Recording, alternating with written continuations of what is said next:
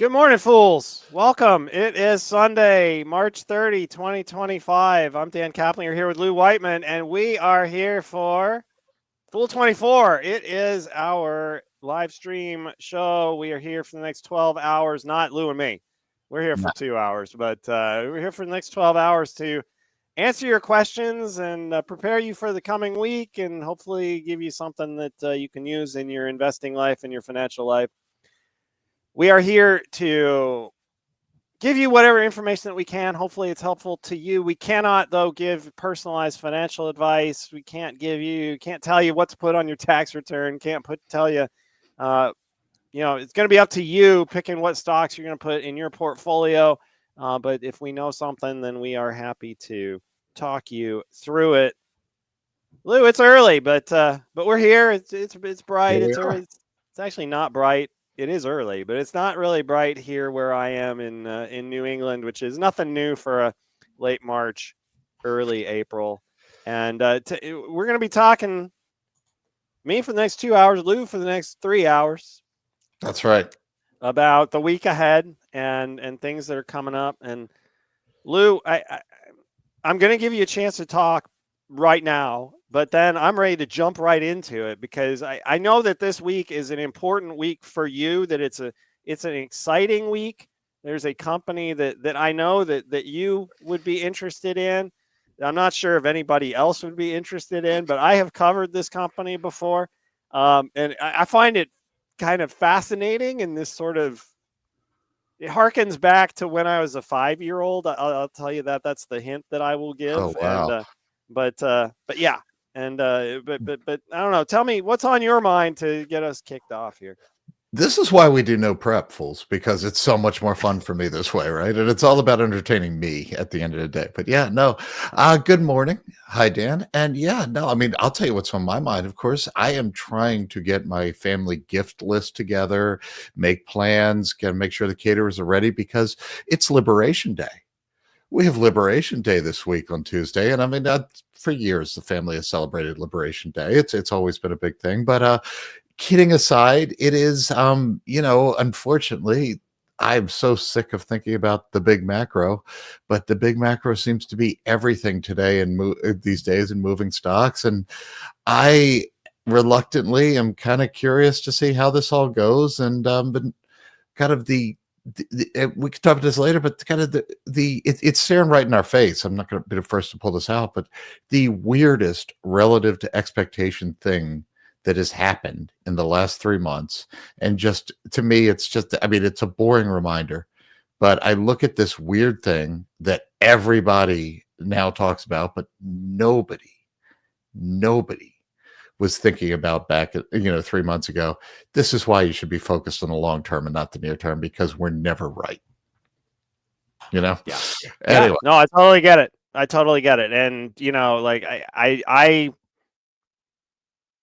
it's a struggle. It's a difficult thing just because, like everybody's going to be talking about it. And yeah, every business executive out there is potentially affected. They're going to have to be talking about it. And, and I just don't know. I mean, I just don't have a sense of like, yeah, there's a date and it's Wednesday and we're going to hear some stuff, but I know we're going to hear some stuff Thursday too, and probably Monday. And, it's just sort of like, I don't know. I'm trying to figure out how to incorporate that into my, how our business is going to deal. What can I expect? Because even as a long-term investor, I want to have a sense of what's happening in the short term and what opportunities and what threats that my companies are facing. Because let's face it, I mean, we want to be smart. A lot of us have new capital that we're putting to work where, if we have a company that we like and we see an opportunity to add to a position, then we like to do that. There's some of us, even though we're long-term investors, it doesn't mean that we're buy and hold forever. A lot of us have a reason that we are investing, and when the reason for that investment comes due and we need the money, then we're going to sell. And so a lot of people are saying, okay, yeah, do I need to accelerate my selling plans? Do I need to sell this stock faster than I thought I would? Should I hold on to this one because it's going to be more of a beneficiary? Yeah, I just don't quite know where we're going to be there. Yeah. All right. So, fools, Slido, as hopefully we'll be getting questions in soon. We're trying to work out a technical glitch there, but Fool 24 is your Slido. Dan, maybe we should just get into it because I am really curious about this company.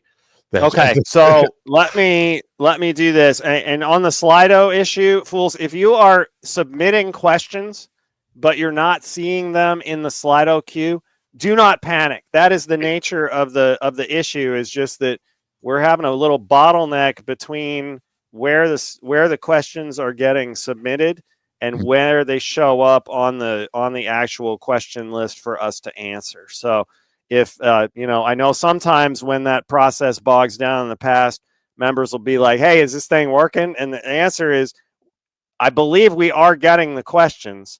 It's just they need to get passed through to the right place for us to be able to take a look at them. So with that, let me share my screen as soon as I find the right thing, because everything moved. I did do something, Lou, that I'm proud of.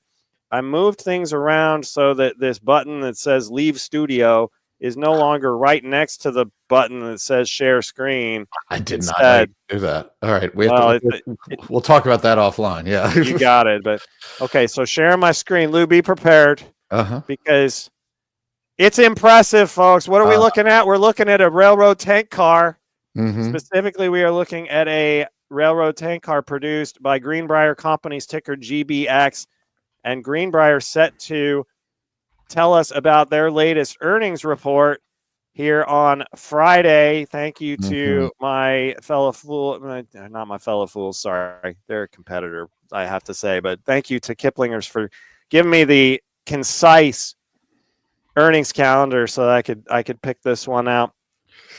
Nobody really thinks about very much about trains. Once you're older than 5 years old, the idea of a tank car didn't necessarily all that interesting. I tell you, I was very briefly a model railroad person. We had one of those. I grew up in the 70s, and so we had an electrified train set. One of those ones that you had this transformer and it hummed, folks. I mean, when you kind of push the throttle up from 0 to halfway, you got that sort of electrical hum that old appliances, that old devices, old electronic devices that were kind of renowned for making. But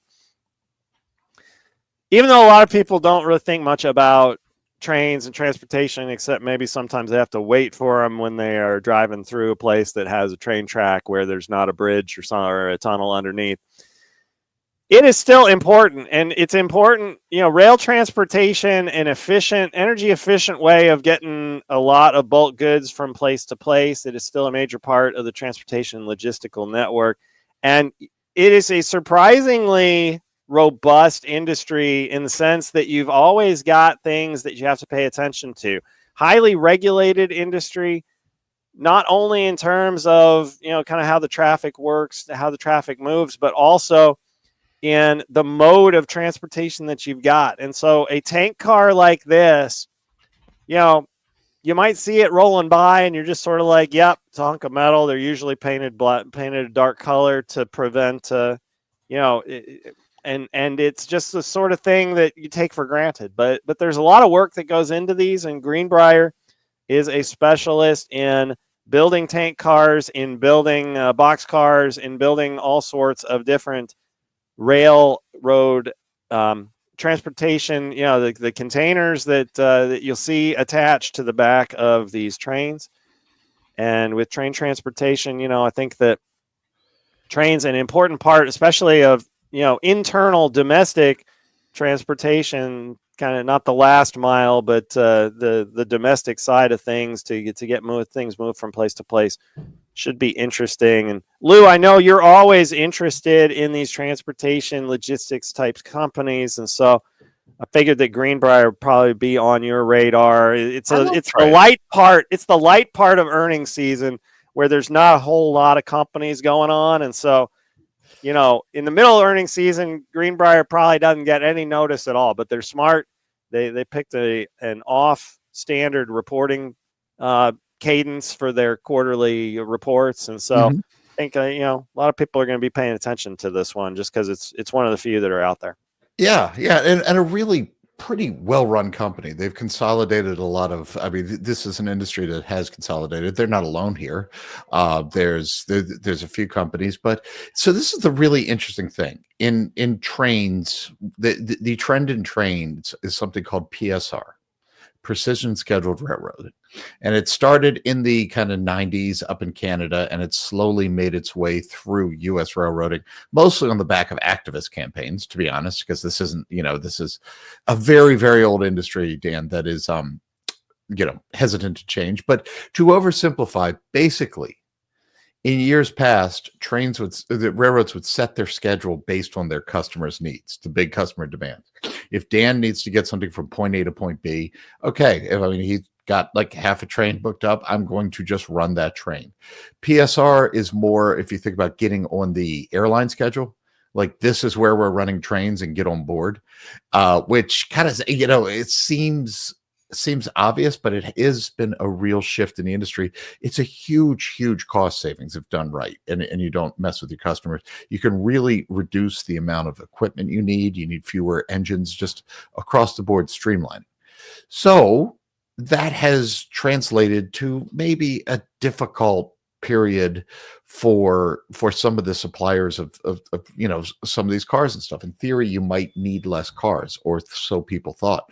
But actually, it has freed up more capital for these companies to reinvest in their fleets. Sounds wrong, but fleet sounds too airlines.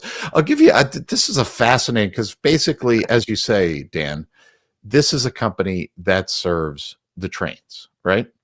And I'm going to try and present here, Bart, bringing it up to you now. So you'd think that this sort of will go as the railroads go. But look at that 5-year chart. Greenbrier is the orange, the second one there. The bottom three there are your three big U.S. railroads, Union Pacific, Norfolk Southern, and CSX. I didn't include Berkshire Hathaway. I'm not sure that would be an exact like for like. If we I give you that. That's fair. We can throw in the Canadians there. They're probably a little above the U.S. No, actually, yeah, Canadian National at the bottom. But so Wabtec, a great business that is more on the engine side, the big winner here. But Greenbrier is second. So we've had this weird market where, look, what you're seeing in basically the flat line of the railroads is something that we get asked about a lot here. And it's just sort of this. It's been a tough 2 years for transportation companies. Coming out of COVID, there was a surge and then there was a fallback. We've had sort of a questionable economy, so kind of people pulling back on inventories. We haven't seen that break. So the railroads really haven't shown any momentum. They're also kind of cutting back on the equipment use they need. However, it has been profitable enough that they have been able to invest on the engine side, fuel economy, and on the Greenbrier side, sort of just refreshing their tankers.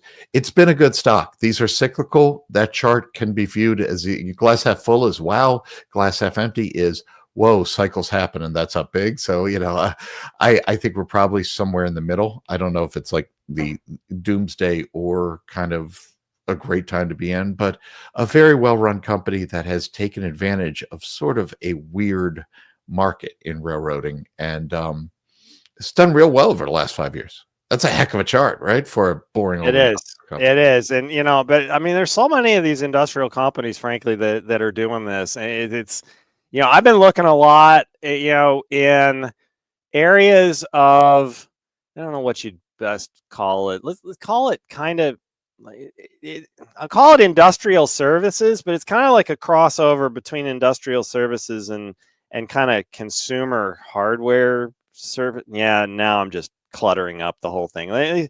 It's companies that offer things like air conditioning systems, heat pumps, furnaces, both for residential upgrade as well as for commercial upgrade. We started to see a lot of those companies do well in the early part of the COVID-19 pandemic because a lot of, building owners, employers were like, okay, we need to improve our filtration systems and bring things up to health code and try to maximize the health and safety of our employees.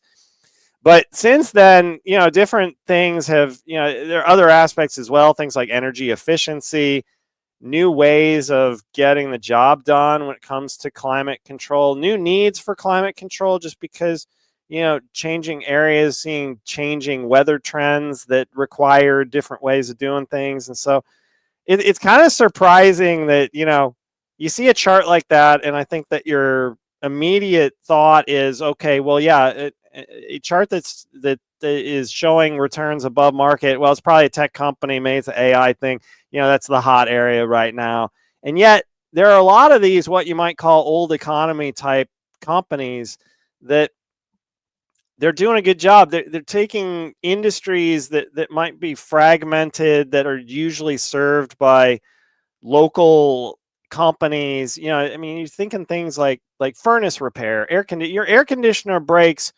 Who are you calling? Like, there's no national company that you're usually calling in that situation. You've got a person, you've got a provider somewhere locally. You call up your neighbor, you say, hey, when your air conditioner broke, who'd you go to? And more times than not, it'll be somebody's name. And then they have to look up what the name of the company was, because they remember the guy by name, whoever it was, by name, rather than by like what the official name of the business is. But these companies are finding ways to consolidate that without losing that local flavor. Mm-hmm. And so it's just interesting. It's an interesting thing. I'll try to find some examples of those stocks, just because the tickers don't come to mind like right off the top of my head. But if we don't get other questions, then I'll definitely take a look at that. Definitely. Anything else? Yeah. Well, yeah, I was going to say definitely the way, that has always been like on the national. Yeah, you're right. We don't have it on the service people, but the distributing businesses, that kind of the middleman between these big companies and the local contractors, have been great investments. And a distributor done well is, to me, the best way to quote unquote play some of these industries. I recently had the opportunity to look into a lot of building supply distributors for a project outside of the full, and the economics and the potential there for just consolidation and roll up is really, really something. With these distributors, it's like, how tech focused are they right now? Because believe it or not, Dan, that needs to be a high tech game. For those that are still doing it like they did in the 80s, they are at a huge disadvantage when it comes to just like modern inventory management and stuff. But there are a ton of these just local to regional companies in roofing, in so many of these just kind of, and again, they don't put the roofs on themselves. They just kind of get the roofing materials from the manufacturer to the roofers. The ones that have their, together, this can be a powerful growth investment, and the ones that don't tend to be the cannon fodder that makes it such a good investment. So yeah, I love those businesses, especially on the distribution side. The issue with the local service people, the roll-ups, is that roll-ups are hard, and you have so many different just employees and cultures to bring in. Those companies tend to be ma and pa's, and sometimes they have great cultures. I'm not saying the cultures are bad, but the cultures tend to be very, very different, and so and that's the thing. I think a lot of these companies, a lot of these consolidation companies, they're kind of doing what I would call the Warren Buffett strategy, the Berkshire Hathaway strategy of you buy the company, you offer the benefits of scale and centralization, but you kind of try to leave the local outfit alone, because frankly, I've been in some of these communities. If you try to nationalize mom and pop, then number one, mom and pop aren't going to go for it. They're not going to go for the deal because they know what impact it's going to have. But two, if like mom and pop are retiring or something like that, then they know that if national comes in, nobody's going to stay with that business. They're going to go to mom and pop number two, because they know mom and pop number two. They're going to go to the local competitor, because they're going to, in a lot of communities, you're going to be skeptical and about an outside group coming in and telling you what's right.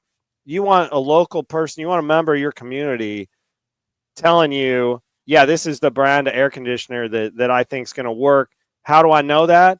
Because your buddy from church or your kids' best friend's parents or whoever it is that you know, they use the same brand and it worked out for them. You've been to their house, you know it works for them.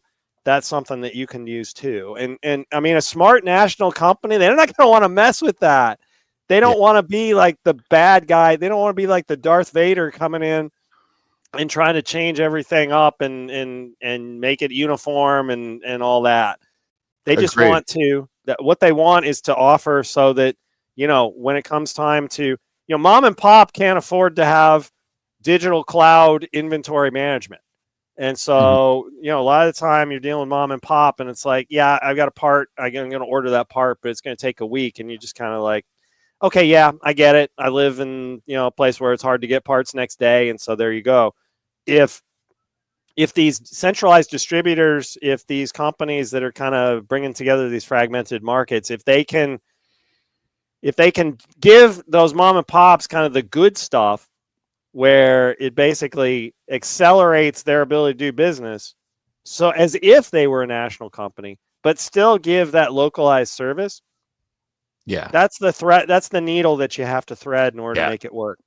And it's so hard because, yes, you want to keep it local, but you also want to, streamline for profitability. And also, not most people are honest, but if Dan, if I was running one of these businesses, I would have hair like the hair I have, because all it takes is one just dishonest person that you didn't catch in one local thing. And so that's why you end up over, it's a real hard thing to keep all that leeway and all these little things. All right, fools.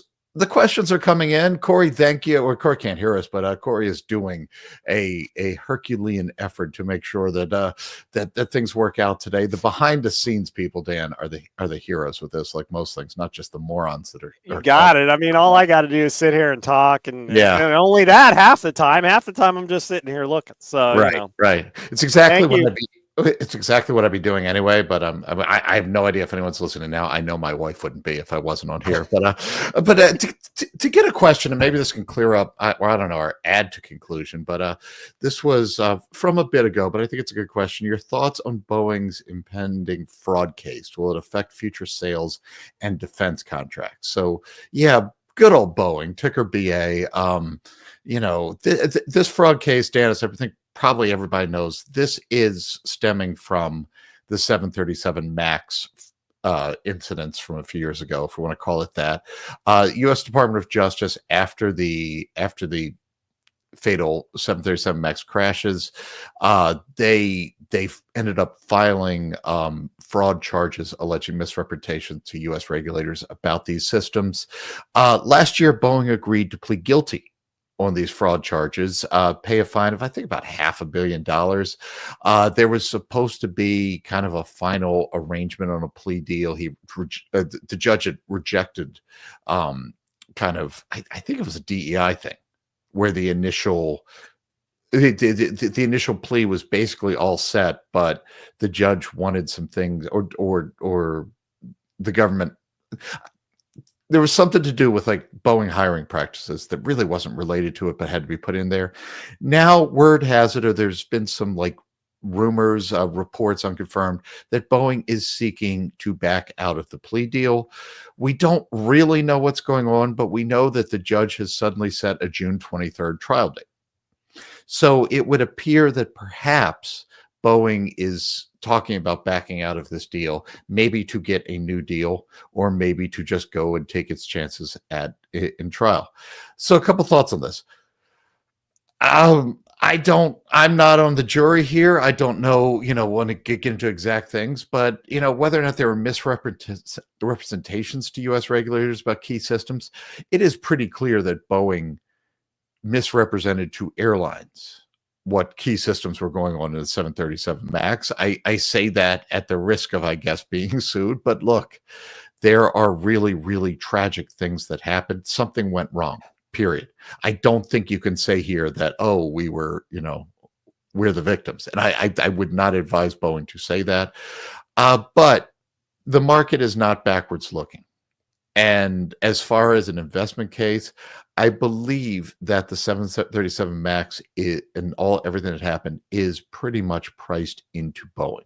I don't think it'll affect future sales because, for one, right now, after everything we know about the 737 Max, and I don't think there's going to be any new bombshells if this goes to court. It's been Boeing has been dragged out over the coals a bunch of times. Boeing had a terrible engineering culture during this time that it's trying to fix. We have heard through congressional hearings, through investigations, all sorts of dirty laundry. I don't expect anything to come out here that would negatively impact sales from here. Their order book is overwhelmed right now. They are under government regulations on how many they can produce, which is the biggest holdback of sales. In terms of defense contracts, again, all of this is known, and they were just awarded the NGAD contract, which is to develop the replacement for the F-22.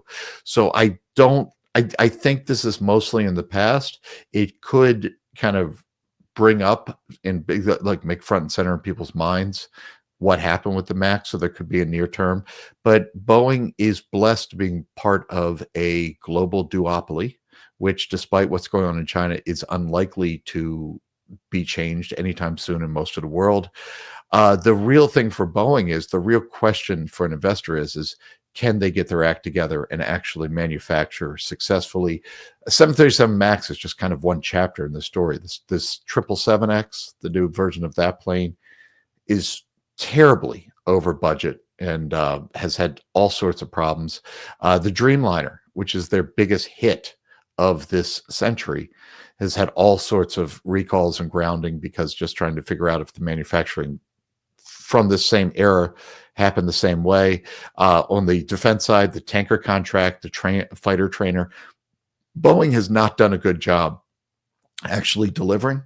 They need to start delivering from here as promised. That's what's going to in fact affect the stock, and that's what I want to see before I can get excited about the stock. I think this trial is just the continuation of a very, very unfortunate footnote or chapter. It's more than a footnote, but a chapter in the company's history. I don't think forward looking it's going to affect things from here. Yeah, I mean, it's, we all know what happened. I think that if anything, it just, you get to a point where a company's reputation becomes established, and when you get reminders of it, then it just kind of, it's kind of a refresh on the reputational risk. Think back to change industries just for a second here, because Lou, Matt's question about, okay, yeah, Boeing's so bad, shouldn't we be piling into Airbus? I think that we should address that question because I'm curious about it as well. Curious about your ideas about it. But, you think switch industries for a minute.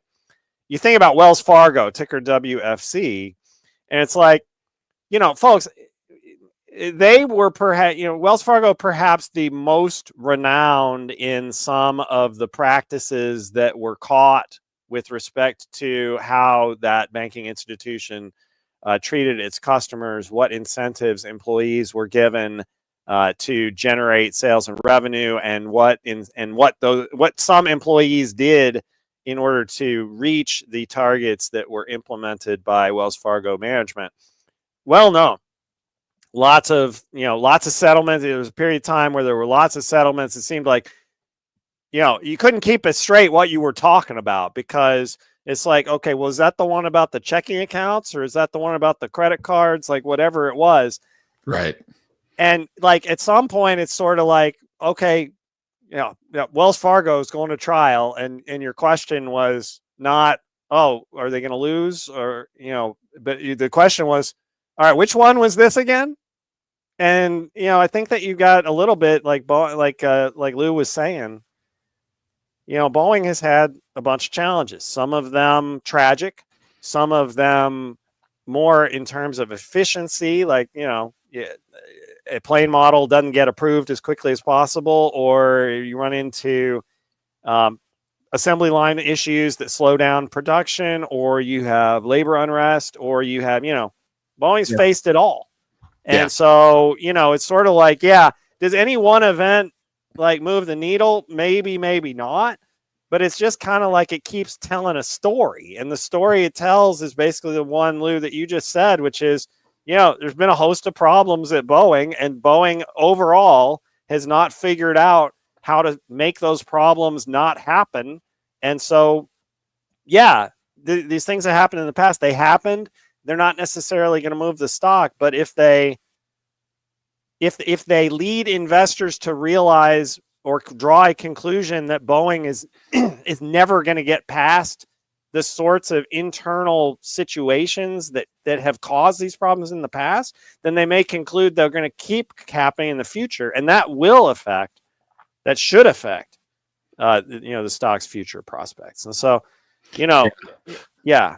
Yes, some tragic, some almost borderline comical. I mean, if you could almost do a bad Michael Moore movie or something about the tanker. I mean, literally Boeing executives went to jail as part of their process of winning that deal. It came in about 3x budget and a decade late. They finally made a big deal of delivering these tankers. They're in service for a couple of weeks, and the whole fleet is grounded because Boeing forgot to get the debris out of the plane. So they'd be the Air Force took delivery, is test flying them, and they're hearing stuff rattling around in the back because Boeing just forgot to do the final clean out. There were just tools sitting in there. So yeah, it's been tough. Wells Fargo is a great example. The other one, Nick Seipel was the first one to say this, and it's so true. Look at General Electric over the last almost decade, where it felt like every time, like they kitchen sinked it, and every time, like investors might say, "All right, well, finally, we know everything going on, and we can." And then it was like the anti of Steve Jobs is one more thing, right? It's like every quarter at the end of it, and one more thing, and it would be another platform that was falling apart. That's with these. It's just humans only have 2 feet, but we never know how many shoes there are to drop, right? And until the guideline and GE is finally there, but GE basically just said, all right, we just need to blow this up and start over. Hopefully Boeing doesn't have to do that. But until we see, like with Wells Fargo, until we see clear signs that actually this isn't happening anymore, believe what you see, not what you hear. And until we see that, I'm skeptical to get in. Matt, you mentioned the Airbus question, and it's a great question. I did, and I'm going to put up while you're talking, I'm going to share a screen that's got 10-year return of Airbus versus Boeing, just to kind of put this in context. But Matt's question for those kids is, Lou, why don't Boeing's problems make Airbus a slam dunk of investment? Which, in a way, yeah, if you are one half of a duopoly, and the other half of your duopoly can't walk straight, basically, why shouldn't you benefit? Well, there's a couple of things going on. For one, this is a very, very strong market for new planes. So, basically anything that you can make right now, you can sell, period. But this is also an industry that has a 10 to 15 year outlook. Yeah, look at that. So Airbus, more than recovered from COVID, which is what you want to see. If you kind of ignore COVID, Airbus has a nice little, up and to the right chart, doesn't it, Dan? Yeah, let's switch it to 5 years, and you can kind of see where that is conveniently located right at the bottom of the March 2020. So maybe a little bit, like, I wouldn't cherry pick that date unless I was specifically directed to, just because you're always going to get a skewed vision looking from the bottom. But you can kind of see, Boeing. Like, we've been scooting around and we've basically done nothing, right? And that's that's Max, tough. Hit Max real quick. I'm honestly curious, just so you have it, just because it'll go back to probably the privatization. Yeah, I mean, look, they looked like a duopoly until they didn't, right? Didn't they? Right. Which is sort of what you'd expect. So why doesn't Airbus just take advantage of this? Well, there's a few things to think about. For one, it is not easy to build a new airplane manufacturing facility. Airbus's order book is full out 7 or 8 years. Okay, everything they produce over the next almost decade is already accounted for. All right. So they can't just, I mean, they have done some cute things with it. And they have, you know, the nice thing about being a duopoly, Dan, is you can kind of tick off your customers, right? So they have basically gone to some of the smaller airlines, especially not like, you know, tier one Western airlines, and said, hey, you have 3 places in line this year. United, I shouldn't pick on United, but this is some big American airline really wants those planes. They're willing to give us $200 million extra. We'll give you 75 of it to just defer for a few years. So an offer you can't refuse. Yeah. Which and you know, when Airbus says that to you, they are giving you something, so it's probably beneficial for you, but you probably can't say no to that, as you say, right? So they have been taking advantage of it that way. But if you think the last big assembly plant that was built, off the top of my head, for either of these companies, the Dreamliner plant is kind of an anomaly. So in South Carolina, we'll talk about that. But 2000, maybe mid last decade, so say 2015, Airbus built an A320 plant in Mobile, Alabama. In 2015 dollars, that was, I think, about $600-700 million of investment, and that is just the Airbus part of it. If you 2x or whatever it would be, the number of just supplies, components, parts, you're talking about a lot of investment from the supply chain as well, in an industry that is notoriously cyclical, and it would take maybe, you know, going on a decade, if not, you know, definitely 4 or 5 years to ramp up. It's just really hard to respond to today's issues with that sort of long-term planning. If Boeing can't get it together, and if Boeing continues at this path for the next 2-3 years, arguably Airbus will kick themselves for not opening a new plant. But I think we do have to assume that at some point the duopoly will be functioning again.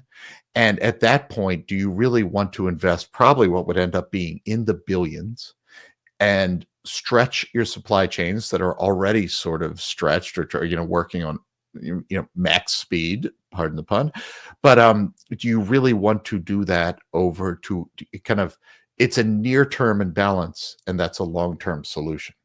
So Airbus, I think, is a good investment, but they're not a slam dunk, because I don't think they're just going to soak up all this demand, and we're going to see, instead of 50-50, I don't know, you know, 80% or something like that. So Airbus is going to continue along as it goes, a cyclical manufacturer who is in just the mother of all upcycles and is kind of taking advantage of it. But, you know, it's kind of priced into me at this point, Dan. Yeah. This is a cyclical industry.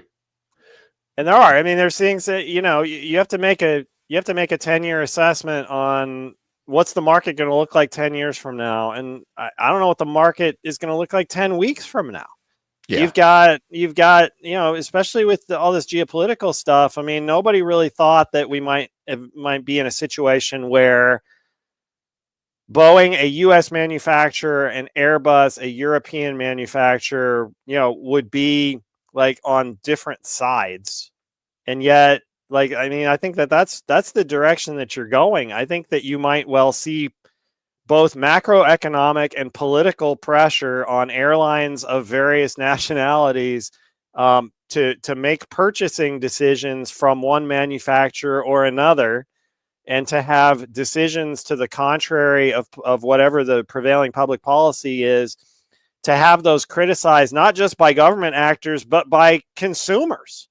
I mean, we might well get to that point as well, where passengers are kind of like, you know, why am I flying on such and such kind of plane? I know that there was a period of time, and I'm not 100% sure that it has ended, where people would look up on the manifest of the airline that they were flying, and they would check, is it a Max? Is it a 737 Max?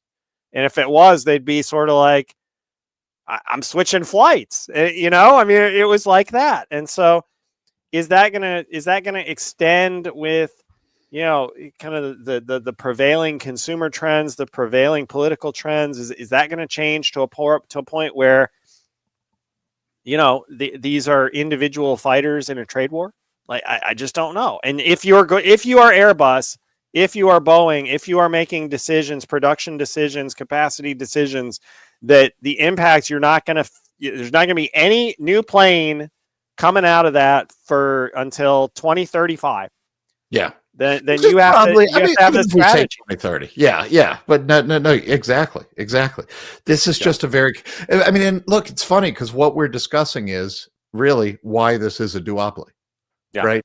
Because it's just so complicated for, look, I mean, we don't have to go back too far from when Lockheed Martin was an active participant in this, you know, at a few other companies were active participants in this market. I mean, Dan, we're both old. I don't know if you ever flew that Lockheed Martin TriStar back when they had them. No.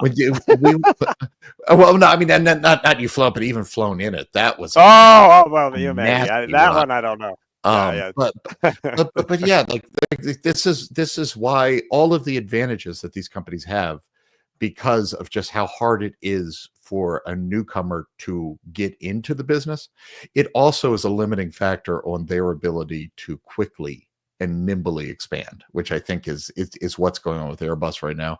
Airbus is quite content, and it's probably the right move for them to just soak up what profits they can during this upcycle and benefit from that without really shelling out the capex. Yeah. So Lou, let's move away, because I know, you know, for a lot of people, Boeing is kind of a controversial subject at this point. You know, I mean, there were tragedies. There were. Let's move to. You know, I think that our viewers are asking us to move to something maybe a little bit less charged, a little bit less controversial. Let's talk about some O.J. Simpson. And Matt is inviting us. I see what he did there, right? Matt's inviting us to talk about OJ because we were talking about OJ. Matt, you're going to have to remind me which show this was, because frankly, I've been on a lot of shows lately, but I can't remember if it was one with Lou or what it was. But Matt points out, Matt warned us about this auction coming up, the OJ Simpson estate auctioning stuff off to, because these assets were left in the late football star's estate after he passed away. Matt says, Dan, I did not bid for it, but OJ's replica, not the real thing, 1968 Heisman Trophy sold at that estate auction. On bidding closed yesterday on Saturday, March 29th, for $42,700. Matt goes on to talk about other items, the top selling being a copy of the Bible that Robert Kardashian gave to O.J. Simpson. Darn it. Now I've got that fact wrong. Robert Kardashian was involved and O.J. was involved, and I'm not 100% sure who did what or how it got from A to B, but it was there. Some other items. I'm looking at a news article that I found really quick. A luggage collection for about $7,000. A metal lunchbox that O.J. Simpson apparently used during his college years for about $4,300. How cool would it be if it was like Transformers or something? Pair of leather gloves, AAA card, all kinds of wacky stuff. The gloves, God, not the gloves. So let me move, Matt. Matt, thank you for bringing this up. I think that this is a great example of something that Robert Brokamp and I talk about all the time on our financial planning shows, and that has to do with the fact that when you leave your assets to your heirs in a will, the proceedings of that will are public record. And you get to have your laundry aired to whoever wants to look at it. Now, most of us are not going to get the kind of attention that a celebrity like O.J. Simpson does. But, nevertheless, it is something to kind of keep in mind because, a lot of people would not be terribly comfortable having a full list of all of their possessions that were sold to generate cash for, yeah, you want the heirs to be, to get what they, what they have coming for them. But, maybe this process isn't the process that you would choose. And so when that's a consideration to make when you're doing your estate planning. your estate planning attorney might suggest to you the possibility of using a trust of some form rather than relying solely on a will. And this is one reason for it. Trusts have much more discretion under most state laws to handle things like transferring assets from one generation to the next without having to make a big public spectacle out of it. And that is something that a lot of families value. And so it is something, if you haven't done estate planning, it's a good idea to consider it.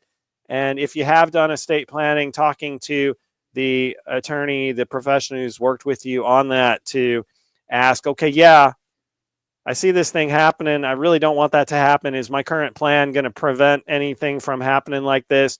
Or do you just don't think it's a big deal? Or if it isn't, if you agree, does it make sense for me to change my estate plan? Those are all discussions that you can be having with your attorney, with your professional team, to make sure that things get handled the way you want them to be handled, rather than turn it into kind of a circus situation. Are you a collector, Dan? I try not to be, because but yeah, I've got a few things. Yeah. I don't know what the dirty laundry. I mean, I'm sure there's plenty of dirty laundry when I go, but I don't think it'll be auction stuff. I don't know. I've never really understood the collector thing, but yeah. Yeah, I have to go with you with that. It's like, I mean, and I'll tell you, you get a little bit of FOMO about it after a while, a little fear of missing out, just because, you see these things and you're sort of like, gosh, for me, one of the formative ones was Beanie Babies, like in the 1990s. I'm sort of like, okay, it's a cute doll. Like tens of thousands of dollars, really?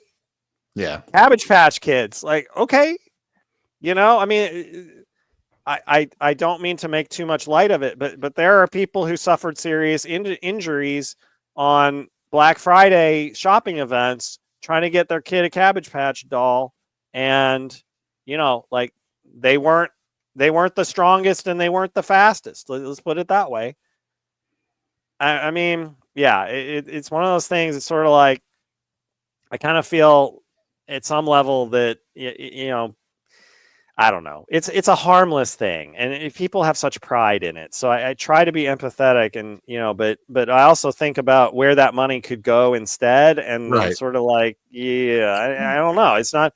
It's just, that's the side of the decision I've been on. It's like, I found better uses for my money, Right. but I mean, to each their own, right? Yeah. Well, to keep it like with this show, I really. I mean, I know there's plenty of examples of people who did great on it, but I just don't. I think if for those who want to do it, and I think it is just kind of how someone's wired and whether it's of interest to them. But if you think about it in terms of, I don't play golf, I do this, or something like that, it's sort of like a hobby. It's fine.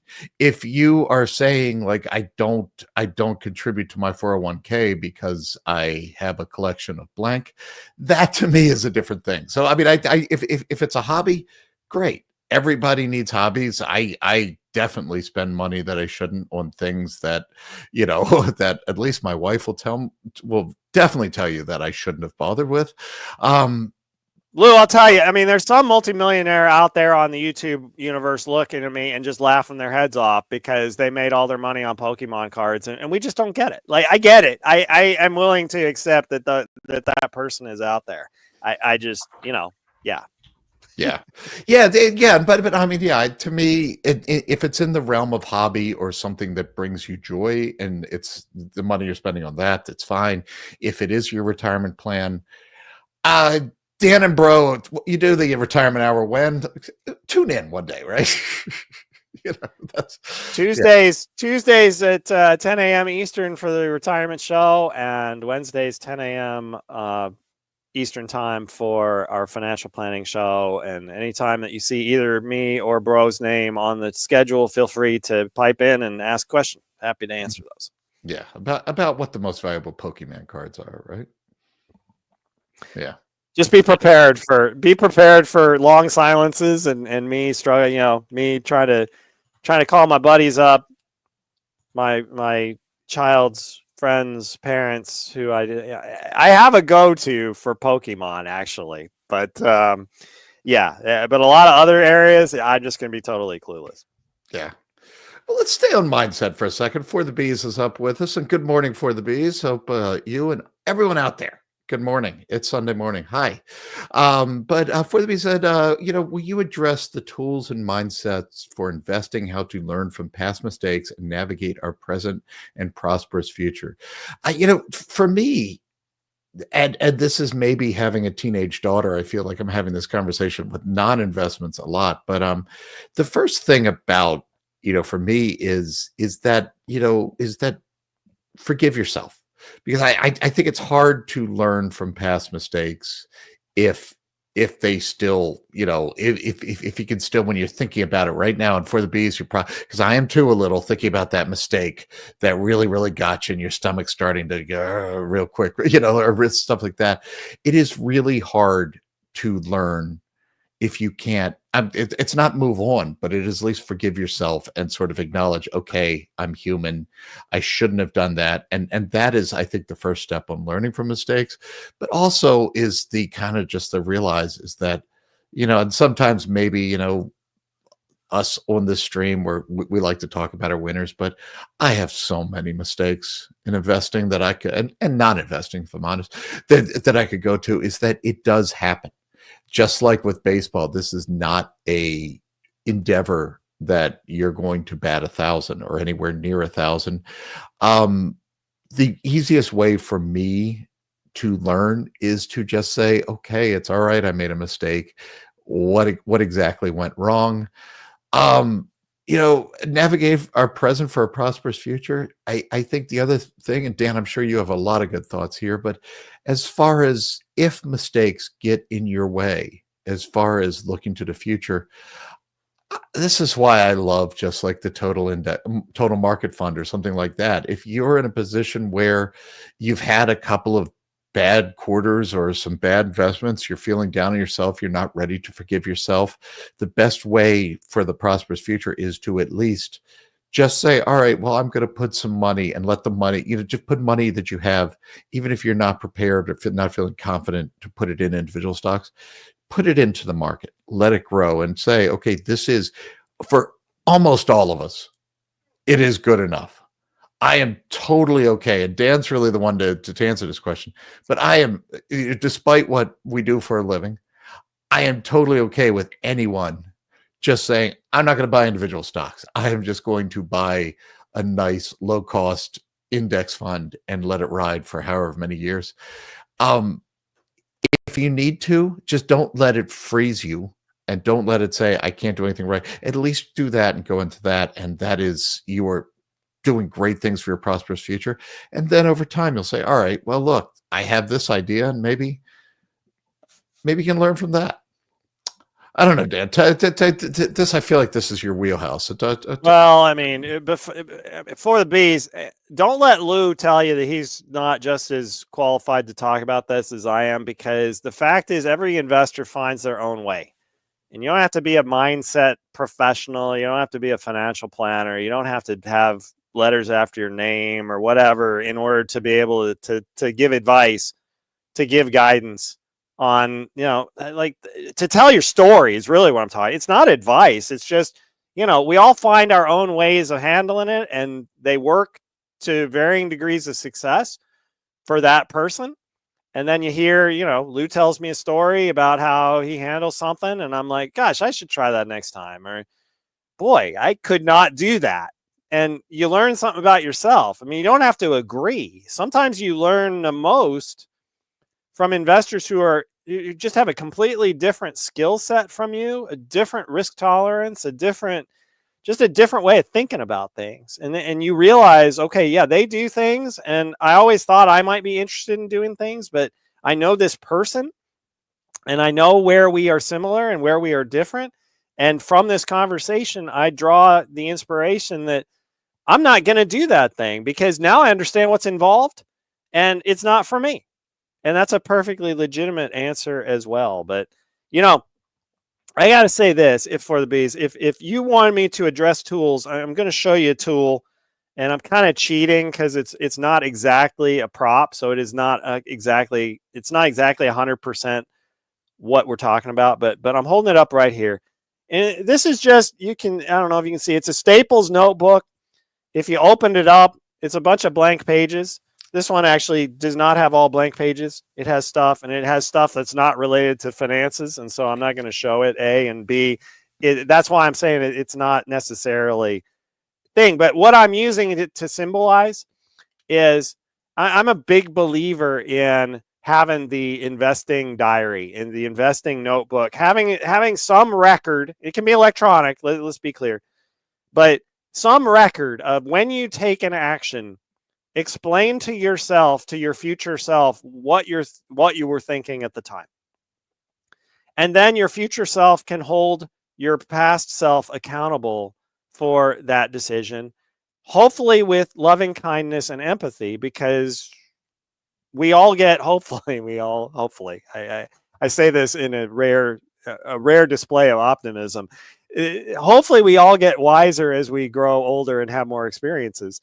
And so keeping that past record is I'll tell you, I've done it for a while. In some ways it is an embarrassing display of past naivete, but in other ways it is, it shows you an evolution, and it can actually be a good reminder to yourself about how you think at various times.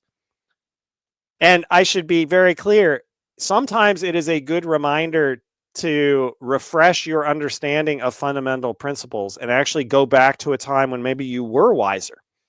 Because I know I'm not the only one.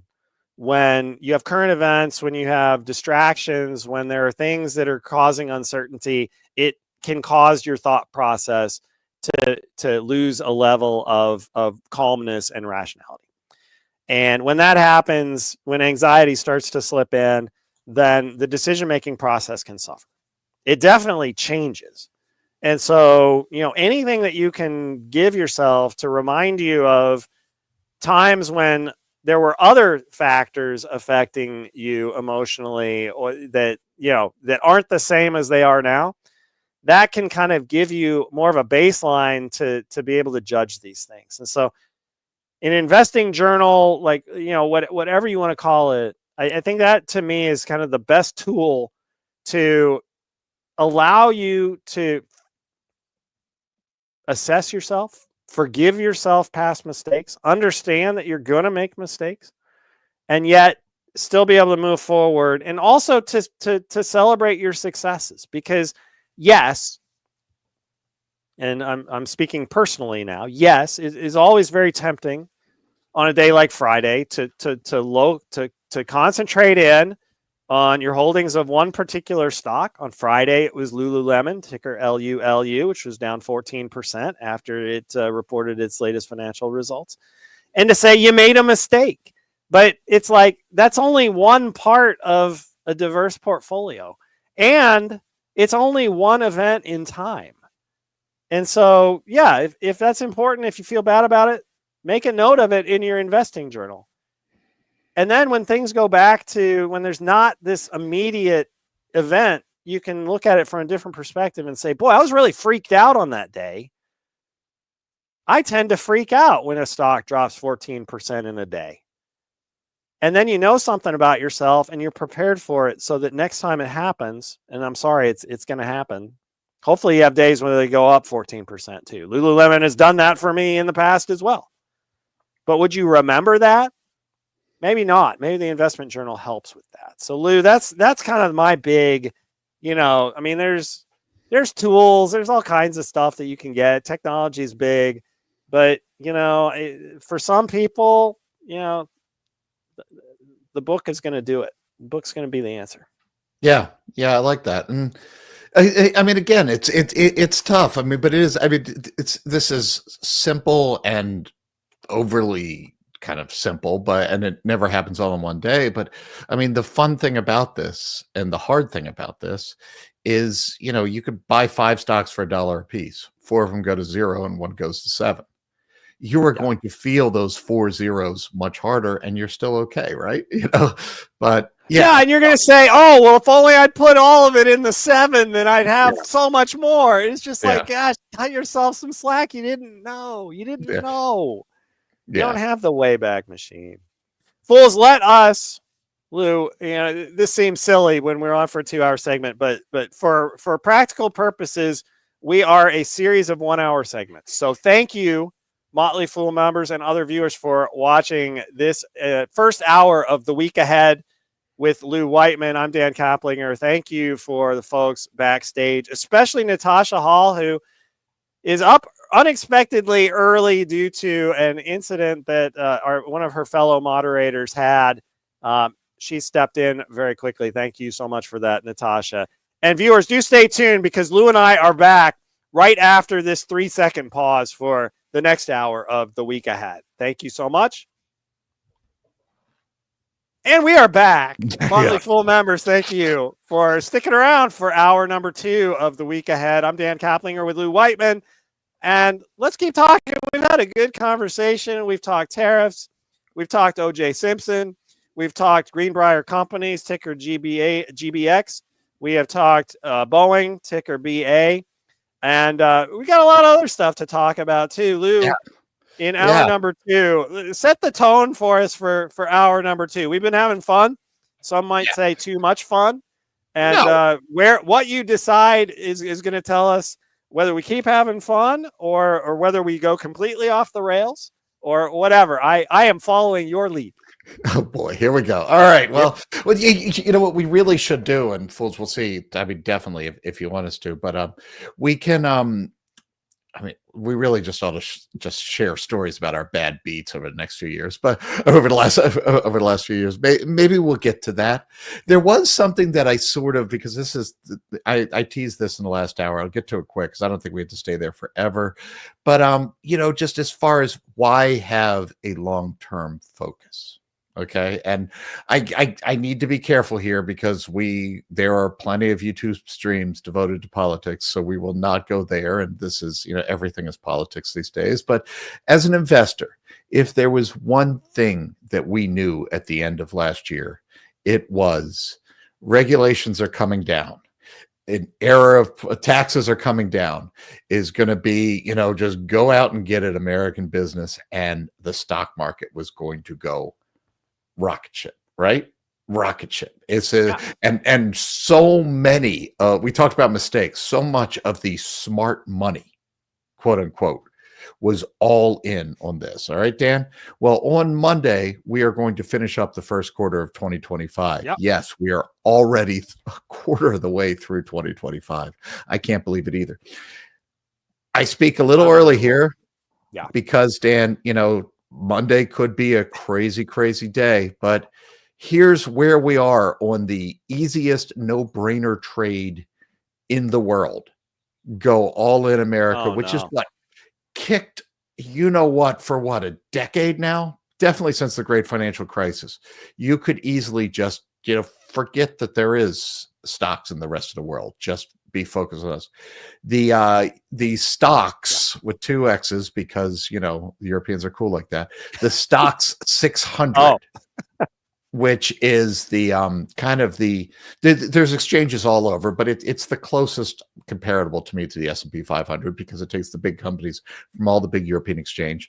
The stock 600 is on pace to beat the S&P 500 by nearly 17 percentage points in dollar terms. So adjusting for Forex concerns. Okay. Dan, that is the single highest outperformance by the European exchange over the S&P 500 in any quarter since they started measuring these things against each other. I honestly, for all I know, they just started, but I don't think so. There we have it. Yeah. The easiest no-brainer in the world, if you go back, I mean, Full 24 wasn't really on then, but it was probably even Dan and I would have been spurting the conventional wisdom at that point. Definitely people smarter than me, I won't say smarter than Dan, were saying it. All of the previews for 2025 was what a year this is going to be for American stocks. And then here's the reality. I don't mean this politically. I don't mean this as anything. I want to get to it in a second, but like where we go from here. But the one thing I'll say is that This is why I personally just couldn't ever invest for the next 3 months. All right. Because what I'm looking for is companies that, regardless of what's going on here, there, or anywhere, management teams, businesses that can just win over time and over the next 5-10 years can outpace my other options for my money. This is why market timing stinks, Dan. Yeah. And that's my big takeaway from that. Not to spike a football or make any political comment whatsoever, because we'll see. It could be a big turnaround in the second quarter, but just if it will be, I don't think anyone saw that coming too, which sort of further makes the point. Yeah, I mean, Bro and I have been talking about, we often refer to, you'll find big institutional investors coming out with their forecasts about how various asset classes and, different country stock markets are going to do. And like a whole bunch of people have been looking for international stocks. U.S. stocks have just creamed the crumb out of international stocks for a long time. U.S. stocks outperforming very much. And every year, institutions are like, these things come in waves. And eventually, you're going to have a period where international stocks are going to outperform U.S. stocks. And, like it's a long time coming. It's probably overdue, but eventually it's going to come. Sounds like the first quarter of 2025 has done a little bit of that. I mean, we've seen a bunch of stuff happening. We've seen massive government investment discussions about European government investment that could juice the economy over there. You've seen a increase in the value of the euro against the U.S. dollar after years and years of U.S. dollar strength. All kinds of things going on there that, from macroeconomic perspective, will point to those short-term impacts, explain those short-term impacts. But yeah, I mean, it's just one more example of how in any short period of time, and yes, 3 months is a short period of time for these purposes, anything can happen. And oftentimes it's the thing that you least expect that, like Lou said, who would have thought 3 months ago that that's how it would have played out? And yet here we are. Yeah. Yeah. No, I'm trying to pull it up real quick, but yeah, the euro is a fascinating way to look at that too. Cause just kind of, if you want to see sentiment move on the fly, Dan, this is something that I've been tracking closely because I've been trying to move money into euros, but Barta just shared, it's just really funny that, normally fools historically, the euro has traded, a bit relative to the dollar, but it almost got down to parity. It almost got down for a dollar is a euro in January. And now we're at what? We are way up there. I actually don't like that chart. I don't think that's the chart I wanted. So I'll bring it down. It's directionally correct, but the numbers, it's a Forex adjusted. But yeah. So look, I just said all of this stuff is noise in the near term, but and so again, these are not predictions, but I do think, and kind of make this into something more. These are more just kind of speculation because we don't know the future, Dan, and it kind of assumes the status quo from here, which I don't think we should assume. But there are two things that long-term investors, I think, or at least two things that I am thinking of as a long-term investor related to all this. First of all, basically since 2008, Europe has had a lot of issues, okay? And part of it is just the structural issues of Europe, where the EU is kind of a governing body, but it is very limits, and there are real world political concerns in a lot of the members that makes it, you think it's hard to get things done in the United States. It is really, really hard to get things done on a Eurozone perspective. We saw that in 2008 when the German economy was humming and Greece was, some of the Mediterranean countries were really in trouble. What do you do with rates then if you are the EU central bank? We have seen, as you said, I mean, Germany is basically removing rules put in place after World War II to allow for more debt and spending. Yeah. We see all over the place that kind of countries stepping up, not just on the defense side. The defense side, to me, honestly, is overplayed at this point, what European defense stocks have done. But just at some point, there was going to be a great awakening of Europe. I think that one of the things we could look back on 5, 10 years ago is 10 years from now is that, yes, this was the Great Awakening. I don't know if you need to be invested in European companies for that, but there are a lot of companies that have been held back because of their European exposure, US companies or international companies, that if Europe becomes an engine instead of a drag, that can change the fortune for a lot of companies that we're all invested in today. So I think that that is something to watch here. The second part of that is sort of related but opposite. My conventional wisdom for most of my investing career, Dan, is that I don't have to go investing on foreign exchanges because so many of these large US companies are multinational companies, and you get international exposure just from being in these big companies that get a significant portion of their revenue from the US. The world is changing away from multinationalism. I don't think it's a political thing in the US from the last few months. I think it is a response to COVID and us all seeing how delicate global supply chains are, and it's just sort of bringing things closer. But the mood is changing towards just more kind of self-sufficiency, I'd call it, versus multinationalism. It could end up that my conventional wisdom from my 30-something year investing career, that you could just buy US stocks and get international exposure, might not work as well in the next 20 years. And again, it's way, way, way too early to say. But as a long-term focus, that's more what I'm thinking about with this. And neither of those things might turn out.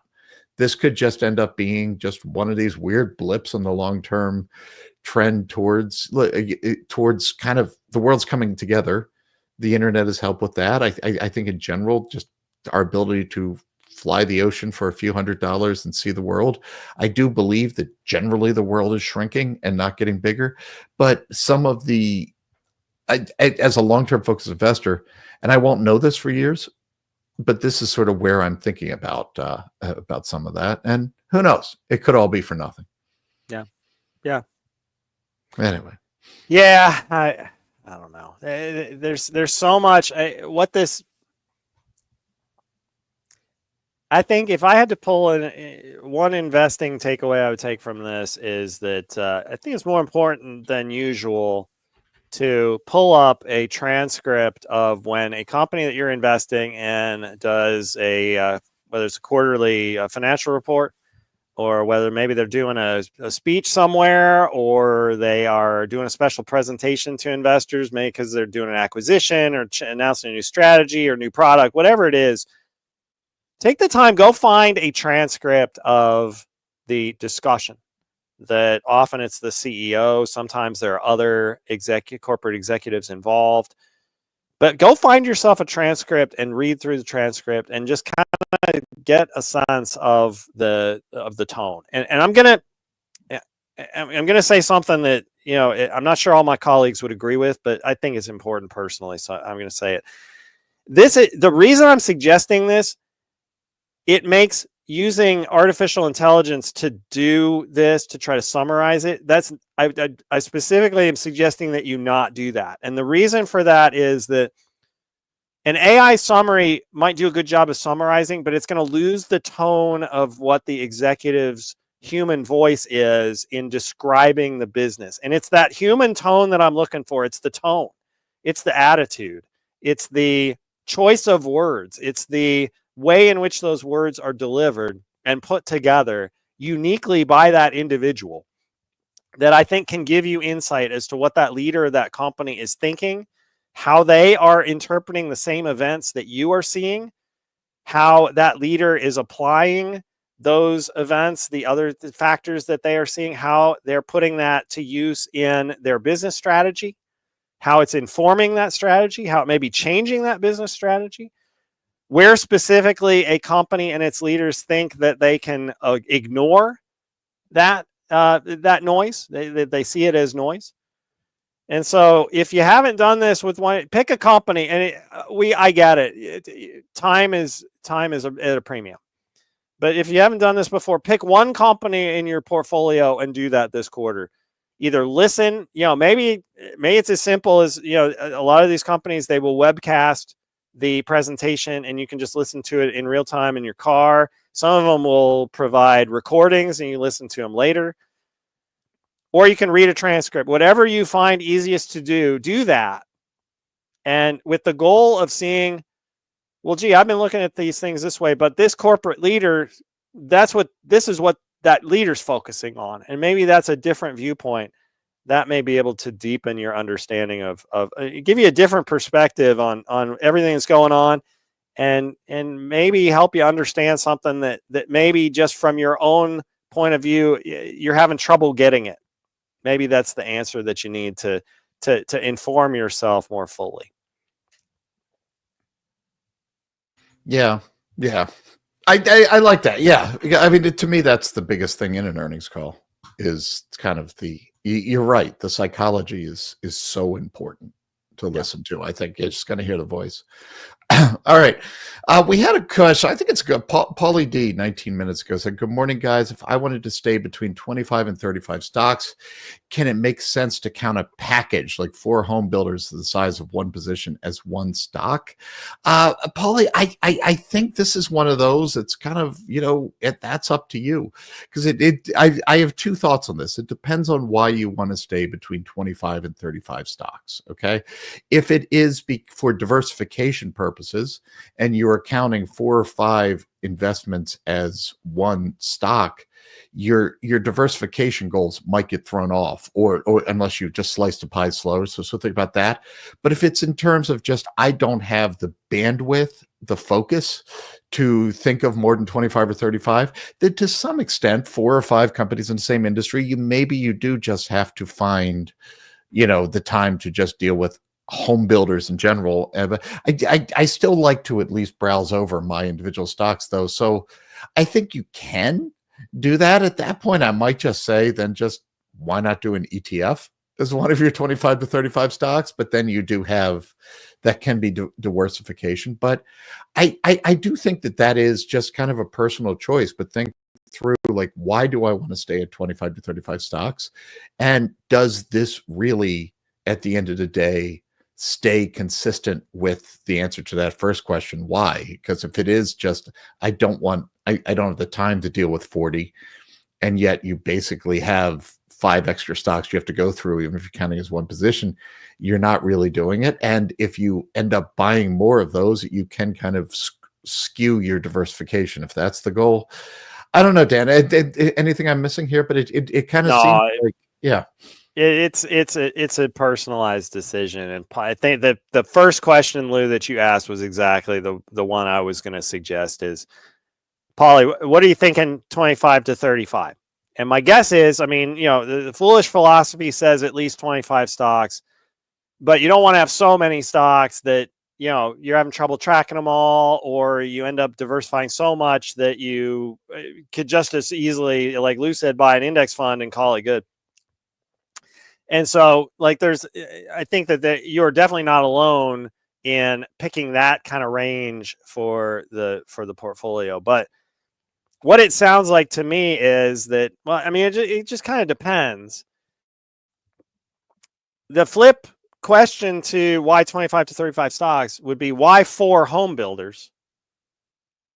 And it sounds like the answer is, just looking at the way that you have done it, is that you've kind of decided, I want to have home builder exposure, but I don't really know which home builder is best. So I'm going to build myself a little basket. And like you said, it's not like you have full positions in each of them. You have like 1/4 size positions in each of them.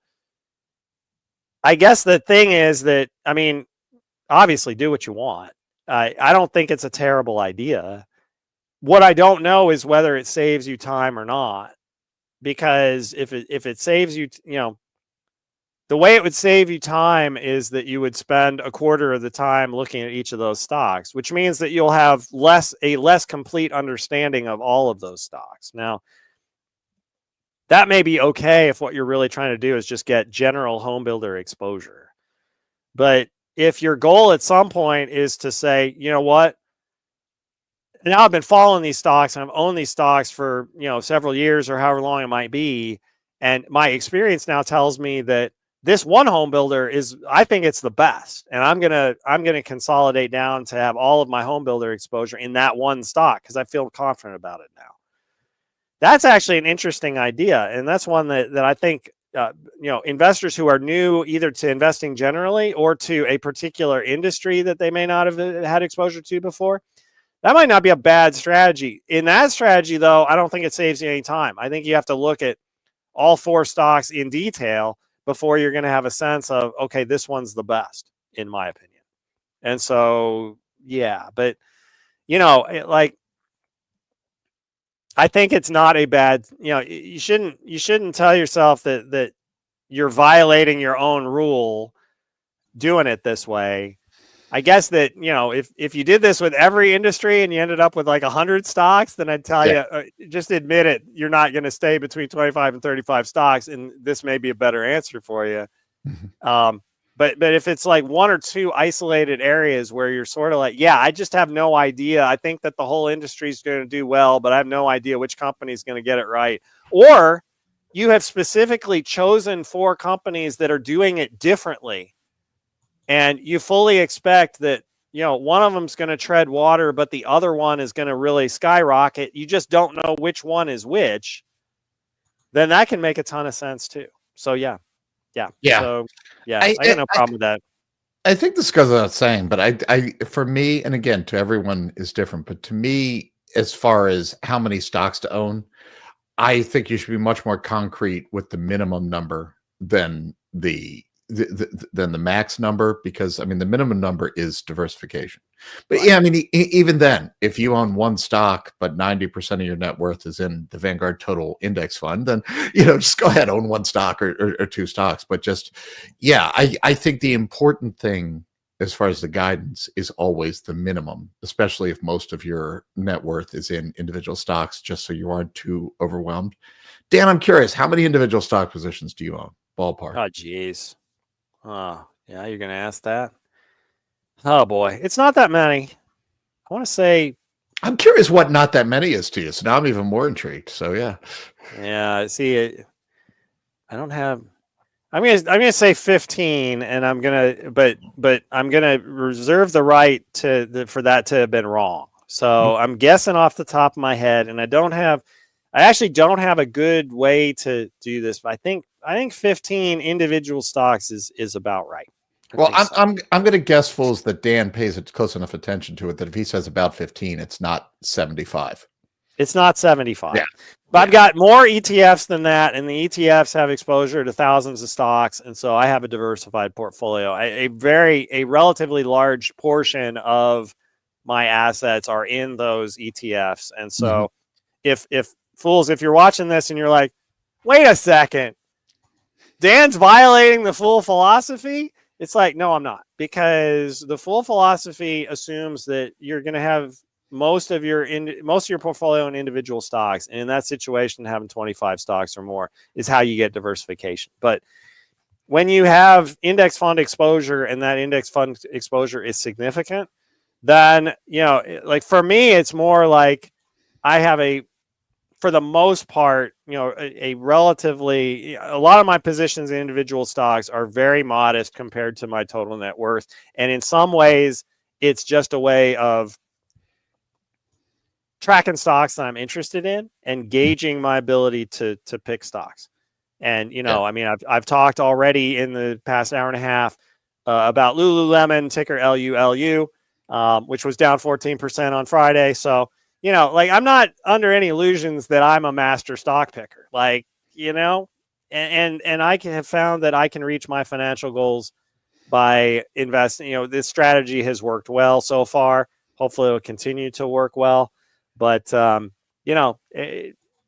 what can work? Yeah, I'm just glad when a viewer has a strategy like the one that this viewer's talking about.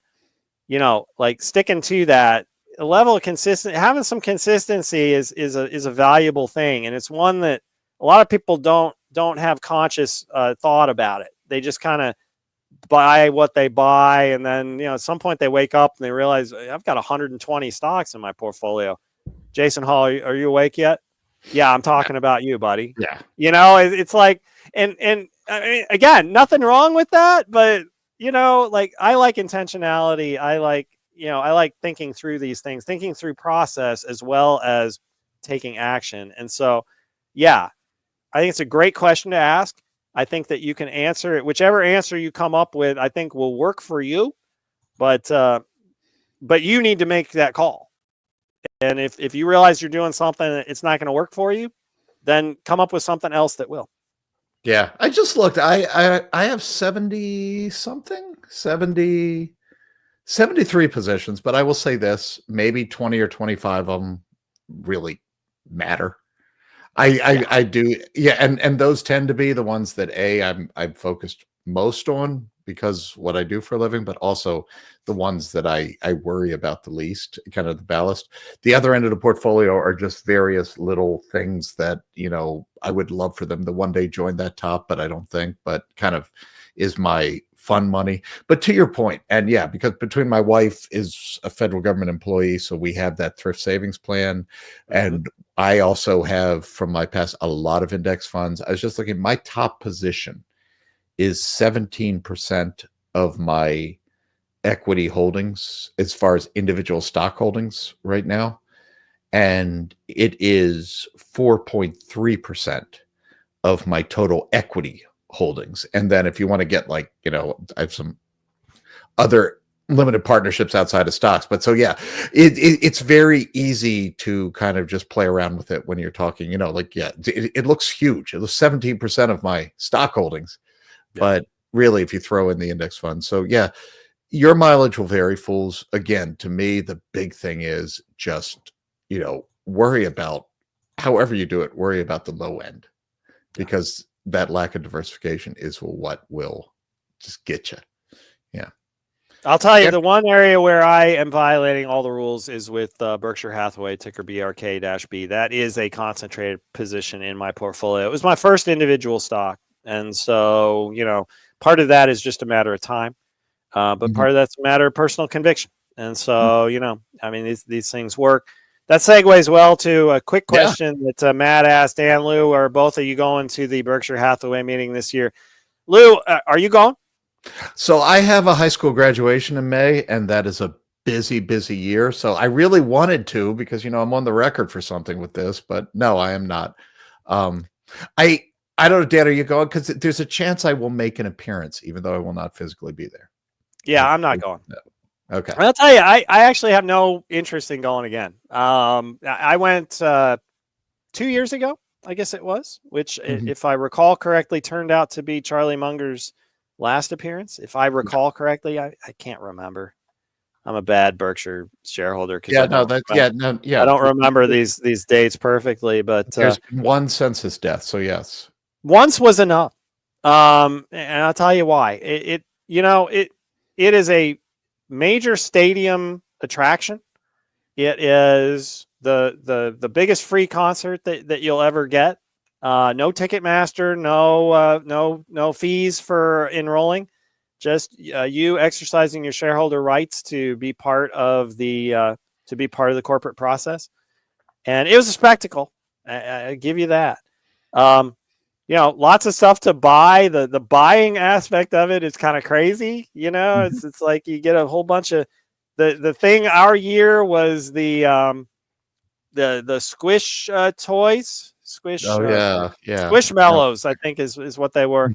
The custom Warren Buffett and Charlie Munger Squishmallows were there, and in true capitalist fashion, there was a limit to buy. You could buy only up to a certain limit. The line was like a day long to buy these things, and minutes after the end of the annual meeting, we started to see listings on eBay hawking them at 10x premium price. So it's like entrepreneurial spirit of the Berkshire Hathaway shareholder meeting. It's kind of cool, but I don't think it was a bucket list item. I checked it off the bucket list. I'm proud of myself that I got it done. while everybody was still alive and kicking. And I'm kind of done. It's all good. It's like I ran a marathon in 2007 and I got her done. And, there's some people that it's like they're running a new marathon every week, and I respect the heck out of them, but I just don't have to do that. If the occasion strikes, then maybe I would, but yeah. I'm glad I did it once. Yeah. My daughter's running. Matt, are you going? I'm curious, Matt, if you're still around, if you're going, I know that there will be a contingent of Fool 24 folks and other Motley Fool contractors and employees going. And so, there's always the opportunity to, kind of keep a lookout. Oftentimes we make ourselves conspicuous. So, keep your eyes open. Especially the bozos who are going, they will definitely make themselves conspicuous. Dan, I am on the record from the Bold Prediction Show, which is full of bold predictions. That ought to get you to voice that over. That's a good. We need to Fools. Fool 24 has evolved. We're Fool 12 now. We started off Fool 2, and we're Fool 12 right now. And I think we will get to Fool 24. But at some point, somebody's going to. When I was growing up, I was a big David Letterman fan. For those of you who are too young to know who I'm talking about, David Letterman used to be a late night show host. Is he still on? I actually don't know. He has a Netflix interview. Oh, okay, yeah, he's gone the money making route. He's the one with the beard that smuggles birds. Oh yeah. Oh, that interview with the interview with Zelensky that I watched him do. I think that was a Netflix special, if I remember right. But boy, that David Letterman beard has just gotten crazy. I mean, it's like Grizzly Adams crazy. But anyway, I'm 3 asides off from where I started. Am I going to get back? Boy, in my mid-50s, like trying to keep the train of thought. Oh, my point was David Letterman on the late night show, when you would do a segment or when you would get ready to do a joke or something like that, they would have these things come on, like these sort of like little 5-second music snippets or something. And so you would know that it was time for Stupid Human Tricks, or you would know that it was time for Paul Schaefer, the music guy, to like do his musical make fun of something. And we need to start doing that for Fool 24 for the stuff that comes up. And if I were going to do it, you'd have like the words bold prediction come on and like zoom in, like the big cinematic thing, and then lose voice, bold prediction behind it, because that'd be good. Anyway, that was a ridiculous aside. Lou, what was your bold prediction? Well, further off the rails, and I will not say more than this because she might be listening, and I will be murdered. My wife was on Stupid Human Tricks back in the day. That's awesome. That is awesome. I can't tell you more. Okay, please. Yeah. She was just a child, perhaps exploited by her older brother who wanted to meet Letterman. But okay. Yeah. We'll talk about that later when she's. I'm looking forward to that Slack chat, my buddy. Yeah. But so the bold prediction is that this is Warren Buffett's last annual meeting. That coming up May 3rd, I think it is. He is going to take the stage. He is going to wax poetically about his career, and he is going to say, "It is time for me to step down." I don't really know that, but that's kind of my theory on why they're amassing all of that cash and kind of just selling the Berkshire Hathaway real estate, all of this. They are revamping the portfolio for the next generation, and to kind of stop the panic, because there will inevitably be, oh my gosh, he's not going to run anymore. He will be executive chairman because I think he likes opining, but they will also announce a dividend at that moment. So we'll see. I doubt that. But yeah, I disagree with the dividend, but I totally understand where you're coming from. I think that the cash is there.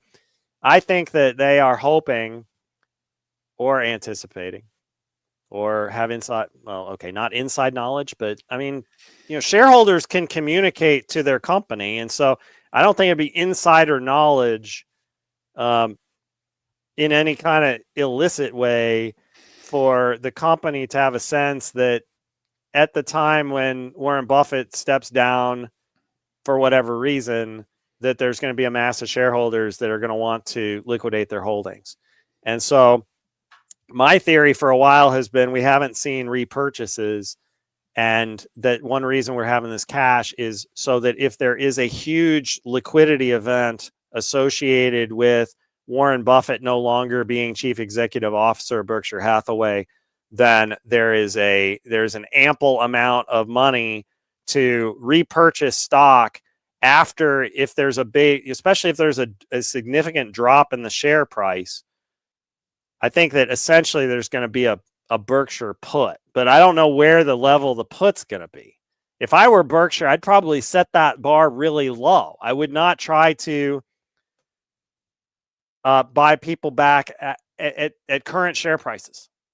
But, as a buyer of last resort and as a shareholder who intends on being a continuing shareholder, I would love the ability to cash people out at, below intrinsic value, at a level closer to historically where, multiples to book value that they've had. I think that would be a huge boon for me as a shareholder to buy out more reluctant shareholders at what I would see as bargain prices. But we'll see if that happens. The dividend is such, wow. And, that, I don't know, buddy. That's an interesting one. The whole dividend question. Buffett has been so opposed to dividends. And I feel like for Berkshire to pay a dividend would be for Berkshire to admit that it no longer thinks that it can utilize capital in the most productive way possible. And I don't know. That's a weird loss of internal conviction to contemplate. So I have to think about that one. Yeah, we'll see. We'll see soon enough. What we're talking, It's like a month and a half away, something like that. 5-6 weeks, early May. Yeah, is when the annual meeting will be. It's the first weekend. I think it's the 3rd is the Saturday, but I'm not 100% sure on that. I got you. Yeah, probably 5 weeks. So, yep. Yeah, we will know. And yeah, if I do, although no, I shouldn't say it. Never mind. All right. It's separate from Motley. Go to the graduation, Lou. Come on. No, Be I'm a good dad. But there, a lot of other companies have events in Omaha tied to that, and I may make a virtual appearance on one, but it's not Motley. Never mind. I probably am not going to, but yeah. Matt says he can't go because he's not a Berkshire shareholder. Matt, buy a B share. Go ahead. Yeah. If you want to go, buy a B share. It's cheaper than Taylor Swift tickets by like an order of magnitude. Yeah. I tell you, it's yeah. Yeah. Pro Shop Guy, we were talking about, diversification and for everyone it works. And I love this. Pro Shop Guy, I don't know if I would, recommend this for everyone, but he says always be different, retired, and when 100% stocks starting with the pandemic have enough so the portfolio is a hobby, keeps me engaged.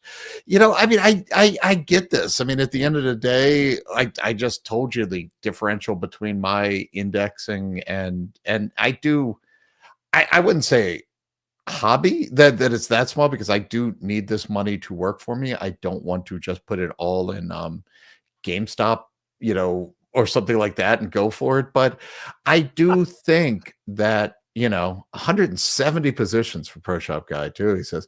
But I do think that that's definitely, if not okay, I love that, because I do think I believe in, over time, the market goes up. All right. And I do believe that if you have, quote unquote, enough and you don't need it near term, that you're probably fine-ish, whatever you do. So it becomes a risk tolerance. What is fun? What keeps you happy? If you have enough. It scares me when someone doesn't have enough and they're 55 and they're saying, I need to go all in on red or something just to kind of get there and spin the wheel. But the other thing Pro Shop Guy says, and I know he's got 5 years in cash. Dan, I keep stupid amounts of cash. I am right now endeavoring to, separate from the cash I have, to just stockpile enough cash for all 4 years of my daughter's overly expensive college that she chose. And I'm trying to do that this year if I can. But yeah. So, you know, run your own race, so to speak, but just kind of, as long as you're cognizant of the downside or the risk and kind of maybe hopefully overprotect for the downside, I do think there's a lot of flexibility in how you try to max out the upside, if that makes sense. Yeah. Agree wholeheartedly.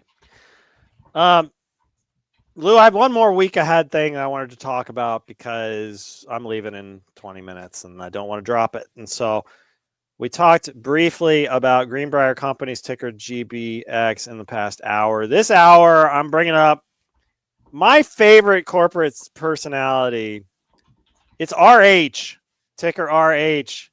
Is Restoration, the parent company Restoration Hardware. That's high-end home furnishings, just a high-end lifestyle company. And I was saying earlier about fools maybe think about reading a transcript of a quarterly conference call or listening to that conference call.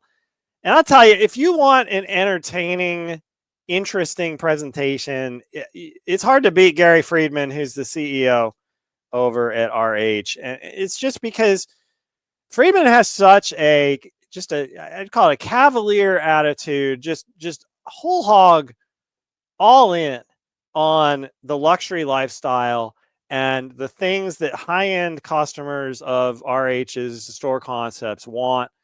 All kinds of funky stuff, everything from, arranging travel to, I think that he was, RH was thinking about like getting a fleet of private jets at some point to do stuff. It sounds outlandish, and in many ways it is. You could point to it. Definitely. You could point to it as like a sense of this sort of Gordon Gekko, greed is good, kind of the natural. My mom's kind of turning in her grave. Who grew up in the Depression era, who was always just a terrible critic of conspicuous consumption. This is exactly the opposite. This is conspicuous consumption celebrated. And, so I make a habit. I don't own RH stock any longer, but I make a habit of listening to that presentation or reading the transcript just because there's always a Gary Friedman quote that I can use, that I can talk about, that just strikes me. Just a great, you like to have leaders who believe in the business. And boy, you're not going to find a bigger believer than Gary Friedman with RH. So that's coming out on Liberation Day on Wednesday, April 2nd, after the market closes. If you're around to listen to that one, it's a good listen. If not, the transcript will be available. You'll be able to find it. I mean, I've said I don't get, retail in general, or I struggle with retail in general. But I mean, look, for the most part, over the long term, the strategy has worked. I don't think the stock's done anything for a few years, but for a while anyway, it worked. I don't get why it works, but yet it does. So cheers to them. But yeah, crazy. The whole furniture area has been having some issues in the recent years, just because you got such a big bump in 2021 when everybody was stuck at home and they were trying to, they had stimulus money in their pocket and they were trying to make their homes a place that they could stand to be 24/7 when you weren't going to work and you weren't. It was dangerous to go out, and so you were at home. And a lot of people spend a lot of money on their homes. It's like, okay, yeah, I can't go to the gym, so I got to have a gym in my home. I can't go to the pool, so I got to have a pool in my home. I mean, and these high-end clients were in a position that they were making the big purchases. And so, yeah.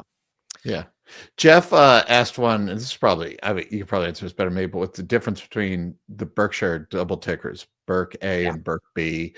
Do they have the same holdings, move in tandem? Are they both voting shares? If the same, why buy A? I actually don't know the history here, but the short answer is they have the same.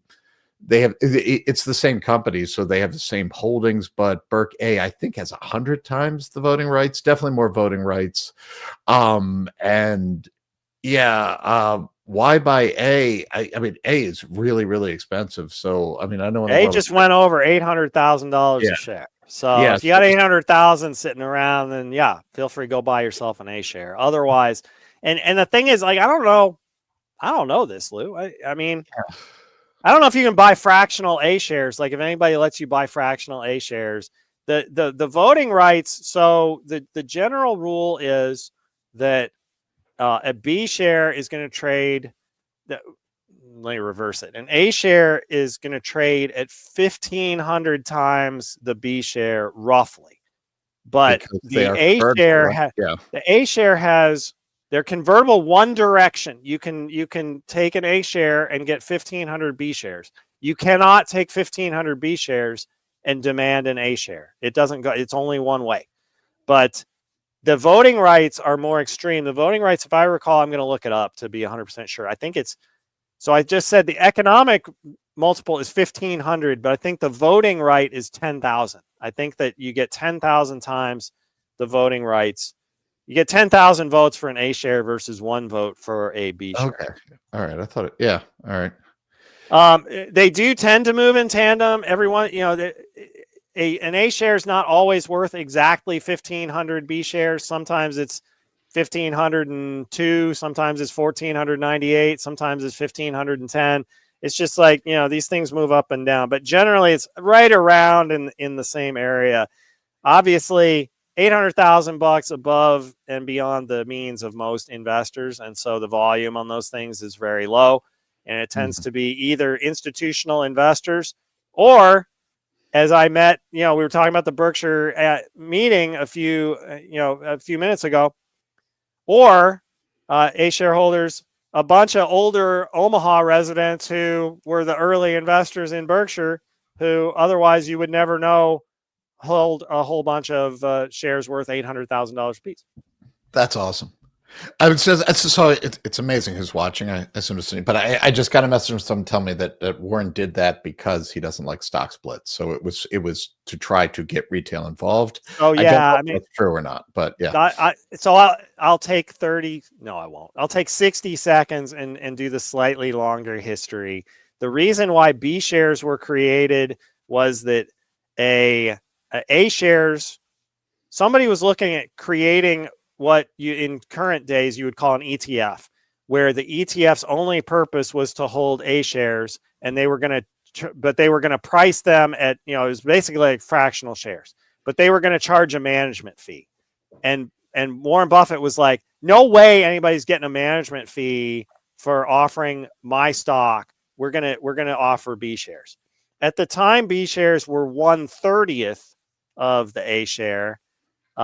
The reason it got divided further was when Berkshire Hathaway did the Burlington Northern Santa Fe acquisition. There were public shareholders of BNSF, and a lot of them held small positions where if they ended up with, where they would have had a fractional, even the B shares at that point had grown. They would have had fractional B shares. It would have liquidated them out.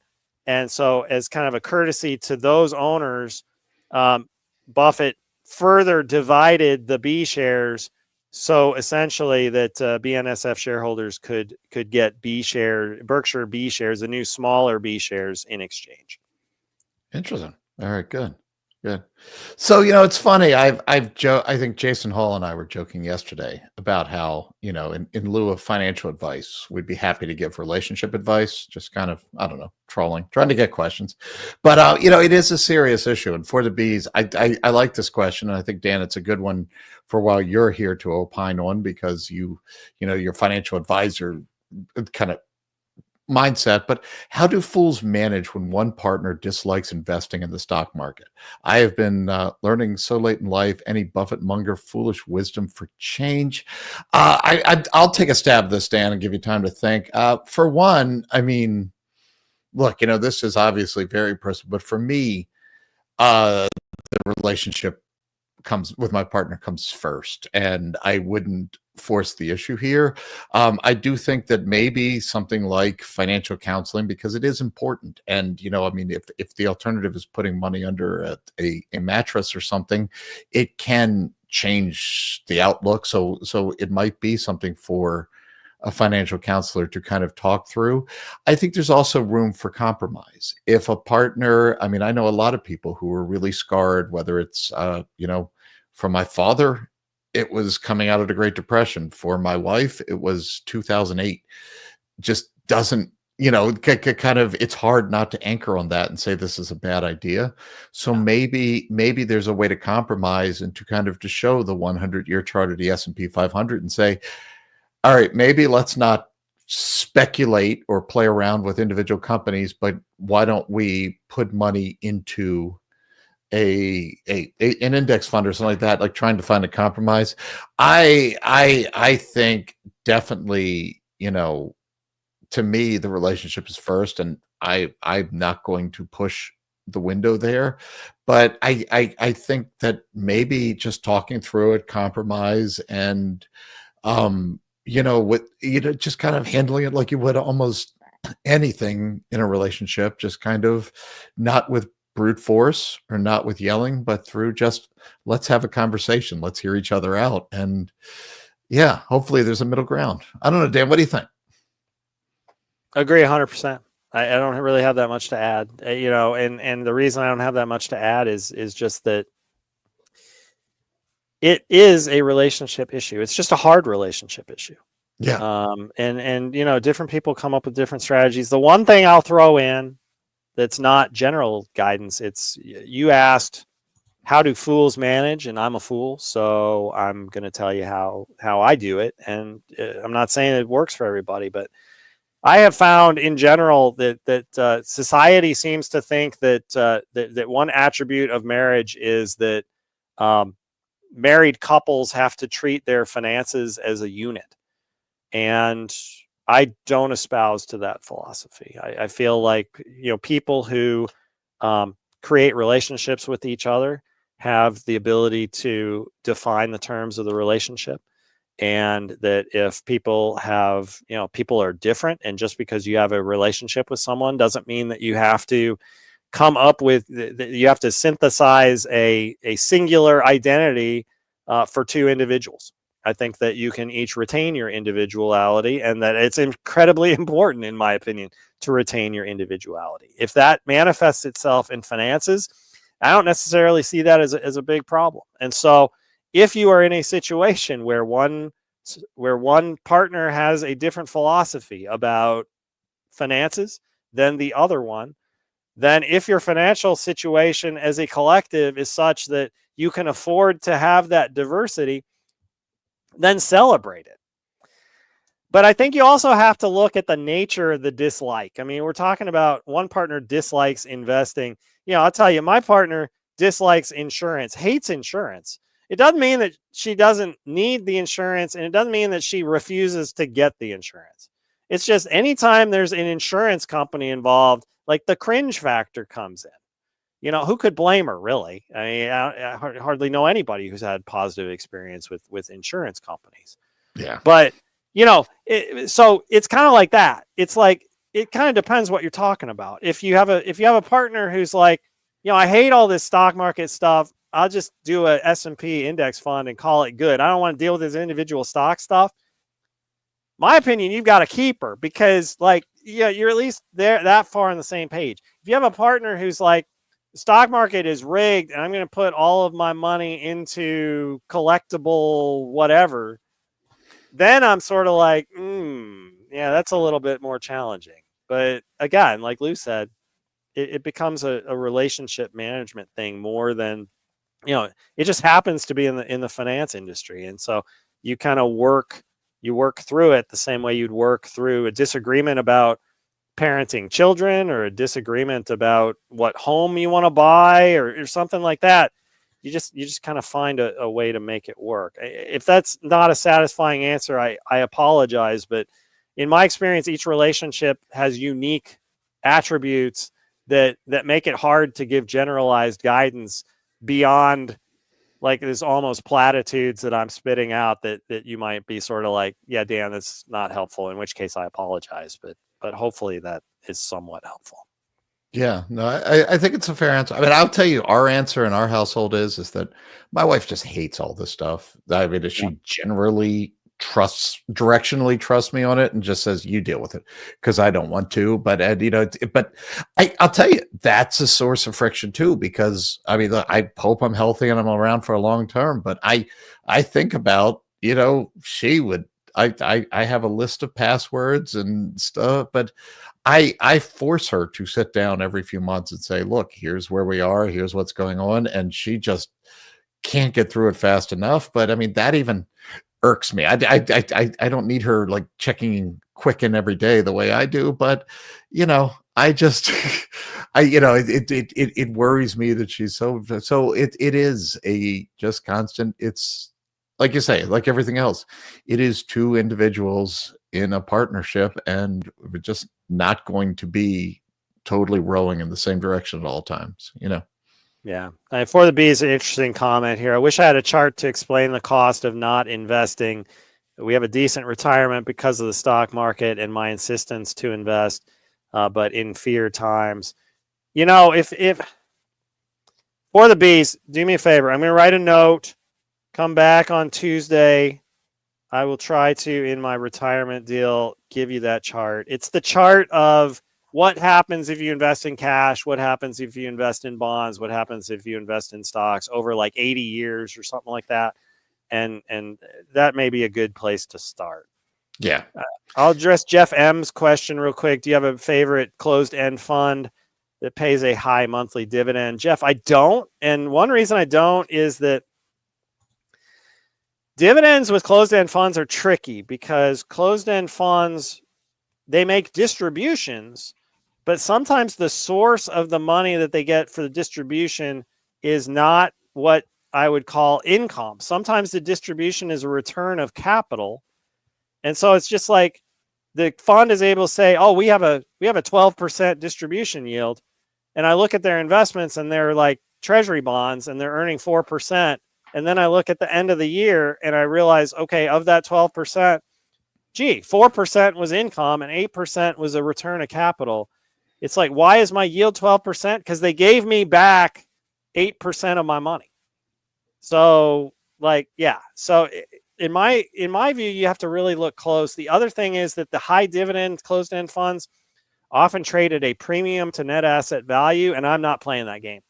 I am not interested in paying more than what the value of the underlying assets is worth just to have a closed-end fund wrapper. I'll go buy the underlying investments myself at net asset value, not at a premium, if I feel strong, like I have strong conviction in that. But just as I used to be a big believer in them. If they're trading at a discount, they still are appealing to me sometimes.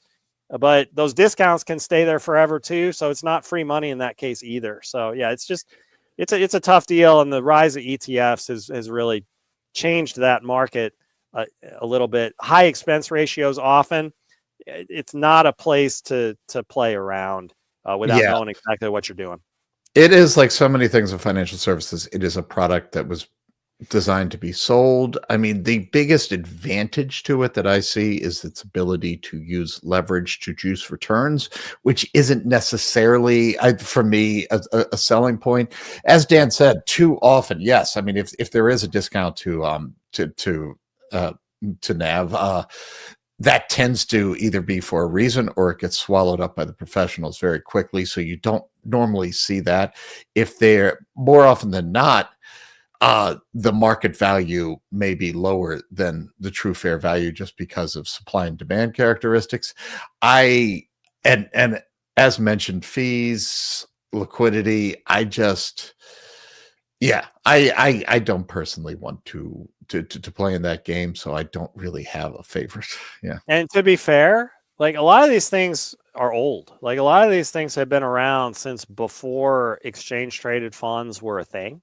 Mm-hmm. And so in that sense, like I get it, like they served a purpose. It's just the world has moved on and now there are other investment vehicles that can serve the same purpose and do so, at least in my opinion, more efficiently and effectively than what you get from closed-end funds. But yeah. All right, Dan. And it's time for me. We've got 10 seconds left or so, but it's just about time for me to head for the exits. Lou's going to stay with you for another One more hour. up. Rachel Warren will be joining us, but in the meantime, thank you, Motley Fool members, for listening to me pipe on for a couple of hours. Always appreciate your questions. Hope you have a great rest of your Sunday. And Lou and Rachel, take us forward, please. We'll see you later. Awesome.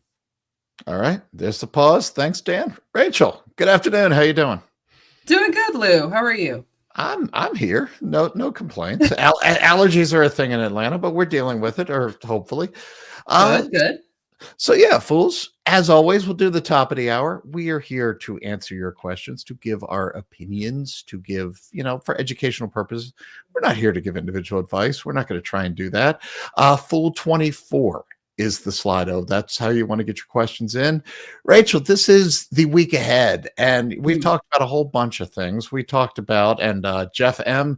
joining with the Liberation Day celebrations. Fools, you can get into the Slido 24, your favorite family traditions from years past on Liberation Day, what you eat, what you do, because this is the big national holiday apparently that we're doing this week.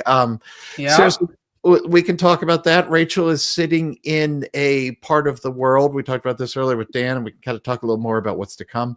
We are about to the end of the first quarter, and unless things go crazy on Monday, the stocks 600, which is sort of a composite index for the various European exchanges, beat the S&P 500 by, it's going to look like, maybe if things go wrong tomorrow, 20 percentage points.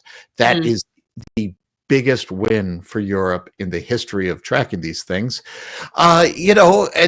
Which could continue, may not. I would also point, fools, and if you haven't voted yet, in the weekly newsletter, since it is the end of the quarter, and since it does look like we will close down for the quarter, it'll be in the red. We kind of tried to get a temperature check. We kind of said, how are you feeling right now? We put it in three terms. What's your interest stocks right now? Is it in aggressive stocks, moderate, or cautious? And in a down environment, you're curious what it is.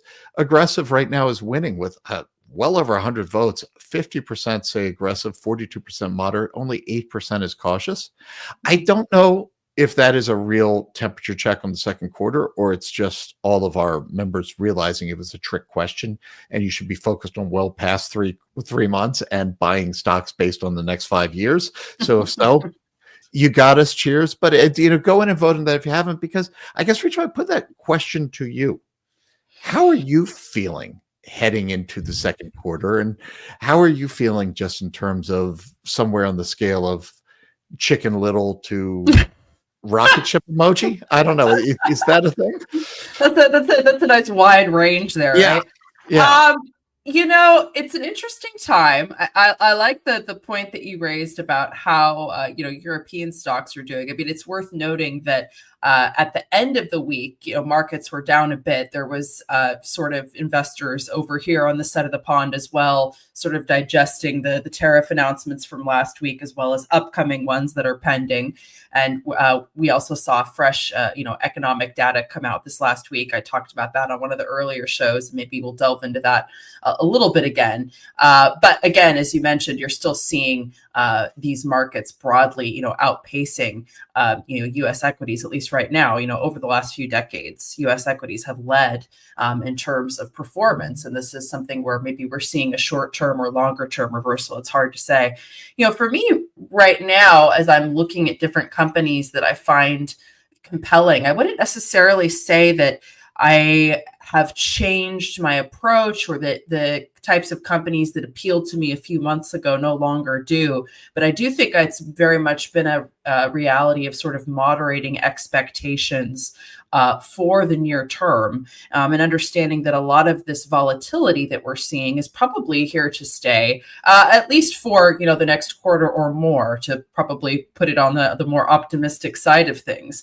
The markets hate uncertainty. We talk about that a lot. And there is this reality that we sort of keep getting, fresh waves of news that really do fundamentally impact over the long run, or could impact a lot of the inner workings of businesses across a range of industries. And yet it's very difficult to see from where we're at right now what that's actually going to look like on a case-by-case basis for different businesses. So, I think we've seen this trend in the markets of investors sometimes rushing towards these more value-oriented businesses that are seen as being, safe harbors and perhaps what could be a recessionary storm. Some of the more consumer staples types of businesses that in periods of more economic certainty and in times where fears of a recession are far, far away, these are often the businesses that deliver the most moderate growth, but can also be somewhat of portfolio bulwarks in a more volatile environment. So, I find myself interested in those types of businesses, but I'm still, I think,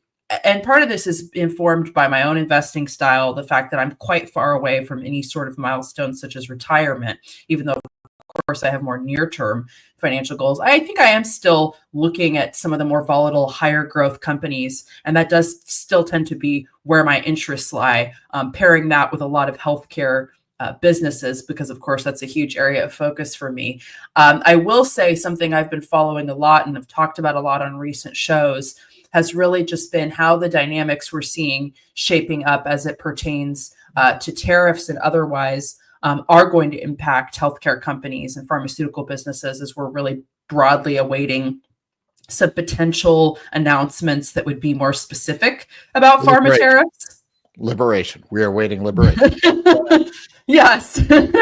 Well, yeah, we're awaiting liberation. And maybe we talk a little bit about what that's supposed to look like this week. We had some announcements last week that we talked about where we sort of got a treat a week early with announcements on auto tariffs. That were 25% auto tariffs, and including where you have vehicles where maybe parts of the vehicle are constructed from materials that are sourced from abroad and part are not, but those parts that would be sourced from abroad could be subject to tariffs. So it's a very complicated thing. But this next week is where we're really waiting to hear the specifics of the so-called reciprocal tariffs. And that is designed to, match the rates charged by other countries, account for other subsidies. We've seen discussions about reciprocal tariffs that could be placed on the European Union, South Korea, Brazil, India. Obviously, the EU and India are two regions I'm watching, specifically as it comes to how that would impact healthcare, of course, among a range of other industries. But it's unclear exactly what that's going to look like. There's also been, of course, reports on plans to tax imported pharmaceutical drugs, copper, and lumber. We've seen tariffs announced on any country that imports oil from Venezuela, although or I should say the U.S. does import oil from Venezuela. Imports from China are being charged an additional 20% tax. And then there's obviously been separate tariffs on goods from Canada and Mexico. And it's unclear, of course, right now what the long-term impact of that will be. We know that most economists are concerned about the impact of the tariffs getting passed along to consumers in the form of, higher prices for everything from automobiles to groceries and housing and other goods. Regarding the more recent tariffs on autos that were announced last week, there was a report that came out from an economist named Art Laffer that said if fully implemented, these tariffs could increase per vehicle cost by $4,711. But, are these a negotiating tool? Are these actually going to remain in place? That remains to be seen. There's also the question of how other nations could respond to the new tariffs that we're seeing, this week. We've seen different announcements from world leaders in Canada, in France, and other countries as well regarding their thoughts. So it's hard to say exactly what the outcome of this will be. Are we going to see this pattern of some tariffs that are maybe announced and then altered where there's exemptions? We've seen that happen in the last couple months. But I think that broadly speaking, I would not be surprised if Liberation Day is also a volatile day in the markets, so to speak. Yeah. I mean, I'm curious. Yeah, I mean, yeah, I mean, it could be. I don't know. I do wonder if we're getting to a point now where we're sort of getting not numb to it, but at least, I mean, so I'm actually honestly curious. I think it definitely could. Um, but we'll see. I mean, and it's funny because we can focus on what we know. Yeah, Art Laffer's quote. It is funny to hear Art Laffer brought up here, given Mr. Free markets from a million years ago. But just to share a screen, bring up the newsletter, kind of a way to try to look at and a great quote. That's from, I think, the Bernstein analyst. Tesla wins, Detroit bleeds. But folks, that's sort of a look at just production. Of course, that doesn't get into parts components, but Ford looks relatively okay here. I don't know. I mean, is Stellantis, do we even call them part of the big three anymore, because they are officially a foreign based company, although it is the old Jeep Chrysler business. But yeah, you can see the issue here too, especially we haven't quite figured out what the old NAFTA business is going to look like. This is kind of, the quote there, Bernstein, Tesla's a clear structural winner. For everyone else, it's a margin reset and real drag on near-term earnings, which that's not what we like to see. I would note, without getting political, that if the long-term goal is for these companies to invest in the United States, bringing down their stock and driving up their cost of capital might not be the best effective way to do it. I tend to believe, though, that these are not negotiating ploys. I tend to believe that all the rhetoric, I mean, we have comments out of the White House last night from the president himself saying that I'd be glad if auto prices go up. That I think that this is a push towards what we'll call self-sufficiency, where the idea of, instead of relying on a multinational world, to rely on ourselves. And look, there's a debate to be made. I'm a multinational guy. The bad comparison is, I could, instead of going to the grocery store and buying bread, I could go plant wheat, harvest the wheat, set up a milling station, mill the wheat, and bake bread. But these are the choices we're going to make. I worry about this for the macro, because if the goal is to restart production, tariffs only work if the excess capacity is available in the United States, in this case, to do it.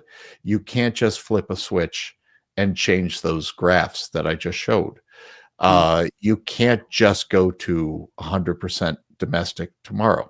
That is a long-term prospect. So that temporary pain that has been brought up, they haven't really defined temporary. I think that's measured in years and not weeks or months. So I am curious about Liberation Day. I mean, autos we've sort of seen, and I mean, that's kind of an industry I know, so I can kind of look at, but we've sort of seen what the real world plan or thoughts here. If it's like that across the board this week, you're right, it could be really volatile. And it's going to be, I think, the question in the months to come is this negotiating ploy, or is this just a worldview that requires an evolution and will require time to get done? The others I said, you mentioned reciprocals. I mean, Tesla, I think, for those saying that Tesla gets off easy here, 4 years ago, when tariffs were attempted, or 6 years ago, it was very, very popular to say, for foreign countries to tariff, say, Kentucky bourbon, because Mitch McConnell from Kentucky was the head of the Senate, and do other cute things like that. I would argue that wherever you stand politically, or whatever you think, and whether you're a shareholder or not, if you have picked up a newspaper or gone online in the last few months, and if you are a foreign country that wanted to hit the United States with a reciprocal tariff similar to the bourbon 4 years ago, I don't think I could think of a bigger target than Tesla, right? I mean, just as far as association of a company to a policy. So again, without without getting into the politics, good, bad, long term, I do wonder if the net effect from Tesla outside of the US will more than offset the lack of effect from having production facility, most of your US production handled in the Bay Area, Texas, and Nevada. So yeah, we'll see. Yeah, the thing is as well, and I mean, I've talked about this before, and I focus my kind of analysis of it a lot on healthcare, but other industries as well, but because that's a space I follow so closely, is I think there's also real concerns beyond the disruption and the costs and how this fundamentally impacts the operations of certain businesses. And as I've mentioned, larger organizations, I think, will be better poised to right size as needed. But I think one of the biggest things that I'm concerned about is how that potentially, cuts some of these companies off from the pace of innovation that would be needed, over the long run to help these companies remain competitive. There's a survey I've talked about in the last few days that was interesting, that was surveying different biotech businesses and other healthcare entities, including larger healthcare organizations with revenue up to 1 billion. And there was this survey that was essentially asking these companies, what are the impact of pharma tariffs? How is that going to impact your business? How long will it take you to adjust your supply chains? But separate from that survey that I've talked about the last few days, there was another one that came out in February when we first started to see some of these tariffs announced, because obviously there's not just the impact of if they are announced pharma specific tariffs that are already in place are already going to have an impact on the healthcare industry, including tariffs on imports from China that have been added. So there was this poll that was taken, a Black Book market research poll, and it surveyed healthcare supply chain professionals, pharmaceutical executives, distributors, medical equipment manufacturers. And there was really widespread apprehension about how costs will escalate for hospitals, physicians, payers, and patients, right? So outside of just pharma specific concerns. It was a survey that included 200 respondents, and of that base of 200 respondents, 164 predicted that the costs for hospitals and health systems will surge by at least 15% in the next 6 months due to increased import expenses. And also of respondents, 69% estimated that pharmaceutical costs would rise by at least 10% as a result of tariffs on China for active pharmaceutical ingredients. It's worth noting that the US relies pretty heavily on China for supplies of active pharmaceutical ingredients. Now, the Healthcare Distribution Alliance, or the HDA, which represents nearly 40 major pharmaceutical distributors, has said that previously that tariffs on pharmaceuticals would strain the supply chain and could adversely, impact American patients. Distributors and generic manufacturers cannot absorb the rising costs of broad tariffs, according to the organization. And it said that they link something like 1,200 healthcare manufacturers to about 330,000 providers, distributors, and generic manufacturers. A lot of these distributors operate on low profit margins. And so as a result, there is this risk of seeing new and worsened shortages of important medications. And those costs could be passed down to payers and patients, including those in Medicare and Medicaid. Going back to that Black Book survey, most of the healthcare supply chain professionals who responded said that they foresee, major disruptions in procurement processes and contract negotiations with suppliers due to pricing volatility. Something like 81% of medical equipment manufacturers have predicted longer lead times and supply shortages stemming from increased production costs and import restrictions. And then of hospital finance executives who were surveyed, so again, you've got a wide range of companies here that were included, 90% said that they will need to shift increased costs onto insurers and then obviously patients in the form of higher service charges. Healthcare administrators also said they anticipate reducing procurement volumes or delaying equipment upgrades to mitigate financial strain. Now, one example of that, and again, this was back at the end of January when sort of the first wave of these tariffs were announced. There was comments from management at medical products manufacturer and distributor Cardinal Health. On their earnings call, the CEO said, we're going to do what we can, obviously, to minimize the impact. But if there are widespread tariffs, anywhere from the 10 to 25% range, I anticipate that there will be corresponding price increases. And that's just, of course, one example of one company that has commented on this. When you think about as well the impact to payers, health tech, med tech, this was something that was also explored in this survey. Nearly 48% of payer executives believe that insurance premiums will rise within the next 12 months as a direct consequence of increased supply chain expenses. This survey also had found that 27% of respondents are actively seeking domestic or alternative international suppliers to offset higher costs from Mexico, Canada, and China. But another area where there's an impact, healthcare IT, vendors, software, managed services also could feel the impact. There was more findings in the survey. They determined that 39% of healthcare IT execs foresee increased costs for things like software licensing, cloud computing, and managed services because of the higher prices for imported technology components and IT infrastructure.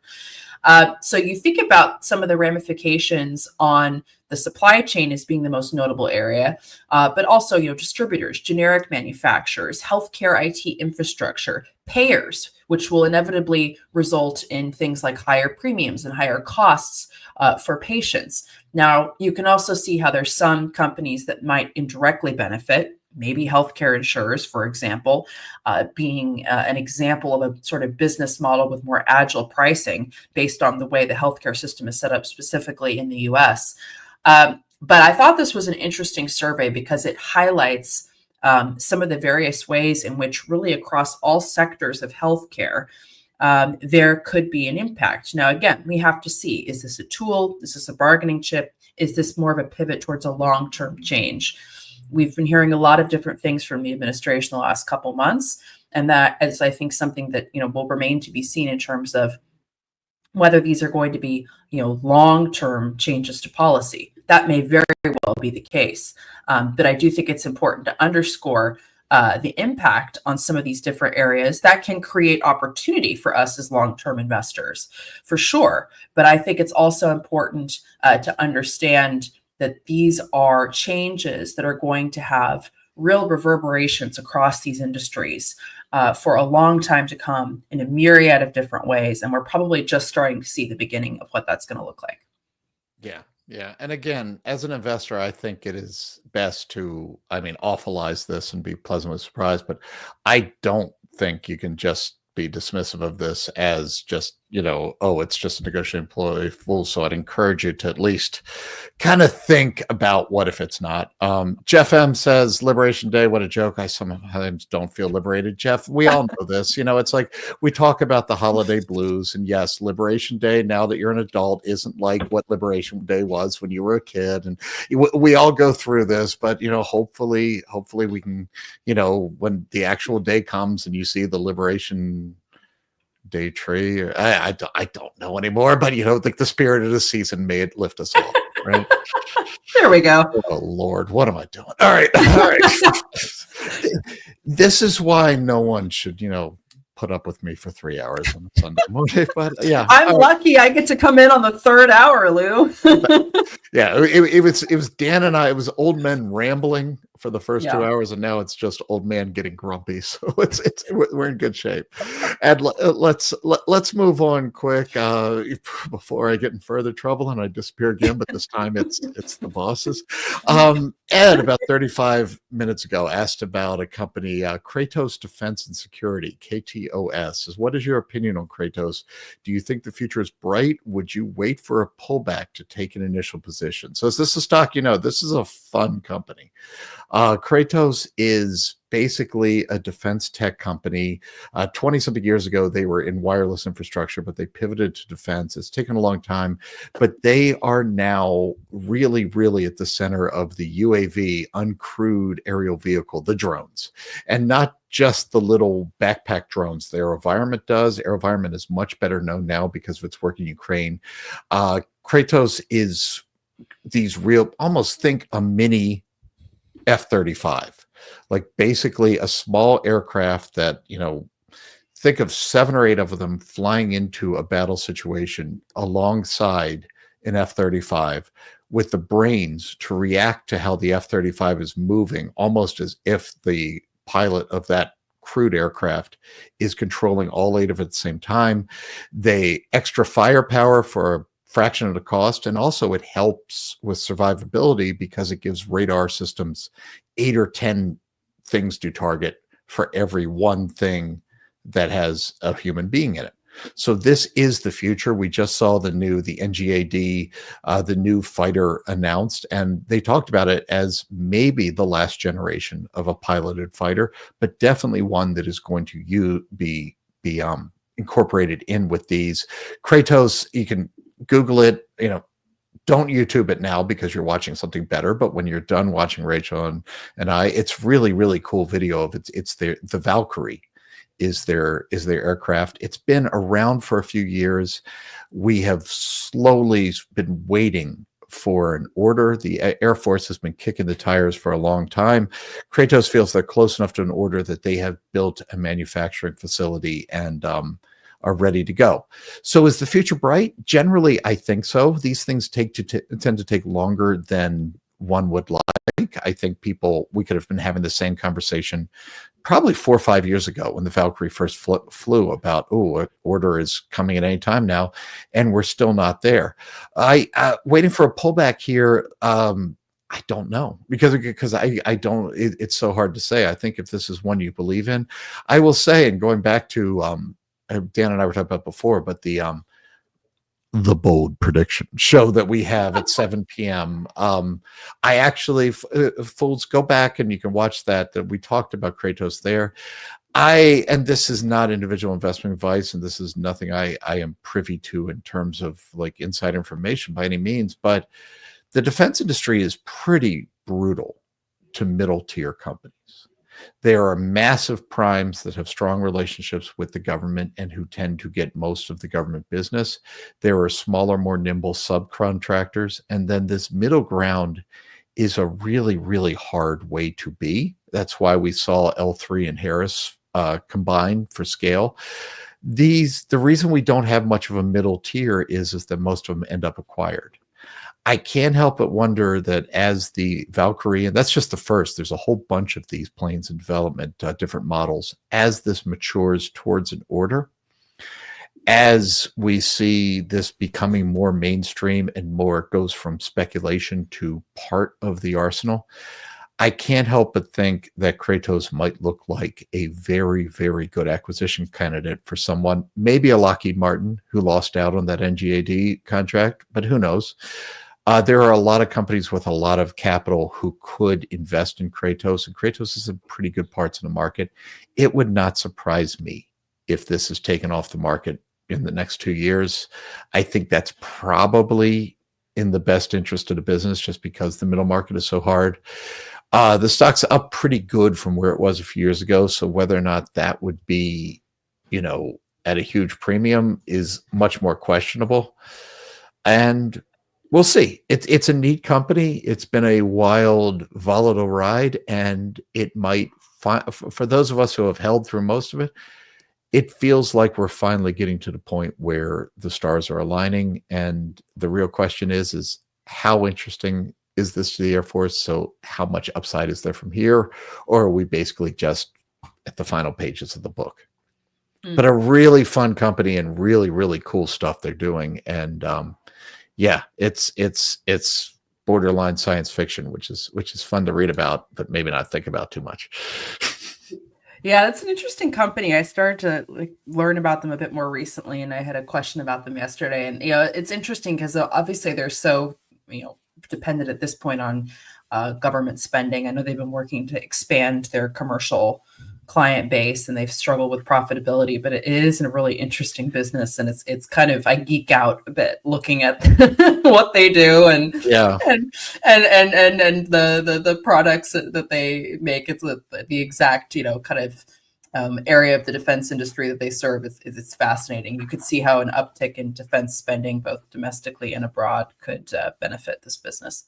Yeah, I actually, as a shareholder, want them to avoid that commercial at all costs, personally. But Really? that's just kind of the history of defense contractors trying. I mean, they have individual skills that might translate, but if they become a real diversified story like that, I probably, that would make me less interested than more. But yeah, there's a lot of science projects. They're involved with something with a little unit of Leidos Holdings, Dynetics, they bought a few years ago, called the Gremlins Project. And again, great name, but imagine one of those big cargo planes, a C-130, and just its back cargo opens up and a swarm of 30 or 40, bigger than backpacks, but smaller than what we're talking about, UAVs just go out and go on a rampage. And yeah, it's kind of horror movie stuff, but it's really, really neat bleeding edge stuff. And if any of it plays out, there is real value there. So who knows? Cool. Who knows? Yeah, it's all just science project stuff for now. There's a question that For the Bees had asked, Rachel, do you manage investing, taxes, finances differently from abroad? We want to spend time in Ireland. My husband applied for citizenship. Well, that's exciting. Get that EU passport. I would say, I obviously can't give, tax or accounting or investing advice, right? I will say for my approach, so my legal primary residency is in the US. I am working on my Italian citizenship. I currently keep my bank accounts, my investment accounts based in the US. If you obtain EU residency, there are options to open basic bank accounts. That's not something I have endeavored to do at this point. There's also, digital options through platforms like Revolut. I know people that do this over here.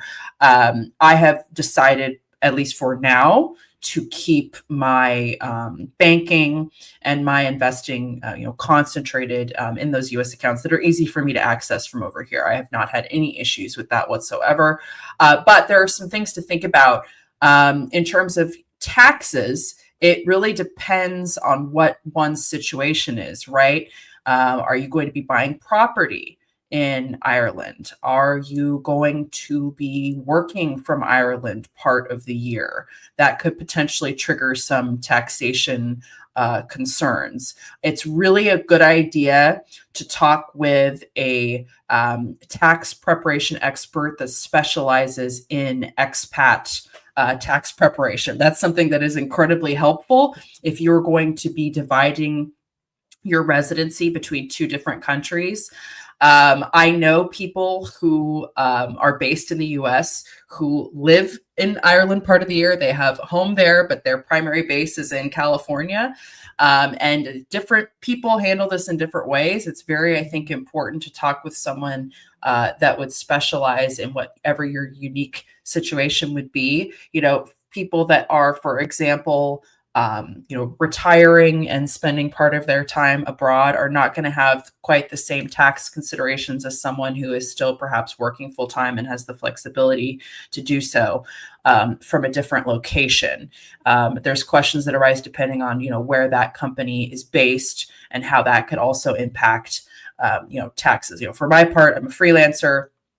I freelance for US-based companies. And so my primary concerns in terms of taxing, banking, and investing are still entirely concentrated around the US. That's something that could change in the future if I make Italy a place where my full-time residency is, and also gain citizenship, which is what I'm working on.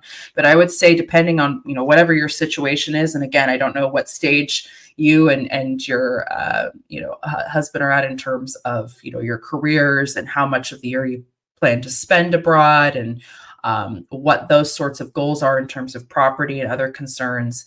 But it would be very, very helpful to speak with lawyer, accountant, tax preparation specialist that has knowledge in managing these types of dual concerns. And there's a lot of great professionals like that out there, because depending on what your situation is, that could get complicated versus if, you're just going to spend a couple months of the year abroad. That's not necessarily going to change a whole lot in terms of those particular concerns. So those are maybe some things to think about. Yeah, and great points. For the bees, I think we met last year. I don't want to make assumptions, but yeah, it is very different too in retirement, which both easier and harder. But Rachel is so right. Just make sure, do your homework ahead of time and talk to someone who knows. Because even from the little I know about it, Rachel's sitting there in Italy. Ireland is a very, very different situation than Italy. And again, right. If your husband does get the citizenship, it gets mostly easier, but that's just a different set of rules too. So even you'd have a very different situation. It is doable. It does add layers and all of that. But yeah, if you can get that citizenship, as Rachel said, then you at least have local banking options. That's less important than it was pre-internet, but it is still. It gives greater flexibility. And yeah, if it's anything more than, well, depending on the country, but 6 months in a day, even as a freelancer, you could end up with some issues. And so, yeah, it very much, a lot of these, does Italy have a digital nomad passport? Digital med visa, they do, and that's something I've sort of looked into. And again, this is the thing. Every if you're looking at EU member states, for example, every EU member state has some differences. So, for example, in Italy, if you basically are here for something like 181 consecutive days, you technically trigger tax residency considerations. I know people who are dual EU and American citizens who make sure that they do not trigger that, so that they're not having to worry about some of the additional, tax concerns that would come into effect at that point. Sometimes, depending on what the situation is, that can just be as simple as having to, prepare some tax documents. It doesn't necessarily mean that someone is going to be owing to the government. But again, that's where it's really important to have someone that specializes in expat taxes for the country you are originating from and the country in which you are living or hope to reside. Some of these concerns would not be an issue for someone who's going to say, spend a month here, a month there, and just enjoy the benefits of having that secondary passport. It's also a reality that, and again, part of this is Italy, which Italy is quite disorganized compared to a lot of the other EU member states. The food is amazing, the weather's great, but the bureaucracy, things don't work so well here. So one of the other things here as well is that it can take a very long time to even just get residency. I know someone who she has been married to an Italian for years. She applied for her residency a long time ago, but it took a very, very long time to even get in to where she could actually then be addressing concerns like taxes, et cetera, because just getting her documentation to show that she was a resident took years. So it's important to work, I think, with a lawyer, accountant that specializes in these things. They will answer your questions. They are worth the time and money. It will save you headaches and complication down the line. Take it from me. Yeah. And if you've gone through the passport application, you probably already hopefully have some people in your lives. I don't know Ireland off the top of your head. What one advantage that U.S. retirees have, and I don't think this is true of Ireland, though, is that because of our lack of a pension system and our ownership of our retirements, we tend to have more net assets in retirement than a lot of the world. And there are some places where it is easier to get permanent status and to pay taxes in the local currency on that big nest egg you have, just because you look rich and people like bringing rich people in. That's a terrible oversimplification. And I don't know. I mean, I know it applies for Portugal and a few where there's ways, but yeah, there are so many variables just inside each EU country. So definitely don't want to intimidate. A lot of many people do it, and it's doable. It's doable, but just know the rules before you do it. Yeah. Yeah, it'll save you a lot of stress down the line. And Jeff M., if your Liberation Day isn't a success, let's meet up over there for the bees. Go to Ireland, yeah. Yeah, Dublin is. Can I suggest though, if you do the West Coast, not the East Coast, especially for the bees, if you're coming from, again, I'm assuming a lot here, but if you, I love the part of the world that you're based in. I don't think, I mean, even Dublin is a better city, but it's still a city. The West Coast of Ireland, especially. Gosh, go up near County Mayo and yeah. Oh, can I leave now? You're like, I'm ready to go and just enjoy the weather there. I know, but then I'd miss the Liberation Day celebration. Well, then I'd be sitting here alone, Lou. So I appreciate you. Well, that almost happened anyway, so we could deal with that. All right, that's true. Maybe I should just we should just keep answering questions. And Jeff M., you're triggering me. So Rachel, your hour is done because this will take me 20 minutes at a minimum. But oh no. Just once I get started on this, Jeff mentions something that I mentioned. Lou, you mentioned the stock a couple days ago I was unaware of. TransDigm Group, TDG, great performance. Is this a buy and hold for you? Is this referred to a hibernation stock? Yeah, Jeff, I saw you refer. I like that. I don't know if any stock is hibernation because these still, there is a chance it goes to zero. So you at least have to check in. But this is definitely, I talk about my portfolio as either small, like speculative toys or big things that I hopefully don't have to worry about.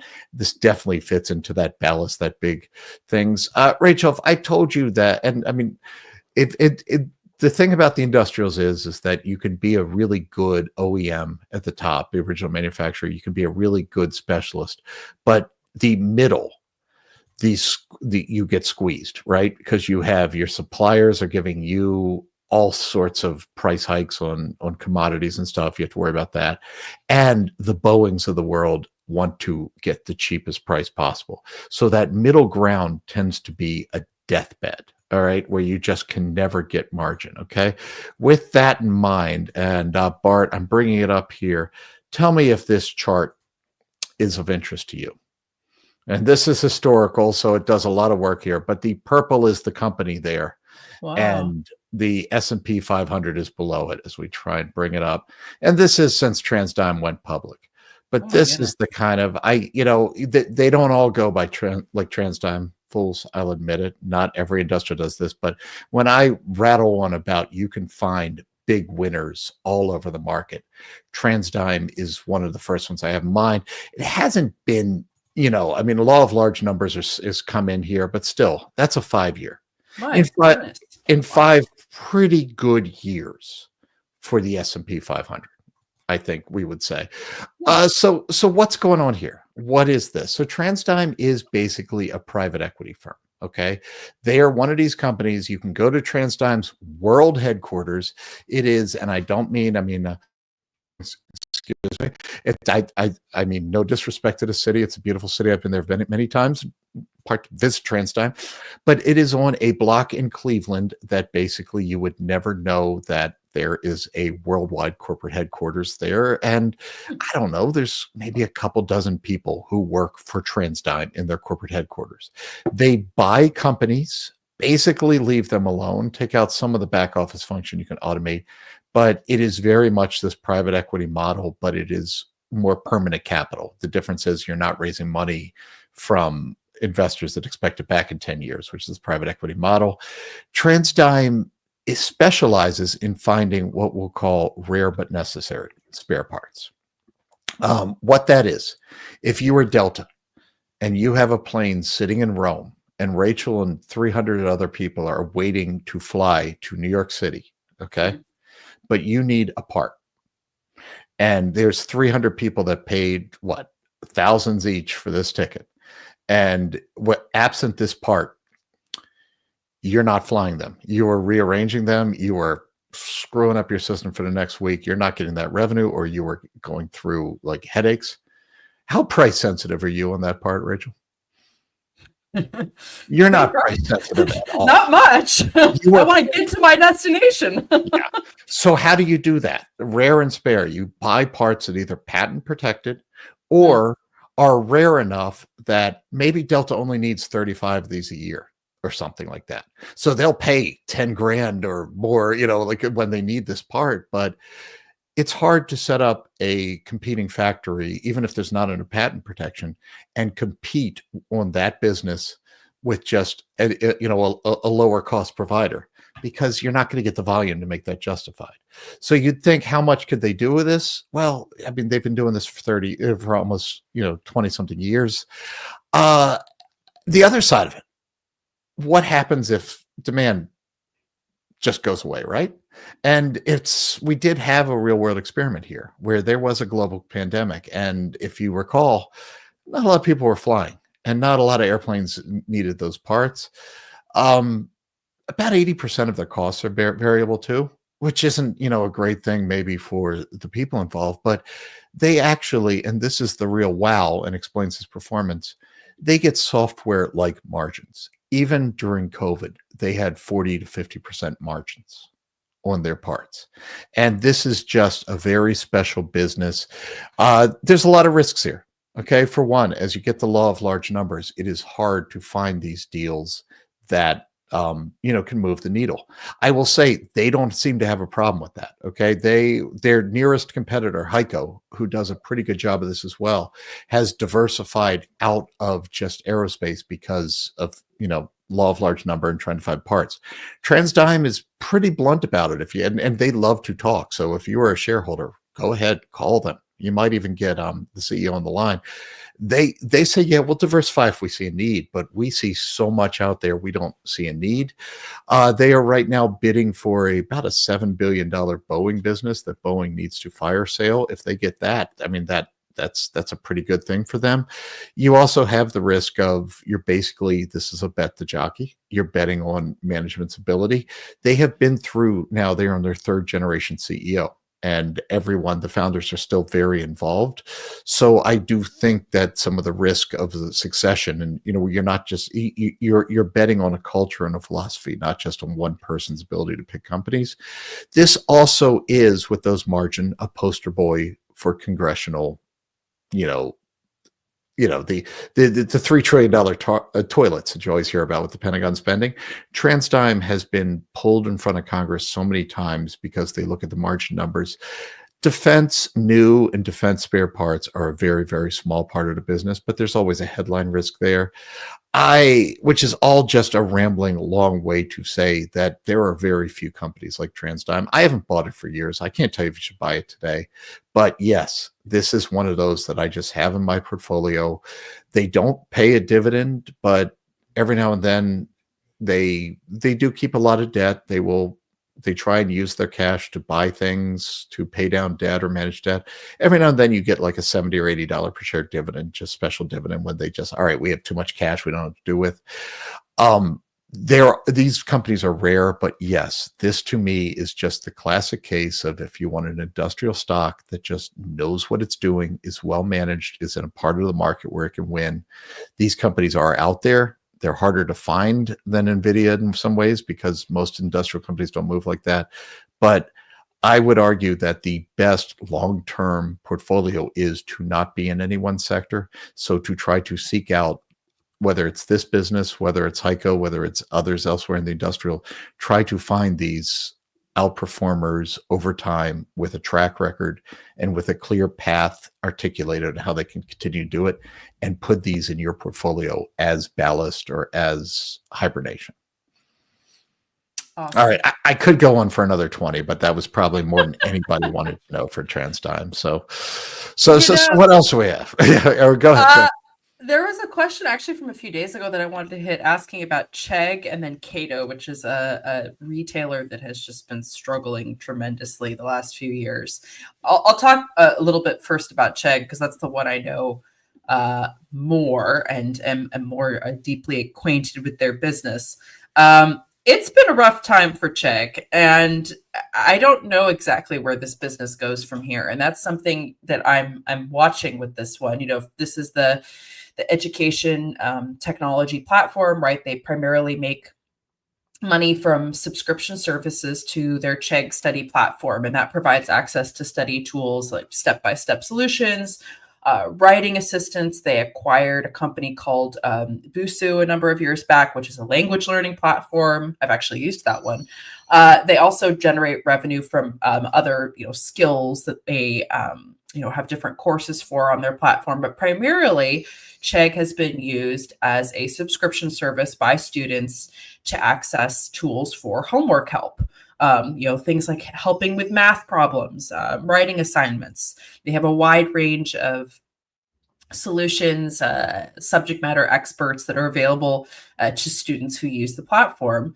And then they also have some revenue that they've made from advertising and affiliate marketing.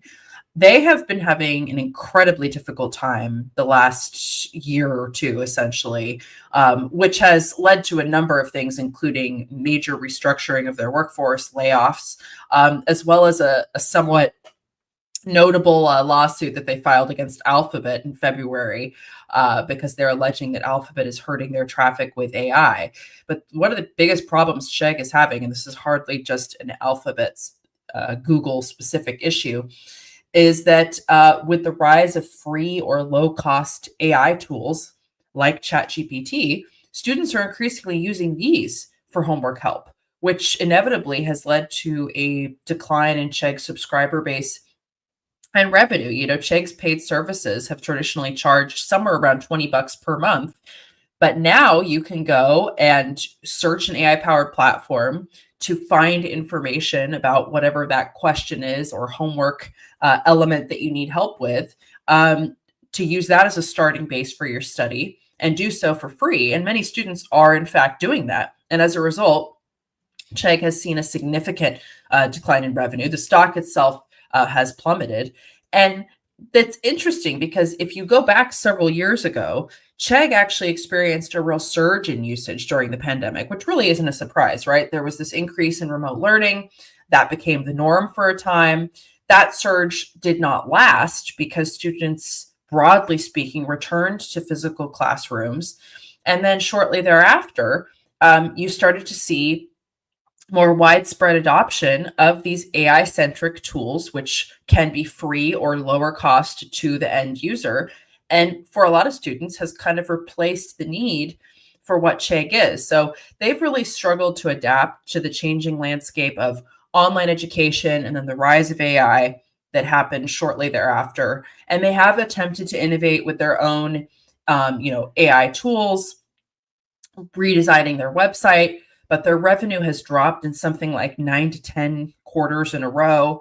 They're hemorrhaging losses at this point. Their subscriber base dropped by something like 500,000 users. And where their market cap was something like 15 billion in 2021, it's now in the millions range. So it's been a really rough few years for this business, and it's unfortunate. This is like a business I'm familiar with for many years now, both as just a user as well as following it as an investor. And it's been sort of an unfortunate tale for this business, but I think also, broadly speaking, not surprising, given the changes that we've seen in the operating environment for Chegg over the last few years. And I don't necessarily see how there is really a major shift for the company. So at the end of February, they had filed a suit in federal district court against Alphabet. They were saying that AI summaries of search results have really hurt their online platform's traffic and revenue. I think that is maybe one of many issues afflicting the company right now.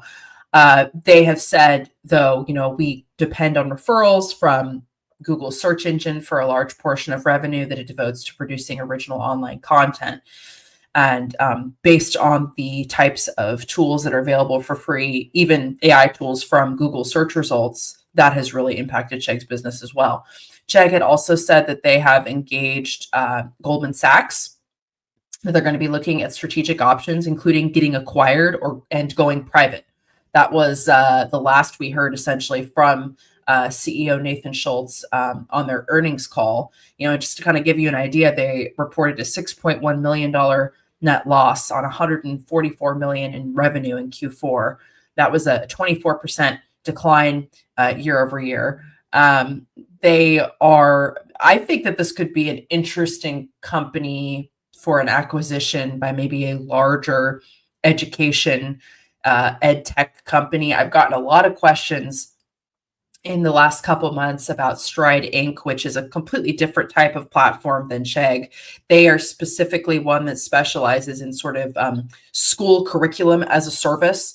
And they work with school districts, often in multi-year, automatically renewed contracts, where they help facilitate online learning and other courses for K through 12 students.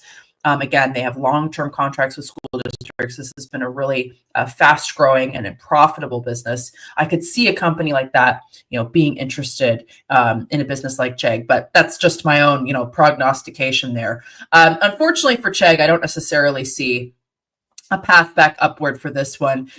Cato is a business I don't follow that closely, but they are a specialty retailer of various, fashion apparel and accessories. They've been around since the 1940s.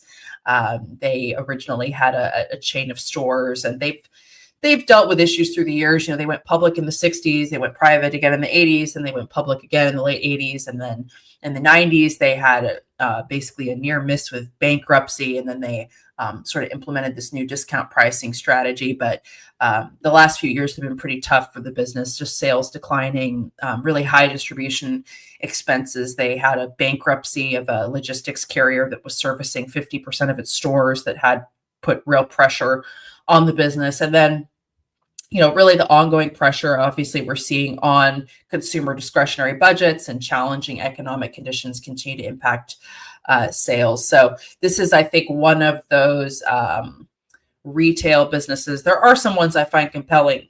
I talk about companies like Lululemon, like Elf, like TJX companies that I find really interesting. But I think a company like Cato is unfortunately the tale we've seen of some of these older retailers that may not have what it takes to meet the demands of the modern age, and could see, stores continue to shutter and close, and maybe go more the way of Kohl's and Macy's and some of these other businesses.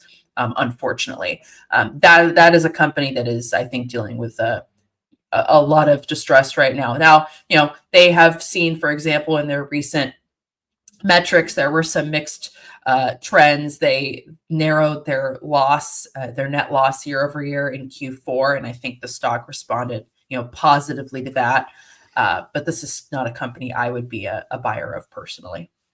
Yeah, I don't know, Kate. I will say, Chegg, I was just flat wrong. You can go on and find a scoreboard I did last year, I think with Rick, where I at least offered hope. And have I given up on it? I haven't sold my shares, but look, if you're betting on the lawsuit, and I think if there is an acquisition, it's not going to be at a premium to, so yeah. It's about done.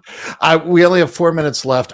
Next time we're on together, let's have a debate about Lulu, because I want to understand this. I don't get Lulu, but we can't do it in 3 minutes. There we go. So we'll just tease that for later. And I'll prepare myself. Okay. No, I'm just honestly curious, because I think I'm missing something, and I want to learn. It's not for everyone. It's not for everyone. No, but it's just I mean, I don't know. I look at the last 5 years, and I don't get it. Anyway, but we don't have to go there. There's a couple sort of focus my way. Jeff M. Lou, Dan, you and Dan made good points about closed-end funds. Considering selling my positions. Any recommendations on a high dividend secure ETF? He's also in Hawaii, which means, Jeff, if you were up at what? It's coming on 5 o'clock in Hawaii, and Jeff's been on for a while. So kudos to you. Wow. Look, just to reiterate, Jeff, we don't know what closed-end funds you have. Not all are created equal. Definitely, do your homework if you decide to do that. But we weren't, just because I don't think Dan or I, either of us, have an interest in closed-end funds, that doesn't mean, you do you know that. For all of these things, look at cost. And that would be my advice on the other side too. Look at costs, because costs matter so much, and they're the only thing that you have a firm control on. I will say that whoever your broker is, or whoever you like, Vanguard, Schwab, all of them have some pretty good high dividend focused ETFs. I'm a Vanguard customer. I have a bunch of their dividend ETFs. I think, if you can get a break going elsewhere because you're not a Vanguard customer, go do that. But just low cost dividend ETFs are a dime a dozen. So I would focus on cost. Ash asked about Lidos, LDOS. I think I had mentioned them. Ash, I'll be on during the week and get deeper. I will say I really, really like Lidos as a long term. They are the biggest of the Beltway bandits as far as government IT companies. And they also have kind of defense tech and electronics and some of what they've bought, which kind of makes them, they have exposure to space and stuff like that I think is important. I do not think right now that they are as compelling as, say, a Khaki or a Booz Allen for various reasons. Just with these defense companies, they are only ever going to trade at a range of book because the government only grows so fast and you don't have substitution effects. The government is not going to say, we're not going to buy any more aircraft carriers because we're going to buy this software instead. It's not like going from, Google Docs to Microsoft Word. So there are natural limits. You tend to do best if you hold these forever and you buy them at the right times. I don't necessarily think Lidos kind of jumps out at me right now in terms of valuation, given where they are and what's going on. They also, you're going to see a lot of volatility there because they do a lot of the physicals for the VA. That's a highly volatile business in just terms of how much demand there is, and it's almost impossible to predict. And with current events, that business is changing quickly. So just be careful and do a lot of homework as far as if you're focused on the near term. Over the long term, it is a well-run business in a pretty stable industry. So feel free, hit me up next time I'm on. It is 11 o'clock and we get to upgrade to Brian, which I'm sure the whole world, after 3 hours of me just being kind of grumpy, is ready for. So it's 8 o'clock. It's only 8 o'clock in the morning here. So not Hawaii time, but I can be grumpy at 8 o'clock. Any chance you had to whine about that, Jeff just threw out the door since he's actually that's true. Before, so yeah, sorry, Brian. All right, thanks, Lou. Thanks all. Have a great day. Hey, Brian, how's it going? Good. How are you? Good. Well, Fools, we're back for another hour of Fool 24. I'm joined by Dr. Brian Orelli, our resident biotech specialist here. So if you have any healthcare specific questions, as these hours, Brian, often devolve into healthcare centric discussions. This is a space that I follow and report on quite frequently. Also, I talk a lot about consumer staples and tech and report on those businesses here at the Fool. So if you have any questions related to those, feel free to get those in the Slido. The event code for that is Fool24. As we always like to say at the top of the hour, it's important to note we are not able to give personalized financial or investing advice. That is outside the purview of our role here as Fool contributors. But we are able to give our opinions and thoughts on different stocks and companies. And we have a really motley group of opinions here at the Motley Fool, which always makes it fun. So with that, Brian, we have some things that are happening this week. I know there's been also a lot in the news recently as it pertains to healthcare. Is there anything in particular that you're watching right now, intrigued by, want to talk about? Yeah, BioNTech, which is of course famous for being one of the two companies that developed a mRNA vaccine for COVID-19. It doesn't just do mRNA; they are big into antibodies, and I think they may even have a small molecule or two. But they presented data at a conference on Friday, the 2025 European Lung Cancer Conference, on their bispecific antibody called BNT327. And you can tell because it still has a code name that it's still pretty early stage. But they did a study in 50 patients, and these are patients with small cell lung cancer, and 48 of them had at least one tumor evaluation by the time that they could read out the data.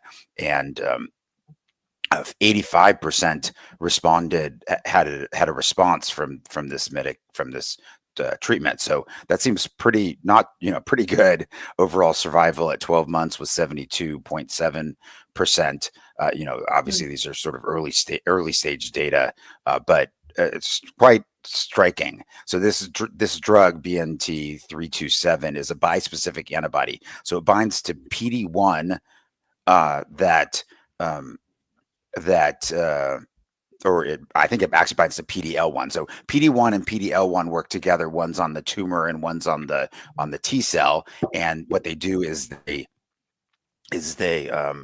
interact, and the tumor cell tells the T cell, "Hey, I'm human. Don't go and attack me." So bacteria and viruses obviously wouldn't have this, and they would get attacked, where the tumor would get attacked. And so so it blocks that signal, and we've already seen that works well with drugs like Keytruda and Bristol Myers Squibb has one, and actually there's basically every big pharma has one now, but those were the first two that came out. And then the other half of the bispecific antibody binds to VEGF, and we've seen VEGF work in multiple types of tumors. That's a vascular growth factor, VEGF, and so what the tumor does is it's got to grow, it needs blood supply. And so if you block the blood supply by blocking what the tumor does is give off VEGF, and then that tells the blood vessels, "Hey, grow here," right? I mean, that's just a normal process if you need to, have a wound heal, right? That you need the vascularization to come back into the wound where it got broken up. And so the normal tumor takes over that process and allows and sends out VEGF to get the vascularization to continue to provide blood cells to the new growing tumor. And so by blocking VEGF, you can block the tumor. So this is a combination where it blocks both PD-1 and VEGF, and maybe slows down the tumor, but also gets the immune system in there fighting the tumor, and it seems to be working pretty well. Summit read out a clinical trial about maybe last year, I think. Well, certainly last year, but not too long, later half of last year. And they ran a clinical trial. There's a phase 3 clinical trial. They ran it in China, and they showed that it could beat their PD-1 VEGF combination. Bispecific antibody could beat the Keytruda alone. So that sounds good, except that in the U.S., Keytruda in lung cancer is given with chemotherapy, not alone. And so the question is, if would the combination of this drug plus chemotherapy be too toxic? And so maybe this drug plus chemotherapy wouldn't be able to beat this drug, Summit's drug plus Keytruda. So we still don't know whether they can gain FDA approval, or even if it would be used in the US, even if they were able to gain FDA approval, because there's still this question of the first not beating the current first line of care. So we'll have to wait. And I think this BioNTech study was also done in China, and it's only a phase 2. So we'll have to see what BioNTech decides they're going to do for phase 3 clinical trial. But they, certainly, and I think they may be going after a different. So I think a Summit may have gone after small cell lung cancer, where BioNTech is going after small cell lung cancer. I think that's a smaller market, but maybe a more receptive to being able to beat the current standard of care, because I think the current standard of care might just be checkpoint inhibitors alone. Oh no, it is used in combination with chemotherapy. So again, we might have the same problem. What's the toxicity of adding the VEGF to the antibody? Is that too toxic if you use it in combination with chemotherapy? And then can this bispecific by itself beat chemotherapy plus PD-1? So a big story here, lots of competition, and we'll just have to wait and see, I think. Yeah, it's interesting because I was reading about this one a bit, and this BNT327 was linked to a median overall survival of 16.8 months in their phase 2 trial in China. And so there's, I think, this idea that it could maybe set a new benchmark in a market that's right now really served by companies like Roche and AstraZeneca. In small cell lung cancer, I think it accounts for about 14% of lung cancer cases. And as you mentioned, chemotherapy is a major care standard there. And then you've had over the last few years companies like AstraZeneca and Roche that have entered the market with their checkpoint inhibitors. Tecentriq and Imfinzi, I think, are the two. And those are given in combination with chemo as a first-line treatment for extensive small cell lung cancer. It's interesting to think how this candidate could potentially improve on that, particularly with what we're seeing from these trials. And I know that they're also working towards, I was seeing enrollment of the first of a planned 439 phase 3 patients. Enrollment's underway at a handful of sites in the US. That study I read is enrolling previously untreated patients, but they're also working on generating or have generated phase 2 data in the second line population. So it's really interesting to see. And then there's the phase 3 trial of this candidate BNT327 plus chemotherapy in second line patients that's underway in China. But even though they're making those first line opportunities really the focus of their studies globally. So it's kind of fascinating to think about how this could, disrupt some of the current care standards for patients. And I feel like especially BioNTech is a company that maybe not as many people have paid attention to outside of its, COVID-19 vaccine they developed with Pfizer, but there's a lot more to this business. And this is an interesting candidate in particular.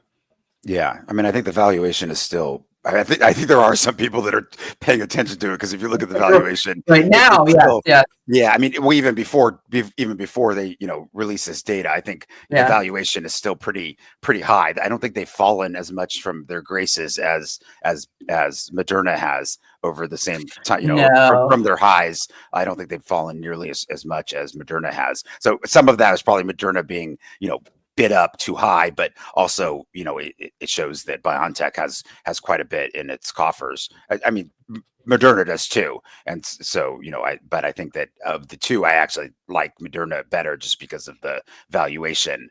But I think that BioNTech has certainly has plenty of potential, and maybe even deserves its higher valuation. Yeah, Moderna down about 70% over the last year. BioNTech about is actually up 2% over the last year, but down about 18% year to date. So market's been tough on some of these businesses, but it is interesting. This is definitely one to watch. Yeah. One story I saw, and I know there was some other ones as well, maybe you want to talk about, that I thought was interesting, kind of on that theme of these direct-to-consumer platforms that some of these pharmaceutical companies have been launching. Something I saw late last week, Eli Lilly, obviously, and Novo Nordisk are two companies that have sort of famously launched their own direct-to-consumer GLP-1 options, where like Novo Nordisk, there was these announcements last week where now if you're a cash-paying patient, you can access a certain amount of Wegovy for something like $499 a month. But GLP-1s are obviously not the only type of product that these companies are making accessible on their platform. Eli Lilly, we talked about how they've been facing some issues with the approval of their Alzheimer's drug Kisunla in the EU, despite it garnering approval in the US after sort of a long-awaited saga there. But I noticed there was a story about how they're adding Alzheimer's disease care to their direct-to-consumer telehealth platform, Lilly Direct. And now they're going to offer US users on Lilly Direct an opportunity to access both in-person as well as virtual care options for Alzheimer's disease. And, Lilly Direct launched last year. The idea, I think, with a lot of these types of platforms is to really, cut out the middleman and connect people with appointments, and also access to medicines made by these companies like Eli Lilly at lower costs. And so, they started with services for migraines, obesity, diabetes, and obviously that list has expanded. There's sleep apnea, which Zepbound was approved in that indication late in 2024. And now you have Alzheimer's. And it's interesting to think about how this is a new focus for them with this particular platform. And the idea is really shortening the time it takes to reach an Alzheimer's diagnosis and begin treatment. That's how Eli Lilly has explained their decision to add this component to their, telehealth business on Lilly Direct. And they cited data that shows that the average wait time to see a dementia specialist is expected to be above 1 year as of 2025. There was this comment from the company's chief medical officer that, we know that early diagnosis and care can make a big difference for people living with Alzheimer's disease. By expanding this platform, we hope to help patients, identify and access additional independent specialty care capacity, which can coordinate with the patient's existing care team. So there is this memory and thinking section on the Lilly Direct site, and it includes links to set up an in-person appointment, a virtual care appointment, information about what to expect during the visit, also just a sort of a library of different resources. Unlike for a lot of the other conditions that are included on the Lilly Direct platform, though, right now, the Alzheimer's section does not offer access to mail order pharmacy options to send Eli Lilly meds directly to a user's Well, that's because their medication doesn't. You can't take it directly. You can't take it in your house. You got to go to an infusion center. So right. And so the focus is instead on educating patients, providing a pathway to connect people to independent provider options. It's interesting, and it kind of makes me look more at this broader trend we're seeing, where these pharma companies are increasingly adding their own direct-to-consumer platforms to connect with patients. There's obviously a convenience aspect there. There's the growth and demand in personalized care.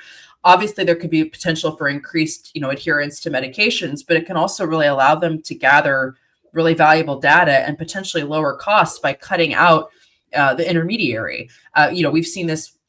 Eli Lilly, you have Pfizer has their own, it's called Pfizer for All, I think. You've got, Novo Nordisk. There are others. And there has been kind of some data that's come out about how this is sort of becoming the newest, hottest trend for these pharma companies, and that basically drug makers are turning towards a new way to sell their products, to gather user data, and to save money by eliminating some of the intermediaries in the pharmaceutical supply chain. Now, there's obviously some concerns about how that could, overtly, silo the healthcare system. There's sort of good and bad things to it.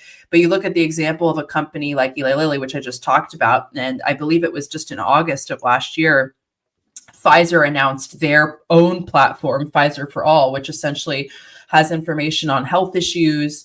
It also connects patients to telehealth services and prescription delivery services so they can get certain treatments and diagnostics delivered to their home. But there's kind of been this question of why are some of these companies going direct to consumer? And there's been different sort of industry heads that have talked about this. There's been one element of this idea that, many employer insurance plans have refused to cover some of the popular, more expensive pharmaceuticals like GLP-1s, even though we are seeing more, favorable coverage in terms of from payers. And then you think about how pharmaceuticals typically go through really a wide number of checkpoints. You've got wholesalers, you've got distributors, you've got pharmacies before they land in the hands of consumers.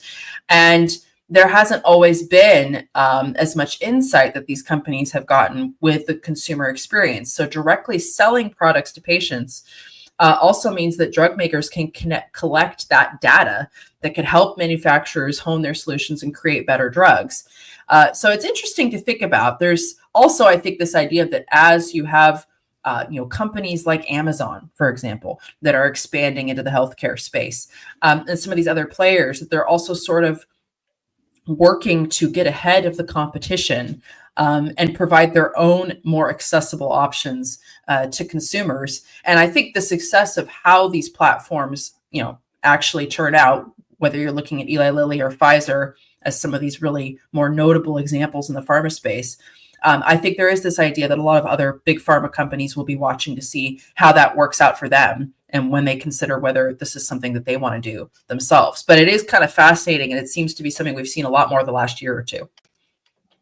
Yeah, I mean, I'm not sure that the savings of cost is really what's driving this, because they're pretty low margin businesses after pharma sells the drug, right? There's Right. the wholesalers, they're at 1% or 2%, and then there's the retail pharmacy, which there is some savings there, right? Because you can tell because of the savings between a retail pharmacy chain at a in a strip mall versus a mail order pharmacy. Though there's a difference in price there, so there's a little bit of difference. The like insurers will oftentimes give you a 6-month supply or a 3-month supply for the same price as a 1-month supply. So if you go to your retail pharmacy, you only get a 1-month supply. If you go to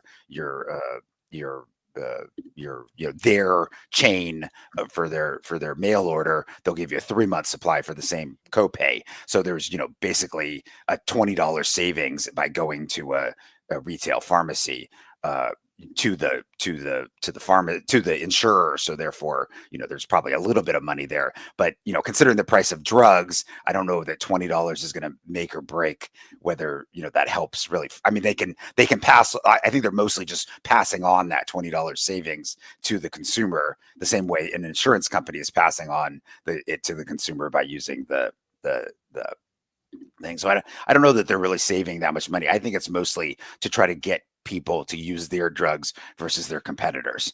And also, as you point out, once you get into the ecosystem, you might end up on another, if you're in Pfizer's ecosystem for one disease, you may end up on a Pfizer drug for a different disease that you also come down with because you're already in that ecosystem and maybe they know something about you and can market to you or whatever. And so, or maybe you end up going back there just because you had a good experience with the one disease that you're taking, and so you just go back there naturally. So I think that might be the biggest issue. And then of course, I don't know. So going back to the dementia one, I'm not sure how much this is really going to help. If the wait time is 1 year, how is Eli Lilly going to reduce that wait time? It's not like they can produce new specialists, right? I mean, like there's only a limited number of specialists. So unless they're going to hire away all the specialists, and so they have them all in their ecosystem, and so they get preferential treatment for times, appointment times. I'm not sure how this is really going to be useful to patients rather than just, I mean, maybe it's a centralized location, and so maybe you can find, you don't have to go out and search 20. I think we've all had that experience. I think that's the idea. You go get a new a new PCP, and you have to go out and like search, figuring out which ones are taking new clients, and so you have to, now the internet's a little bit easier. It's not like you have to go call each individual office. A lot of times you can go to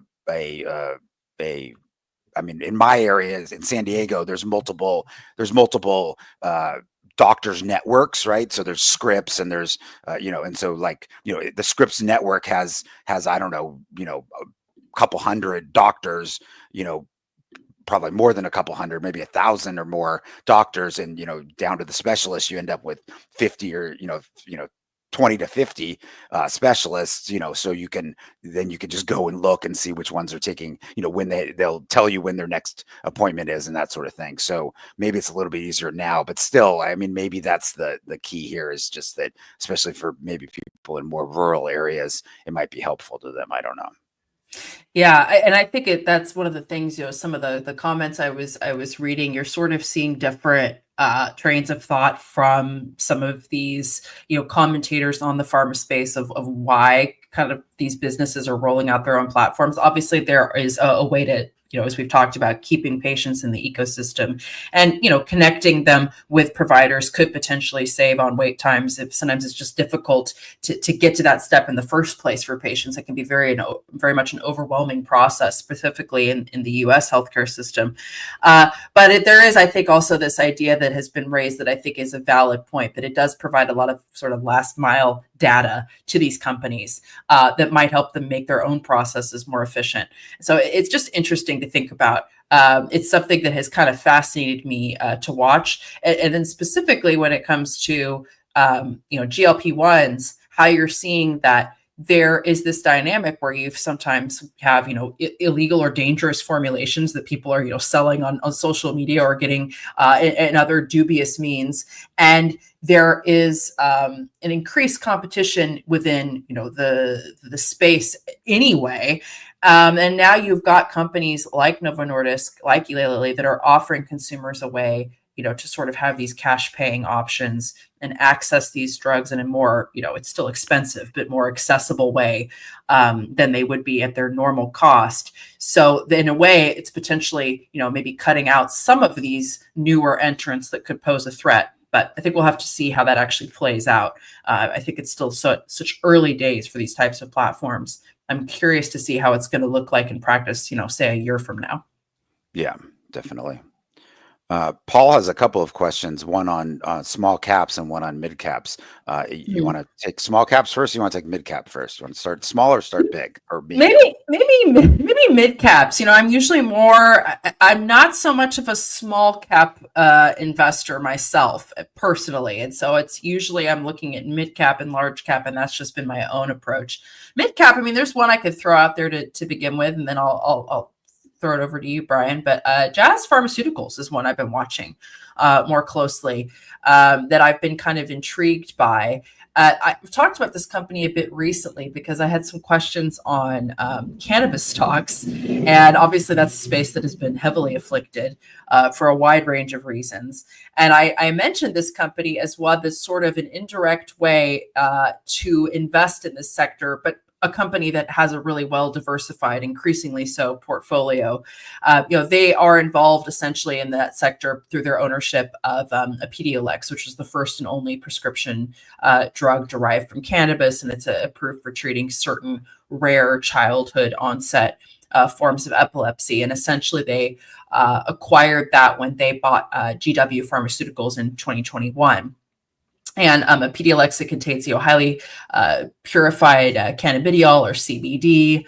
Again, it's a prescription plant-derived cannabis-based medicine. It's administered as an oral solution, and it's approved for the treatment of seizures associated with conditions like Dravet syndrome, Lennox-Gastaut syndrome. But since that time, Jazz Pharmaceuticals has really worked on expanding its neuroscience portfolio. This is a business that's investing in research and development of cannabinoid-based medicines, but also well outside that.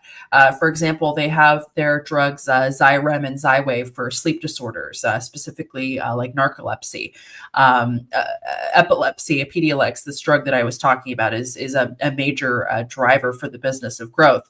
But they've also been really expanding their oncology portfolio. For example, Zepzelca and solid tumors for small cell lung cancer. And this is a company, they operate in the US and Europe. Their headquarters are in Dublin, Ireland.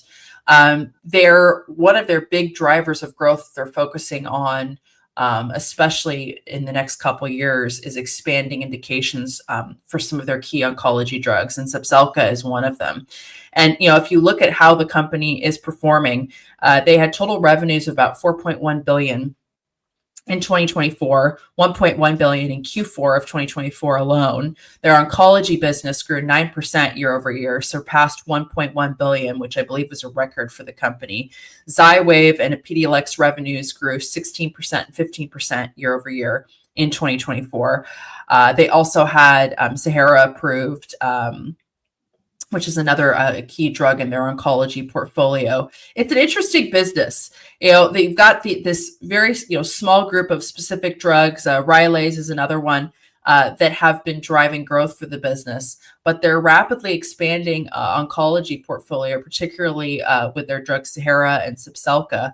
Have really made me more intrigued with the business recently, especially as they're looking to expand to new indications for these drugs. For example, in Q4, the FDA had granted accelerated approval of Sahara for the treatment of adults with previously treated unresectable or metastatic HER2 positive biliary tract cancer. It's an interesting business. It's a profitable business, which is something that they've been doing a good job of establishing a pretty steady track record of, and is something that you don't always see with these types of companies that have really only recently started building a really, profitable, fast-growing portfolio of drugs.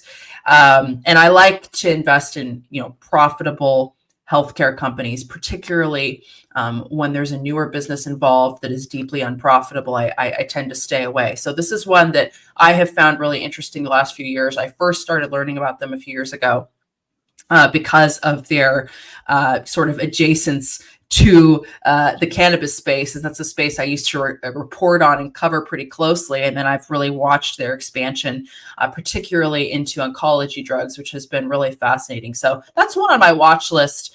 And, if I can stop talking about it and take a vacation, maybe I'll buy some shares.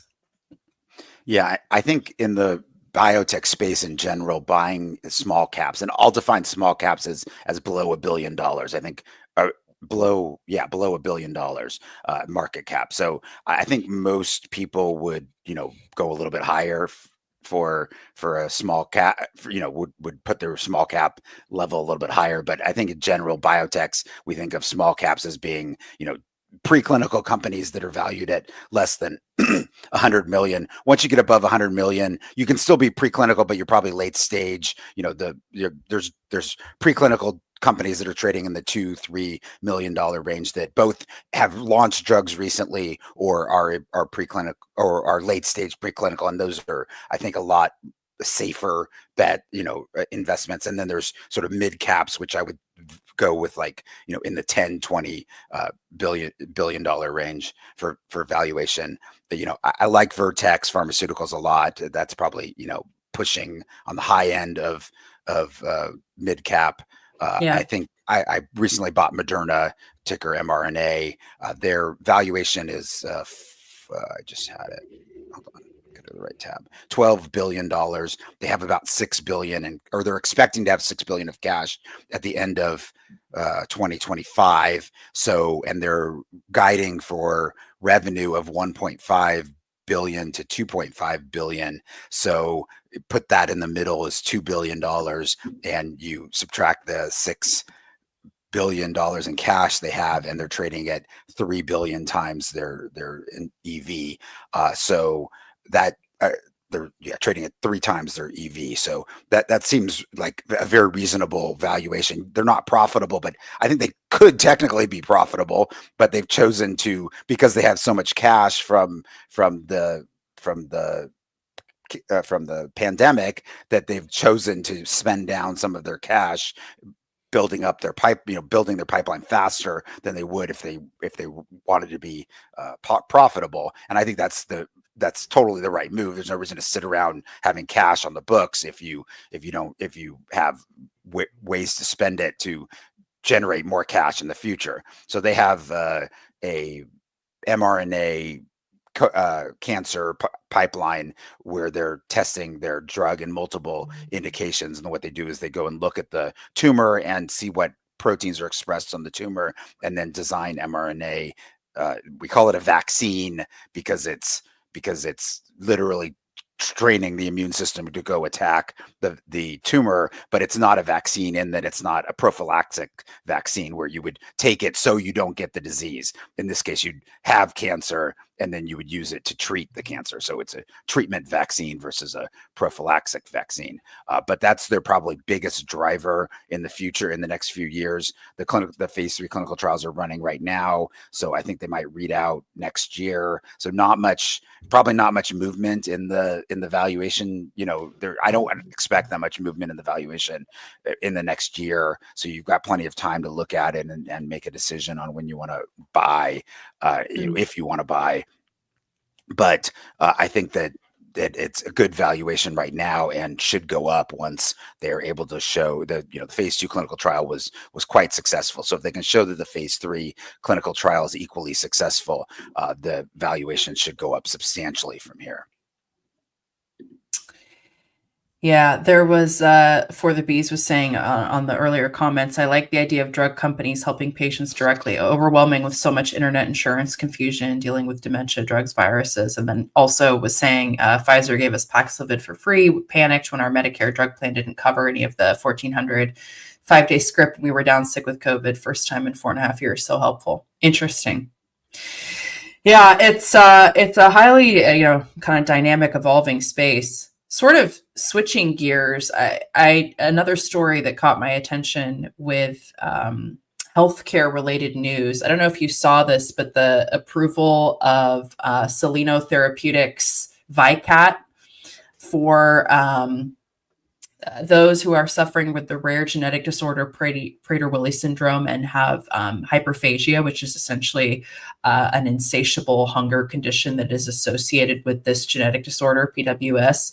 So there was, back in 2000, the FDA approved recombinant human growth hormone for those with this rare genetic disorder, which I'll say just PWS for short because it's too much of a mouthful to say. But there's been many companies since that time that have worked to develop a more advanced treatment for hyperphagia, which is essentially this insatiable hunger condition that is associated with this genetic disorder. And on Wednesday, Soleno Therapeutics sort of had this landmark approval when they received the green light from the FDA for their drug, Vicat XR, which is now the first drug to treat hyperphagia. It is approved for patients aged 4 years and older with the condition. It's a once daily extended release tablet. It's a potassium channel activator.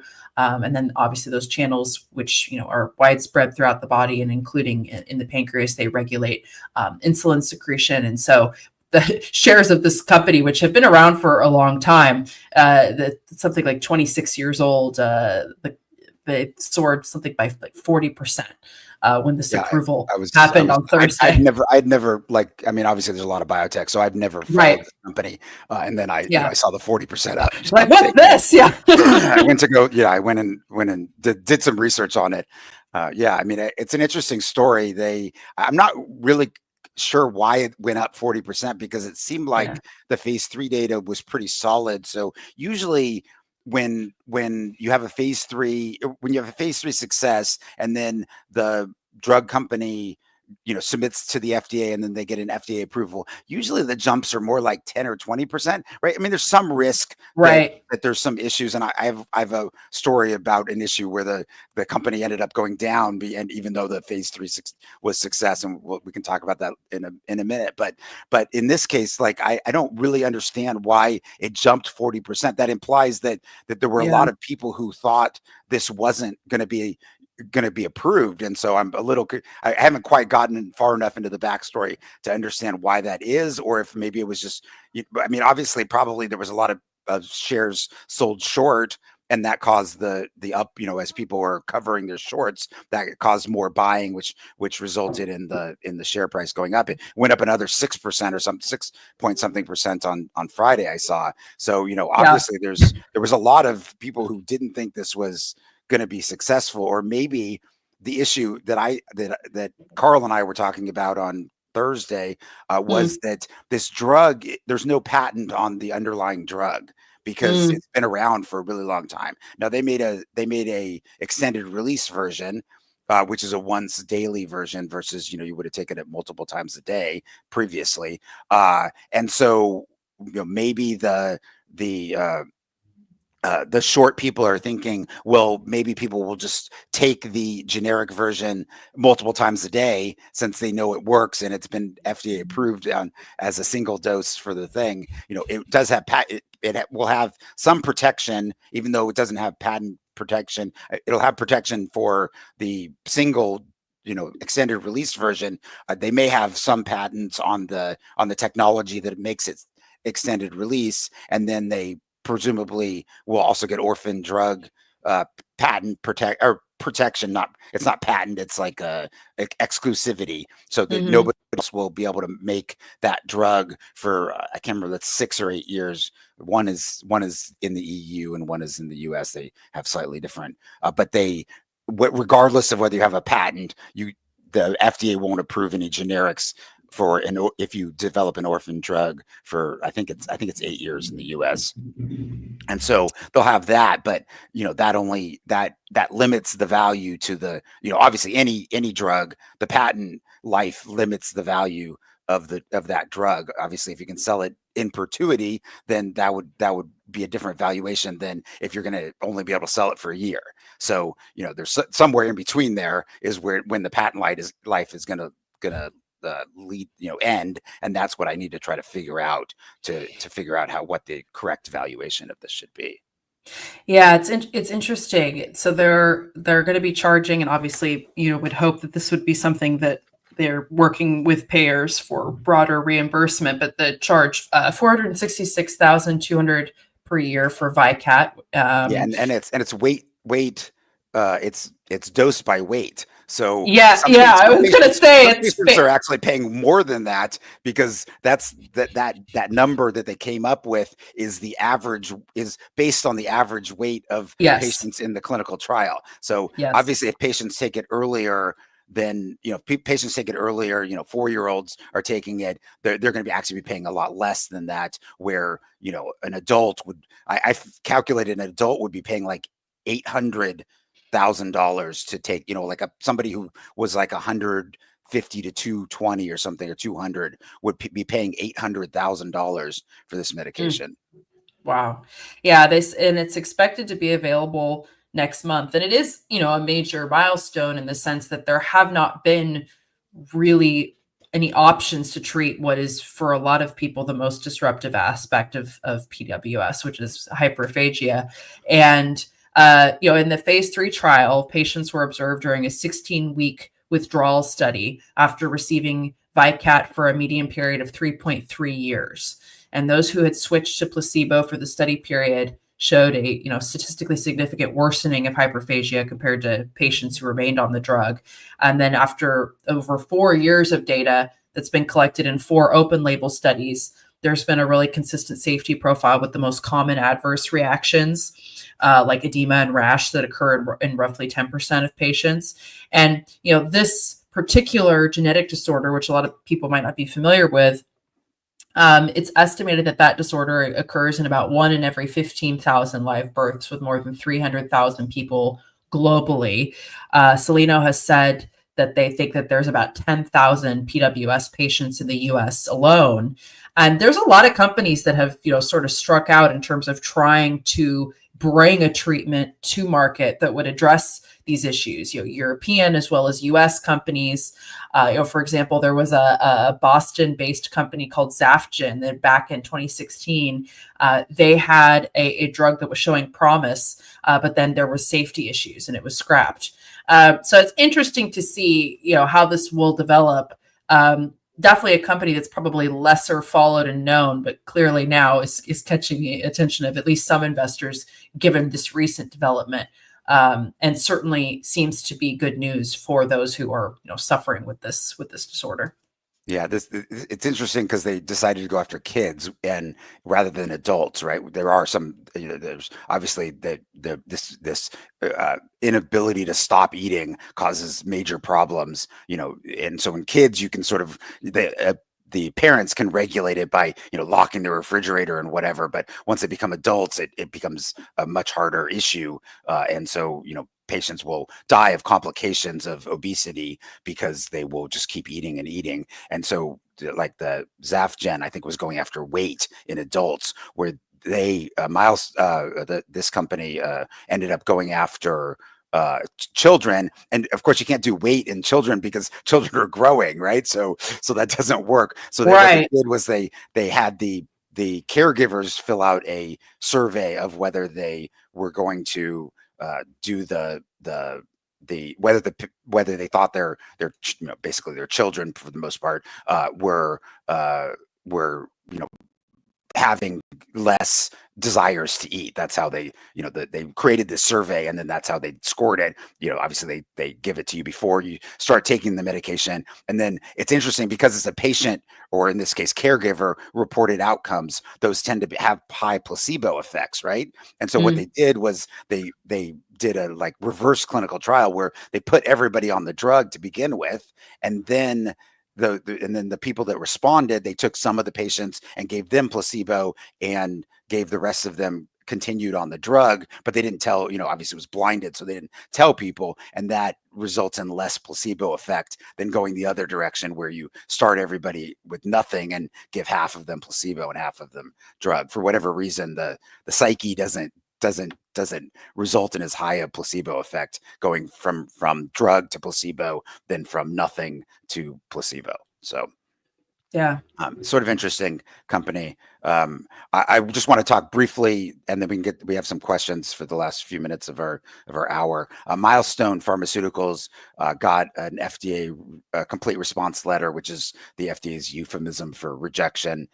This is a small company, so I'm not endorsing this company. It's very, very small market cap. So I just want to talk about the story and not talk about, and I'm not going to talk about whether the company is a good or bad investment right now, but I want to point out something that happened to the company in that they had positive phase 3 clinical trial and they got a rejection. And the reason why they got a rejection has nothing to do with the clinical data. In fact, the FDA said, we don't even need any more clinical data.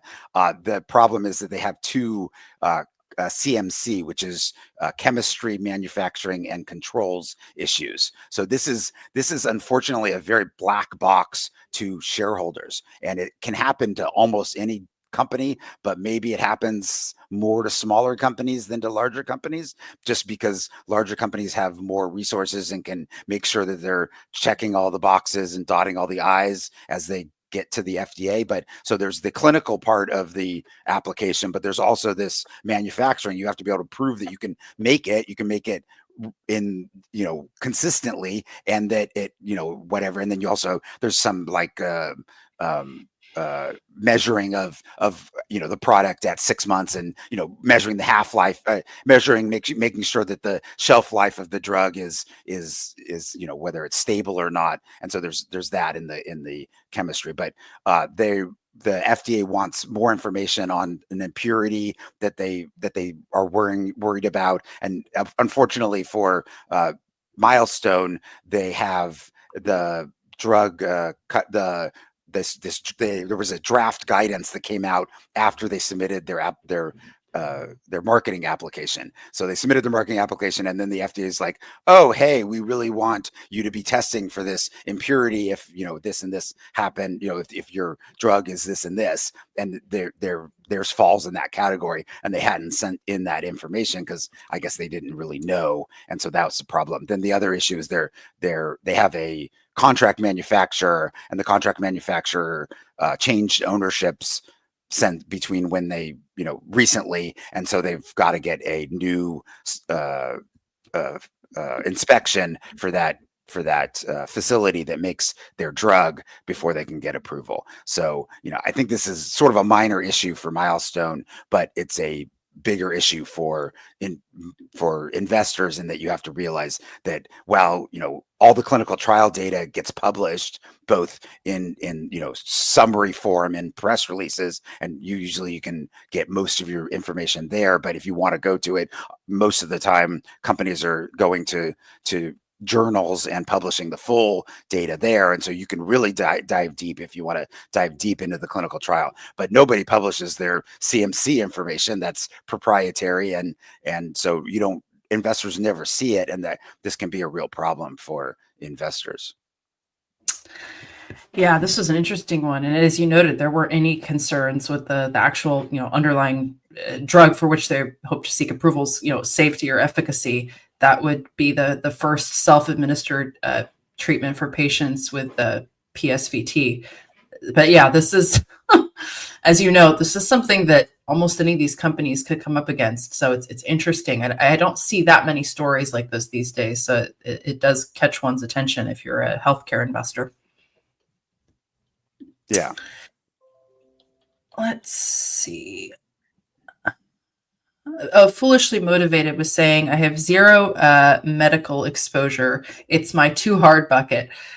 Failed at Moderna, Walgreens, Cigna. Do you have a recommendation or an ETF to get the exposure? And then Vihan had linked different healthcare ETFs. It's actually interesting because Dan Caplinger and I were talking about this last night. We sort of did a show of healthcare ETFs versus investing in individual stocks, and I think that it really depends on the individual investor. There is a lot of research and time that goes into learning about individual healthcare businesses, whether it's a pharmaceutical business or biotech, which I tend to think are much more complicated from a business model structure than, say, a medical device business. And we talk a lot on the show about investing in what you know and investing in what you understand. And I think a basket approach can be really helpful depending on what your interests are as an investor. There are a lot of different ETFs, like Vihan noted as well. One that I've looked at before is the Vanguard Healthcare ETF. There's also the iShares Global Healthcare ETF. And these types of funds do provide really broad exposure to some of the biggest healthcare companies across different sectors of healthcare, like Eli Lilly, like United Health Group, like Johnson & Johnson, Merck, AbbVie, Abbott, Amgen, Pfizer, Danaher, Thermo Fisher Scientific. So you've got everything from pharmaceutical businesses to sort of more pick and shovels plays on the healthcare space to payers, health insurance companies. There are a lot of different ways to invest in healthcare for anyone that's interested in it, but we're all very different in terms of the types of companies we gravitate towards. I know, given Brian and myself, our inclinations, we like healthcare businesses, but there's plenty of our fellow Fool contributors who focus entirely on other areas and have very little, healthcare exposure. So, I don't think there's really any one right way to do that, but I do think that fund investing can be a helpful way to look at the space, particularly if one is newer to healthcare. Another one that I've looked at before as well, and as I've said, I tend to invest in some of the bigger healthcare businesses individually. But another one I've looked at before is the iShares US Pharmaceuticals ETF, because that also contains really a nice basket of some of the biggest companies, as well as smaller ones like, Zoetis, which is a spinoff of Pfizer, Viatris, other companies like Bristol Myers Squibb, which I don't talk about as much. But curious if you have thoughts on that, Brian. Yeah, I mean, I think a basket approach is fine. There's also, as you mentioned, there's the approach of just, I don't like it, so I'm not going to invest in it. Right. I think that's a completely reasonable approach. I mean, I love healthcare, but you're not going to get me to invest in oil. Like, I'm not going to spend the time to try to figure out how to, invest in oil and whether, when I should be, especially being cyclical, I'm going to have to follow it regularly. That's not something I'm interested in doing. So I don't invest in oil. So if you don't want to invest in healthcare because you think it's too complicated, I say don't invest in. I mean, if that's your choice, I completely support you in making the decision not to invest in, because I'm equally as in different areas. So I think that that's a completely reasonable approach. I would just say if you're looking at drug specific ETFs, just realize that most of them are cap weighted, which means you're basically just buying 50% of the ETF is going to be based on the largest biotechs, and we're talking about like Amgen and Biogen and those sort of large cap biotechs are going to be the majority of the total ETF. And so just realize that that's the case. And if you're okay with owning it that way, you can own it that way. I used to recommend the XBI because it was actually equal weighted. Well, I didn't actually recommend it, but you could invest in it because it was equal weighted. The disadvantage there is that to keep it equal weighted, they had to change the weighting every quarter, which means every time there's a loser, you're buying more of the loser and selling the winner to get back to equal, right? So every quarter, there's winners and there's losers, and then to get back, you've got to sell the winners and buy the losers to get back up, and that's not necessarily the best idea in biotech, you generally want to hold on to your winners and not add to your losers. So I didn't ever recommend that one. And so that's the disadvantage of buying an equal weight one, is especially for small caps, is that it's going to be redone every so often. So there's not really a good way in biotech, in my opinion, to invest in an ETF. I think a basket approach is pretty much the only way to do it, both in terms of a risk reward process and a returns process. And so, if you're not willing to try to find 10 or 15 biotechs to invest in, then I would say 0 is your good number to invest in.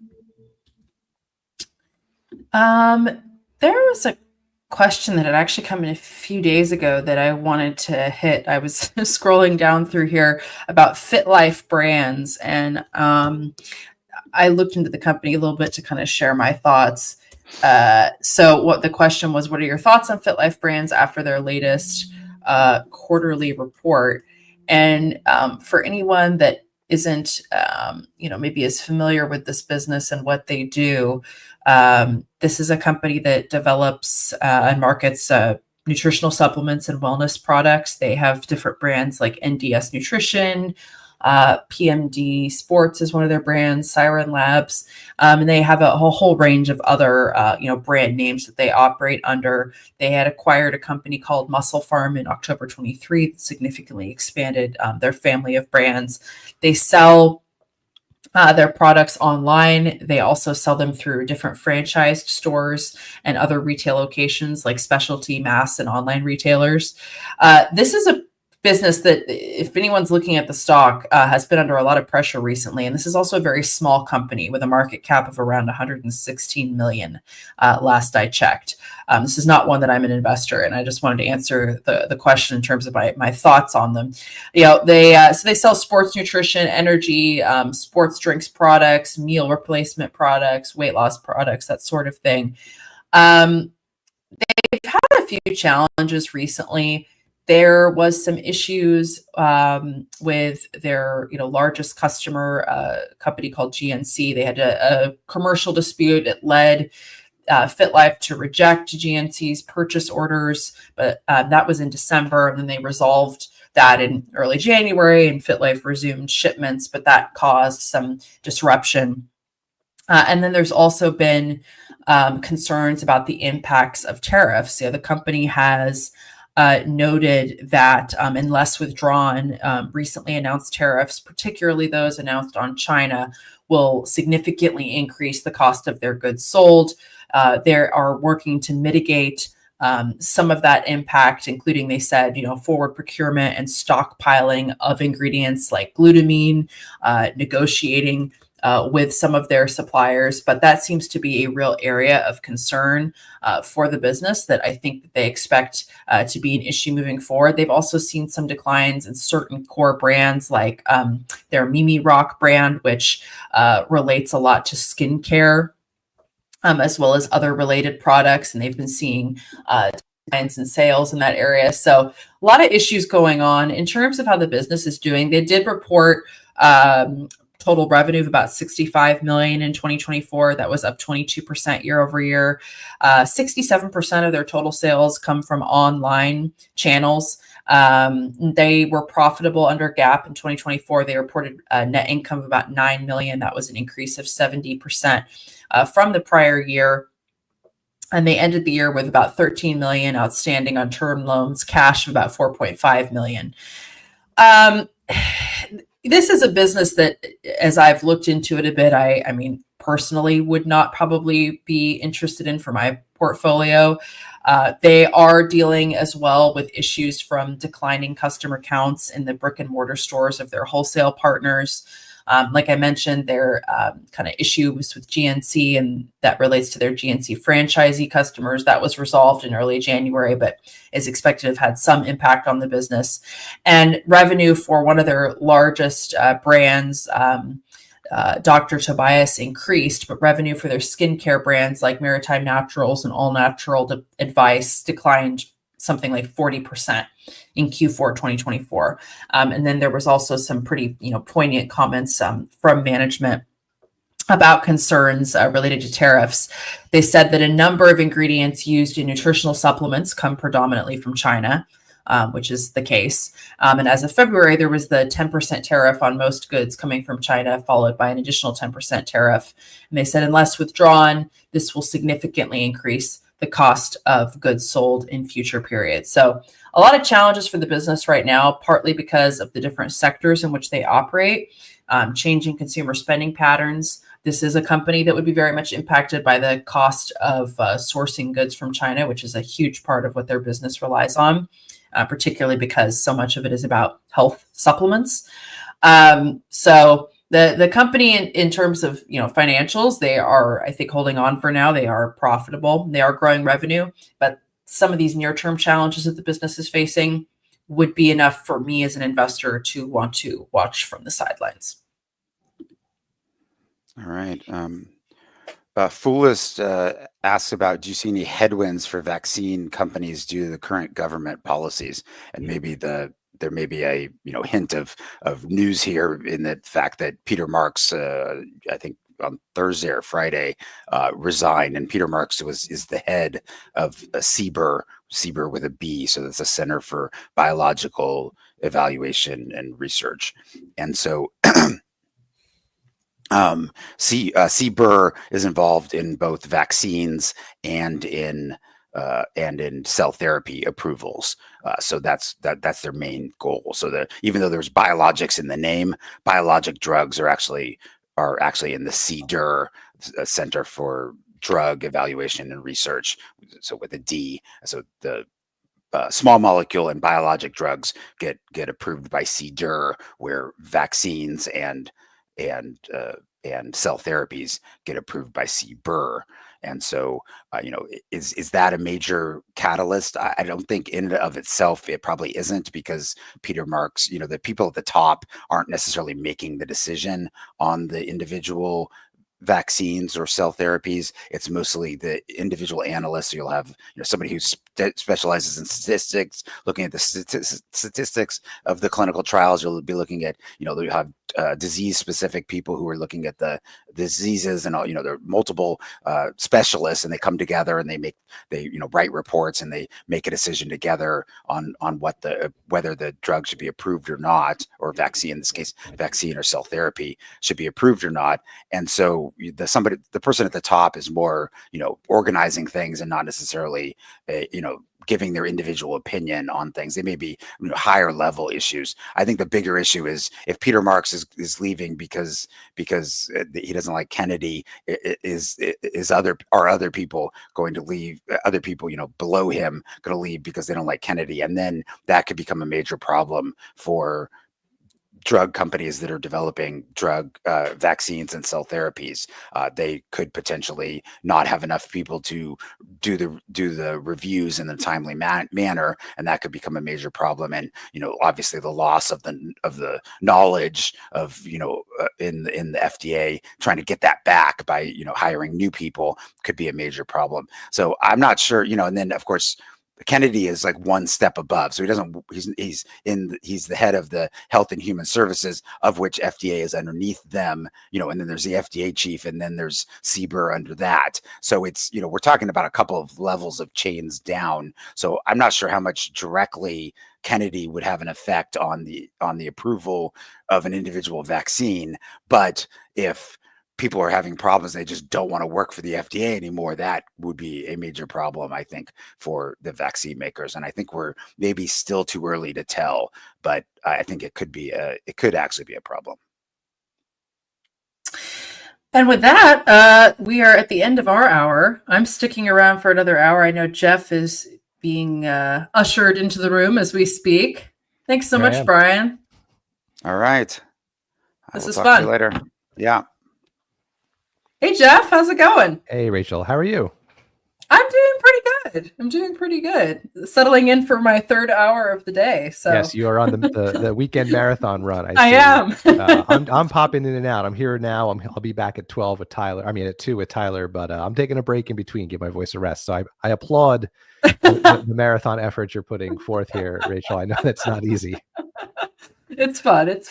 Well, what are we talking about today, Jeff?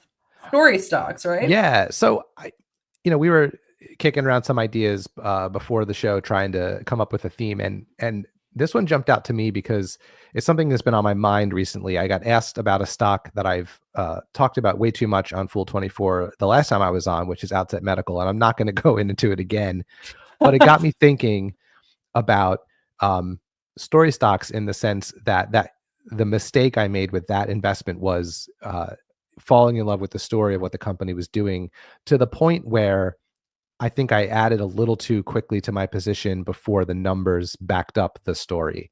And I think that's a fun thing to talk about, because every stock has a story, right? You can tell the story of any investment you make. Why does this company matter? Does it pass the snap test, right? To use a David Gardnerism, if you snapped your fingers and that company disappeared, would anyone care? Would anyone matter? And you can build a story around any company. But for me, there are certain companies where I learn the story of what they're trying to do, and I am like, oh man, I want this company to succeed. Like, forgetting, both as an investor or just as a consumer, or just for the good it's going to do in the world, I'm rooting for this company.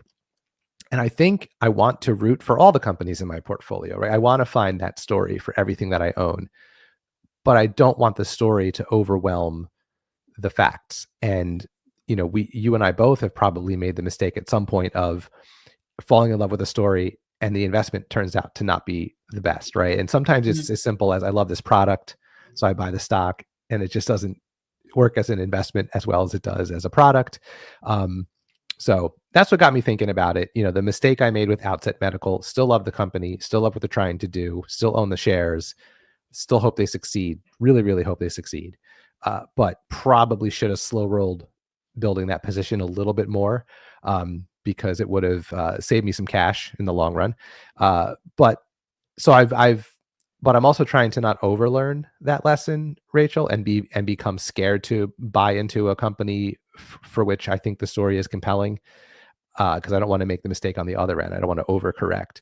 So that's what got me thinking about this idea. So that's my first obvious example, is Outset, right? A story, a cautionary tale of buying into a story stock too soon. I have some others that I can bring to the table and talk through, but I'm curious if you, as you think about story stocks, ones that you want to root for, ones that you own, or even just admire outside your portfolio, what comes to mind for you? Yeah, there's a lot of companies on my watch list that I think I've tried to sort of self-caution as I'm examining, to make sure I'm not getting too caught up in the story, and that there is the fundamentals of the business there that would support it in addition to my portfolio. But I mean, I've talked about kind of like you've talked about Outset Medical a lot. I've talked about Teladoc a lot. That was a business where I very much and I've kind of joked that I still have a sort of play money position in it, just in case, you just never know. But I probably don't see the company recovering. And that was, I think, one of those types of situations where, for that particular stock, I saw the expansion of telehealth, like a lot of investors did. And I saw the way in which there were so many favorable tailwinds for that industry. And I wrongly assumed that those tailwinds would inevitably flow down to Teladoc's business for the long term, well outside of the, sort of unique environment that was encapsulated within the pandemic. That's not turned out to be the case. And there were a lot of very specific issues with Teladoc related to that. They massively overpaid for a number of acquisitions they made during COVID, and they have yet to recover from the series of impairment charges that have resulted from that in the years that followed.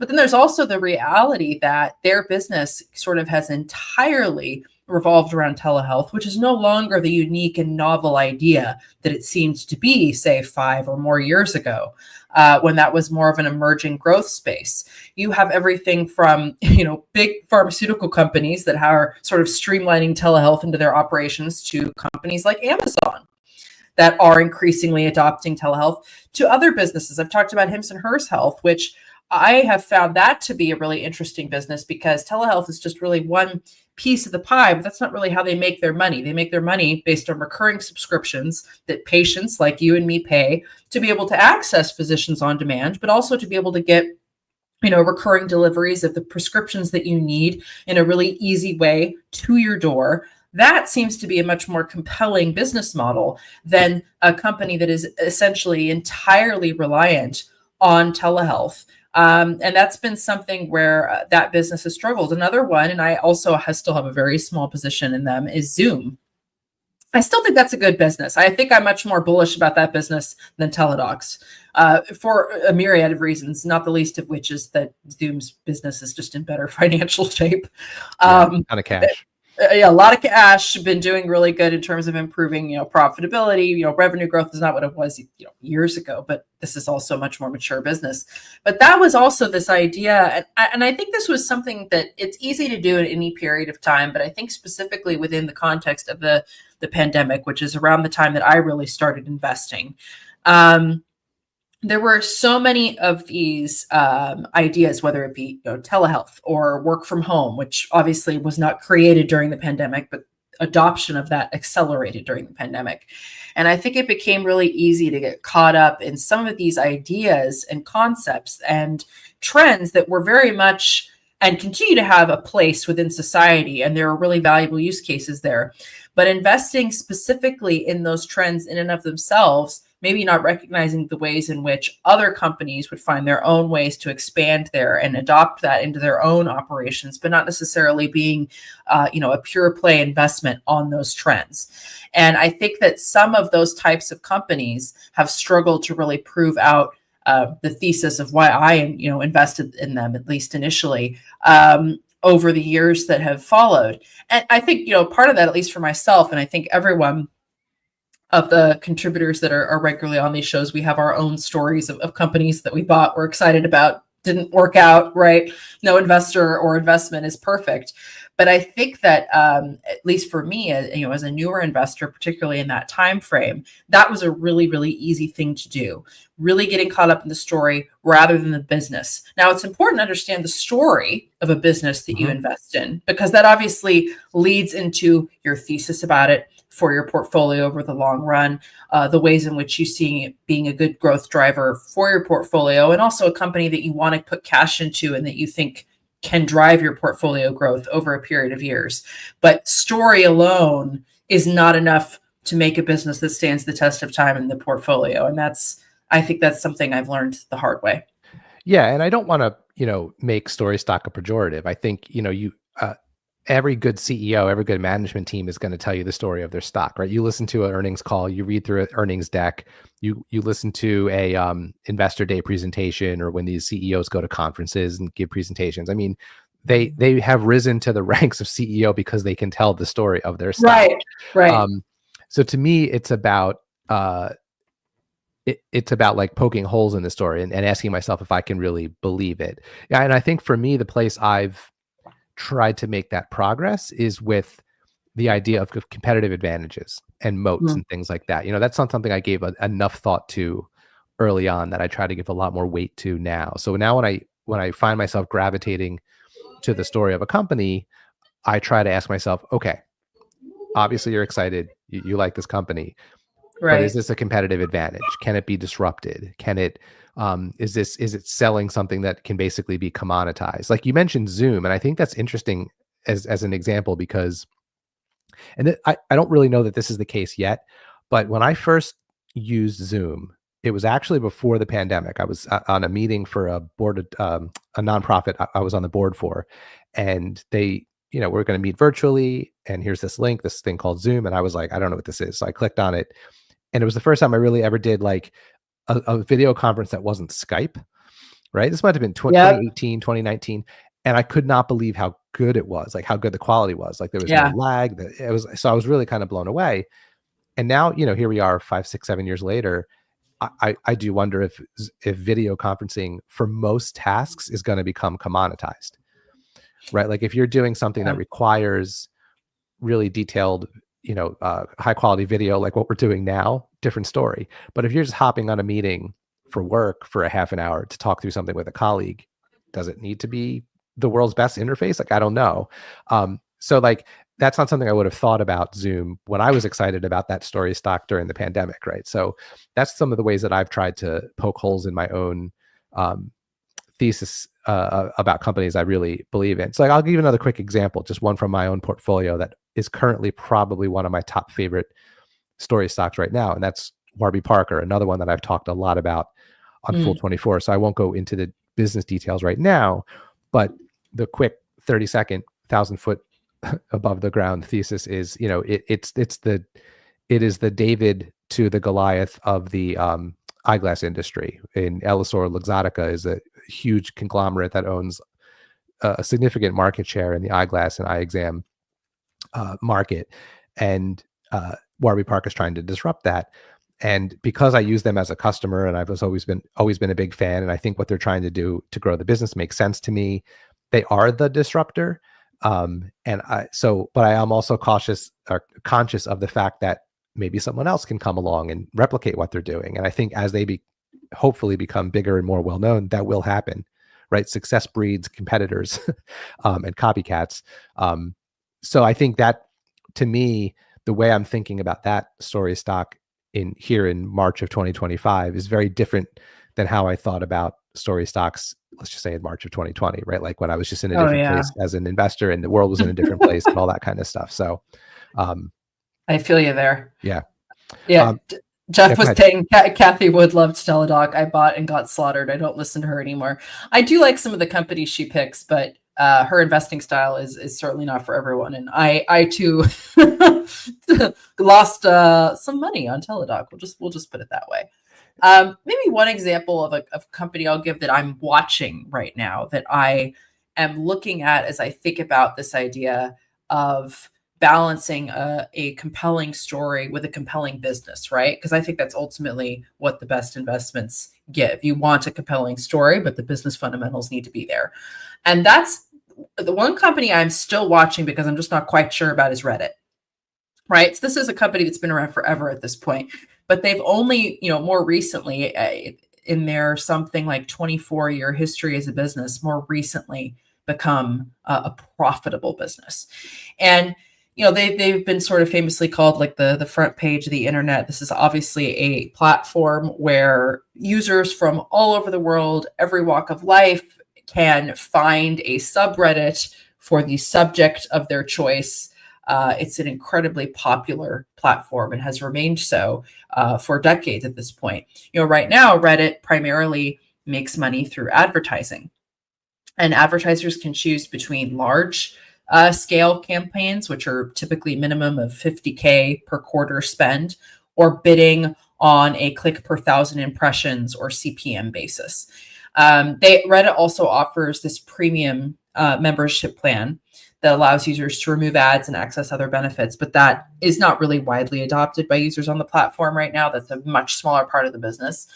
And so there are certainly many great examples of companies that rely almost entirely on the trajectory of ad spend to drive their business. So Reddit is certainly not the only one. But it's been interesting to me to think about how, sustainable is this over the long term, and particularly with them, maintaining their obligations to shareholders as a publicly traded company. Something they did more recently that we saw reporting on is that they've entered into these data licensing agreements with companies like Alphabet and OpenAI, allowing them to use Reddit's content to train their AI models, and that this could and is becoming a significant revenue stream for Reddit. And they've also been exploring other ways to monetize their user base. They are saying, as of their recent earnings summary, that some of their data licensing agreements are really starting to pay off financially. And as noted, you've got some of these major players in the AI revolution that have signed deals with Reddit to train their AI models on its content. And speaking of story, there was a comment from management that in 2024, Reddit was the 6th most Googled word in the U.S. And that's this idea: people are looking for answers, advice, or community. They're turning to Reddit. They claimed a profit of about $30 million for I think it was their third quarter. And I can't remember their profits for the full the fourth quarter. I think they were still operating a net loss for the full year. And something else they've been working on as well is AI translation, so readers can convert posts between languages like English, French, Spanish, Italian, and that's been a key driver of user growth. But for me, looking at this business, as I think about how, this data licensing agreements are a newer, more nascent source of revenue for the business. But then you think about in the long run, are the companies that they are licensing that data to train their models, could those models at some point in the future outpace interest in Reddit's platform? Obviously, there's a difference. There's the social community aspect on Reddit. People go on there to, socialize online with other people around the world, to ask questions, to vent, whatever the case may be. But there is that question of how there could be this really nice dynamic between these companies that need the data to train their AI models now and Reddit, but how could that change in the future? And then what does that mean for Reddit's business? And then is Reddit able to further monetize? So that's an example of a company that I'm looking at these elements right now, and I'm still trying to determine what I think about it for my portfolio in the long run. Yeah, Reddit's interesting to me because until very recently, I didn't really use it regularly. I would use it more often when I would just Google something and the top results would be Reddit results, which, by the way, is I think a smart move by Reddit. Whatever they did to make sure that they're always near the top of the Google search results is smart. But having heard other people constantly refer to it and be regular users, I actually downloaded the app and I made an account and I started to check it out, and I immediately saw why it's so compelling. The best thing I can compare it to, the reason I think it kind of clicked for me is, at least, I don't know, maybe this is unique to someone of my age in terms of like when I grew up around the internet, but like I have long been finding like forums for things I'm interested in, right? But it's like you have to find the specific thing. So let's just say I have a Honda Accord, right? So I can find a Honda Accord forum to ask questions about my specific Honda Accord. And let's say I'm really into fishing. I'm not, I'm just picking a random thing. You can find many forums about fishing. The thing about Reddit that's great is you can find everything, right? It's like there's not searching around for individual forums. You can just go there and there's a subreddit for the thing you're looking for. The thing that's held me back from thinking of it as an investment, Rachel, myself, is I want to see over a little bit of a longer time what changes they make as a public company to the platform and how the users respond to it, right? Because like if you think about any of the other large social media networks that we all know, right? If you think about Facebook or Instagram or oh my God, I'm drawing a blank, Twitter, thank you, or now X, like the user experience on those platforms now compared to when they were either private companies or newly public companies is vastly different. Like very, very, very different. Like I can remember when my Instagram feed was entirely or 90% things I actually wanted to see. And now it is mostly ads and mostly certain, algorithmically driven things and not others. Like as an example, I happened to search up my mom's Instagram account the other day and saw months of posts that never crossed my feed. Right. So for whatever reason, the algorithm is keeping me away from my own mother. But like my point is just to say, like, that was not how it operated 7 years ago, 10 years ago. Yeah. So my question with Reddit is, it's got this loyal user base. People love it. People are active users of it. What does it look like when Reddit is twice as big of a company as it is now, or 4 times as big? If Reddit can grow to Facebook size or to Twitter size in terms of use and users, does the experience degrade to the point where it becomes a place where people are like, I'll go find a different thing, like some people have with the existing social networks. So, and I think that's the hard thing. I think that's the thing they're going to have to balance as a company, and that can change the investment thesis, right? If that drastically changes over time. Yeah. There was a question that came in about I believe Paul was referring to the Kyndryl short report, ticker KD, but I wanted to answer that really quick. So for anyone that's been following this business, the Kyndryl is a spinoff of IBM. They provide IT infrastructure services. They help design, build, manage, and modernize enterprise IT systems. But with a real focus on managed services and consulting for businesses. So they manage the IT infrastructure of their clients, whether it's from IBM or another vendor. They help companies transform their legacy IT operations, including moving IT services to cloud platforms like Amazon, Google, Microsoft. And they have been really focusing as well on growing their consulting business, expanding their AI-powered operating platform. And there's been some issues the company has dealt with a little bit more recently in the sense of they inherited a lot of low margin contracts from their former parent company, IBM. And that has been a situation where Kyndryl has been actively working to renegotiate and restructure those deals to improve their profitability, as well as sort of divest themselves of these lower margin contracts. So in the short term, that has meant that revenue has taken a hit. In the long term, I think that's really key for the business to be able to grow and succeed as their own, publicly traded entity. Another thing as well is they divested their a platform that was called the Securities Industry Services Platform, which basically provides wealth management and capital markets software solutions. And that is something that they divested, and that's also contributed in the short term to revenue declines.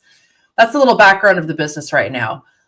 Last week, I think it was on Thursday, one of the more well-known short sellers, Gotham City, released a short report, after which shares of Kyndryl promptly fell something like 13 or 14% that day.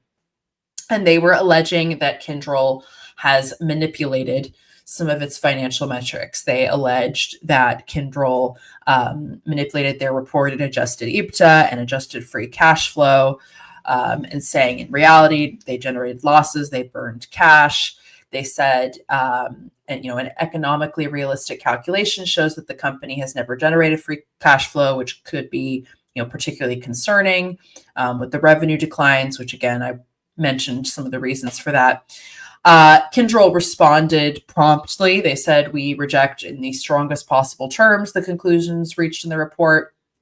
They believed, and they said, a spokesperson said, quote, that this was designed to manipulate the company's stock for the short seller's benefit.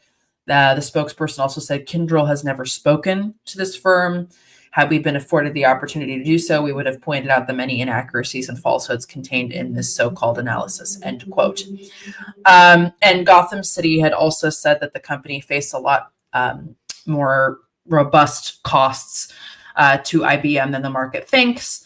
And they think that those escalation in costs will unravel some of the, quote, narratives that they believe the company has relied on to boost the stock.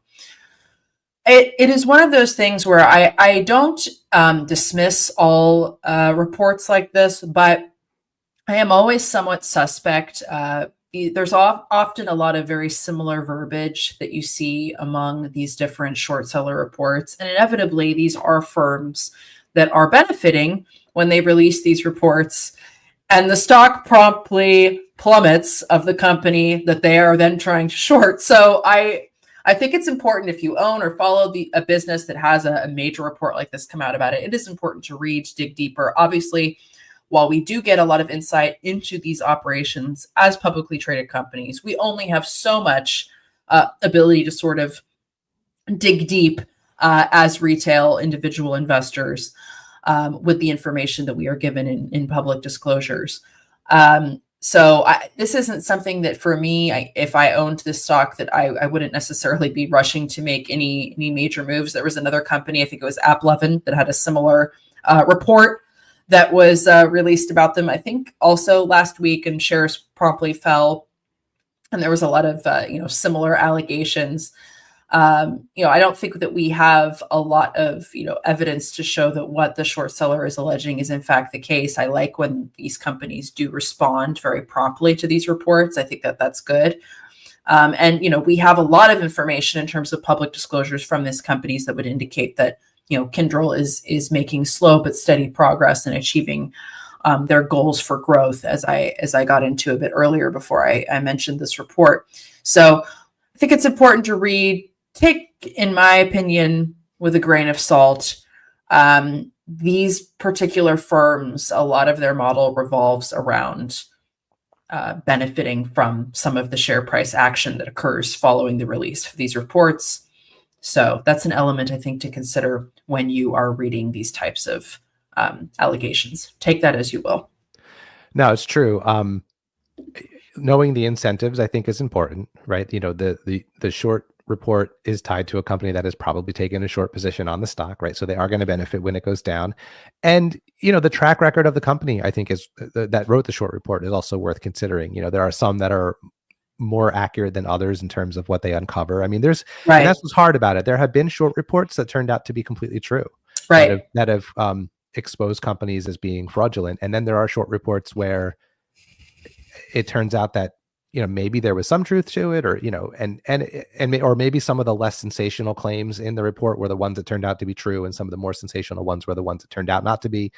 And, you know, the company keeps plugging along. I mean, one that I'm sure there's been others in stocks that I own that I'm not thinking of, but for whatever reason, one that really I just remember vividly when I owned then Square, now Block.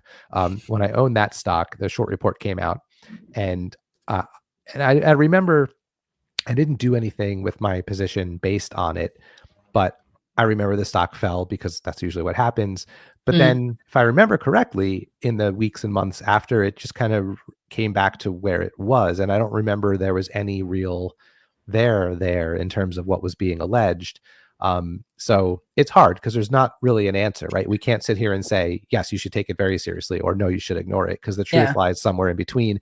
I guess for me, what I try to do, or will try to do the next time this happens, is certainly read it.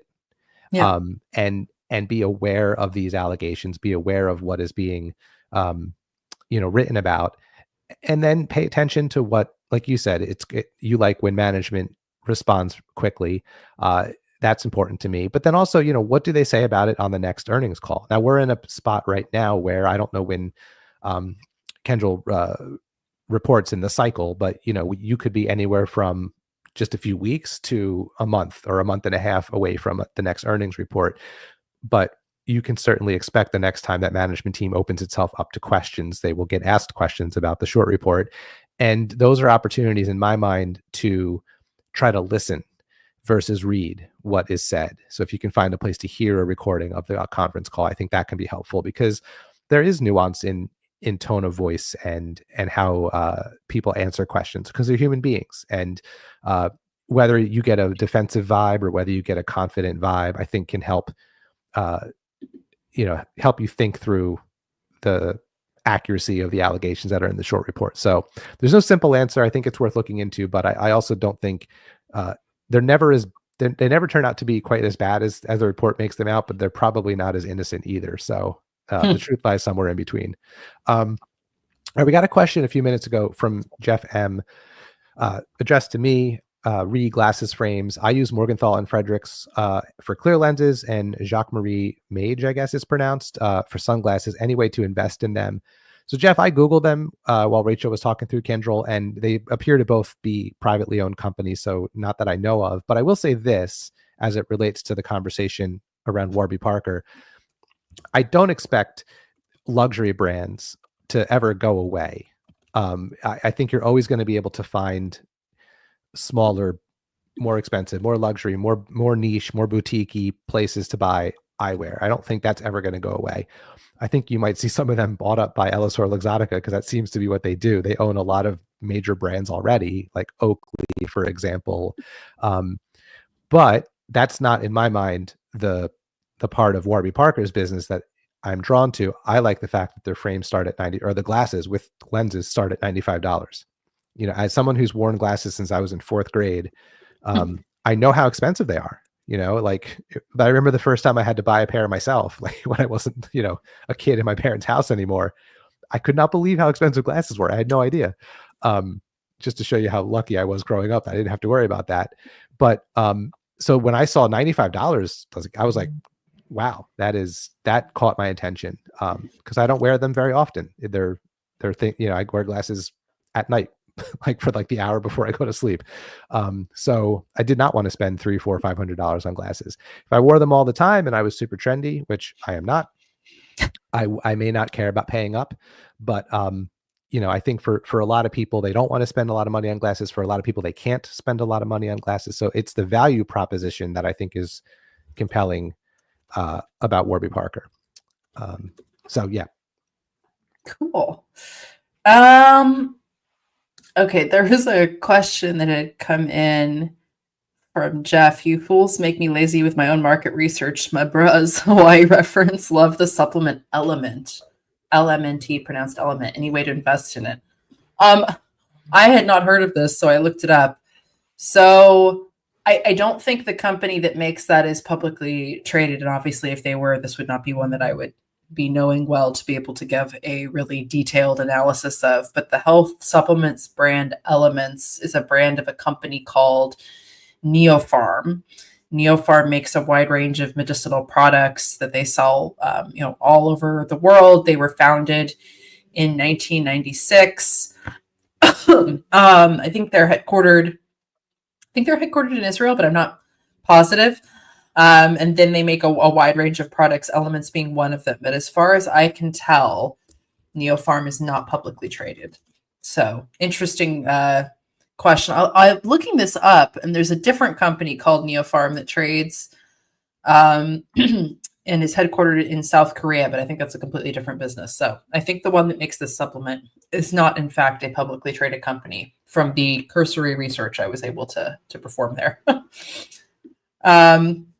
Let's see.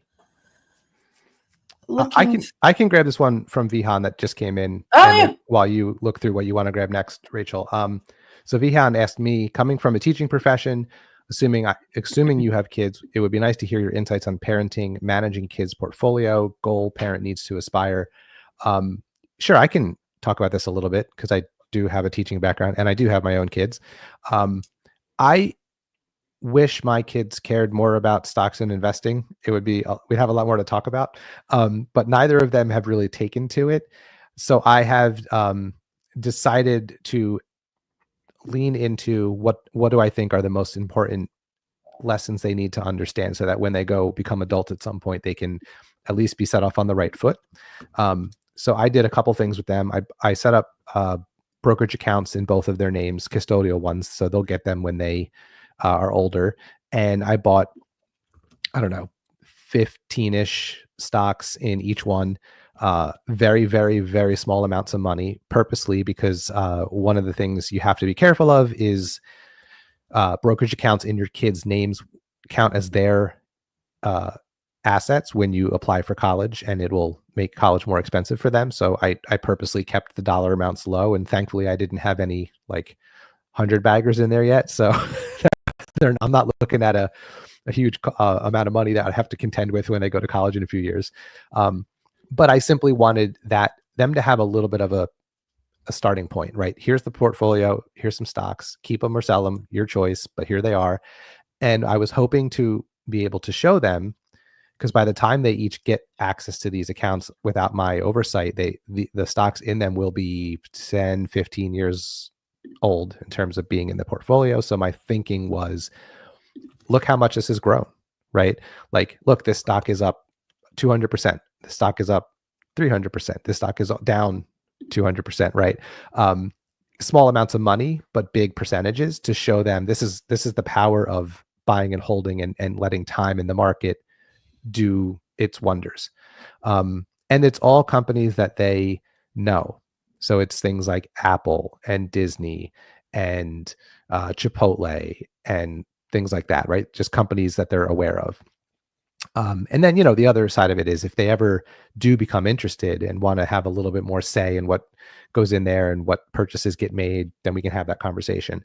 The only other thing I would say that I did with my older son, because he is old enough to have summer jobs, when he got his very first paycheck, we sat down together. I opened up a Roth IRA for him. I told him the only rule while you live in my house is 10% of everything you earn, you set aside and keep track of. And every summer, when the summer's over and you're done working for the year, I'm going to take that 10% and put it into your Roth, and it just goes straight into S&P 500 index fund. And I told him, you're 15, this is when he started. If you just do 10% of everything you own into this and do nothing else, you'll be fine. That's the only message I want him to take away from this. So if he can build the habit now before he's used to making 10% more, of just putting that away, paying himself first. I figured that sets him up for success when he's older. So I kept it very simple, Vihan, in terms of that, because they don't have an interest. And one thing I've learned both as an educator and as a parent, if you start pushing a kid to learn something or care about something they don't, they will push away. And so I tried to boil it down to the really essential life skills I wanted them to have, and that's kind of where I'm focusing. I could do a whole hour on this, but I won't. But that's a quick answer to Vihan's question. No, that's great. There was actually a question a couple days ago that I wanted to answer about a European renewable energy company. Let It Ride had asked thoughts on ticker DNNGY, which this is a company that trades on the OTC markets. That is the ticker for Ørsted AS Unsponsored. They're a Danish multinational energy company. They are the largest energy company in Denmark. They've been facing some kind of notable issues recently. So they primarily develop, construct, and operate renewable energy products. This includes offshore and onshore wind farms, solar farms, energy storage, and renewable hydrogen facilities. They are also focused on developing and operating, really a wide range of renewable energy products around the world. They are involved in Power-to-X technologies, which uses green electricity to produce fuels for industry and transport, like renewable energy, renewable hydrogen and green fuels. They operate in multiple countries right now, including in Europe as well as in the US, which I'll get to that in a minute because there's been some challenges there. They plan to expand in further regions of the world, including in Asia. Specifically, Taiwan is a market that they have been evaluating, but they've been facing some kind of notable challenges recently, including a wide range of financial losses and project delays. So back in, what would this have been? Back in December, they announced that they were divesting shares in 3 U.S. Solar and battery storage projects to a company called Energy Capital Partners. They've been in the midst of sort of a long-term divestment program. That value of that particular transaction was about $572 million. They also said that this last year, so in 2024, they had raised approximately $734 million USD in upfront proceeds for these projects from their tax equity partner, which is JP Morgan. But shares of Ørsted got hit quite hard at the end of January after they announced some major delays and also increased costs for one of their most widely followed projects, which is their Sunrise Wind project. That is basically a major offshore wind farm that they've been working on in the US, in the United States.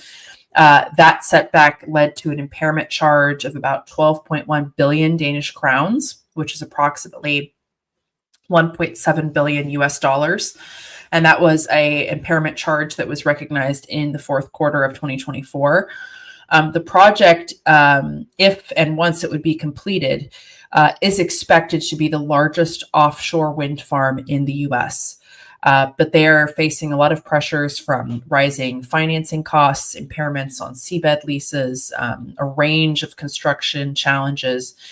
There was also the suspension by President Trump of new federal offshore wind leasing. And there has been kind of numerous comments from the more recent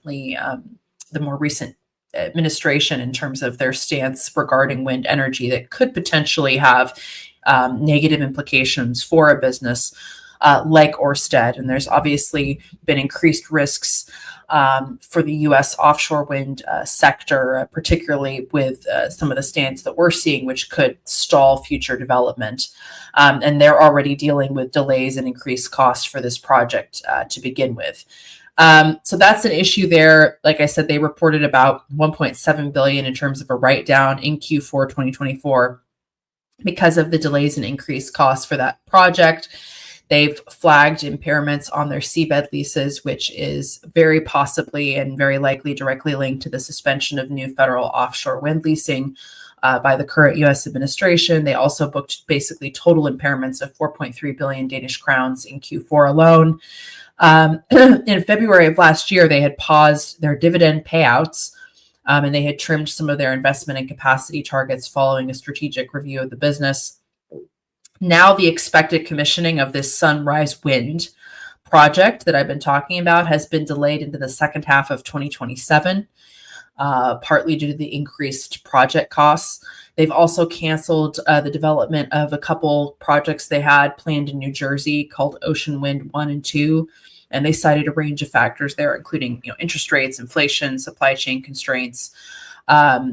Supply chain bottlenecks have certainly, and particularly as it pertains to monopile foundations, have really contributed to project delays and cost increases as well.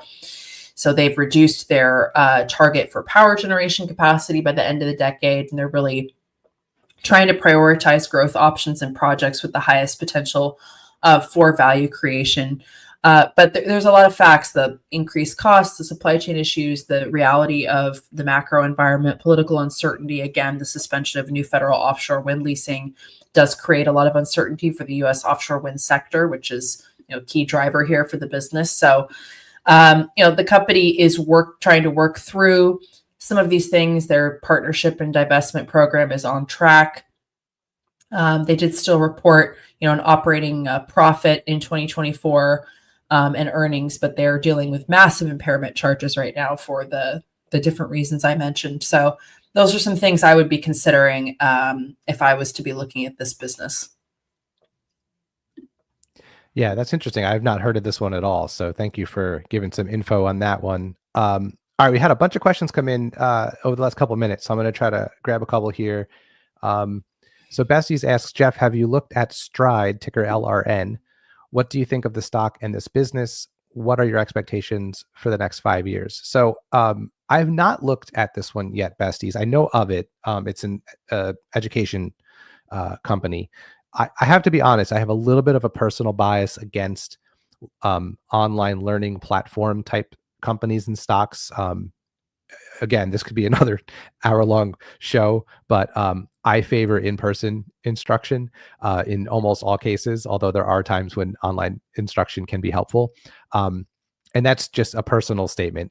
The reason I've not looked into it as a company is there's a lot of companies like this out there, and I just feel like it's to the earlier conversation we had about story stocks when I was saying how I'm very careful about competitive advantages and moats and things like that. Like, I don't see what stops any other business from saying we're going to be an online learning platform and starting one, right? I guess there's network effects and things like that, but they all seem kind of similar to me. And this is me not having really dug into the company. So just understand that I don't have a super informed opinion about this particular company. That's just why I stay away from this sector generally. Tied to that same conversation, For the Bees said, Jeff, so helpful. Please do 1 hour on this. Our nephew heads out walking AT Tuesday. Graduating engineering in 3.5 years. We'll start him with a Roth. Do you favor any brokerage? I use Fidelity. That's all I can tell you. It's the only one I know. That's the one I've used. So not an endorsement necessarily, but I've not used multiple ones. So I don't really have a comparison. That's just the one that I happen to use. So, but yeah, I maybe that's a fun hour-long topic for down the road sometime with Rachel or with anyone else who's interested. Something about investing for kids, things like that. So yeah, that's a good suggestion. All right, anything you want to grab, Rachel? Yes. Let's see. Oh, there was, where did it go? I lost the question. Oh, Vion this was to both of us, was saying, Jeff, Rachel, say there's another 10 to 15% pullback in the market from current levels. Where would you consider adding to your existing positions versus building new? I think there's so many companies that I have my eye on, many of which I've talked about a lot in recent shows. I think I'm very much in a place where I want to build new positions in companies that I don't currently have one. And I've talked a lot about some of the companies in the retail space like Costco and Lululemon and TJX companies that I find really compelling. I talked about earlier today, I'm still a bit on the fence with Reddit. So I'm pondering that. There's a whole range of healthcare companies that I have for many years now either talked about or written about almost every day. And so for disclosure and trading, obligations, have been unable to actually buy shares. And so there's a lot of those types of businesses in pharmaceutical, medical devices, biotech. I think that, there's always opportunities in the market. I think it's very, possible that we will continue to see further pullback. It's very hard to predict these things. And I don't want to, sit here and pretend I have a crystal ball and that I can prognosticate and know what the market will do next. Because I don't think there's really any way for anyone to accurately say that. But we do see that there are a lot of dynamics against the backdrop of the market right now that, while maybe not being directly related to the stock market itself, are impacting investor sentiment and therefore are impacting a lot of the movements that we're seeing in the market.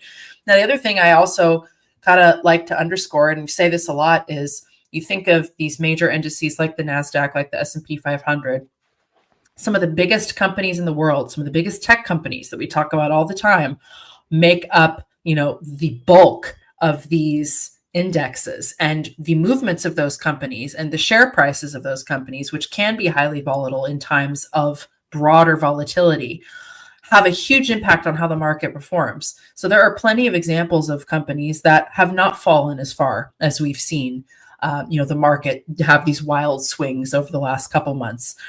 There's companies that are trading in, broadly speaking, very positive territory. So I think it's important to sort of dissect the movements of the market from the movements of individual stocks that you're interested in, and then looking again at businesses.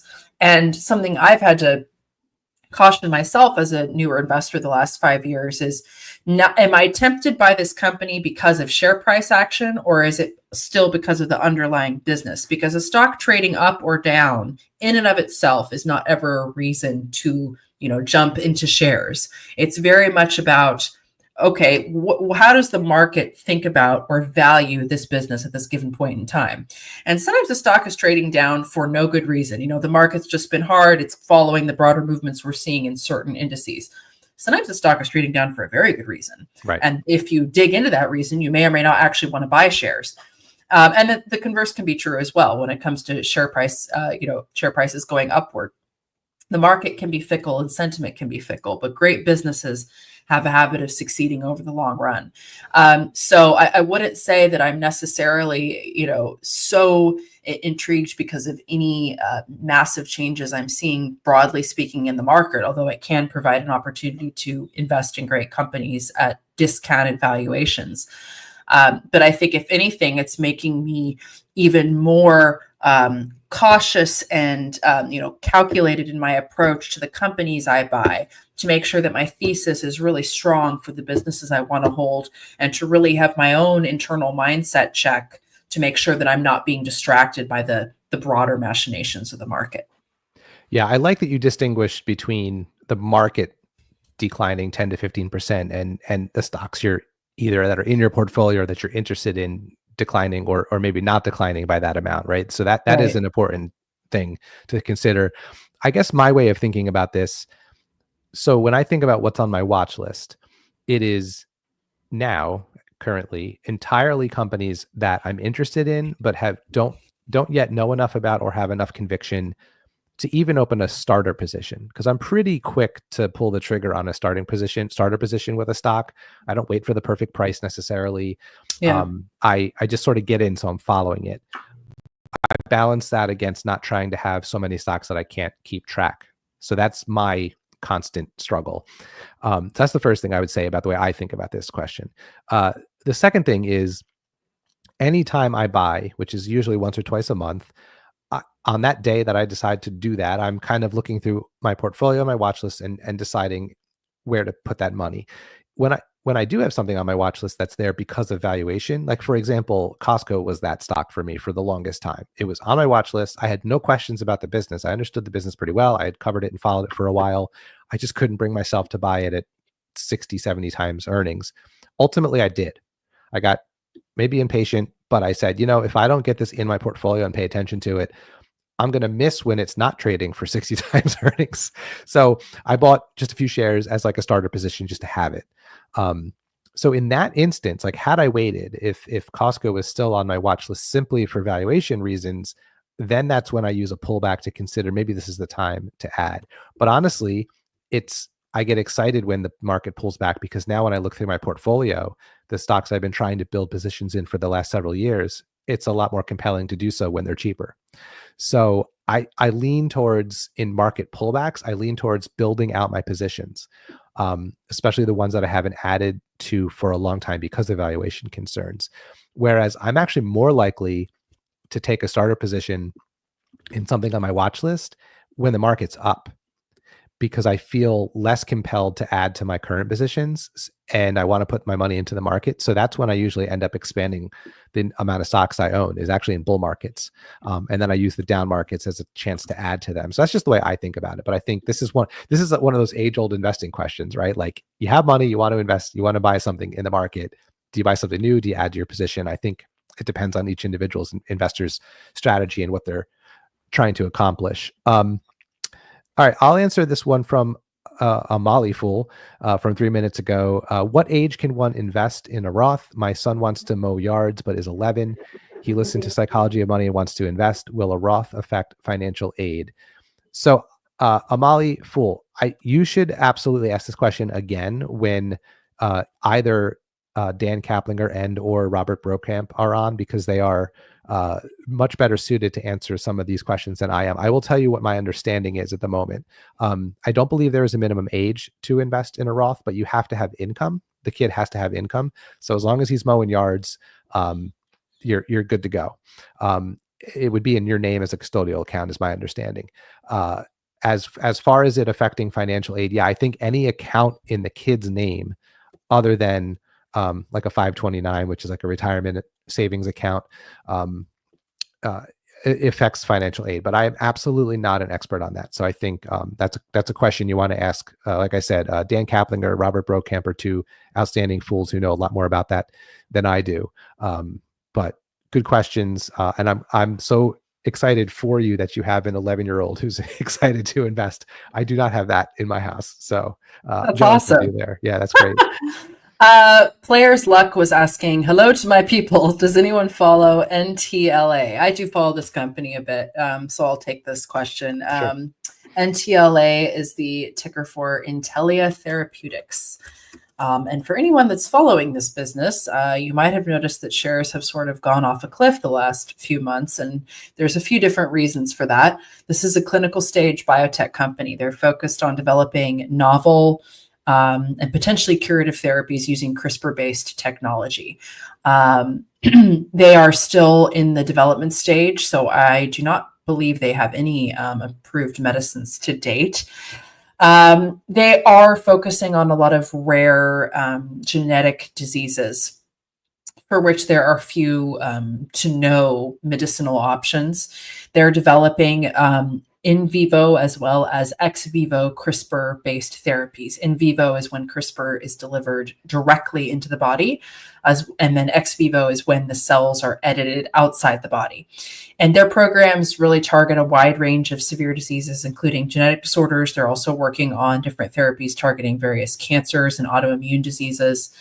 They have formed collaborations with several bigger companies like Novartis and Regeneron to advance their pipeline. And they have been working on a range of programs for genetic diseases like sickle cell disease, hereditary angioedema, and transthyretin amyloidosis, to name a few. Now, the recent developments with the company that have been part of the share price volatility that has occurred, they sort of reorganized their business in early January 2025. They announced that they were also going to be scrapping some of their clinical programs to focus on their most advanced and promising candidates. And they enacted a series of job cuts and, sizing down their infrastructure as a business.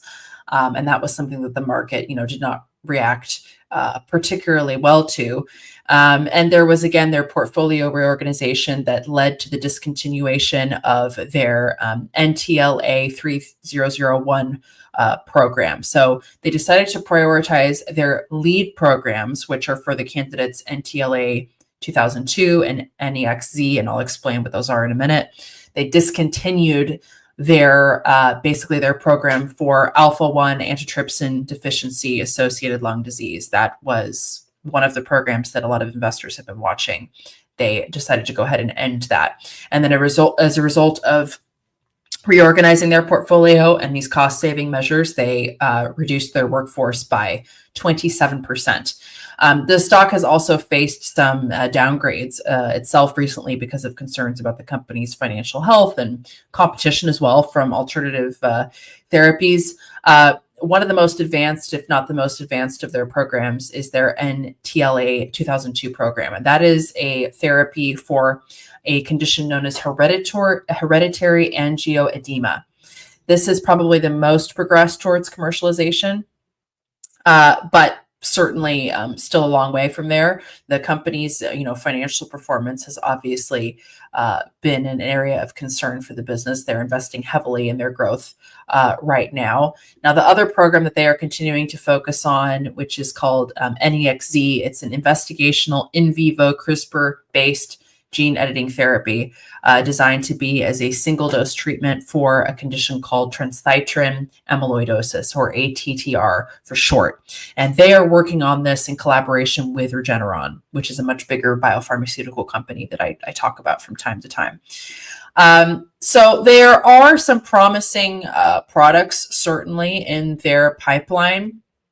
As I mentioned, the company has been going through sort of some major changes recently of scrapping some of their, candidates, as well as, reorganizing their workforce. They did announce a few days ago that they received the Regenerative Medicine Advanced Therapy, or RMAT designation from the FDA for NEXZ, that product that I mentioned, that is one of their more advanced candidates.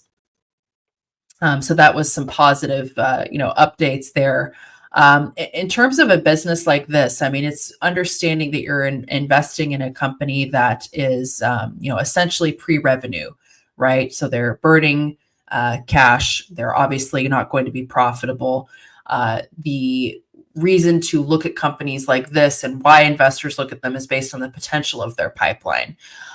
Their candidates are promising, but are certainly not without competition. And I think that's one of the biggest worries that some investors have for the stock. They had about $862 million in cash equivalents and marketable securities on their balance sheet as of the end of 2024. The two major programs to watch now that they have scrapped these other ones are their NTLA 2002 candidate for hereditary angioedema, and then their transthyretin amyloidosis NEXZ candidate. Now, for the NTLA 2002 candidate for hereditary angioedema, they do plan to submit their biologics license application in the second half of 2026. So they are hoping to launch in the US in 2027. So at this point, they are still 2 years away from having a commercialized therapy on the market. So bear that in mind if you're looking at this business. Those are some thoughts to probably incorporate into your research for this company. Yeah, that's great. Any of these companies involved in CRISPR, I find absolutely fascinating. Oh, very. But yeah, it's been in my too hard pile for a while now. So I love coming on and learning more about them when you dive in. So thank you for covering that one. All right, we are at the top of the hour. The Rachel Warren marathon continues. I'm stepping out. Tyler Crowe is stepping in, and then I will be back to rejoin Tyler in an hour. So Rachel, this was a fun hour. Thank you for spending it with me. Tyler, it's all yours. I'll see you in 60 minutes. Looking forward to it, Jeff. And I'm also really happy that I get Punchy Rachel on hour 4 of the Sunday Rachel Marathon. Yeah, Punchy Rachel, the best Rachel. Thank you, guys. Punchy Rachel's here. Oh, I have my coffee, so I'm good. Well, that's great. It's a little late where you are for coffee, though. I mean, come on. I know. Well, Who knows what are on our mugs at 9 o'clock at night? Yeah, I mean, actually, is this coffee or is it something else? It's, for me to know and you to guess. So we're gonna do a little Ask Us Anything. We did a couple hours yesterday. So Rachel and I have covered quite a few things here. Trying to digging through some new ideas, maybe some more questions. I do see some ones that are in the queue recently and older that I think you, or anybody in between can handle. But at the top of the hour, I just want to always do the customary disclosures. We're here to share our thoughts, our expertise, our views, our personal opinions. Maybe we can give some personal advice on great red wines that go well in a coffee mug, but when it actually comes to personalized financial advice, that's something we just can't do. And so apologies for that. If you are looking for professional advice, please go seek out a paid professional. That's what they're for. If that's what you're looking for, is that professional advice. That's what you're going to need to do, because you're not going to get it from us. And also, for those of you, full members know this, but for those of you who may be joining us for the first time from YouTube Live, we have a Slido for the queue of questions that we have. You can see it down on the Chiron there as it goes by. Go to slido.com, enter the code FOOL24. We don't do comments on YouTube because we want to keep everything in one place so we can have Motley Fool members as well as free side people asking at the same time. Keeps it in a nice, neat queue so Rachel and I can see what's coming in and answer it on the fly. So with that, I'm going to give Rachel a little bit of break because she's had a little bit of a while to talk today, and I thought I would do a few minutes. The opening soliloquy that we tend to do on these hours. Yes, and I'll do mine. I'll do mine today on a news article that I sent to Rachel earlier today, and it was kind of I don't know what to make of this news article. So there is a wonderful newsletter from a guy by the name of Bill McBride. It's called the Calculated Risk Real Estate newsletter blog. I can't remember if it's newsletter or blog. Either way, I would, anybody who is interested in real estate, I would highly suggest to become it's a free newsletter. I think there's a paid version, but there's a lot of stuff on the free thing. So anybody who's interested in real estate, I would highly suggest going to sign up for Bill McBride's Calculated Real Estate. It's fantastic. It's very replicable. It's like on a repeat every month. It's kind of the same data, same information, but updated every month. And I find it very informative. And I sent it to Rachel today, and it was actually the article from a couple days ago, because it's Sunday, we get to catch up on our emails, maybe watching the kids at the park while we're watching emails. Also, I'm a little bit in the market for a house eventually. I don't know, I got kids, all that stuff. Do that thing where you just kind of voyeuristically look at Zillow and homes.com and all that stuff, and watching prices and things like that. And things have been getting interesting. And at least, I've seen some curious questions looking at stuff online.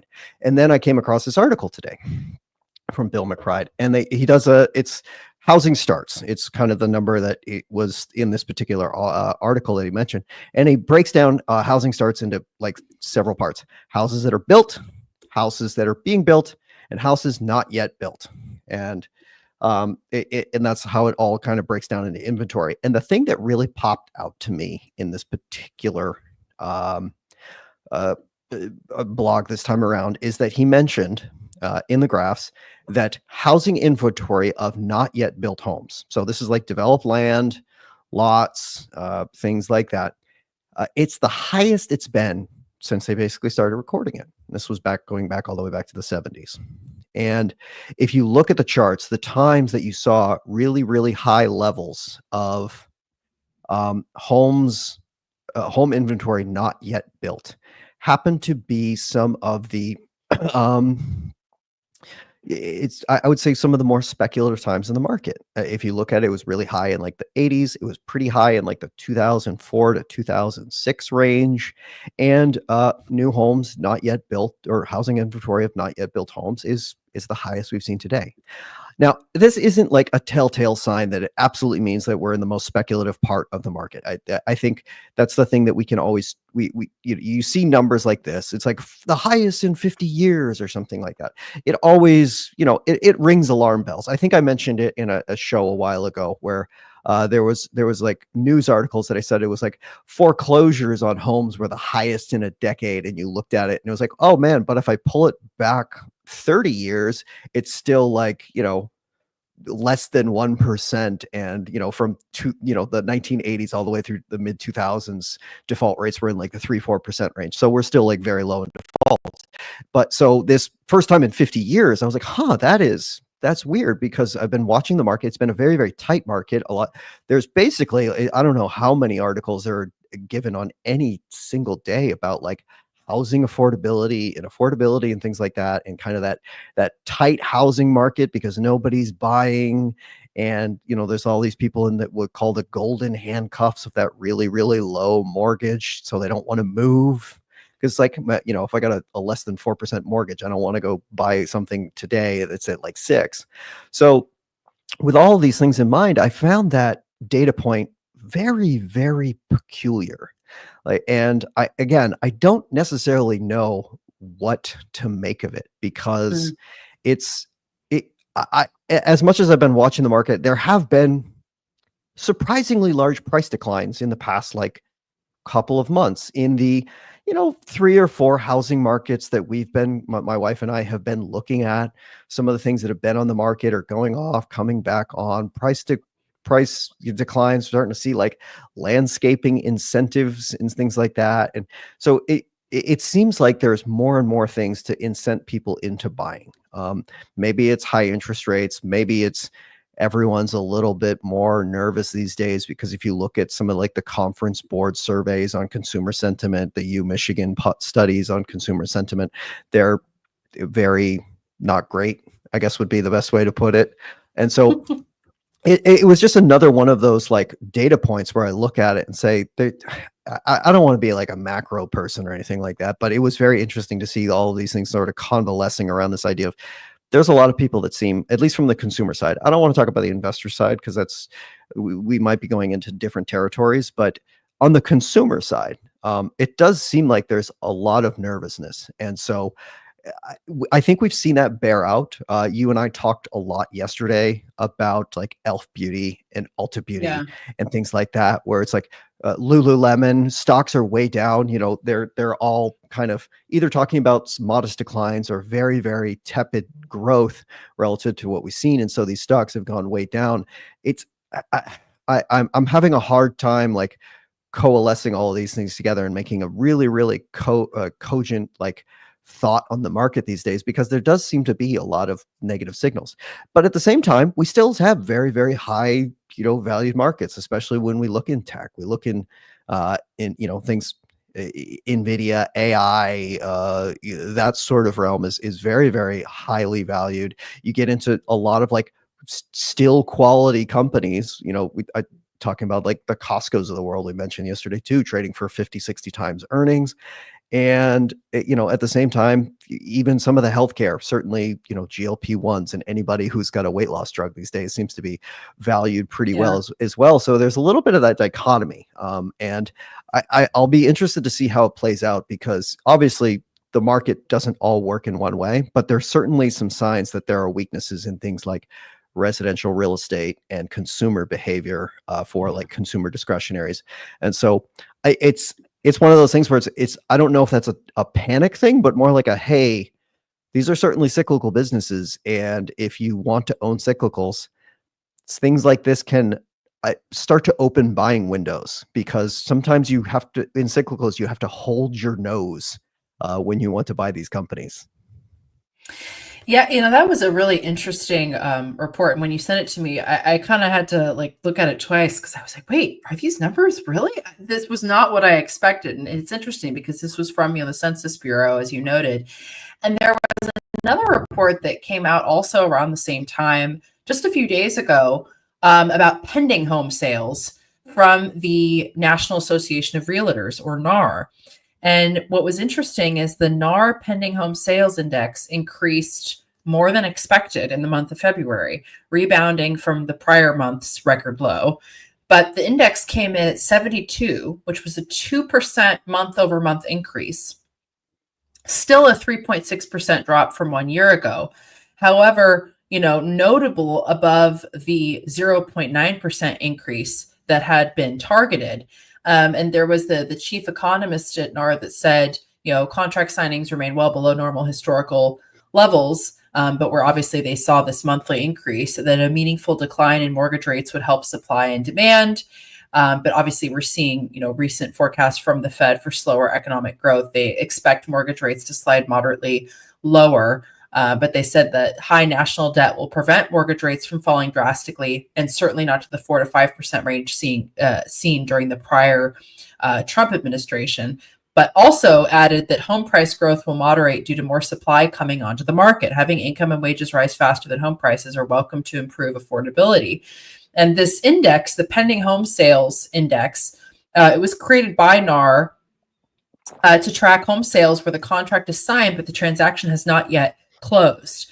And an index of 100 is equal to the level of contract activity in 2001. It's a leading economic indicator of future existing home sales. So while down significantly over the years, and especially over the last few years, you are seeing these modest upticks. It's interesting to consider. I mean, we think about since 2001, pending home sales still have fallen 29%. Existing home sales have fallen 16.5% over that 20 plus year time frame.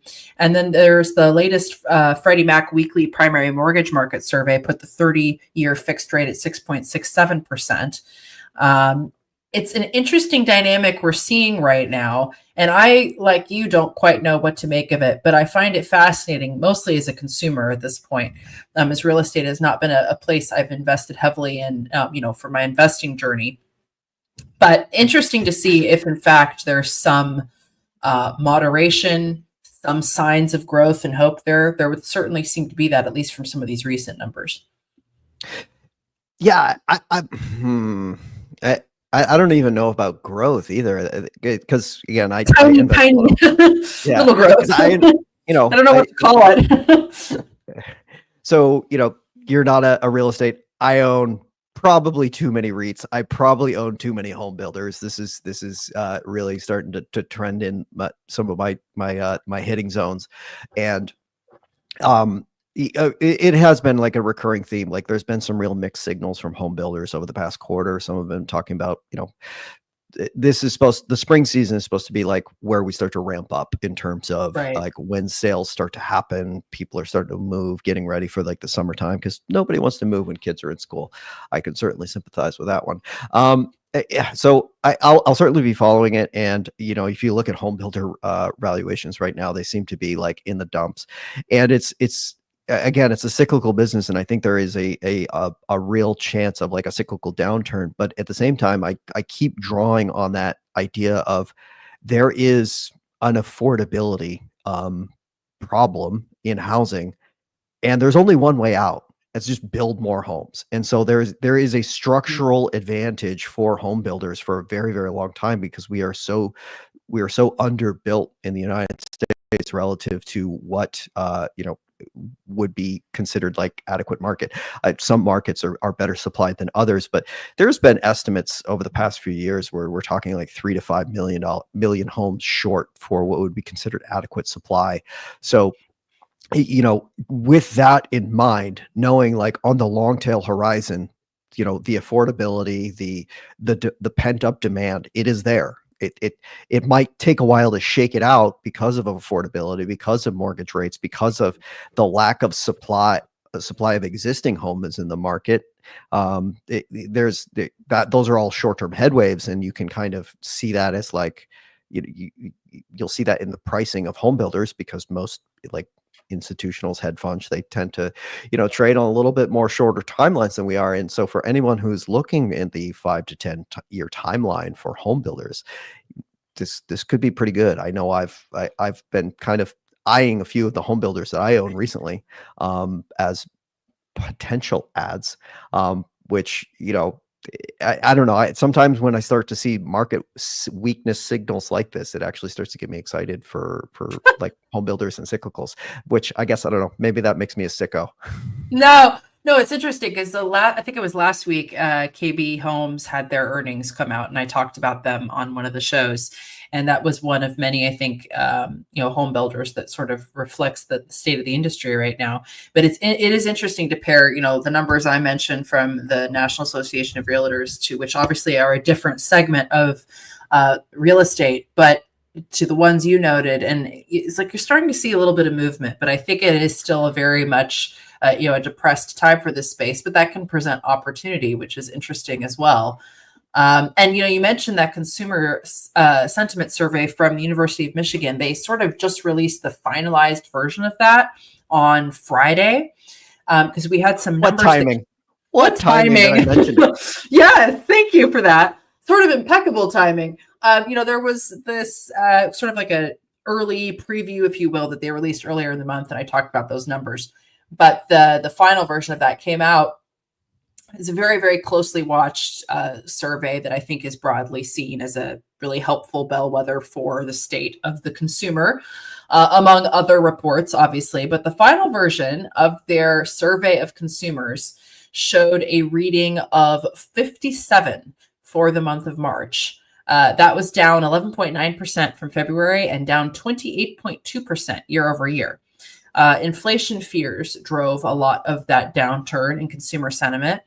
Respondents expect inflation a year from now to run at a 5% rate, which would be up about 0.1% from the mid-month reading, and also a 0.7% point acceleration from February. But the deterioration was even worse than was anticipated. As mentioned, that was a reading of 57, down about 12% from February, down about 28% from a year ago. Economists had been expecting about 57.9, which was the mid-month level. It was the third consecutive decrease in consumer sentiment, and it stretched across party lines and income groups, which is worth noting. At the 5-year horizon, the outlook for respondents regarding inflation is about 4.1%. That's the first time the survey has had a reading above 4% since February of 1993. There are concerns about tariff plans and how that could spur more inflation. The report also came out the same day. The Commerce Department said that the core inflation rate increased to 2.8% in February after a 0.4% monthly gain. And that was the biggest move since January of 2024. So a little bit of additional context for the environment we're talking about now. And that gets to a nice follow-up here. And before we get to the follow-up, I do want to actually, I want to throw this out to everybody who's listening, reading, whatever, because ProShop Guy asked us, like, what are some of the newsletters, Substacks, things that we would recommend, do they provide edge in investing process? Let's open this up. I think this is a good question. We can't really make it a poll because like everyone could have open-ended thoughts on this. But if you as a reader, listener of this show, why don't you jump in the Slido queue? Tell us some of the newsletters outside of course, the Motley Fool and the recommendation service that we have available at Motley Fool. Outside of those, what are some of the other sources that you go to? Throw them up in the Slido. Let's find out what some other people are doing.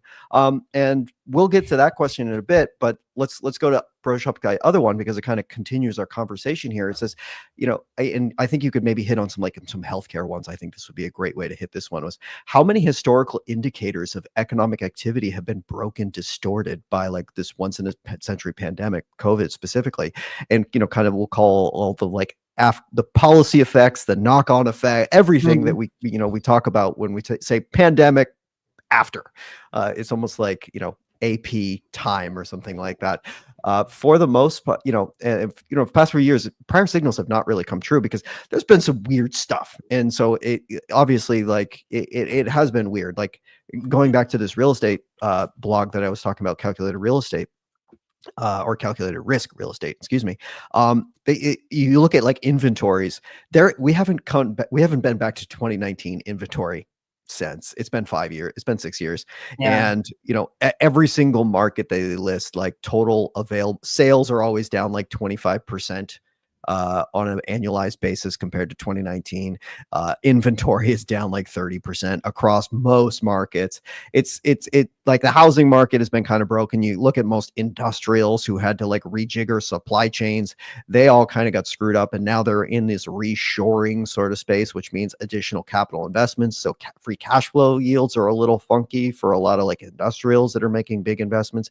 You could go up in housing. I mean, we were just talking about like not just the supply and things like that, but like the mortgage rates. Like we had really, really low inflation, and all of a sudden with all these that there was we had gone so long with low inflation that like eventually it was going to pick up, but like the supply chain bottlenecks that I just mentioned for industrials was like that. I don't know, that the match in the kerosene on the fire finally, that they got it going, because the 2023 is when we really start to see inflation tick up in a big way and cause this response in interest rates, which, a much higher interest rate is something that it hasn't something we hadn't seen in 15 years. So yeah, it's one of those things where there's a lot of the markets that I am involved in, because real estate, industrials, a lot of things that use debt, a lot of use leverage, have complicated supply chains. They have, a lot of the things that we thought about them in 2019, 2018, you can more or less throw out the window. Yeah, it's interesting. I mean, some of the indicators we've seen or prior signals that have not come true. I think that there's a lot of predictions though that have, and things that have not normalized since that time. There was an interesting article that came out on the Daily Economy the other day, and it was talking about different areas and metrics that have still not really normalized since the start of the pandemic. And for example, talking about things like, core CPI or US CPI, excluding food and energy, which obviously strips out the volatile food and energy prices to provide a clearer picture of underlying inflation. That core segment was stable at around 2% between 2015 and early 2020.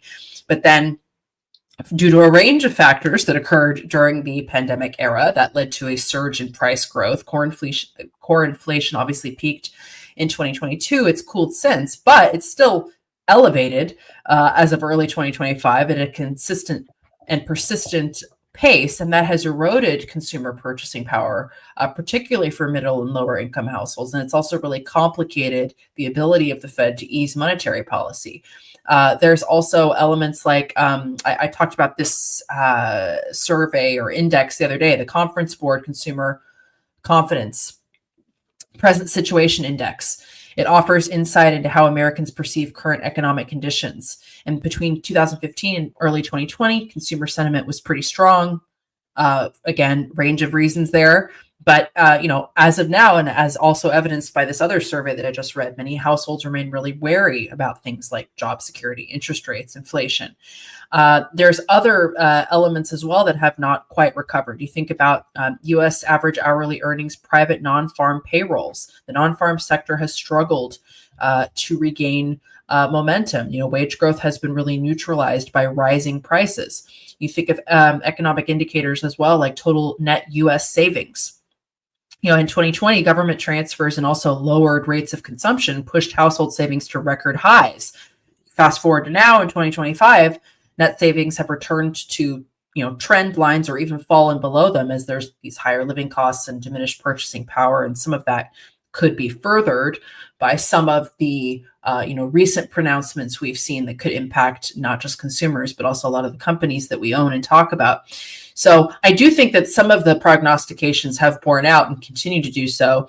And then there was very unique elements that I think governed, the period of the pandemic, that where there are industries that you highlighted that still have not recovered. And, looking at healthcare, which is the space I follow, there's so many different segments of that: medical devices, pharmaceuticals, biotech, insurance companies, telehealth businesses. And some of these subsectors remained highly resilient. Obviously, companies that were making, COVID-19 vaccines or other related products did quite well. And some of those businesses, Pfizer is an example I've talked about many times, have seen a real normalization in the post-pandemic era after this very unique surge of growth. Then you have, sectors like telehealth that saw a real acceleration in adoption. And that is a much more mature and broadly embraced industry than it was 5-6 years ago, to the point where you are now seeing these major pharmaceutical companies launching their own direct-to-consumer platforms where telehealth is an element of that. And they are providing some of these services in a way that was not something that you would even imagine or foresee several years ago. So there have been certainly some probably positive drivers for some of the businesses we own and talk about. But then we continue to see issues like we've discussed, the erosion of consumer sentiment for a wide range of reasons, and that has accelerated in recent months. And that does impact a lot of these consumer-centric, discretionary spending-based businesses that we talk about and have seen through the years. It doesn't make those bad or fundamentally flawed businesses, but it certainly makes them more prone to headwinds, at least in the near term. Well, that was 26 minutes on real estate and funky stuff, and a nice long soliloquy there. So as much as we could probably continue to discuss this, I think there's probably some people wondering like when their questions are going to get answered. So let's jump into some questions here. I want to hit this one because I think you might be able to give a little bit of commentary perspective on this one, because I found this question from Ed 2 hours ago, and being two people who are Europe and Europe adjacent, will be able to give a little bit of perspective on this one, because Ed asked 2 hours ago, why don't US car manufacturers sell well in Europe? Cars too big, perceived quality issues, European and Japanese car manufacturing considered better, or is it tariffs too high or something like that? So I want to share on my screen in 2024, the top selling vehicles in Europe, and that should be there. Bart will be able to pull this up. This is the list is all the way down to 50, but we don't have to go all the way to 50. I think we can pretty much get a rough idea of what we're talking about here. This was in 2024 across all 28 of European countries, the top selling vehicles, and this is trucks, sedans, SUVs, everything. If you look up and down the list, Dacia Sandero, Renault Clio, Volkswagen Golf, these are all like, barely four-door hatchbacks. Like the doors 3 and 4 in the back is a generous term for all three of them. Same thing for the Volkswagen T-Roc, the Peugeot 208. You have to get all everyone's seen a Tesla Model Y. It's that's pretty prevalent in the United States as well. It gives you an idea of like the common cars that are being sold in Europe. You have to get all the way down to number 12 with the Volkswagen Tiguan to start to get into something that like most Americans would resemble as like a full-sized car, full-size sedan, tracking anywhere near what we would consider an SUV. And it really is. It's just a different clientele base. And most of the American producers, particularly Ford and GM these days, just haven't had a lot of expertise in building cars this small. They have, all the money they've been pouring into has been for their big profit centers, which, and for good reason, is the Ford F-150 series. It's the Chevrolet Silverado series. For Stellantis, it's the Dodge Ram series. The three of the biggest selling vehicles in the United States, and they all require like big V6s, big V8, very large engines. The North American automotive producers haven't spent a lot of money building 3-cylinder engines, which is not uncommon in like a Renault or something like that. They sound funky. I'm going to tell you, when you hear a 3-cylinder engine, you're like, what is this? But 3-4 cylinder engines, very small, not a lot of horsepower, very, very intent on like gas mileage. The physical body of them are much, much smaller, as trying to navigate considerably more narrow roads in urban areas relative to suburban rural sprawl that we have a little bit more of in the United States. It really is a customer taste thing. I think we could say tariffs maybe, but I haven't seen a lot of like European buyers thirsting for Chevy Silverados and F-150s and things like that, because I don't know. I feel like they would, the roof of those things would hit half the bridges going around town. I think it's more of a consumer taste thing and a price thing. If you look at a Dacia Sandero Najarro, that's a less than a $20,000 vehicle if you start doing the conversions. And so pricing is very much a different thing. And I think just the concept of vehicles in Europe just have a slightly different cachet than what they do in the United States. GM and Ford have tried. They've put investments in. Ford actually does pretty good with their e-transit, like commercial vans in much of Europe. It's like between them and Fiat, they kind of like go 1 and 2 in terms of like commercial vans. So that's been a good seller for them. But outside of that, the North American car makers have just, I think, and personally, they've really like, fumbled the bag here because they just have not put a lot of money in trying to build vehicles that are well suited for the market outside of the United States. They don't sell well in Latin America. They don't sell well in Africa. They don't sell well in the Middle East. They don't sell well in Europe. They tried really hard in China, and now they're all, trying to pull back in there. They know how to make a car for Americans, and that's about it. Stellantis is a little bit better because it is a European company. It's, it's the combination of Fiat and Citroën and Peugeot and, as well as, Jeep and a bunch of others, but they at least have enough like understanding of the European market and some of the international markets that they can sell there.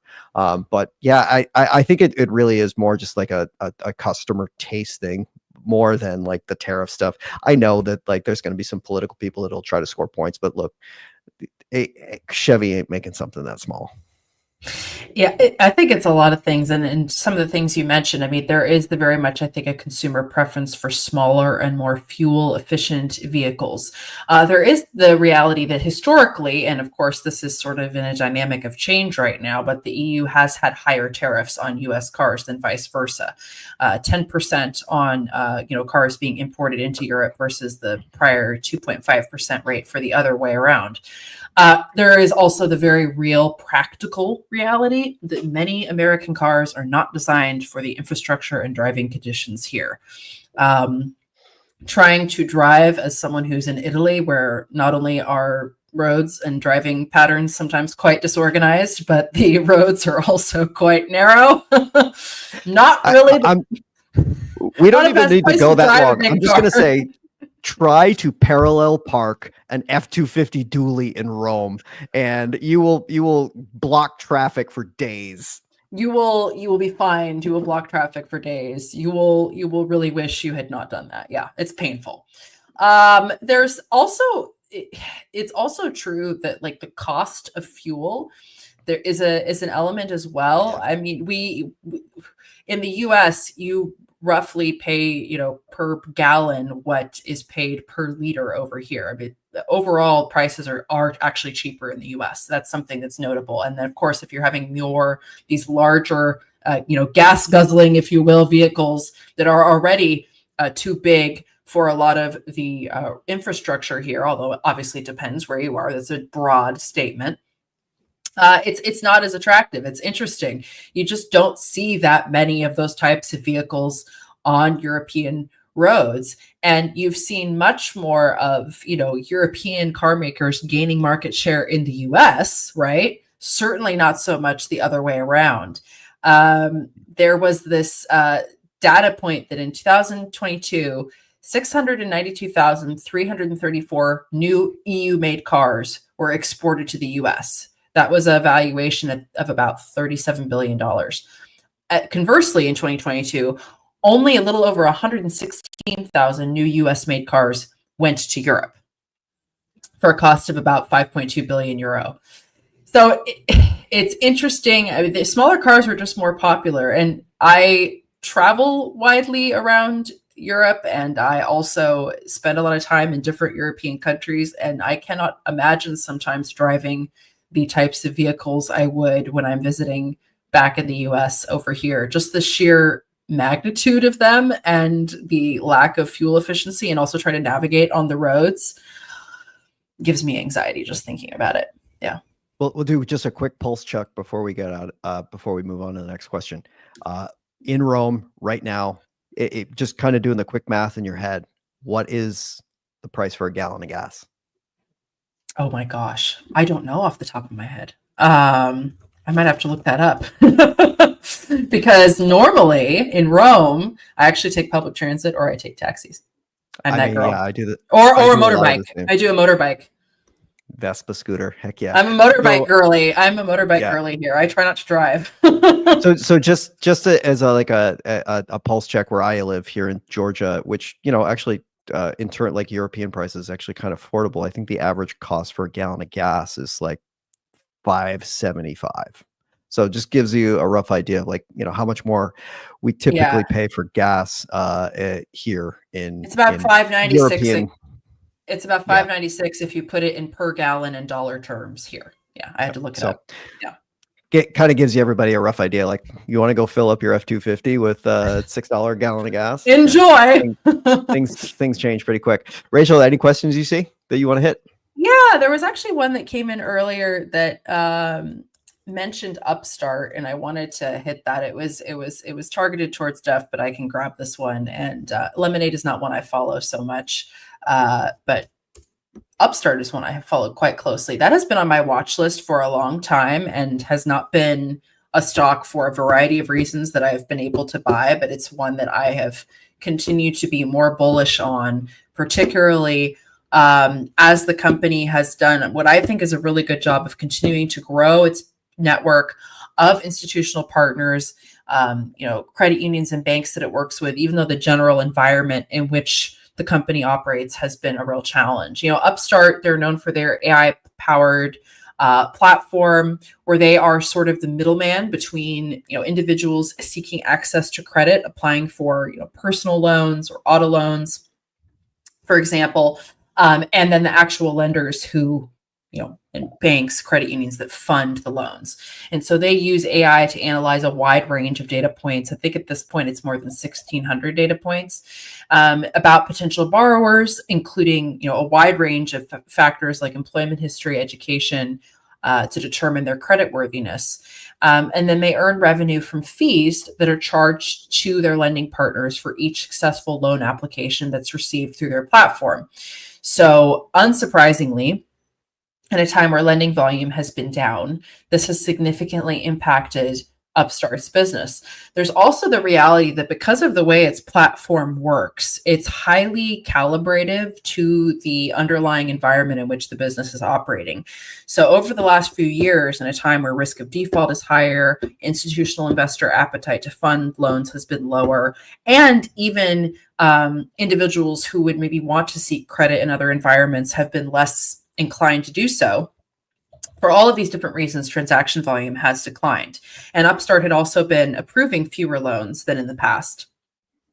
And because its revenue structure is tied heavily to transaction volume, for all these reasons, that had been a situation where revenue declined significantly. The company swung from being profitable to deeply unprofitable. Most of the loans are not funded by Upstart. They only carry a very small percentage of loans on their balance sheet, but they had been carrying more than normal in the last couple of years, just given the environment. And then they went and were able to secure numerous funding agreements from institutional partners that has helped to stem the tide there. But through all of this period of time where a lot of the issues that the business has been facing have been broadly tied to the environment and not so much because of a deep flaw related to Upstart itself, they have continued to onboard more and more of these institutional partners to their platform. They've continued to improve the automation and accuracy of their platform. And I think, in my opinion, that is something where the company is slowly but surely starting to see a turnaround. In Q4, they reported revenue of about $219 million. That was a 56% year-over-year increase. We have not been seeing growth rates like that from Upstart for a while. And while they're still operating at a net loss, they shrunk their loss from operations from $48 million a year ago to $4.8 million in Q4 2024. Meanwhile, 91% of loans on their platform are fully automated. 93% of those are instant approvals that are converted to funded loans. They recently expanded into home equity line of credit. And that is a program that they have been rapidly expanding since they first launched it last year. And they said that of the roughly, I think it was something like 1,000 HELOCs that they helped facilitate last year, they had 0 defaults.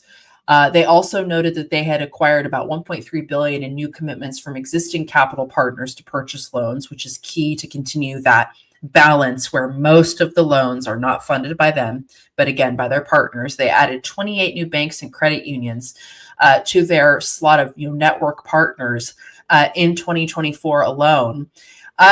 This is a business that there was a period in which the stock was just on an incredible run up. And I know that was partly because some investors were shorting it. The stock is actually still up about 79% over the last year, despite the fact that it is trading at orders of magnitude less than its peak in 2021.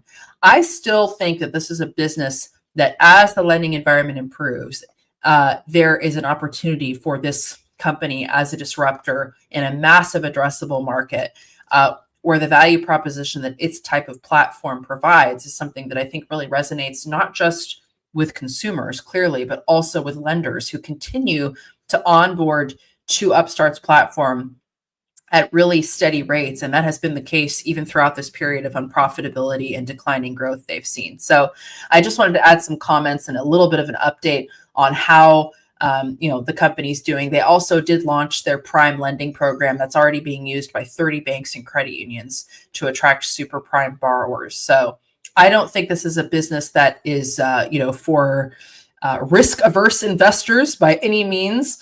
It's certainly been a bumpy ride, and I think will continue to be, but it is a company that I think still has tremendous opportunity looking over the coming years. And so it's one I continue to be interested in. And, is one of those stocks I talk about that if I go on a vacation, I would like to buy shares.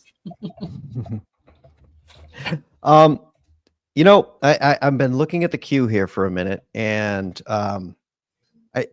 there's quite a few questions from Besties, and I'm starting to actually genuinely worry that Besties has the password to my brokerage, because half the questions that she's asking are about the companies in my portfolio right now, or he or she. Sorry, I don't know gender for Besties, but between the questions about Total and Equinor oil stocks, I see one down there about Lantheus. Besties, I am genuinely concerned that you're spying on me, because or either that or we are kindred spirits from different parts of the world. But I do want to hit this one, and I know there was a question about Total Energies earlier in the queue, so for the moderators, they can probably pull that one while I answer this one too. But Besties asks, since you're talking about macro, can you speak about the oil producers and their prospects in the next 2 to 4 years? Why and why not Total Energies in Ecuador? Okay. Next 2 to 4 years. I feel like you picked the hardest time window to actually try to predict when it comes to oil markets, because that is like the window where it's just like, who knows? I like to think of the oil market and commodity markets. There's like, I don't know if anybody here is surfers, but surfers are, or you want to like when you're, or anybody who's really into like oceanography or something like that, you have waves on the ocean, right? You have tidal waves, you have wind waves, and then there's also there's a third one I can't remember, but basically there's like 3 types of waves that can storm surges. So you got like those 3 waves that are all kind of working for or against each other in different times, because they all, the wavelength that they're all on is very different. And sometimes they can work together, sometimes they can't. The oil market is kind of the same way. There is really, really short-term things that'll move it. How many barrels of oil are in Cushing, Oklahoma at any given moment? What is, what is production in the United States? What is the rig count or something like that? There's a lot of things like that involved with really, really short-term movements in the price of oil. There's, the geopolitical stuff as well that, traders will invest in. Then there's kind of like the supply, the immediate supply and demand, kind of the bigger ones that can last months, something like that. OPEC decisions or OPEC plus decisions on what they want to do with the market. Maybe somebody finds a very, very productive, cheap asset like the Permian Basin in Texas, and how productive it's been and been very disruptive for the rest of the industry, not being able to, greenlight a lot of other projects. projects because it's been so cheap and productive here that it's kind of been pushing out a little bit of the market a little bit. And then there's the really, really long-term cycle, which is the capital investment cycle. That is when people are going out and doing the exploration, the development. And when they're ramping up to do that, because typically the ramp up in capital exploration and development happens over like 5 to 7 year projects where we'll have these long periods of higher oil prices, which support more adventurous projects. You know, we start talking about the Arctic, we start talking about really, really far offshore Africa. I know that's when we start talking about like off of the shore of Tanzania. And then if anybody is, you know, bat crazy, they'll start talking about the Tuscaloosa marine shale. Like that is like, if you want to ring the bell at the top of the market, it's when people start talking about Tuscaloosa marine shale down in Alabama and Louisiana. It's like the past 10 years, somebody said, oh, we're going to start drilling there. It's like, oh, yep, that means that we're at a high point in the market. So, but in that 2-year window, like all of those forces kind of working for or against each other, it can get really fuzzy in that 2 to 4 year window. And I don't necessarily like to make predictions on oil companies in that 2 to 4 year window. That's just like, to me, I might as well just pull out an 8 ball, you know, the magic 8 ball and ask. But it doesn't mean I won't invest in oil, because I do like to look at those capital investment cycle parts of the industry. And Total Energies and Equinor, TTE and EQN are two of the larger oil holdings that I have in my portfolio, in part because they have what I would say is an adequate pipeline to develop over the next several years in oil and gas. They also have developed the actual ability as an oil company to invest in non-oil things and generate sufficient returns, whether it be like electricity, like as a utility, whether it be offshore wind or solar.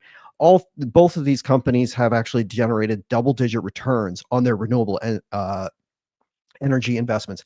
Any other integrated oil and gas company would give their left arm to give double-digit returns on renewable energy. They have been throwing money at renewables for years and just can't quite figure it out. Total Energies, Equinor have done that. I think there's historically they've maybe been a little bit, you know, waxy and waney with their capital discipline.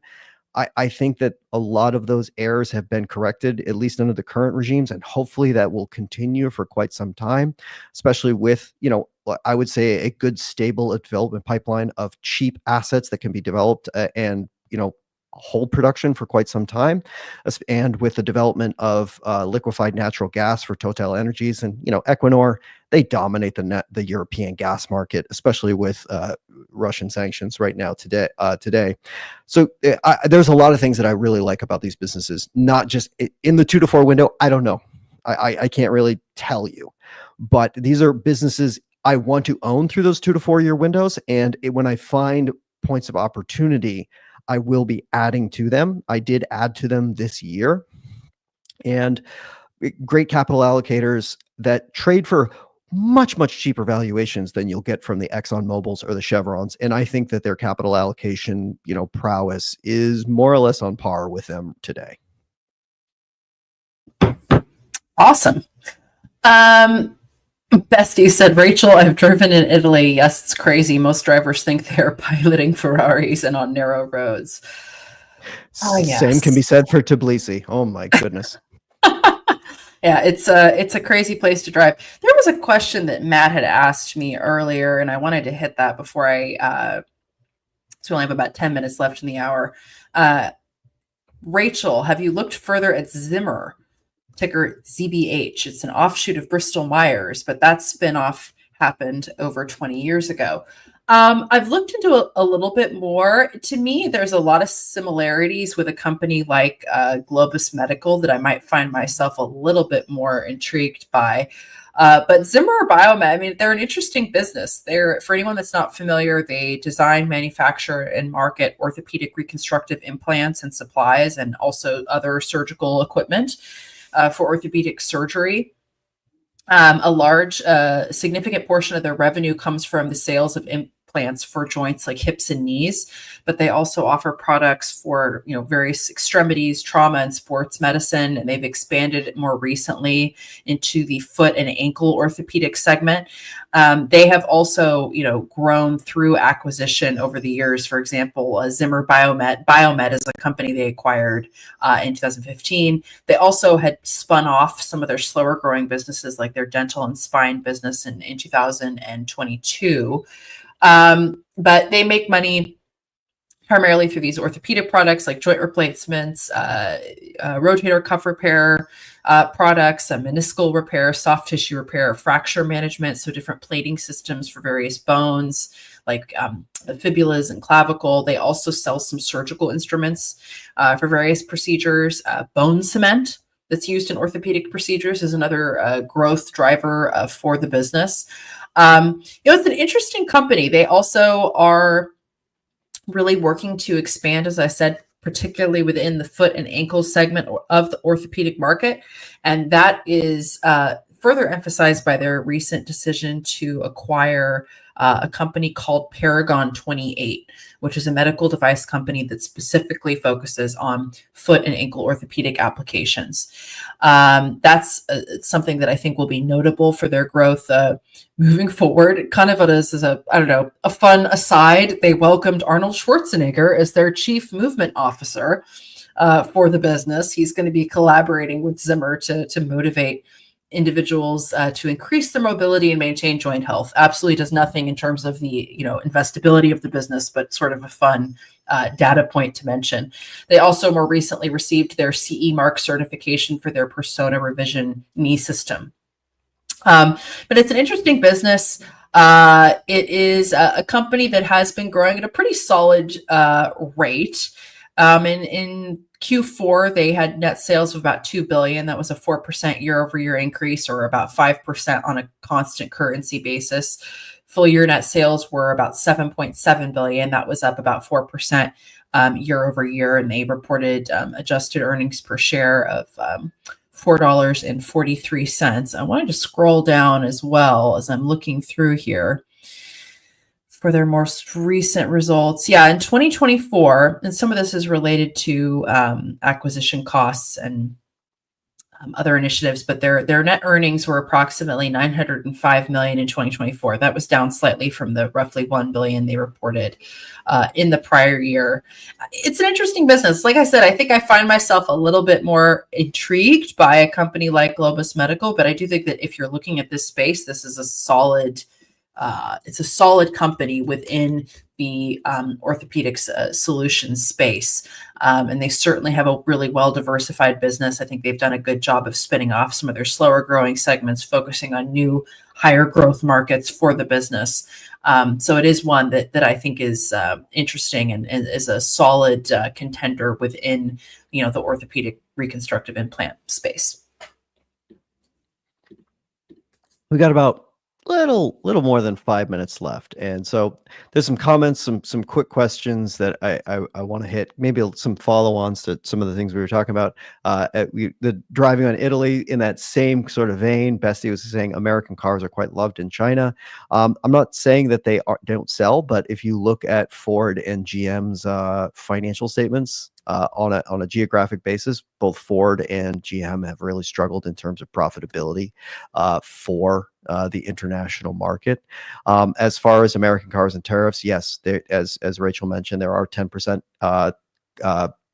import tariffs in Europe for American cars versus 2.5% cars into the USA, which, look, I'm not saying it's not a factor, but again, I do want to point to what is popular in Europe versus what is popular in the United States. That's it's apples to oranges. And I as much as we can shake our fist at the differences in tariffs, I don't know if that would really change a lot of consumer behavior in Europe. So take that for what it's worth. I'm trying to see if I can get some questions in really, really quickly here before we get to I think we want to end here. Is we'll do a summary of recommended newsletters, other places of information, because we put out a poll. We got a couple of responses there. If anybody from this last couple of minutes here, if you're listening, go to Slido, go to the poll section. Let us know what are some of the other sources of newsletters or sources of macro information, company information, other than obviously Motley Fool services that you or Fool.com or anything Motley Fool related, because we all know that's front of mind here. But hey, what are some of the other things that you read as well? So please get those in before we finish. Do you know anything about converting A shares to B shares? I mean, Quincy Lou, congratulations for owning A shares. If you really own A shares and looking to convert to B for any particular reason, congratulations. I mean, a single share of the A shares is like $800,000 today. So I actually don't know. I looked it up because this is not a process I'm familiar with, but I think I don't think anyone is. I think you have to contact the company's transfer agent or visit their website for instructions and to initiate conversion. So the transfer agent is EQ Share Owner Services. So there is resources for that, I think, on Berkshire Hathaway, but look up, EQ Share Owner Services. I believe that is still the transfer agent for the business. That could provide some more information. Yeah. We'll do this really quick. Bestie's asked, how often have you bought and sold in the last year? Rachel? I don't think I've sold anything in the last year specifically, as I'm thinking. How many purchases? Both ways. Roughly purchases. I'm not even sure. Not in 2025. In 2025, I haven't bought anything in the last couple of months. Last year, I'm not sure. I can't remember, but I didn't sell. I haven't been selling really. Past year, I can't give a full rundown of the past year, but aside from there was some sales for tax purposes and all that stuff, but I'll just do, because I pulled up my most recent, for Q1. So I'll give you the last quarter. I made 3 new purchases. I added to 3 positions. I mentioned 2 of them, being Total Energies and Equinor. I added to another one as well. And then I think I sold 2 or 3 positions since the beginning of 2025. A couple of them actually for tax purposes too. So 3, 3, and 3. Some of them I can mention, some of them I can't, based on when those actions were taken. And it's hard to remember some of those. Yeah. Quincy said, I do own an A share. Thanks, Rachel. Okay. Congratulations to you. Awesome. 2 minutes. Oh, Lululemon, what did you make of its last report? Besties was asking. In your opinion, is it an opportunity or is it too hard going into a bear market? We talked so much about Lululemon yesterday. We had some quick thoughts for B. We obviously can't tell you actions to take in your portfolio, what stocks to buy or sell. I personally think that Lululemon is still a compelling opportunity over the long term. I absolutely think their business will be in for some serious volatility if consumer spending continues to shift in a downward trajectory. Their growth is obviously not the pace that it was a number of years ago, but this is a much more mature business. Their growth rates in their international markets, which is where they're really focusing their expansion now in the long term, are exceptional. This is still a very profitable business. I think that they are in a good position moving forward, but I think the next few years could be really bumpy for the business and probably share prices, depending on what happens with the state of the consumer in the coming months. We got 1 minute left. It's time for recommendations on newsletters. There we go. Let's go. So we got a poll out and we got a few good ones. And so I'll give Rachel a minute to think of the ones that she wants to mention here. But Tim Jungle says Zacks Investments. They have one. I use them. M. Rilbach said Wall Street Journal. Obviously, there's quite a few there, but I do know one that I read a lot from Wall Street Journal is they do a daily logistics report, which is fantastic. I know that's super wonky, but I'll just shout out to that one. I'll leave. I see Jeff Santoro added one in the poll, but you know what? He's going to be on in a minute anyways. And I'll let him tell everyone what his favorite one is. And then Pro Shop Guy mentioned Doomberg, Compound Insider, Sam Rowe. We mentioned Calculated Risk Real Estate Blog that I mentioned earlier. Rachel, what's some of the ones that you do? Aside from Motley Fool, of course. Aside from Motley Fool, that some of those were named. I mean, I read Bloomberg, Wall Street Journal pretty regularly. I do use Zacks sometimes. Also, just reading on Yahoo Finance. I sometimes will get good information from there. But yeah, and also the Fool a lot. But a lot of the ones that were named, it's hard for me to think off the top of my head. But yes, those are all great in my experience. Yeah, I'll give a couple other shout outs too. The Money Stuff newsletter from Bloomberg, Odd Lots newsletter from Bloomberg, as well as there's a opinion columnist Liam Denning and Javier Blas. Both of them are fantastic, especially if you're into energy. They're both fantastic opinion articles. There's also a Substack that I think is very interesting. It's called The Overshoot. I can't remember the name of the author right now, but it's a really interesting one, especially people who love to follow macro and the Fed. That's kind of a fun one to. ProShop guy mentioned in our production thing. Matt Klein is who does The Overshoot. So a couple interesting ones as well. And so with that, Rachel, 4 hours is up. Are you gonna just kind of like fall down in the back of your chair, just like flop on the floor? I might go have a glass of something stronger than my coffee. We'll put it that way. That sounds like a fantastic idea. And with that, let's bring in Jeff. Speaking of a glass of something stronger, here I am. There you go. Thank you, gentlemen. Have a good evening. Thanks, Rachel. Thanks. Hey, you know what, Jeff? Let's continue the conversation because I know somebody here, not me, mentioned some things in the poll of recommended Substacks and newsletters. What did you put in there? And maybe what are some of the non-TMF ones? So I put Money Stuff. That is one of the, that is a like absolute don't miss any edition, whatever you call it. But like, I think Matt Levine writes a very funny newsletter. Like it's entertaining to read. It can get wonky. There are some topics that that's an understatement. Yeah. There are some things I skip over, like, when it gets really into the weeds on like bizarre financial instruments and derivatives and private credit. Sometimes I kind of skim through, but man, when he writes humorously about things, I find it very, very, very entertaining. And actually it's a pretty good way to stay in the news without having to read news articles, if that makes sense. So I like it for that reason. That might be the only straight up investing like thing I read regularly. I have some friends who write things and I'll read some of that stuff. And then I'm just, headlines that come across social media. I've yet to bite the bullet on a subscription to any of the major news outlets like the Wall Street Journal or Bloomberg. I probably should. I tend to hunt around for free articles mostly. But honestly, having access to full services is a huge help because then I can get a lot of information there. And then if I want to dig deeper, I can go around and find more sources. But Money Stuff is my go-to answer here. It seemed like you were like 2 seconds away from the shameless plug of like, well, I have the Motley Fool. What else do I need? It was a plug. I don't think it was shameless. It was a plug. It was close. It was a plug. So we're at the top of the hour. So just for those of you who are tuning in from YouTube Live for the first time, perhaps, we always want to give a disclosure at the top. You can read it down the Chiron as well. Jeff and I are here to share our thoughts, our expertise, our recommendations of non-Motley Fool related newsletters and things like that. But the one thing that we can't do is give you personalized financial advice.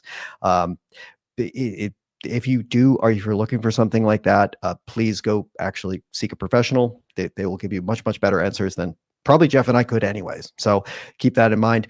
And also for our YouTube viewers, you can go to slido.com to ask any question you want. Go to slido.com, put in the code FOOL24. We turn off comments for YouTube so we can keep all of our questions in one nice, neat, tidy place. So Jeff and I don't have to go hunting and pecking around the internet to find those questions. How are you doing today, Jeff? I'm great. Looking forward to another exciting week in the markets. There's a comment here from Ed about how it could be an interesting week with some of the news that's coming out about tariffs and other things related to the Trump administration and its decisions that it's making. I will say it's an exciting time to follow the markets because it does feel like every week there is one or more news stories that have the potential to move markets and prompt conversation and get us talking about what it all means for investing. And I think it's a good reminder that I feel like the advice we end up giving with most of these macro news stories ends up being the same, right? Like slow down, or not even advice, just ways we think about it, like slow down, don't make any rash decisions, be a long-term investor. Like it's like as crazy as the news cycle gets, it sort of lends itself naturally to what we try to espouse here at the Fool of long-term buy and hold investing and, taking the long view on things. So yeah, every Saturday and Sunday, I have a fun time coming on here and sort of wrapping up the week that was and thinking forward about the week that is about to come. One of the things I wanted to pick your brain about, because it was a news story from this past week, is just to talk about IPOs, because I know this is a space that you think and write a lot about. And big news story this past week was the CoreWeave IPO, and it's funny. It feels like there's no IPOs, right? Like I know companies are coming public. It's been a while since we've had a big splashy name, and this one falls right into the biggest, splashiest part of the market, which is AI. The quick version is that the IPO was not at the level at which the company was hoping it would be, and the question is, how does that reflect on the market's view of future AI spend and things like that? But I think having that story in the news is a good opportunity to kind of take a step back and just think about IPOs in general. We had a time not that long ago where it seemed like every day there was an IPO or a SPAC or a public company, a company coming public through some means, and a lot of those did not work out. A lot of that was a product of the time we were living in, and now we're in this completely opposite world where it's kind of dried up. There are fewer IPOs. There's certainly fewer splashy IPOs. But my takeaway, or my thinking about IPOs, has always been, it's just so much noise around them and activity, and I just stay way away. Like that has just been my go-to, because what I've noticed in the last, let's say, 5 years is most stocks go down after the IPO at some point, right? You might see this huge pop. It might jump the day of if it's a big splashy one, but you wait 6-12 months and generally you find a better price. I don't have specific data to back that up, but just anecdotally following the market for the past couple of years, I feel like that's what's happened more times than not. So that's enough data for me to just be like, you know what, I'm going to give it some time. Yeah. Separating the stock movement part of it from the fact that a lot of businesses have to get used to being publicly traded companies. It is a different vibe. There is different expectations. There's different reporting. There's different financial scrutiny. And sometimes it takes a couple quarters or a couple years for a management team to get their sea legs being a public company. And that has to do with how large the company is and to begin with. So I've stayed away for a whole bunch of different reasons, but I'm curious, like when you think IPOs, what comes to mind in terms of how you think about them and whether or not you invest in them or not? Well, the crickets, or like the social media meme of what it was like, it was the Pablo Escobar on the TV show just kind of sitting in the empty pool waiting. That's kind of like felt like the IPO market over the past like couple of years. There's a lot of reasons for that. And part of it was, like you said, it was kind of that euphoria of the SPAC and the IPO boom in 2021, 2022, was that there was a lot of like market pull forward for companies that probably weren't like fully baked and ready to go public, but went public anyways.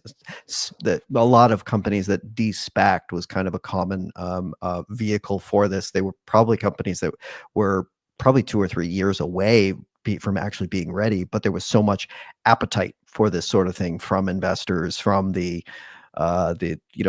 everybody's locked down in COVID pandemic, and we don't have sports gambling, so we need to do something stupid with our money, which is apparently IPOs and SPACs.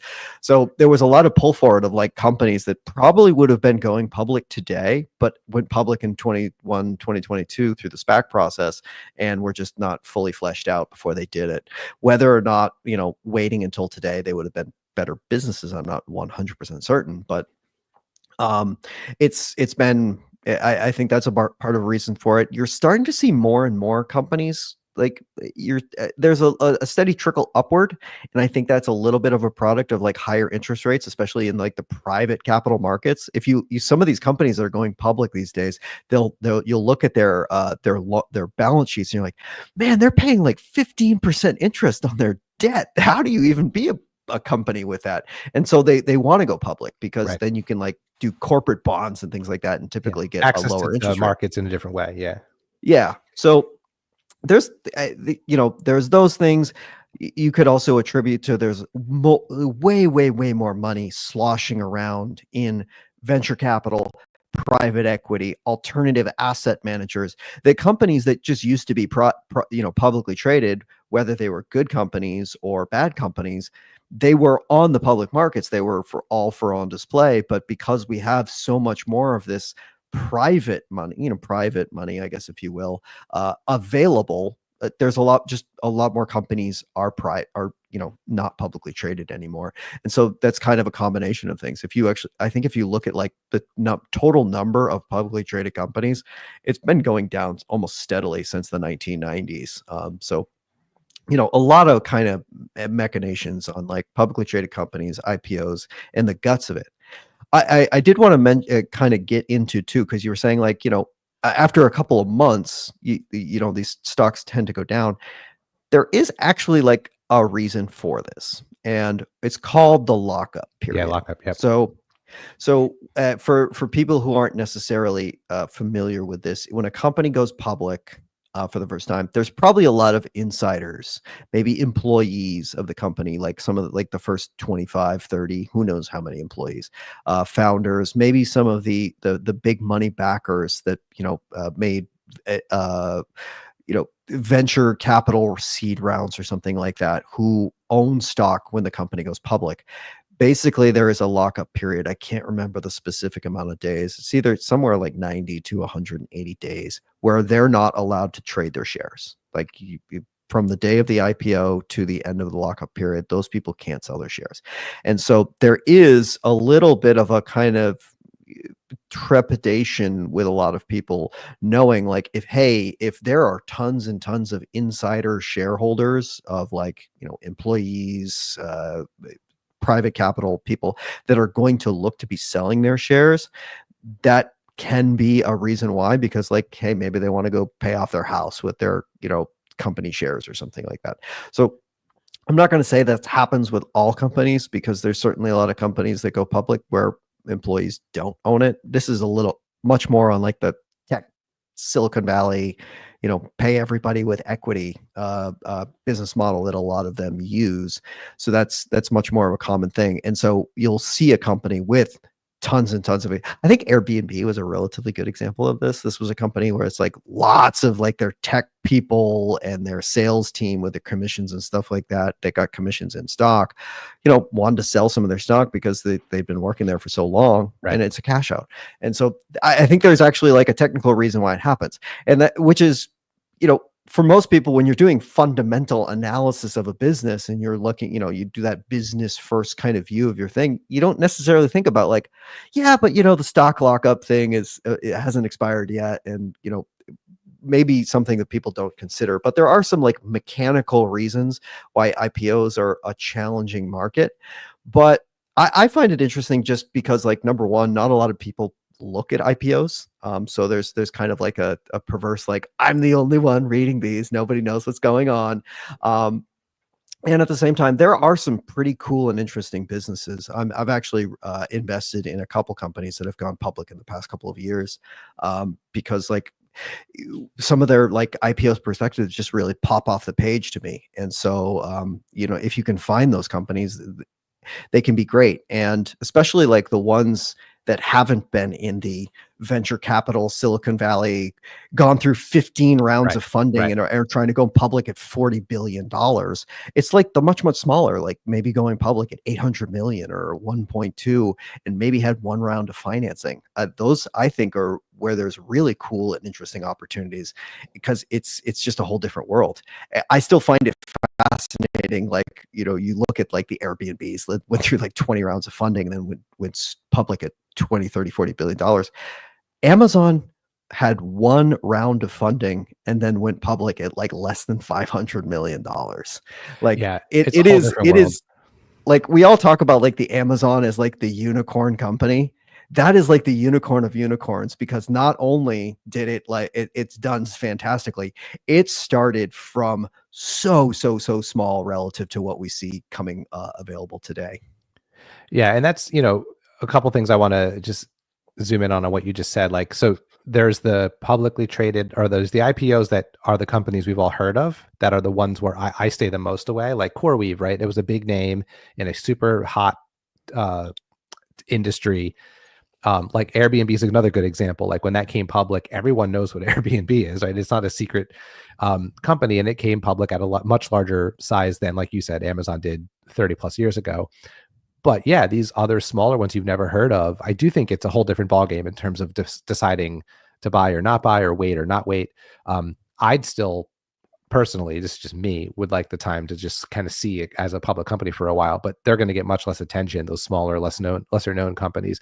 But I'm so glad you brought up Amazon, because a thing I've heard people say just in life, and my non-investing friend people, you hear people say things like, oh, this person bought Amazon at the IPO, or they bought Facebook when it IPO'd. And that, they don't mean in the actual IPO, like the price that non-public investors get. They just mean they probably bought it right after it came public. But if you say that about literally any company that's more than 10, 15, 20 years old, whole different ballgame, right? Because like you said, those companies were coming public at much smaller valuations. And there's this like brag aspect, right? Like, oh, I bought that when it IPO'd. Well, if you're buying something when it IPO'd and it's already a $50 billion company, your chances are you're not going to get the returns you got buying Amazon when it came public in 1997 at a less than $1 billion market cap. So yeah, it's an interesting psychological thing. I also believe in the markets where people can talk about like buying something quote unquote at the IPO. I just don't know that we live in that world anymore with most of the well-known companies. Yeah, and it goes back to, again, to that like seed funding round and all this private capital sloshing around, that it makes it a little bit more challenging. But I find that it as an additional wrinkle that, to me, I find a lot of these really big ones unappetizing for a lot of reasons. I've spent actually a couple hour Friday, as well as a pretty good long diatribe yesterday on CoreWeave specifically, because not only are they going public really, really large, they're also doing so in very like shareholder unfriendly sort of ways, with things like dual class shares, and like the founders will have a relatively small economic interest, but somehow have 80-90% of the voting shares. So absolute control, having public market. CoreWeave even added this like added extra wrinkle to really like kind of stick it to the minority shareholders, where they have this Class C preferred shares that they haven't issued yet, but they will never be publicly traded. And it's basically like if they wanted to go get funding from like a SoftBank or somebody like that, that would be like, higher up in the capital stack than the publicly traded investors, who don't get to vote anyways. And there was like things like that have just become much more common. And especially around these big companies. And I've been immensely frustrated with it, because I think it's to be on my high horse, it's pretty disrespectful to us as investors, because we want to own the business. And if we own the business, we do have some like obligations towards voting our shares and being responsible owners of companies. But companies like this don't give us a chance. It's like you'll take your returns and like it sort of approach that they have. And you don't see that as much on the much smaller companies these days, because they don't have that luxury. They can't come to market with trying to do $30-40 billion. And that's why, to me, I like to follow these, because nobody's going to be talking about those really small ones. They're all going to be talking about the CoreWeaves and the Sale Points and the big ones like this, that to me, like, yeah, they get a lot of news headlines because they're going to go public really big, and people have been talking about it a long time. I know Klarna just started filing some of their initial paperwork. I'm pretty sure that Klarna is going to go public relatively soon. I can guarantee a lot of people are going to talk about it, but I would love to see what the actual terms of what is being offered before I actually get invested in it, because it's not just there is the business, like the strength, weaknesses, opportunities, threats analysis that we all do on these, like how good's their financials, how good's their balance sheet, what is their long-term house management. But then there's also like well, what am I actually getting when I buy this? And I think that if Klarna does go public this year, I'd actually like to see what the public offering is before I would even make like any judgment on what it is on an investment. You're muted. I am muted. It's weird because some companies come public for reasons other than they need that money. Yeah, like, which is bizarre because like when you think about like why does a company come public, it's usually to get some more cash and then use that to grow the business and be in the capital markets and all that kind of stuff. But yeah, if you're coming public already with enough funding because you've done multiple private rounds, maybe you're coming public for other reasons. Like maybe it's just to get access to lower debt, so you're less worried about individual shareholders because you didn't have it, or retail shareholders because you didn't have them before, right? So knowing why a company is coming public, I think, is what you're driving at. And I think that can help as well. All right, let's play a game, Tyler, before we answer a question. Assuming all of the share stuff that you just talked about was to your liking, what's a private company you'd love to see come public? Because you'd love to buy shares of it. Because I have two. I have some very deeply sarcastic ones that I can't mention. No, serious. You gotta be serious. I don't. But can we put a pin in that one? And I'll have to think about it. I'll give you my two, and then you can come back. I'll come back to you later. I would love to buy shares of Lego. I would love for Lego to come public. Yeah, that's a good one. And the other one, although it's probably like low margin and not as exciting, but I just love the business itself as a customer. Trader Joe's. I'd love to see Trader Joe's come public. It's up there in the Costco basket in my brain of like I go in to buy one or two things and I leave with $300 worth of groceries. So those are two that I'd love to see come public. But all right, we'll give you time to think of your own answer. I mean, those are really good ones. Certainly groceries and children's toys with a lot of intellectual property that I just know how much money zero capital like everyone spends a ton on Legos. Guess what? They probably haven't changed the cast molds on Legos in 57 years. Like it must print money. So no, those are two really good ones. I'm going to have to think about that one a little bit more because I spend so much time on the public markets. I don't know. Maybe there's something in like private capital that I just want to go public. Maybe it's like some Brazilian toll road or something crazy like that. I would assume the running joke. The running joke you and I have in our chat group with a few other people is maybe I can find an Indonesian rubber company or something like that. Right. It would never be something as mainstream as Lego or Trader Joe's if it was your pick to come public. All right. Paulie D asked a question about a minute ago. That is getting a little bit close to personalized advice, but I think we can kind of talk around it in terms of just capital allocation in our own portfolios generally. So the question is, if you had a built-up nest egg of cash that you wanted to invest in stocks, how would you space it out for timing now? How much this week, next month, etc.? So I'll give my thoughts on this because I've never come across just like a large nest egg of cash. That sounds like a nice thing to have happen. But I am too scared personally. This is just me and my investing style. I'm too chicken, and I don't know that I have enough confidence in my own ability to like do this correctly to ever just deploy any amount of money that's considerable at any one time. Like that's just me. Like I have dollar cost averaging in my blood, in my DNA. So, I guess if I did have like a big slug of cash and I was looking to invest it, I would make some plan out to sort of just invest it over time, because that's what I do with my regular investments anyway, right? Like the money hits my account twice a month, and I buy when I get a chance to buy, but it's never like I don't like hoard the cash for 6 months so that I can make a one-time decision on a stock that's going to become 3% of my portfolio. Like I'm too I'm too risk averse in that sense to do that, right? Because I would hate to be wrong, right? Do it at the exact worst time.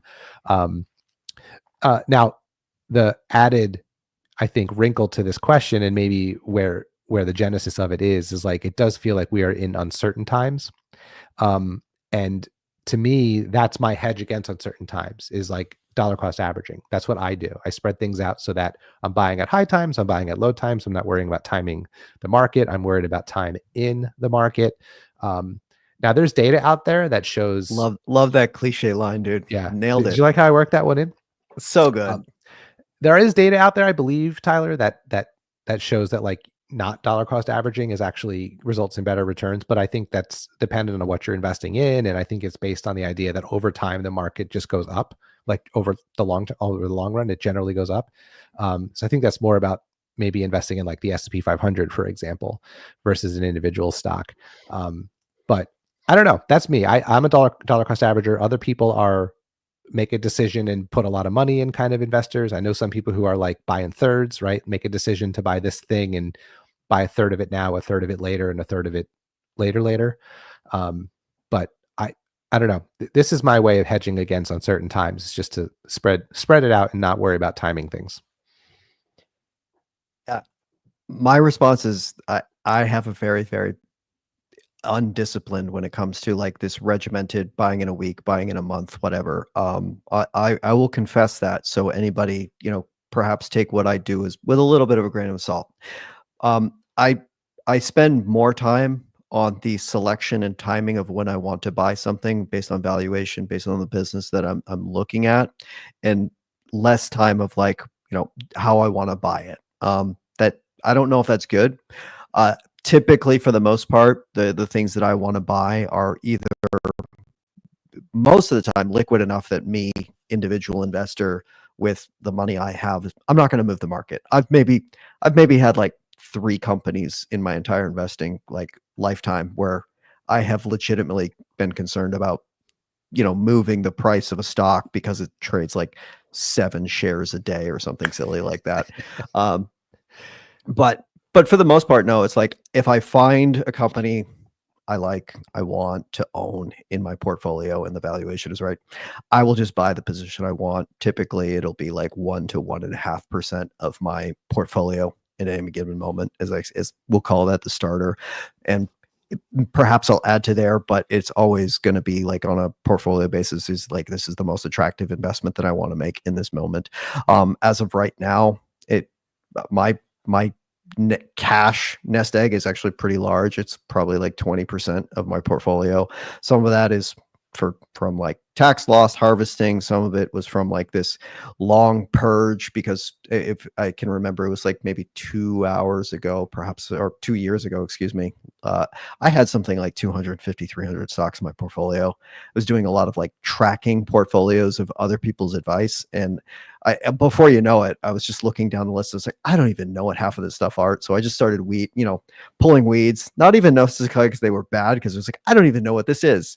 It might have doubled since I bought it, but it was like, oh great, it went from $7 to $21 by things like that. So trimming it down, I've done a lot of selling, and as a result, you trim that many positions, you're going to build up a pretty decent sized nest egg. So I do have a lot of cash. Perhaps that's not the best thing. I could be wrong, but I think there might be some windows in some of the things that I really want to invest in. I think there's going to be some pretty good valuation windows right now that I want to be making acquisitions in. I mentioned it in the previous hour. Like, I think housing is going to have a pretty interesting investing window over the next like 12 to 18 months. Because specifically it looks weak on a short-term basis. I think the same thing about renewable energy. I've been eyeing real estate as well. All of these markets look pretty weak relative to the market. And so like I have been building up capital position because I want to deploy into these places for those reasons, because they look like they're going to take it on the chin. And if these are cyclical markets, and when those markets are taking on the chin, that's when I prefer to deploy, because that tends to be some of the better times in cyclical markets. Yeah, I think if the way you like to invest is to identify a stock or a sector wait for it to like pick your favorites, wait for it to kind of hit a hard time and then put your money in. It makes sense to sort of build it up and do that. I don't have the kind of time to put that level of research in.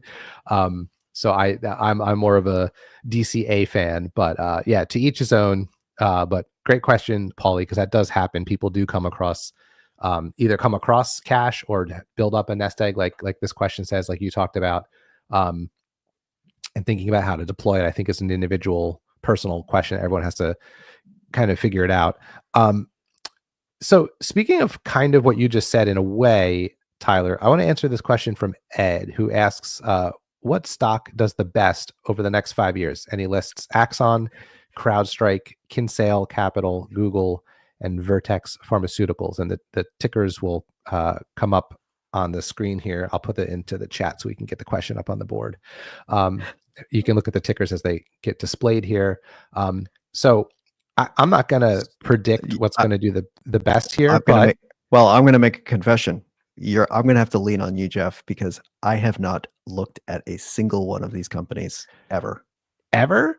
All right. Well, ever. So if we're, I make some like, smug comments every once in a while about a few of these companies to friends, but actually like really digging into them and knowing the business and the stocks, I have to punt on pretty much all of them. I mean, I might be able to like stumble my way through Kinsale and Google, but that's about it.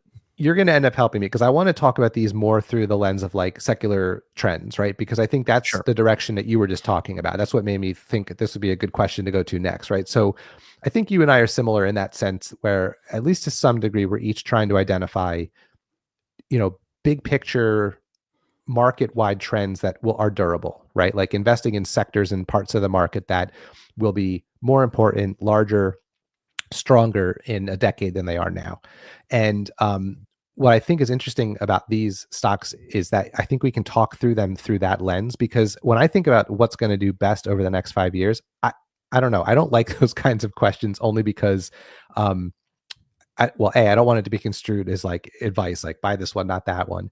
But I think you could make the case for each of these for different reasons. And I think that's what makes it tough. So the one here I don't know much about is Vertex. So I'm going to leave that one out for a second, but I can go through the others and just give really quick thoughts on them. So Axon, if anyone doesn't know, that's the company that makes the tasers that police officers use. And also what's a more interesting part of the business than that, although there's a nice recurring revenue stream with those, is they also do the body cams that police officers wear, and the subscription that the departments pay to have access to the footage, right? So I think that's the compelling thing in my mind, right? Is that recurring subscription software aspect of the business. Is that BCAS, body cameras as a service? Yeah, I think you could call it that, right? Everything is as we don't talk about things being as a service as much as we did a few years ago. So like, could you make the case that like that's going to beat the market or continue to beat the market over the next 5 years? I think you could. I don't know that they have any real competitive threat right now. I mean, it seems like every single police department uses Axon. So, will there be a need to replace those and buy more and keep paying for that subscription? And you can imagine they're going to keep adding, features to the subscription and things like that. Like, so I think you can make the case there. Is policing a durable trend? I think so. I think we're going to have police officers in the future. I think they're going to be just as important as they are now. So that you can make the case there. I think going to CrowdStrike, the next one, I think the cybersecurity writ large is absolutely a sector that will be more and more important as time goes on. I mean, with every day that passes, more things move on to the internet and into the cloud, and more devices are out in the world. I mean, think about how many, I know there's a lot of push back into the office with a lot of businesses, but the pandemic has shifted how we think about work, at least partially. A lot of businesses are now hybrid or loosely back at work. I think it's a lot easier for even a back to work company to let their employees work from home here and there randomly. That means that your, device you have from your company is now on your home internet at your house, and that needs to be protected. We all have cell phones. There's just all the reasons in the world why cybersecurity is going to become more and more relevant. With the advent of AI, cyber threats will become more sophisticated. So there's going to be there's going to need to be more AI to combat it. That's CrowdStrike's specialty. They were always an AI first cybersecurity company. That's sort of their calling card. That's what got them to be a leader in the space. I own that one, so I'm a little biased. I think that one will do very well over the next 5 years. Kinsale Capital is an insurer that specializes in the E&S market, so that's excess and surplus. And an easy way to think about that is they insure the weird stuff that's hard to insure. So like axe throwing businesses, skydiving businesses, like stuff that is just a little bit weirder, like different than like a restaurant or a retailer. That's what they specialize in. They're very careful. They don't grow at all costs. They grow carefully and slowly so that they're underwriting the insurance policies in an intelligent way that drives profits. Insurance, we're always going to need insurance. I think that's another durable trend. Alphabet is Google. GOOG is Alphabet. I mean, they're one of the biggest companies in the world. It's hard to say they're not going to have a shot at doing the best out of this lot over the next 5 years. And then Vertex, I don't know enough to say anything intelligent about. I think they have a GLP-1. I think that might be like their, if I'm like roughly recollecting on Vertex, maybe. Yeah, maybe. I think there might be a diabetes or a GLP-1 that might be like one of their catalysts or something like that. But healthcare, that's always one of the hard ones. Yeah. So I guess if I had to pick, I would only pick CrowdStrike and Kinsale because they're the two that I own. So that would be my biased pick of who's going to do the best. But I think the reason I brought it up and I wanted to talk through it was, I do believe that all of these actually, Vertex to the extent that it's in the pharmaceutical industry, just generally, are industries that we're going to see, I think, stay important and grow over time. Like if one of these was like a retailer or a restaurant, I think I could make the argument that maybe not, because trends change and tastes change. But the need for policing and the equipment that they use, the need for cybersecurity, the need for insurance, Google owns like 10 properties that have $1 billion in revenue or something like that, like between YouTube and the Google search and their cloud infrastructure and all the other products they have. Like, obviously that's all super important stuff to consumers around the world. So yeah, I think you make the case for all, but I like that they're all in industries that I think are going to continue to be important as time goes on. I'll just give some like generic thoughts, more like industry for each of them that might help to inform this. Axon, I actually, that's like one of the like odd ducks, because like supplying municipal businesses tends to be stable. So there's that, but this is such a unique duck. I don't know a lot of other like companies like supplying law enforcement. You could maybe say defense contractor, but that's it's not.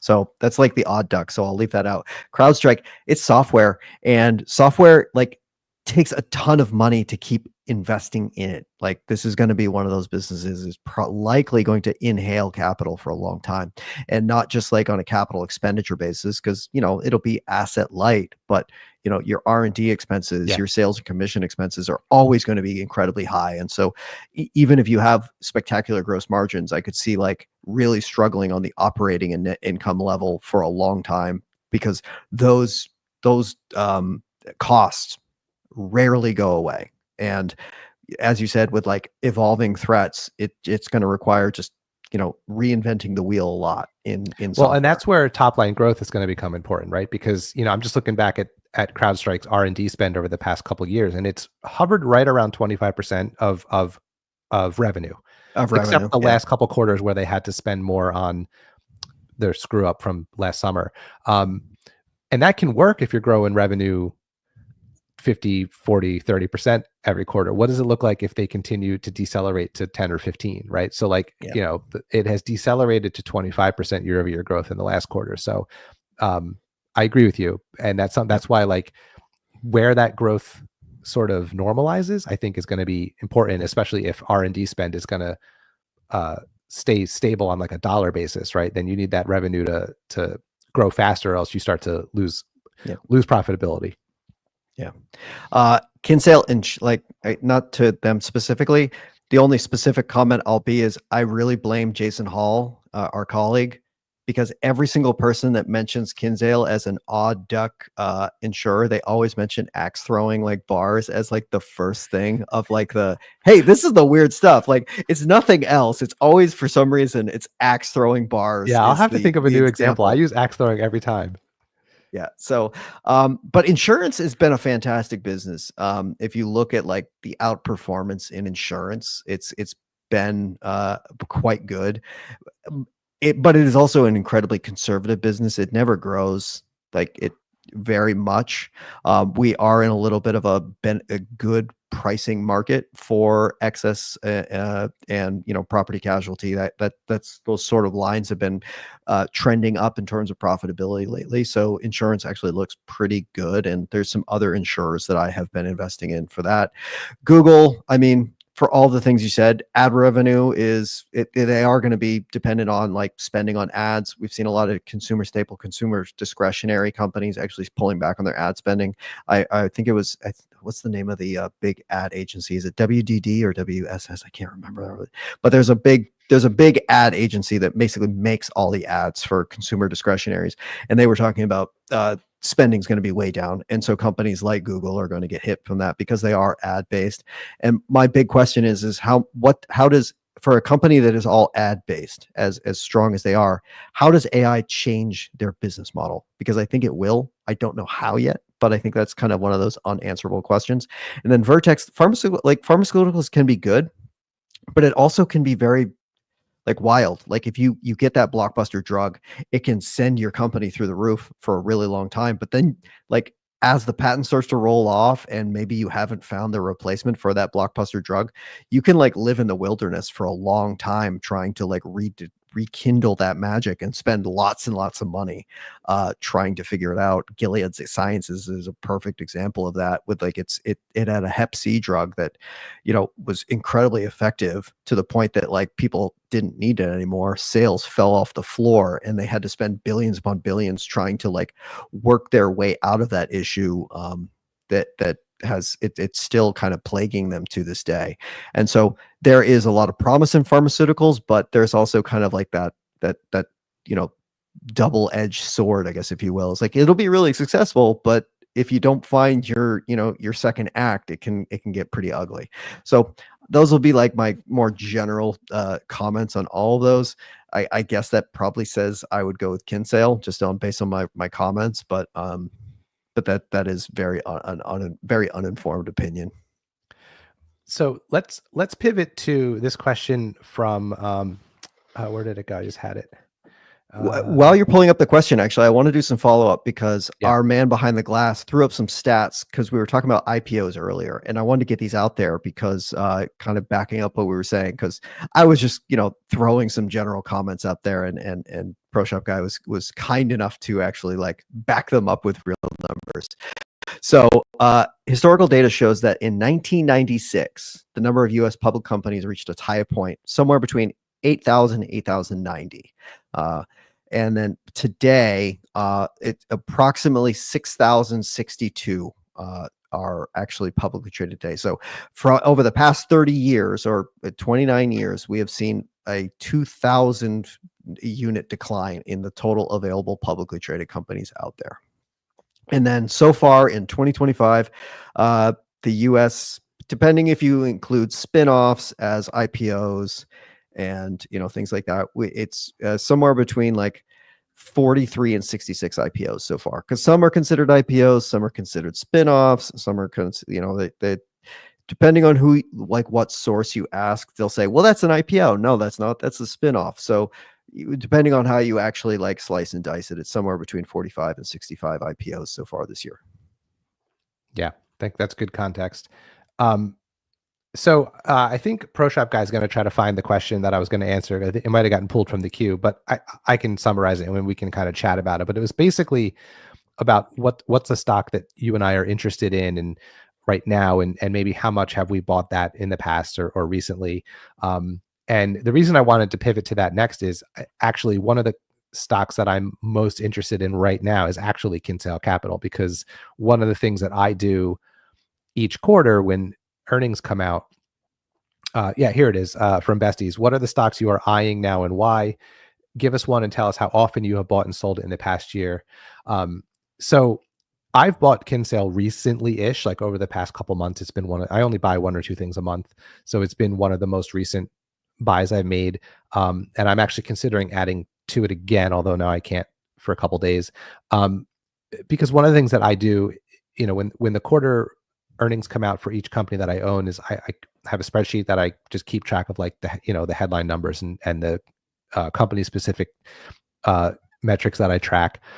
But it's usually, for most companies, unless I'm going to talk about it on Full 24 or I have to write about it or something, I won't necessarily have the time to read through the 10Q or the 10K and also listen to or read the transcript of the earnings call and flip through the slide deck. Sometimes that takes me a couple weeks or a month to get to. And I recently got to Kinsale, even though they reported, I don't know, probably in February.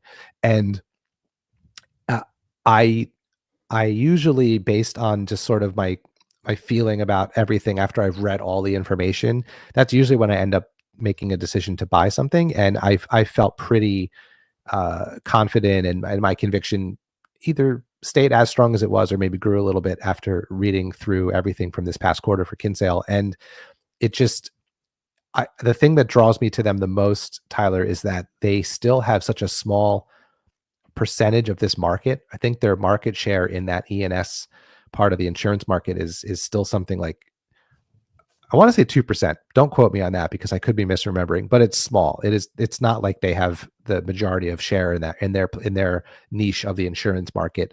So to me, that just, they're such a good operator, and they've done so well historically. They have a good track record. I'm pretty bullish that they'll be able to continue that record and continue to grow share. So that's actually one that I have at the top, near the top of my list, or at the top of my list of stocks to add to. In terms of how much I bought it over the past year, I don't know, maybe once or twice. If I buy something, I usually don't add to it again for a little while because I like to wait for more information to come out. But that is a stock I've been building my position in maybe more regularly than some others. It's gone from a smallish to a larger-ish position for me over the past year or so. So yeah, we just talked about it, so I figured I would kind of pivot to that question. What about you? Is there anything that you have your eye on right now, or anything that you've maybe added to recently or bought in the last several months? Oh, I have ideas. I always have ideas, and Jeff will probably roll his eyes at some of them. But What before country, I do, is it a Lithuanian mining company or something? you're pretty close. So before we do, though, I want a quick thing in the Slido comments, because Jeff, you have a kindred spirit here. Philip said 11 minutes ago, of the 5 companies we mentioned earlier, Axon, CrowdStrike, Kinsale, Google, and Vertex. Philip says, I own 4 or 5 of those, CrowdStrike and Kinsale, for a long time, and they've grown into my top 5 positions. So you two can talk for a long time on how awesome CrowdStrike and Kinsale have been Philip in your has great portfolio taste together. in stocks. Yeah, you two have a shared taste. Maybe you guys can talk about music and everything else together, because who am I going to talk to about ag plants and Indonesian rubber companies? It's just, there's so many fewer people. Although I did find Besties has asked a lot of questions, and it's all to the point where of things in my portfolio, to the point I was like, does she have the password to my brokerage? Because it seems very specific to like the companies I track. So on that, but I know I'm stalling, but I am going to answer the question, stocks that I'm eyeing now and why. So I'll give one that I recently purchased, and it's been within this quarter, because as I mentioned earlier, I tend to, I'm not very recent a buyer of things, but one of the ones that the U.S. company that I have most recently purchased or traded on the U.S. companies is BBB Foods. I've mentioned it a lot of times here before. It's a hard discount grocer in Mexico. Recently IPO'd last year. I think in terms of like operations, they look like an absolute stellar operator in this space. Hard discount grocery. It's very, very low margin, very low price, but it's basically like turn inventory as much as possible. I mean, that's the story for all grocers, right? They're exceptionally good at turning inventory. Their same store sales have been growing more in the low teens for the past 5 years. It's still in the double digits. Their fourth quarter earnings report comes out on April 7th. So I'll get a little bit of an update. It's been a while since I've seen a financial statement from them. They have a 2,600 store count. That was at least the most recent update. I'm sure it's going to be higher in a couple days when we get the update for the year. With 2,600 now, an excellent operator. They really know their customers. They're really getting traction with their customers, and management estimates they can get to about 20,000 stores in Mexico. So there's a big like store count growth story. There's a big same store sales growth story. I think all of these things kind of line up pretty well for BBB Foods. So that's one I've recently purchased, and thing I've had an eye on that I haven't pinned down a company yet. But this is one of like the deep cut, what I've been thinking about a lot lately. I've been thinking about electric and industrial manufacturers in Europe, especially related to AI. And the reason I'm thinking about it that way is because, we've talked about the AI story here in the picks and shovels of like, I've mentioned MCore before. They're like an HVAC contractor. There's like NVIDIA is obviously a picks and shovels play because they make the chips, and there's chips and server, and all those people are doing incredibly well. Data centers. I mean, that's the reason CoreWeave tried to go public, right? It was to catch the big capital spending in AI. Europe has been behind in AI. There's no getting around that. But I do think that there's been all these talks of like European defense spending a lot more money again because of changing political climates. I think there's going to be a similar reaction in the European market of being like, much like we can't fall this far behind in defense spending, we can't fall this far behind in AI spending. The one big AI player is Mistral AI. They're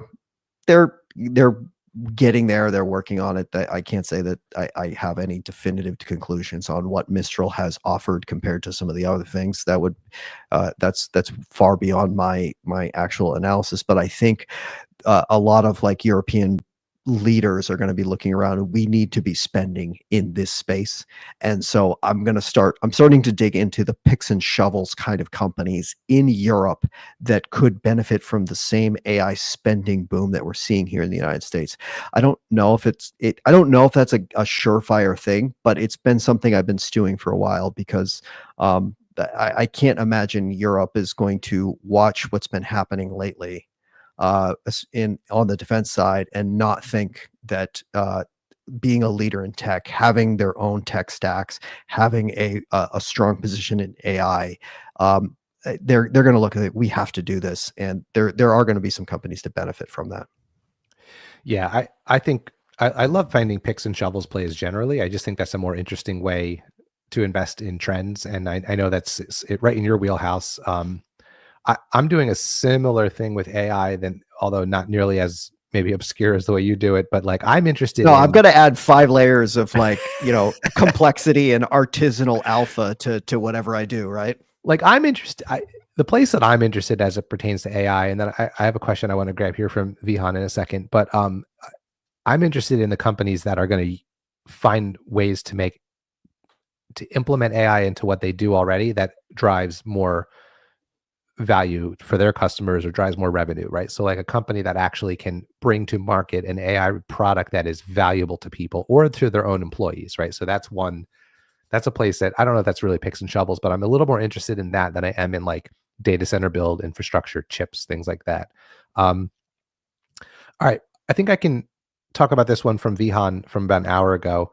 I think it was directed at me when I was on with Rachel in the 12 o'clock hour, and I didn't get a chance to get to it. He says, how does NVIDIA look at current valuation? If you own a small amount of NVIDIA and say it grew from 2 to 5%, would you consider adding more at the premium valuation of today? So I want to start with the premium valuation of today aspect of this, because I think this is interesting. Just as a point of reference, just to give one data point to think about. So NVIDIA currently trades for 37 times trailing earnings, okay? The median PE ratio over the past 3 years is 64, over the past 5 is 72, and over the past 7 is 62. So today's price to earnings is, the company is considerably less expensive than it has been over the past 3, 5, and 7 years if you're looking at median price to earnings. That is one data point. But I think it's interesting because where NVIDIA lives in our brains and where it lives in actual on the ground valuation, I think can sometimes be different because it gets talked about so much. And because it wasn't that long ago, like in middle of 2023, where it was trading for valuations of like 160 times earnings or 240 times earnings. Now, all that is past information, right? This is what has happened in the past. The question is, what's it going to do in the future?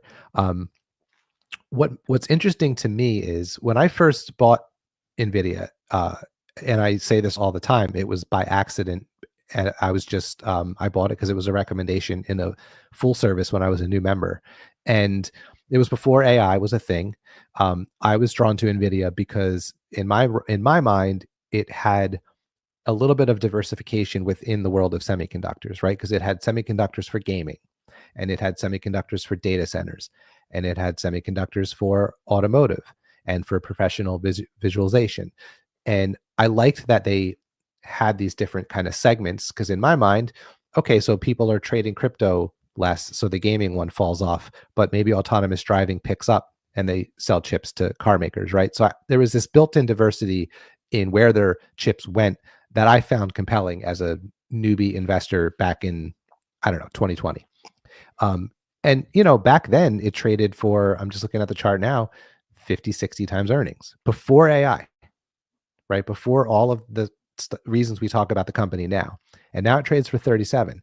So I don't know that it's as premium as people think it is, or as maybe the broader market would have us believe.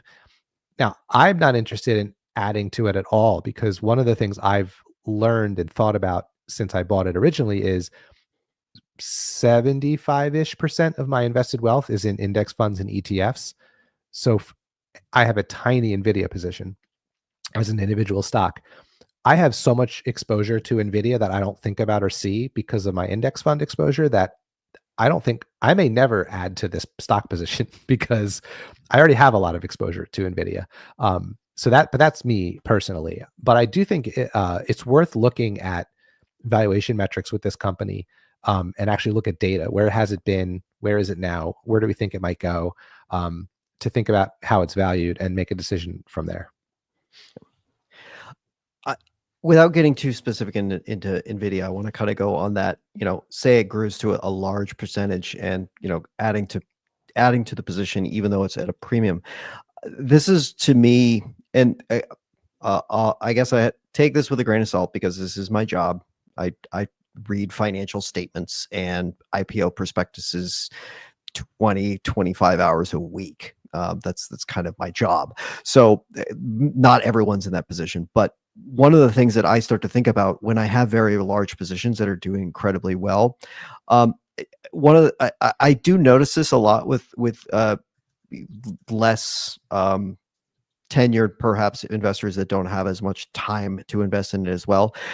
Sometimes you tend to get a little bit of horse blinders with our really large positions where it's like, I have to do something with these large positions because it's a really good company or something like that, and starting to think about valuation or whatnot. But I think one of the most valuable things that I would do is when I have a really big winner and it's doing incredibly well, it's a large position, I'm going to go out and go read some other stuff. I want to go see what else is out there at this moment, because adding to large positions at high valuations is, I don't want to say risky. That's not the right word to say it, but it's making your wealth more concentrated. And, stocks are inherently the most risky place that you can put your money when we talk about stocks versus real estate versus debt and things like that, because it's like it's the like unsecured position of a company. Sure, there's options and there's even crazier ways that we can do stocks, but let's just talk about stocks versus as a liability on the balance sheet. It's the riskiest thing. And so I think one of the most valuable things that anyone can do when they start to get worried about large positions and thinking about adding to them, I would say go sniff around first. before you even make you start really thinking and stewing over this particular position, go see what else is out there. Go read some other industries, go learn some other stuff, because maybe you might find very, very attractive opportunities in other places that maybe might even be uncorrelated to what's happening to Nvidia, and you can start to find really attractive opportunities that may do something wholly different than what Nvidia is doing, and adds that diversification and adds your knowledge base as well, and will make you not just a better portfolio, but probably make you a better investor in the long run, because so much of what we do is having that mental Rolodex of companies and experiences that we've seen.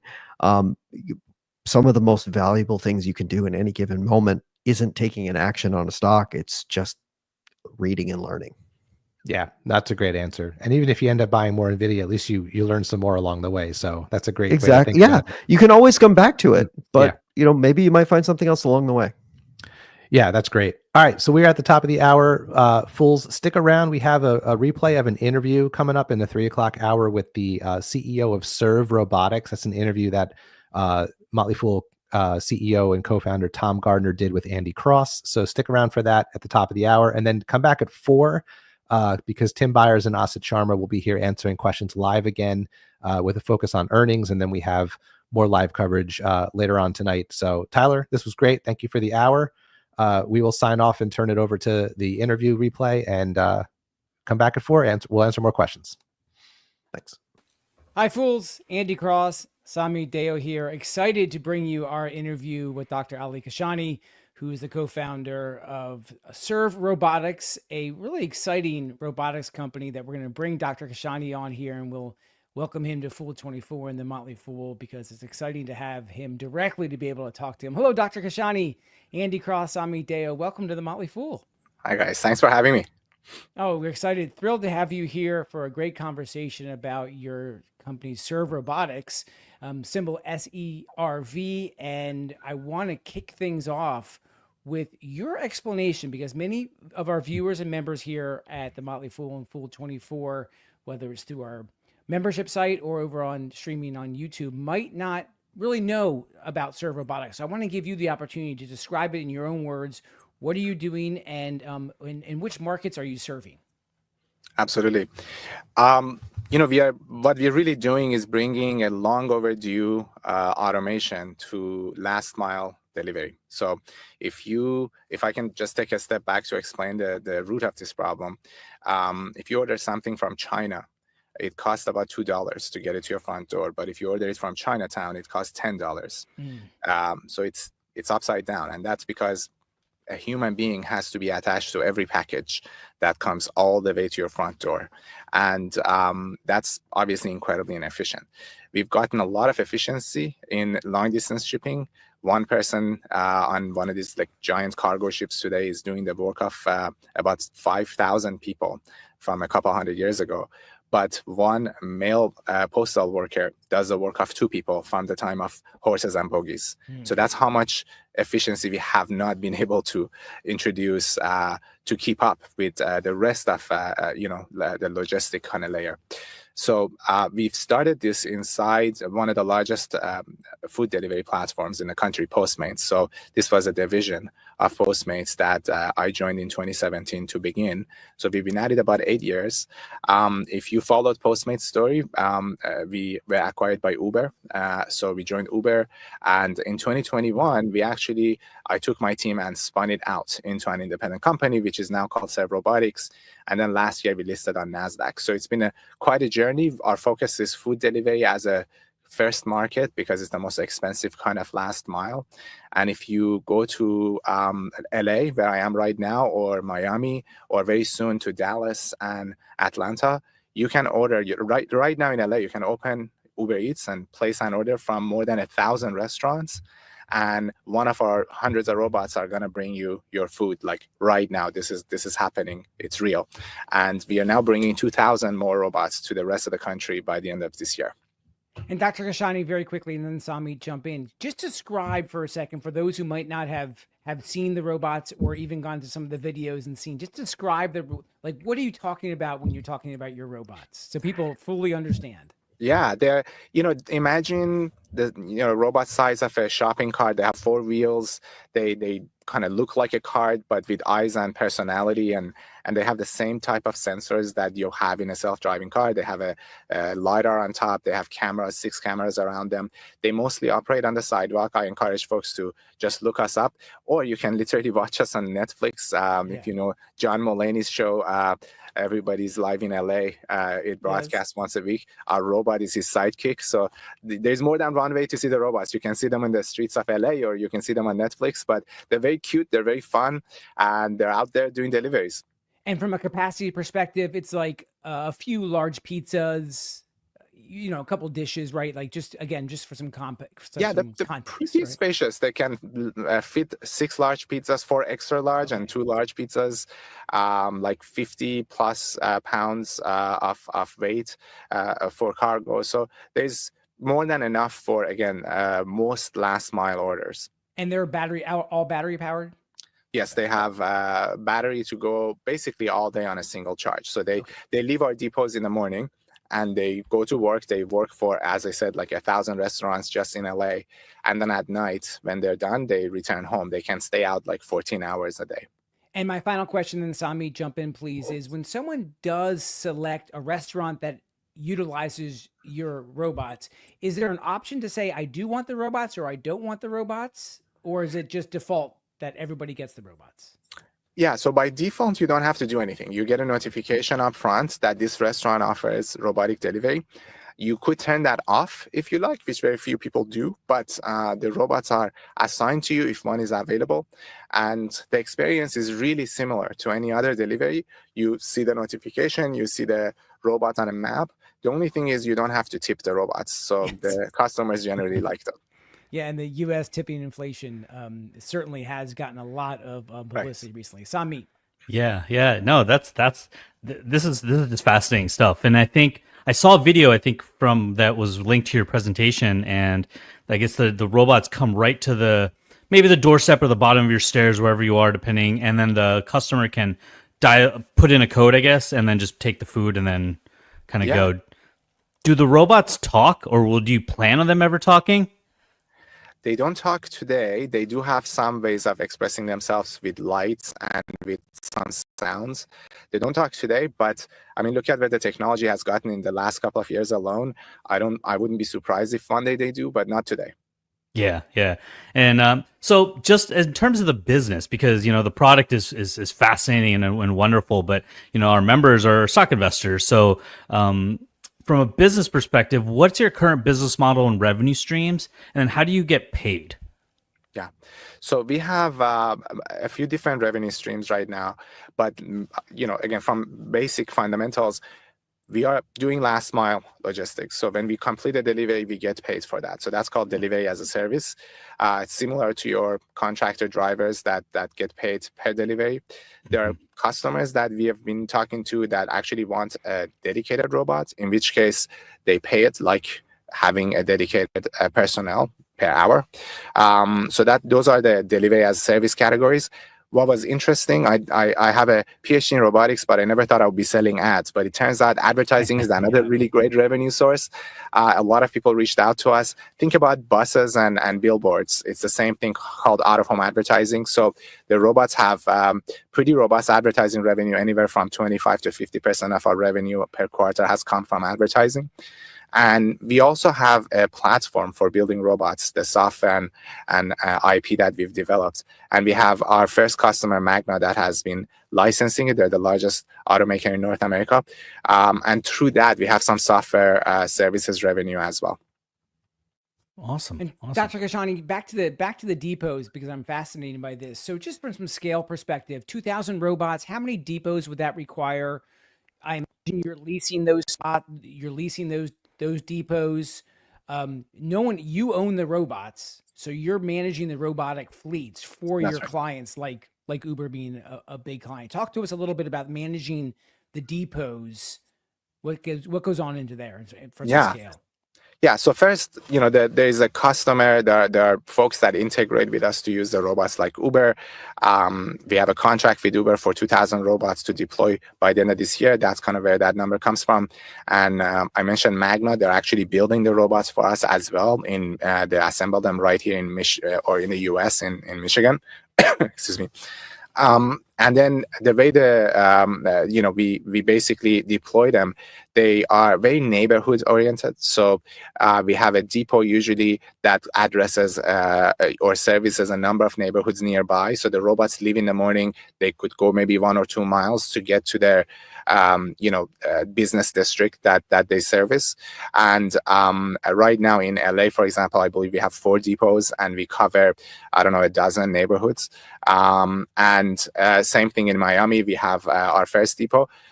You could have anywhere, I don't know, 100 robots in a depot. So it really depends on the neighborhood. And that's the model today. In the future, there could be, smaller depots, maybe, imagine like container type deployments where you have them in a parking lot. So there are a lot of different ways of doing this, but right now we are very depot oriented. So talk a little, and I'm so fascinated by this to think about the logistics behind this. So like, Sunset Boulevard and Mulholland Drive, like, I don't know if you deliver in those areas, but they're windy roads, right? Like I have double staircases that go to my house. Right, so I imagine the robot right now cannot go up those stairs. So could it not deliver to me? How flexible, capable is the robot currently right now? And then where do you envision that going? Yeah, so they're designed to do like 90-something% of deliveries really well, and they're getting more capable. For example, not every intersection has curb cuts. So we have designed the robots to be able to handle that. Like maybe they have to go down without a curb cut or even climb the sidewalk again when they're crossing an intersection. So, and the new generation robots, we just launched our 3rd generation. They're getting even better. The deliveries don't require that. When you come basically to the front of the house, maybe you can't go all the way to the front door, but as long as you're within, 50 feet, people are generally fine with that. Again, knowing that no one's touching their food, knowing that this is actually more reliable than courier deliveries in terms of completion rate, in terms of not bringing you the wrong item or forgetting your drinks, and you don't have to tip at the end. So people have been very happy, and our churn on that side is very low. Merchants also really like them. The robots are very no-frill. They don't cause any issues. They wait where they're told. So all the parties are pretty happy with the quality of this experience today. And the robots' capabilities keep improving.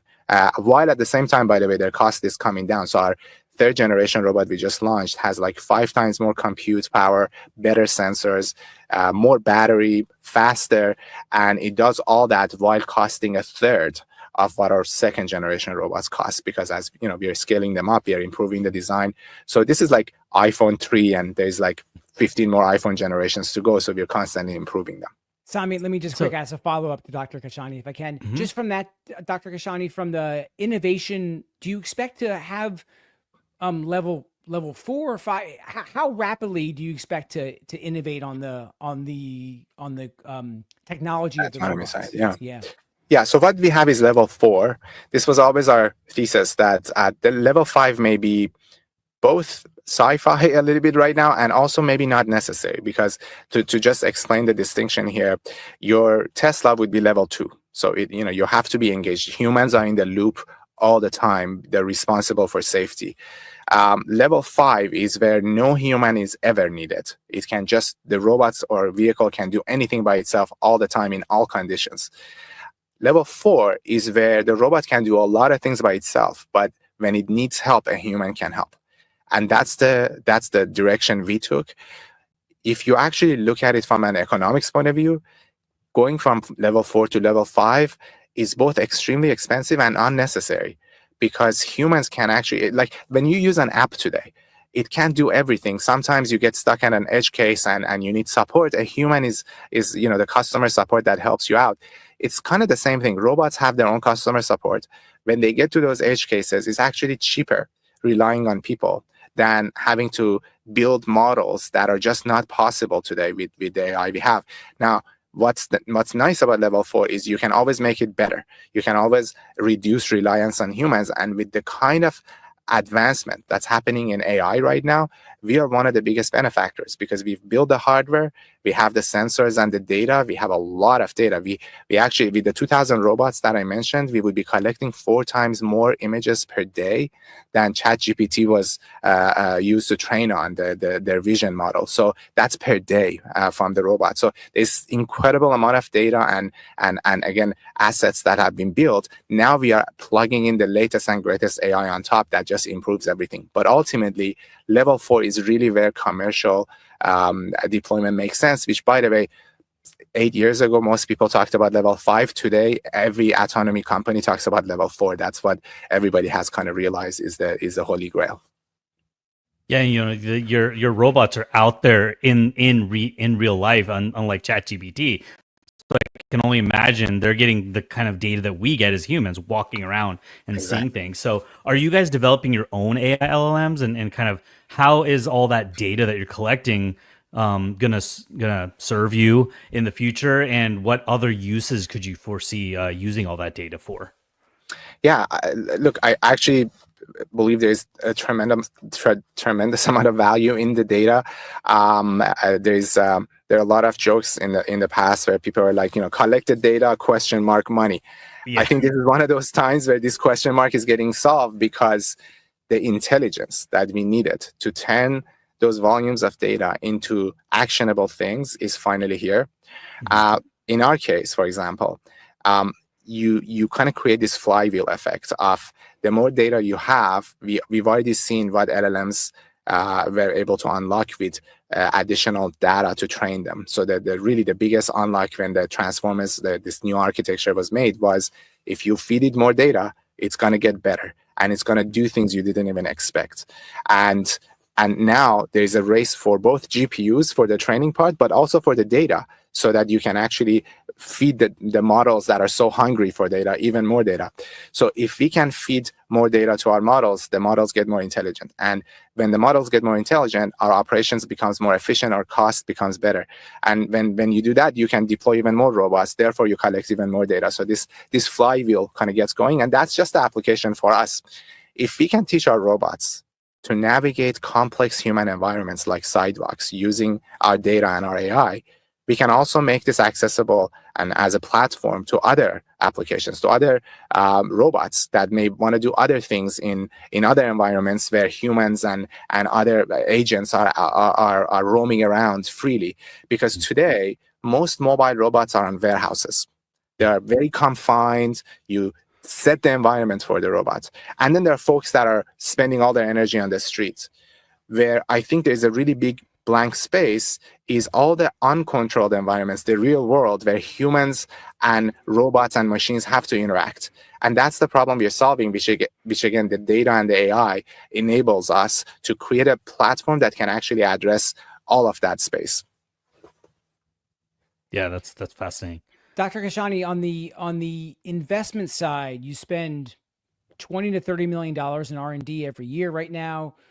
Is most of your investing into, is it hardware? Are you buying Blackwell chips? Like how are you allocating the capital you have currently? Still working through the profitability of the business model, but just talk to us a little bit about how you think about allocating capital inside Serve Robotics' team.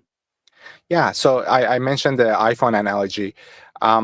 What was really powerful about the iPhone was it was an end-to-end product. Like no one said, Apple didn't say, I'm going to go make the hardware and somebody else please make the software for me, or vice versa. The vehicle that we needed, the form factor we needed, didn't exist. I think it's actually an unfortunate thing where so much investment into the autonomy space has gone into self-driving cars alone, which is just one form factor. Once you remove the driver out of the car, it doesn't need to be a car anymore. We like to say, why move a 2-pound burrito in a 2-ton car? That's been our vision, which is once the vehicle can move by itself, it doesn't need to look like a car. It can be, a smaller robot if you're moving smaller things over short distances. By the way, half of deliveries in the country, in the US, which is fairly sparse, are less than 2.5 miles. So you don't really need to have a big vehicle moving them. You can do them in these robots. So with with the vision of having a different type of form factor, we were faced with the fact that that vehicle didn't exist. So we decided to make it ourselves. And of course, the autonomy and the AI for it didn't exist. So we had to make that ourselves. And the operation didn't exist. So we had to make that ourselves too. So we have an end-to-end product, which I think generally when you're introducing something new, you really need to make that killer application end-to-end. Now, food for us is the book to our Amazon. There's so many other things you can do once these robots are roaming around. But you do need to get this working from the hardware all the way to the software and operation and autonomy and AI. So our investment that you mentioned goes into all those layers. I think the hardware is a little bit more known quantity of a problem. We've been building vehicles for 100 years as a species. We know how to build them for all the environmental conditions, etc. So that's not rocket science. The AI and autonomy side is where there's more uncertainty, and that's where we've kind of been able to show a lot of progress, and that's why the robots work as reliably as they do. So a lot of our investment has been going in that. So, question. So with the robots, you talked a little bit about the level 4 to level 5 autonomy and all the different autonomies.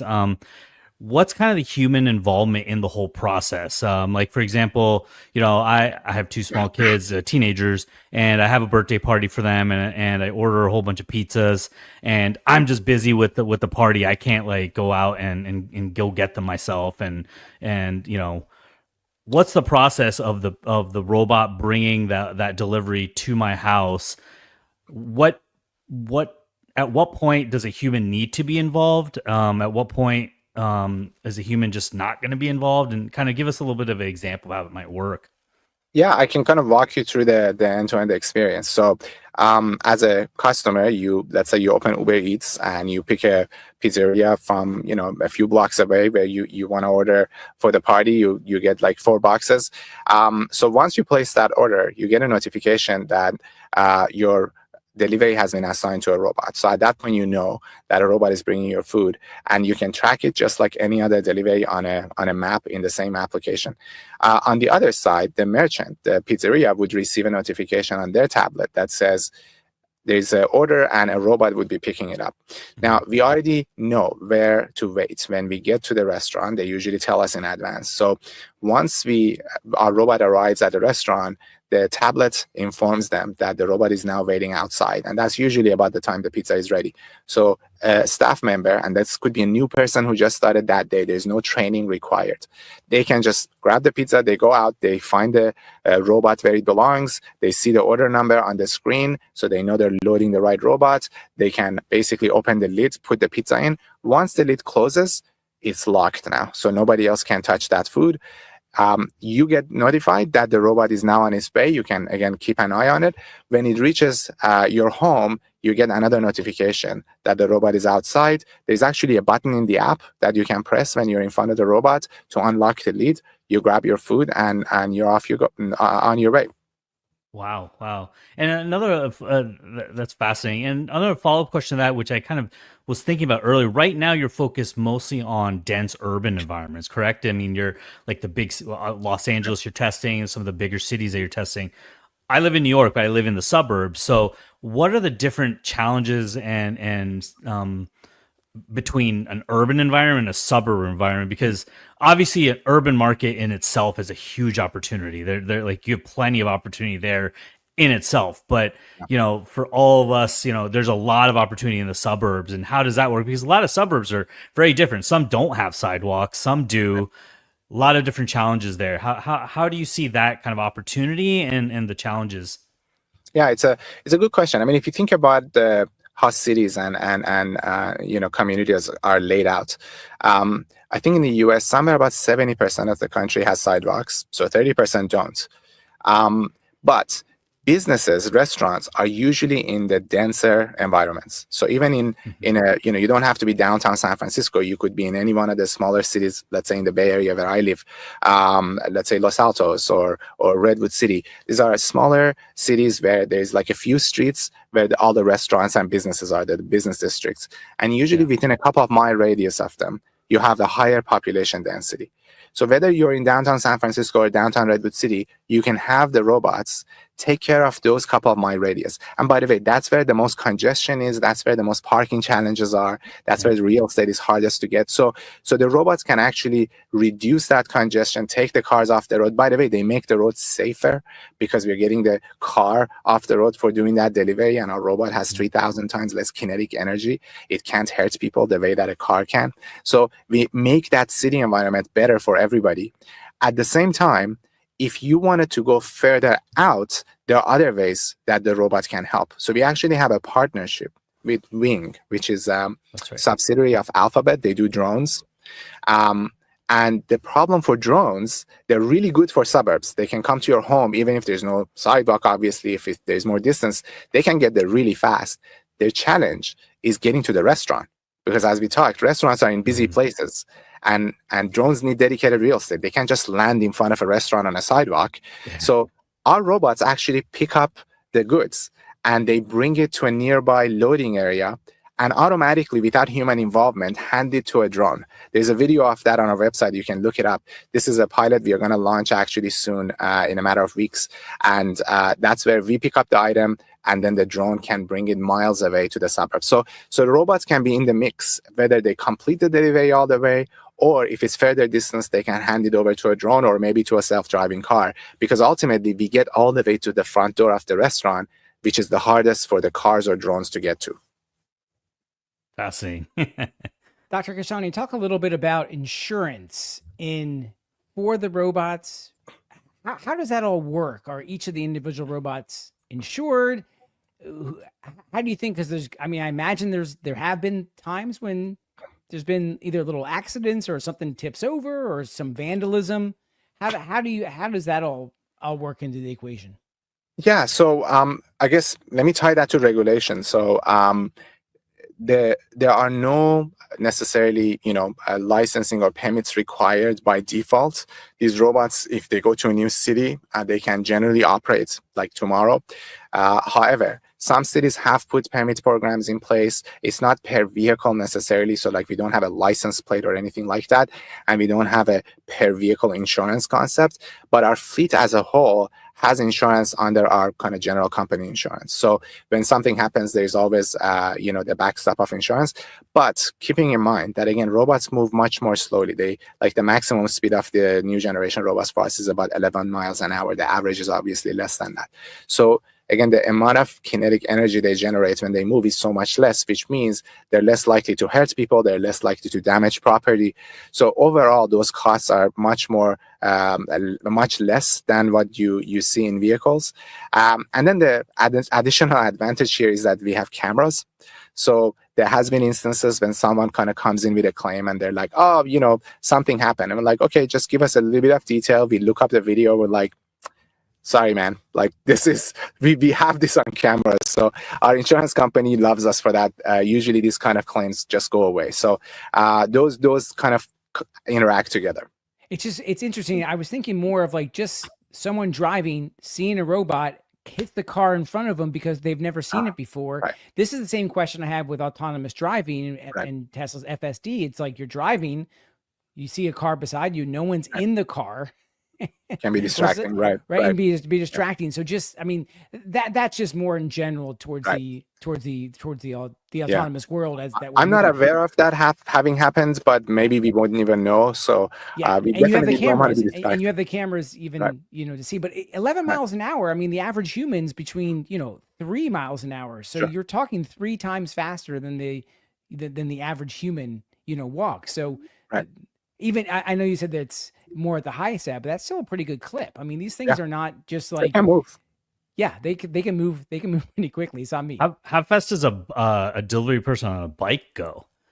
Because I would imagine that kind of closes the distance. A lot of the delivery people are either in a car or a bike, right? 90% of deliveries in the country, when we had access to, we were born inside Postmates, so we saw all the raw data. At the time, at least 90% of deliveries happened in cars. Only places where the congestion, like Manhattan, is just so bad is when bikes are used, because ultimately people want to make as much money as possible, and bikes are not the best mode for that unless you're just stuck in traffic all the time. So I think bikes can go 20 miles or even more. So this is like maybe half of that speed, but they also have to deal with, congestion sometimes. So you still have the traffic, stops or whatever. And generally they're often banned from the sidewalk. So there's some other restrictions there. But that's kind of a rough estimate. At the end of the day, in LA, for example, median delivery distance is less than 1.3 miles. And you need your food in about half an hour. So we can do well beyond a 1.3 mile delivery distance, which means half of deliveries can be done in robots. And if we can take those half of deliveries off the road, we make the roads less congested for everybody else, we reduce emissions, we make roads safer, and then we bring that $10 cost of delivery down, hopefully to $1 in a not too distant future. Yeah, it's interesting that quote you said that why deliver a 2-pound burrito in a 2-ton vehicle, right? I was just thinking about it, and when I order food, you have this delivery driver in a car, and he brings me this small package of my lunch, and like that's all that's in there. He's spending all that time. Obviously, he has other deliveries, I'm sure, as well, but it seems inefficient. It really is. And a person has to walk all the way. I think it's better if that person is in charge of multiple robots that are doing this job out there and they're supporting the robot. So that's kind of the productivity gain that I was talking about earlier. That's how we are going to start to unlock that. And I think that actually creates so much more demand for delivery as well. A lot of people don't use delivery today because it's too expensive. Dr. Kashani, is it a one-to-one relationship? Does a robot make a delivery, come back to the depot, or is it making a delivery, going back to pick up another delivery? How much is one off versus multiple stops? Yeah. So the robots, they kind of go to work in the morning. So they leave in the morning and they come home at night. So they don't return to depot halfway through. They go to the restaurant, they do the pickup, they complete the drop off at the customer location. And then they go to the nearest restaurant that has the next order. And as I said, we cover about 1,000 restaurants just in LA. So there are a lot of restaurants nearby that we could be getting the next order for. So that's the model. Now, today, they only move one package at a time. When we were inside Postmates, we actually had integrated batching, so we could do more than one order. And that worked just fine. We are not doing that today, but it could be done in the future. One of the things sorry, Sami, let me get this last point in, is, the scooter, the chime bikes, I see them kind of discarded on the side of the road and that kind of thing. And so I like the depot idea, or like in the New York bikes, Sami, when they're racked together. Right. And so I imagine that you have a similar situation with your robots, which is you're not just walking down the street and you find a robot on the side of the road. It actually it has a purpose. Exactly. This is a really important point, which is our robots are kind of active fleet rather than what we call scooters passive fleet, where people are moving the scooters. Our robots move by themselves. So that gives us some advantages. One is we need fewer robots. With scooters, you kind of have to throw them everywhere for people to find them at the right place and right time. We don't have that issue. The robots go where they need to go. So you generally need fewer robots. And also, we have standards, we have protocols for where the robots should wait. If we are waiting for the next job and we stay somewhere for more than 20 minutes, we actually get the robot to move somewhere else. We don't want to be loitering around people. Maybe they don't like that. So we have all sorts of ways of making sure that we are good citizens in general. When the robot sees people coming, it tries to actually cede way to them. We try not to block intersection, kind of curb cuts. There's a lot of learnings we've had, and we make mistakes too. We always try to get better, but we're trying to be very thoughtful, having robots as this kind of new citizens around our cities. Yeah, and that brings up a good point. Is kind of how's it consumer acceptance is very critical for these kinds of new technologies. And so what kind of insights have you gathered from your tests in Los Angeles and the ones that you're doing more of customer behavior towards these robots, or satisfaction levels? What's the kind of feedback you're getting from the robots and actual customers? Yeah, this was something we spent a lot of time from the beginning of this effort back in 2017. Our thinking was, it was clear to us that we need this kind of automation to be introduced to last mile. But one question was, is society going to accept that? Now, 8 years later, we have a good, clear answer. It's been very successful. You can see it in cities like LA. people basically don't even react anymore. They're so used. That's probably the most surprising part is you're walking by, a robot passes, and nobody's even looking anymore. So at one point, they become like a mailbox. They're the most normal thing. But in that introduction phase, you really want to, again, be thoughtful and make sure that people want these things to be around them. And we have our work cut out for us because of maybe Hollywood and all the negative stereotypes about robots and the dystopian future. So we actually wanted our robots to be really friendly and fun and in fact designed them to have personality. They have eyes, they blink, they have names. The result of all that, and also I should say on top of that, we consulted different communities, like disability communities, like someone who may be blind or deaf or have or be on a wheelchair. We wanted to know how to interact around all types of people that are out there on the sidewalk. And again, we can always do better. We are always working to do better, but I think we've, been off to a good start in LA as a city. We've been around for a few years. We are very well accepted, and people are generally very positive about the robots. When they see them, they want to interact with it, and they want more robots, not less. Yeah. So we like to on these shows, we always have members kind of watching in and then sending us questions. So we like to take questions from members when we talk about different companies and things. So we do have some questions, and I wanted to take one that was pretty interesting. LY Winners Win is one of our members. Curious, what security measures are in place for serve robots to prevent theft or vandalization of the robots? Yeah, that's a very good question. I think about it in three words. It's design, deterrence, and disinterest. So I'll walk through each. So design is make them friendly so that most people, normal people, don't want to mess with them. They actually, sometimes I walk with the robots just to see people's reactions, etc. And I've actually had interactions when someone who doesn't even know who I am just turns to me after seeing the robot. It's like, I feel so protective of this robot. So design is obviously important. So if it's pleasant and it doesn't invite that kind of behavior, that's one. Deterrence is the second. The robots obviously have cameras. I'll tell you a funny story of the only time in years of us operating in LA, we've done, many tens of thousands of deliveries. In years of operating here, there was only one time where someone actually organized individuals tried to steal a robot. They loaded it in the back of a truck.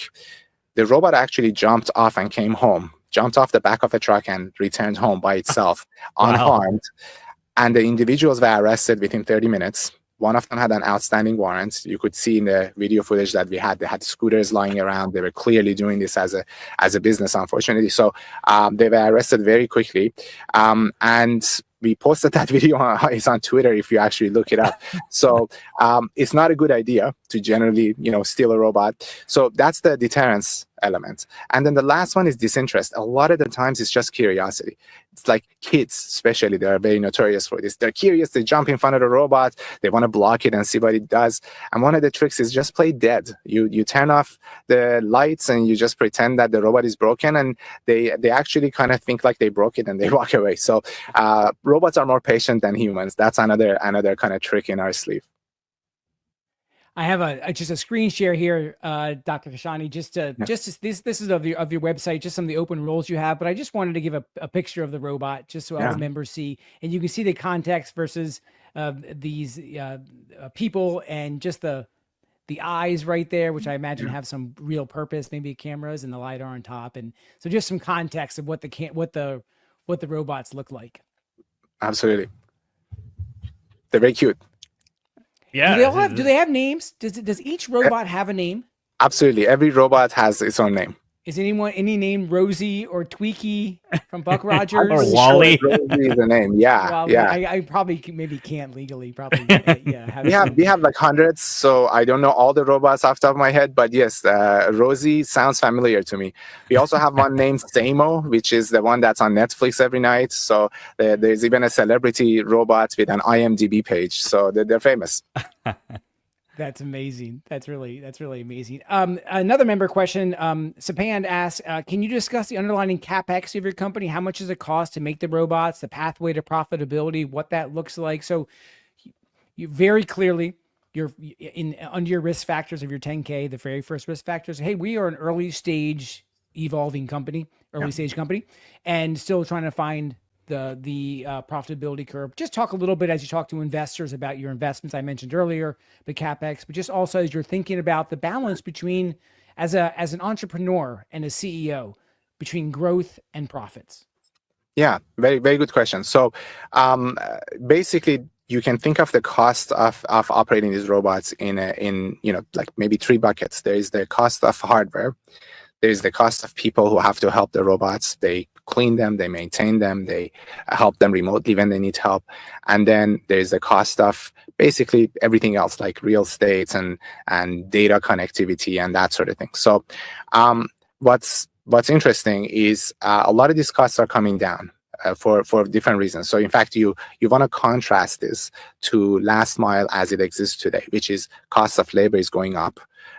People know about tipping, for example, but just labor costs as a whole, hiring these drivers, finding them is getting more expensive, and regulation is putting additional pressure because of the labor laws and minimum wage requirements and all that stuff. So on one hand, you have that a number of inflationary factors that's increasing the cost of last mile. On the robotic side, that's kind of the thing about automation. So hardware, the first bucket I mentioned, the cost has been coming down steadily. I mentioned between the last generation and the current generation robot we launched, the cost has come down in 1/3. So like 65% or so cost reduction. And the robot is way more capable, has more battery, has more compute, has better sensors, has more cargo capacity, is faster. And this includes all the components, like the LiDAR cost has come down 90-something% in the last few years that we've been around. Again, battery cost, the cost of compute has come down significantly. And this is going to continue. Everybody obviously understands how that works as we scale up, but also the technology itself, as it gets cheaper, we are going to be benefiting from that. The cost of labor also goes down because the robots are getting smarter. They can do more things by themselves. They become more durable. And then the last one is the miscellaneous stuff. So we are getting smarter in terms of how we operate the robots, the depots, and all that stuff. So we are not profitable today, but we have a good line of sight into becoming profitable. And we haven't talked about this. We've raised since the IPO something like $270 million. So we're in a position where we can launch all of our 2,000 robots and more and get ourselves to that profitability without necessarily having to raise more money unless, I don't know, we want to scale a lot faster or something. And then the other thing I want to actually mention is this benefit of cost down is going to actually be eventually passed on to a lot of other folks, including the restaurants and the customers. And then one more interesting observation here is that with drivers, you only monetize the delivery. With robots, you're monetizing other things. So we don't just reduce the cost, we also increase the top line. For example, I mentioned advertising. Our robots have a whole other revenue source just from the ads that we place on them.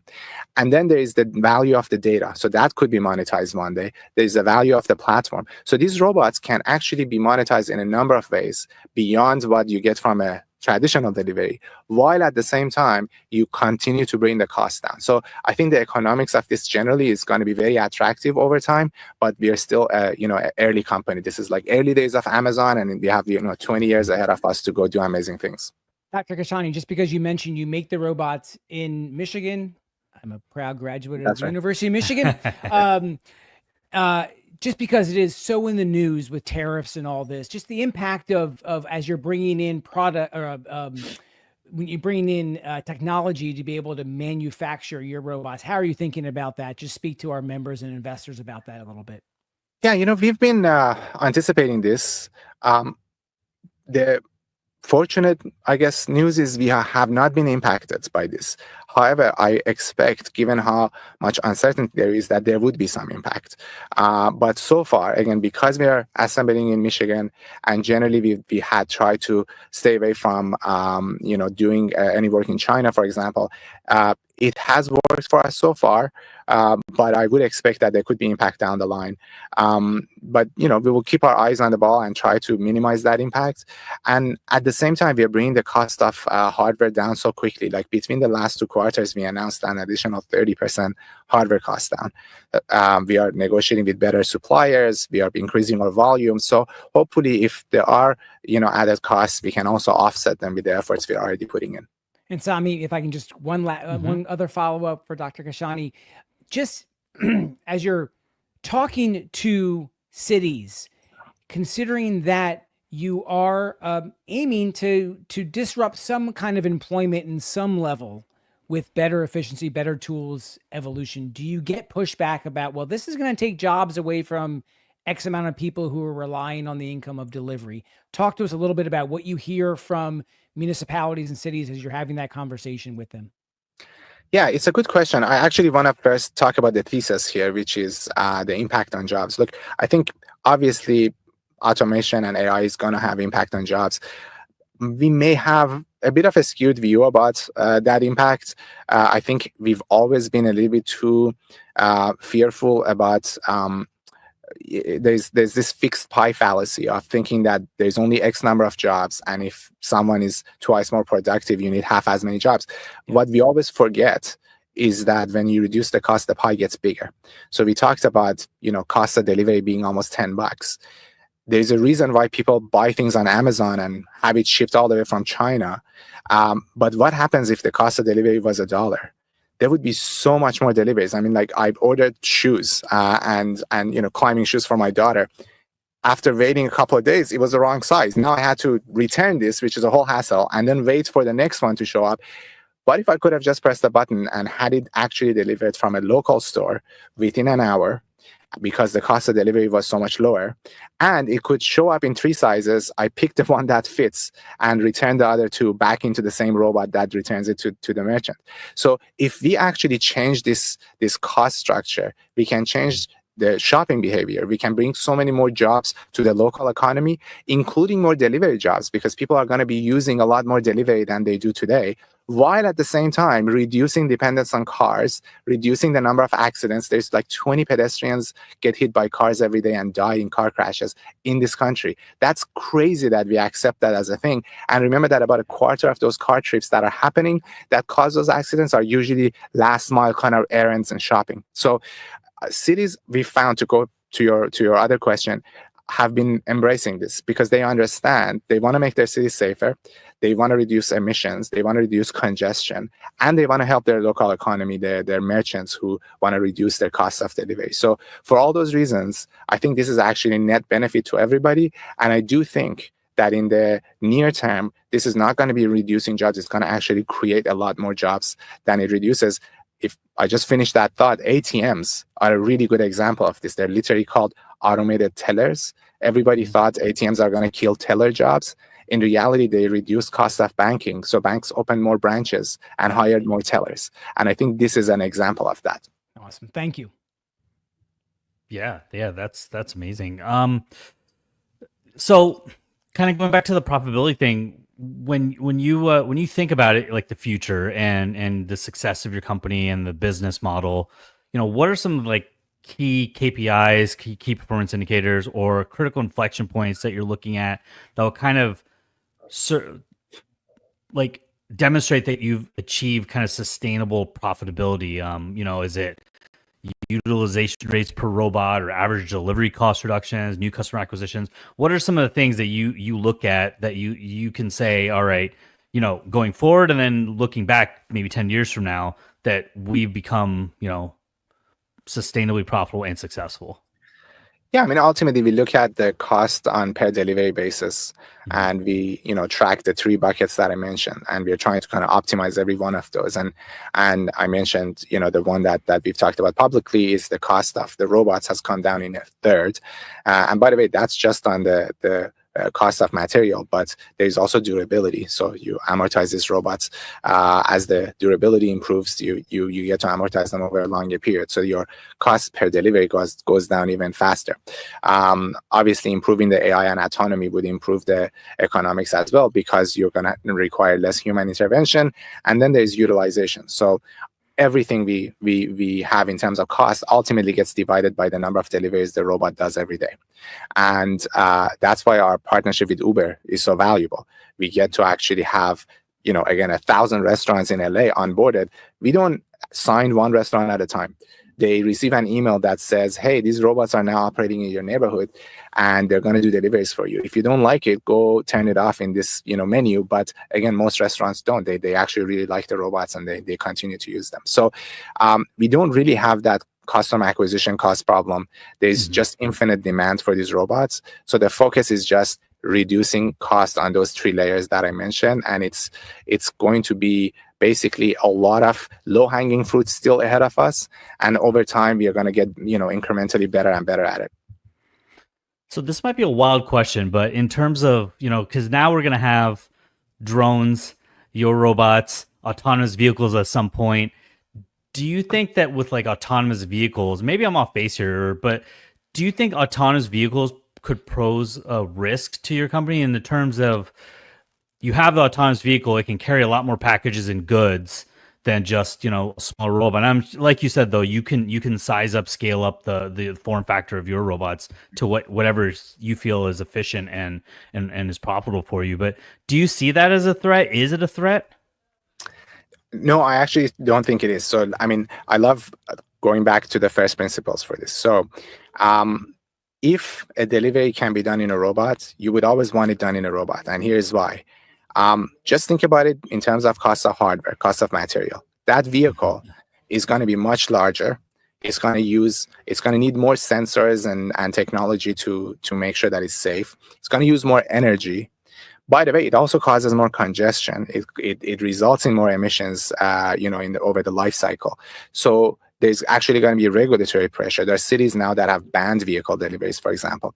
But just purely from a business point of view, the cost per delivery on a robot will be cheaper. You don't, again, it goes back to why use a two-ton vehicle to move 2-pound burritos. Ultimately, from first principles, you want to use the right form factor for the right delivery, for every specific delivery. Delivery has always been multimodal. You don't use the same form factor for everything.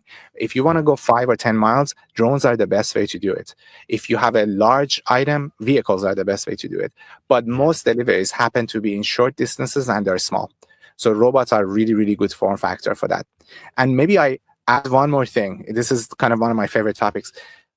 Humanity has this funny problem of our imagination is very limited to what we know. So if you think about the first car, it looked like a carriage and it was called a horseless carriage. So we removed the horse and it still looked like a carriage.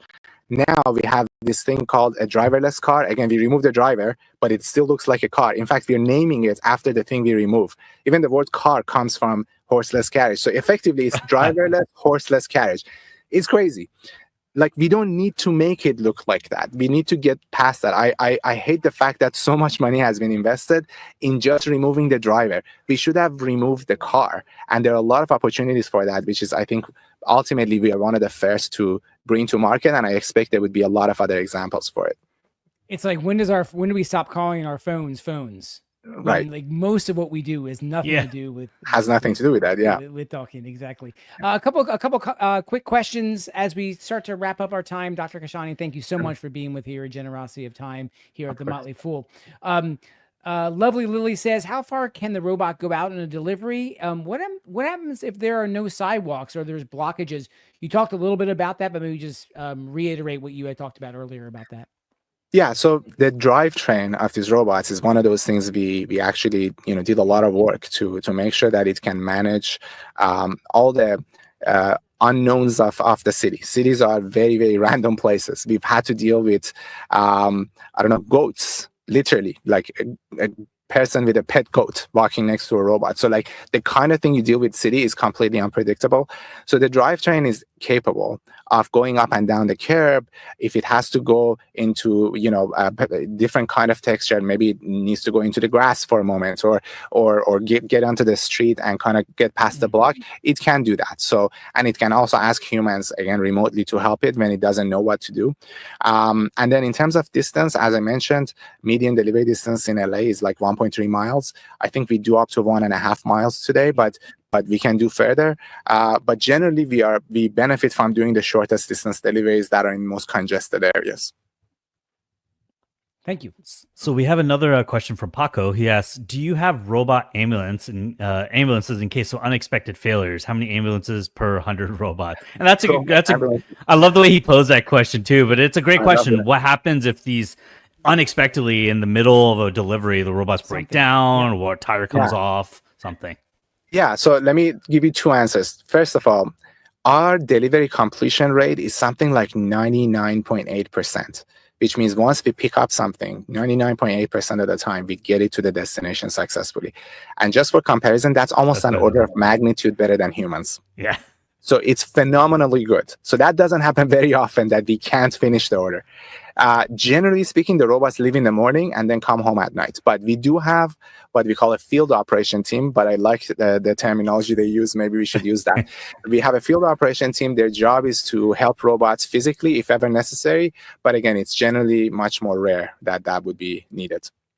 Yeah, I could personally, anecdotally attest to the fact that I have to imagine they're much more successful at delivering than some of the delivery services with humans, because I've had many orders lost. Right. Yeah, or they pick up the wrong thing. I mean, listen, humans are complex. They have their own priorities. Suddenly something comes up, their kid needs their help. Like it's reality, it's real life. Versus the robots, they do what they're told, and they're generally much more chill. Dr. Kashani, what's a misconception about either your robots or robotics in general that you think we all have?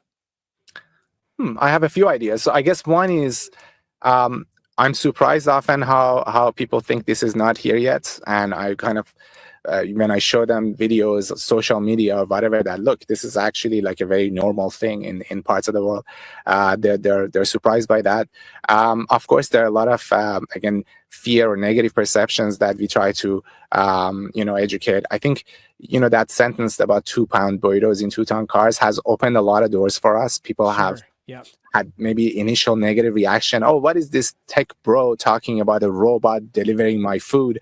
And then we're like, listen, like, there is a bigger problem here we are trying to solve. It may not be obvious at first, and then the coin drops and the reaction and the attitude changes. So part of the job, I think, is also just educating folks. Why does this need to exist? Because again, some problems are so big that we don't see it anymore, and the inefficiency of last mile is, to me, one of those problems. It's almost unlimited time. It's just a massive reality of our lives that we are completely we are tuning it out. And I think our job is to kind of remind people that it doesn't need to be this way.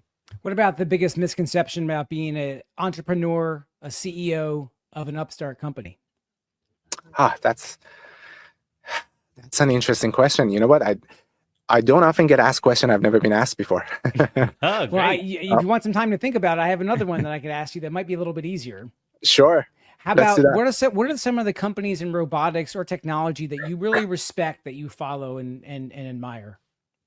Yeah, I mean, look, the very first example in my mind is obviously Waymo. I'm a big fan of what they're doing. I've used their vehicles. In fact, we overlap in where we operate sometimes. Yeah, so I bet.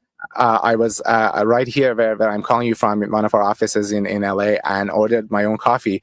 And when I walked out, as the robot was coming at me, a Waymo vehicle passed right behind it. So it was a very kind of futuristic moment. I'm picturing like a showdown between one really big dog and like a small dog, like the Waymo. Absolutely. So I'm a big fan, obviously, NVIDIA. I'm a huge fan of NVIDIA. They were one of our largest investors as well. When we were a private company, we use their chips. We have had a very good relationship with them in terms of the technical partnership. So that's another company that I'm a huge fan of. I think they're really kind of the reason why a lot of the work we are doing is even possible. So those are a couple of companies that I have a lot of respect for.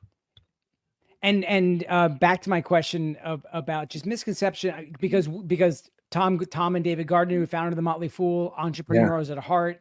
Tom couldn't join us today, but so we've invested in so many companies that are founder led, and so it's a little bit of a soft spot for us. So I like when we have a founder on, I like to just understand the complexity between running and starting a business, taking investor money, trying to build a new technology and really create a new market. There's a question about competitive nature, but you really are trying to start a new market. So I just wanted to get a little context around how you think about running, your philosophy about running the business. I think the most valuable thing that you need to have in a startup is perseverance, because the perception from outside is you only hear about me or other entrepreneurs when we are doing well. You never hear about the companies that are struggling to raise, right? And so from outside, it always looks like, there's money and everything is going great. But in reality, most founders are struggling. And somehow they need to, if they really have conviction that what they're doing is the future and they need to they want to see their vision through, they need to find a way to survive. And it's kind of the rule number one for entrepreneurs. This is my maybe third company, depending on how you count. And I've been in situations where we have like weeks of runway or even less. And, what are you going to do? You have to absolutely, find a way to get through that moment. When SVB collapsed, all of our money was in SVB. We had one of those moments where we could be dead next week. And somehow we saw ourselves through. And just generally the crisis in the financial markets in the last few years, it was very challenging. So I think having perseverance is kind of the number one rule. And then I want to answer the misconception question as well.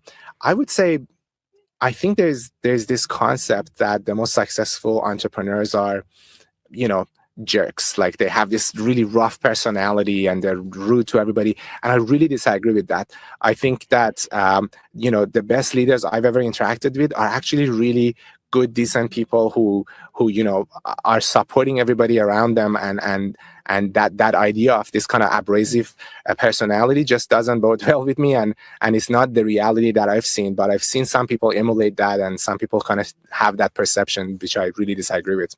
Well, I'm glad that you could share that. And thank you very much for enlightening and teaching so many of our members who are watching us and Samit and myself too, and me about your company, Serve Robotics. Dr. Ali Kashani, we wish you all the best in your endeavor and look forward to seeing more and more of your little robots with some fun names roaming around different cities around the U.S. and internationally. Best thank you so much. To you, and thank you for joining us here on the Motley Fool. Thanks for having me. So much. Thank you.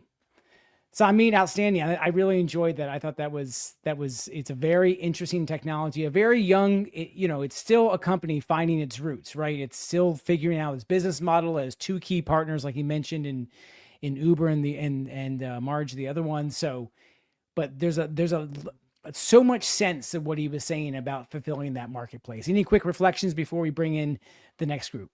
Yeah, no, I think it was amazing. The future really is here, and whether you want to embrace it or not, it's here, and might as well just embrace it and see where and see where it goes. But I like that he had a lot of great answers to like questions about like how they're gonna try to figure out certain things in their business and the challenges. He had very good explanations for all of that. So he seems like a very thoughtful entrepreneur with a lot of future challenges kind of in mind. So. Yeah, and I appreciated his final comments about the difficulty of the perseverance, but then also just the fact that it isn't all just jerks out there, trying to start and run companies and push through their thing, but it takes a lot more to that. So but thank you for joining me on that, Samit, and we can that was great. We can welcome Danny and Rachel who came in. And I don't know if you all had a chance to catch any of that interview we had with Dr. Kashani, but it was really, very interesting about what he is trying to build. I mean, Serve Robotics is, it's a micro cap company. It's a few $100 million in market cap. Like he said, he raised a few $100 million. So, it is still really trying to find its way. Fascinating interview. Yeah, I liked his comment about addressing the bigger problem than that last mile delivery. And that's truly the least efficient of all of the parts of the delivery process. And least efficient and most, most complex, like flying, right? And costly, like finding an airplane, right? It's the takeoff and the landing that are by far the most complex. And that's where you have the human endeavor in there. Because of that complexity, he and his team are trying to solve that. So the cost per delivery will be a huge, like a very, very key indicator of their business going forward and how they're succeeding or not. 100%. 100%. Well, we look forward to talking more to him. I just his whole comments about perseverance. We could bring him on for a whole show about that. Yeah. Talking about that. So just well, on Danny, entrepreneurship. Yeah, Samit, thanks for joining me, and Danny and Rachel. We'll turn it over to you all. Awesome. All right, Have a thank great you. hour. Thanks, Andy. Great. All right. It's not to Rachel and Danny. It's to me and Asit. I'm Tim Beyers, lead advisor for Rule Breakers. Also on the trends team with me is Asit Sharma. We've got more earnings today. Asit, how are you feeling? Doing well, Tim. How are you? I'm doing all right. Yeah, good. Not as much sleep, but I'm good. And it looks like it is sunny outside, so hopefully I'll get out after this because it was cold this morning. But let's talk some earnings. How do you want to start this off? Because you've got the 3 today. Yeah, so let's do it this way. I am going to try to explain each of these companies to you and make a few comments about earnings because they're companies I don't follow. These are companies that you follow. And so this was a fun challenge for me to look at a few with some fresh eyes. And I think that'll be the best way to go about it. I'll make some comments about each. Maybe we'll start with Pony.ai and then do KBH Home, KB Home. Yeah. And then lastly, GameStop. And Fair enough. then, everyone get your questions in. And if you've got questions on any of these, we'll answer those first. And we can also, Tim and I can take other questions that you have. But I'll jump right in with Pony.ai, which is a relatively new company to the public markets, Tim, but it's been around for a while. This is a company which actually has roots in Silicon Valley. It now operates as a Cayman Islands domiciled company. It has American depository receipts, so you can buy it here in the US. I like the description of what this company is, Tim. This sentence doesn't really tell you what it does, but it describes the business model, and it's so succinct and so clear. We are taking a robotaxi first, China first, and tier 1 cities first approach. So this is a business that focuses on autonomous driving and basically robotaxis and robo-trucks. I really appreciate what they're doing in terms of understanding where they can play. We know, those of us who have followed this space loosely like I do, Tim, that the regulatory bent in China has been a little bit faster towards autonomous driving than it has here in the US. Of course, we do have in various jurisdictions robotaxis out on the road today. Waymo is the biggest and most well-known of the companies, and it's probably the true peer to Pony.ai here in the United States. But this company, founded by a couple of scientists, has really focused on the largest and densest cities in China, the 4 tier 1 cities: Beijing, Guangzhou, Shanghai, and Shenzhen. So these aren't the easiest places to launch robotaxis, but if you think about a market where you would want to start because the density is there and the demand is there, well, this makes a lot of sense. So it's an ambitious approach, but one ultimately, if you can be, say, a first mover, perhaps it's the greatest place to start a business like this. Now, I want to try to tell you what I see as something that I was surprised by. It's the approach. I want to explain the approach. It's a little bit different than some companies in the US and Europe, the approach that they've taken into how they've developed their robotaxi system. So again, I came to this company completely cold. I'd heard about it, was familiar with it, but had not looked at it as an investment. And maybe I should share my screen here so we can look at this. Just some text from their latest earnings report. This is the transcript from their earnings call, but it's I think it's pretty relevant here. So apologize for not lining this up in advance. Okay. Bear with me, folks. No problem. Just click, if you can click present, and then probably click the window where you have this stuff. Got my tab up. Well, okay, we'll do window. Let's see if that gets us. Whatever Part, window. Yeah. Hmm.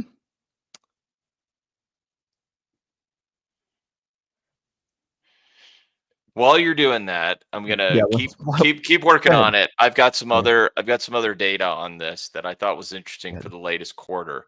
So it is in the robotaxi business. It's going to be a data business. It's also going to be a significant capital allocator, and it's going to burn through some capital as well. Right. But it has multiple expressions here. It has robo taxis. It also has robo trucks, which seem to have some industrial implications here in all of these major cities, the tier 1 cities you're talking about, just to get a sense of the scale. So robo truck is a big piece of the business. That was 14.4 million during the quarter. That was up 61.3% year over year. They have a bunch of different data provider partnerships that are essential to their business, including Alibaba Online Mapping. They also have a ride-hailing partnership through AMAP. That's integrated into their robotaxi service. So they are building out an ecosystem here, Asit. Something that stood out to me, and maybe this will be answered by what you are aiming to share here. Total operating expenses were up 85.4%.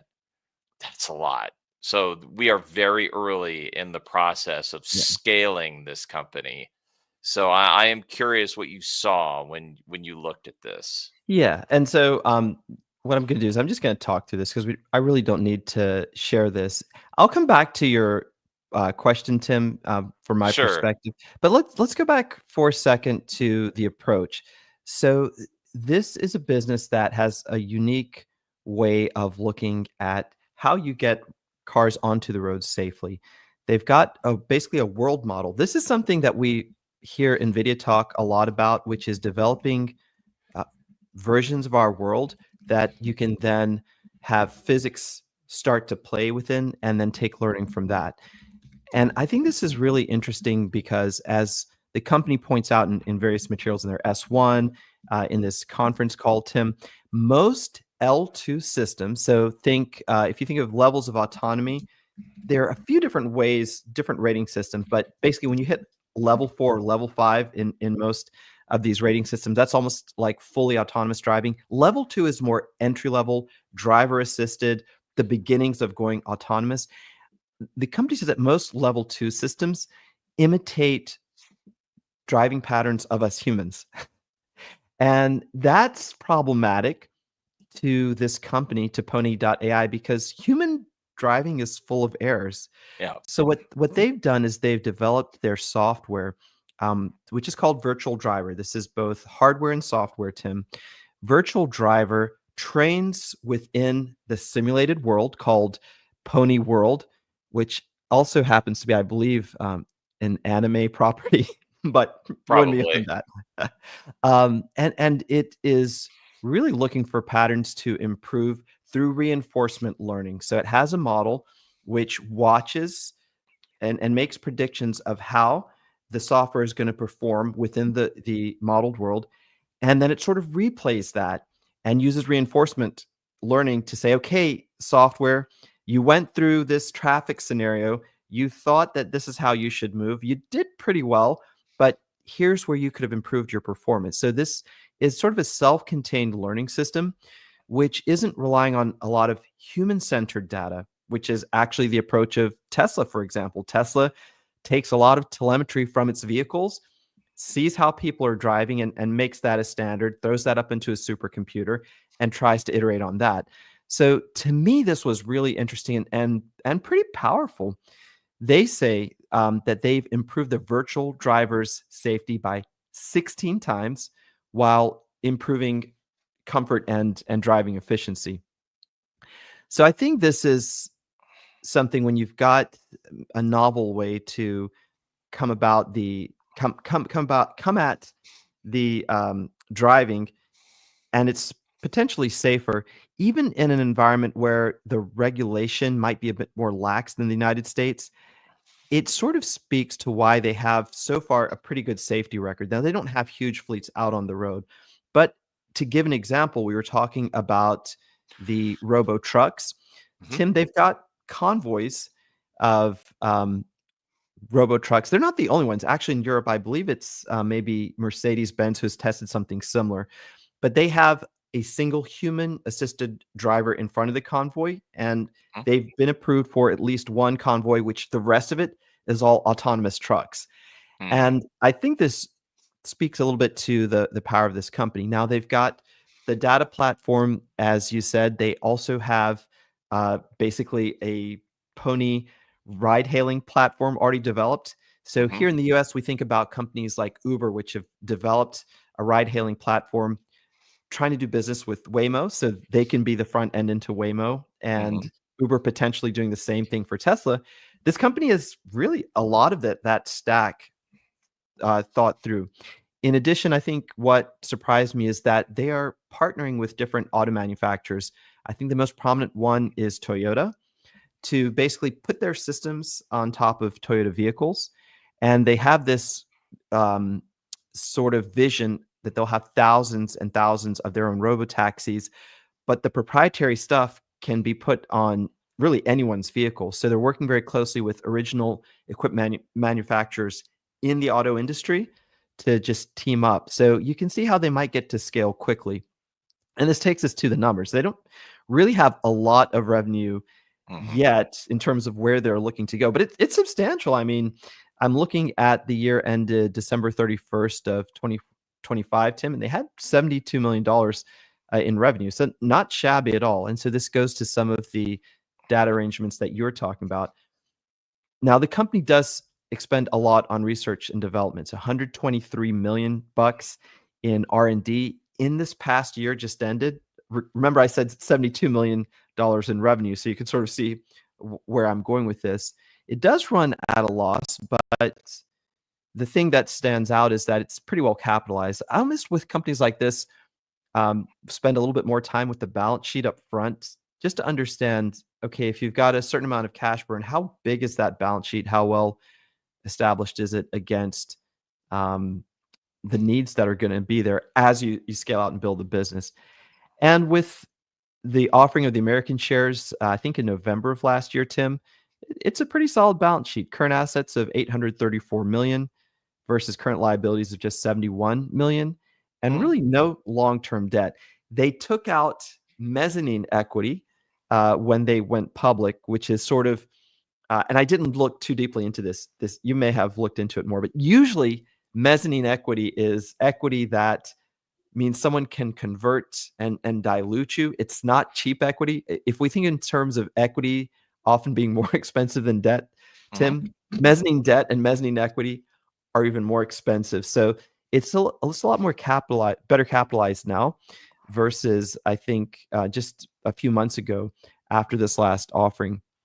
And then I guess I'll stop here from sort of some reflections. I've got a few more questions for you, but we'll stop here and get some comments from you. I don't have too many, and if you've got more, I want you to be able to do that, because we're at 17 after. I think the thing that's interesting to me here is the need for robotaxis and robo trucks, particularly clean vehicles, seem higher in China. I don't think it's as needed here, even though I think there is an argument for it, for sure. But just to put some perspective on it, the city of Denver, which is a fairly big city, it's not that big, but it's a fairly well-known American city, right? It's not one of the biggest, it's not one of the smallest. It's like metropolitan areas, maybe 5 million, maybe, 3 to 5 million people. I don't think it's a ton. Guangzhou, or I don't know if I'm pronouncing that properly, or Shenzhen, are between 17 and 19 million people. And that's old data. That's from 2022 and 2020. So maybe much higher than that now. These are big, crowded cities where lots of people are going around on bikes, on foot. I could easily see there being an argument for a much more heavily orchestrated traffic flow inside of these major cities. I think it just makes sense to do it for the purposes of safety, for the purposes of pollution. I think it's a more urgent need. So I think that does play into their hands a bit. So that's a little bit fascinating, but still early. So what else did you want to cover here with these guys? Yeah, so I just wanted to point out the cash burn is pretty manageable to me. It looks like it's about 125 million every Okay. 12 months. So with that balance sheet that we just talked about, there's plenty of room there with staying power. Hmm. One thing that I liked looking through this is that the two co-founders still own a good chunk of the business. Yeah, material, sure. Yeah, about 23% of shares outstanding.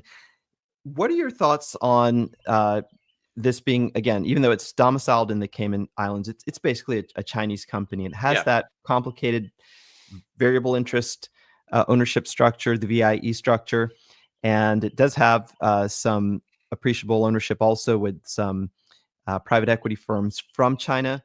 This is something I grapple with a lot. I am one of the lead advisors on Stock Advisors, so we look at companies like BYD, for example, is one we're curious about.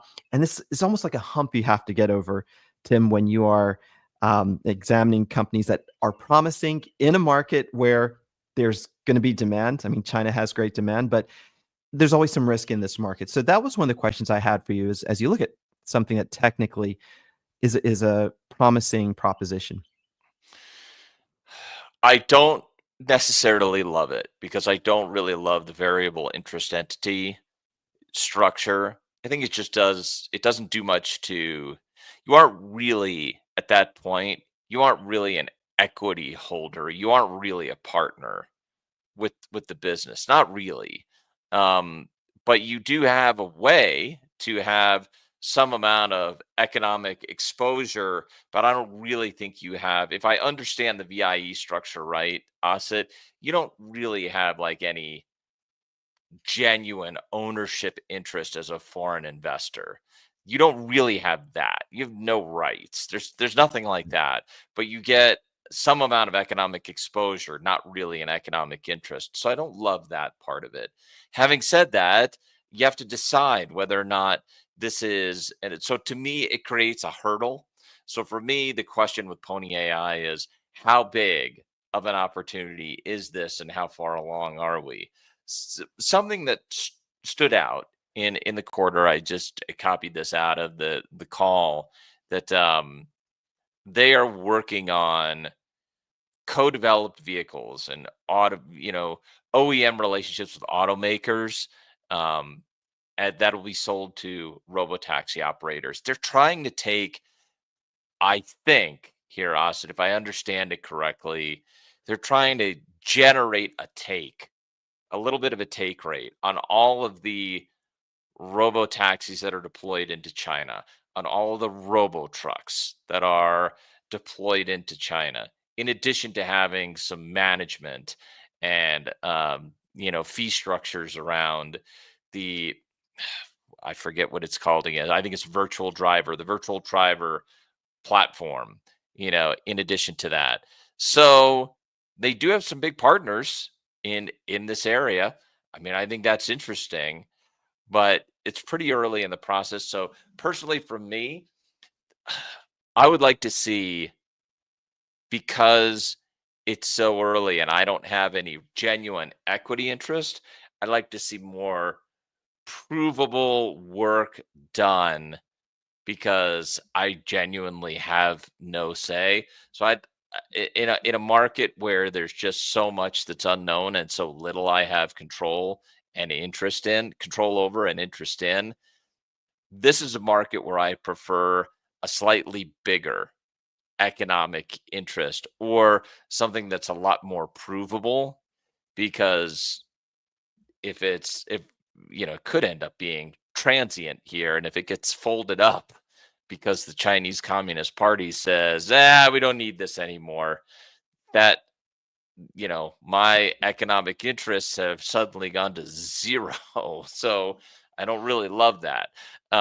So this is why I haven't put it on my list yet. But the idea is certainly interesting. And the reason I'm somewhat aware of it, even though I'm not following it closely, is that this is going to be a test case for how you do some kind of autonomous vehicle operation in other areas around the world. Like, does this business model reflect how it should be done?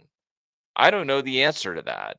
It sounds like the way they want to do it is we're going to have the core, and then we're going to outsource everything else. And, hence the more capital light business model. They don't really want to be vertically integrated. Right. Which is not true about, say, like an Uber. Uber wants to be vertically integrated in everything it controls, and then everything it doesn't control, it will outsource. But generally, the only thing it doesn't control are the cars and the drivers. But everything else, they want to be deeply vertically integrated. Yeah, I like this model. Actually, it's probably something that they can keep scaling, Tim.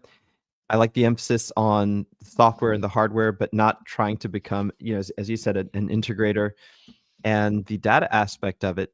So it's going to be a fun one to watch as the quarters and years roll on, and the market itself.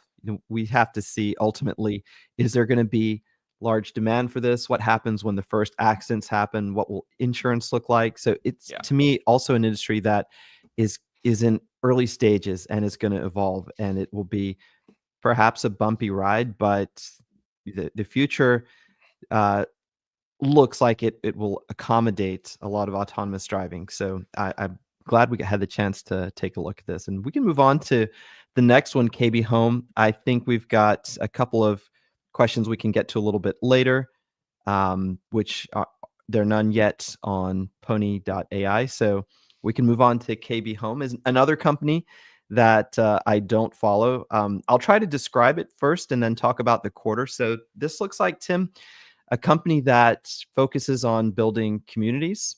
It seems to sell to a younger demographic. The price points, well, the average selling price, it sounds so paradoxical for me to say this, but the average selling price of this company is around $500,000, but its focus is more on younger families, more entry-level homes. That says something about where the housing market is going in some ways. But it's always been true about KB Home, by the way. They are much more at the lower end of the market. Yeah, it just sounds so funny for me to say that with that selling price, that's the lower end of the market, but that's where we are. That's where we are. 488,000. That's your average selling price. But I mean, that's how crazy the real estate market, the residential real estate market, Asit, is insane. It is, and there's chronic undersupply here. So if you are an investor in models like this, there's a great long-term reason to be a shareholder for some amount of time. And KB Home is interesting too, because it gives a lot of choice to homeowners. You can tweak the designs a lot. What they're doing in that case is you have a phase of design. They make their revenue in two ways. They sell inventory of pre-built homes, but they're also delivering off of a backlog. If you decide to purchase one of these homes, you do some customization, you're waiting on your home to be delivered. Fairly capital light, Tim, in the sense to me that they have a substantial land component of their inventory. I always like the land purchasers versus the companies where you look at the inventory account of a home builder and it's all homes or almost all homes. I don't like, as a shareholder, being stuck with inventory that might not move in a recession. I do like if part of that is buying homes for future communities, in this case, because KB Home builds communities so that they can fulfill that demand that they project a year, 2 years, 3 years from today. So I sort of like this model, taking a look at it. Not a great quarter, just moving on to this quarter, but the stock, really didn't take too much of a hit for this, and we can pick apart why.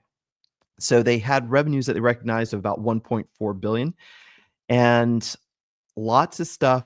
Key metrics were down. Deliveries were down by 9%. The average selling price, one bright spot, was up by 4% to that $500,000 that I mentioned. Orders declined 17%. The average net order value declined by 15%. Another bright spot is they reduced the backlog from about 5.8 billion to 5.8 thousand, so 5,800. They don't have that many homes in backlog. Not reading a value number there.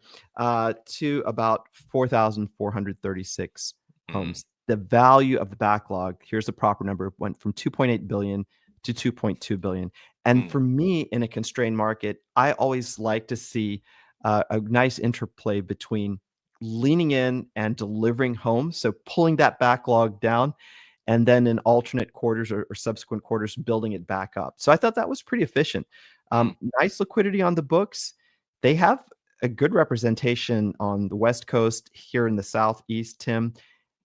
Ending community count of 255 communities. So looking to the future, big communities that they can sell into for younger families. I think that looks good to me as well.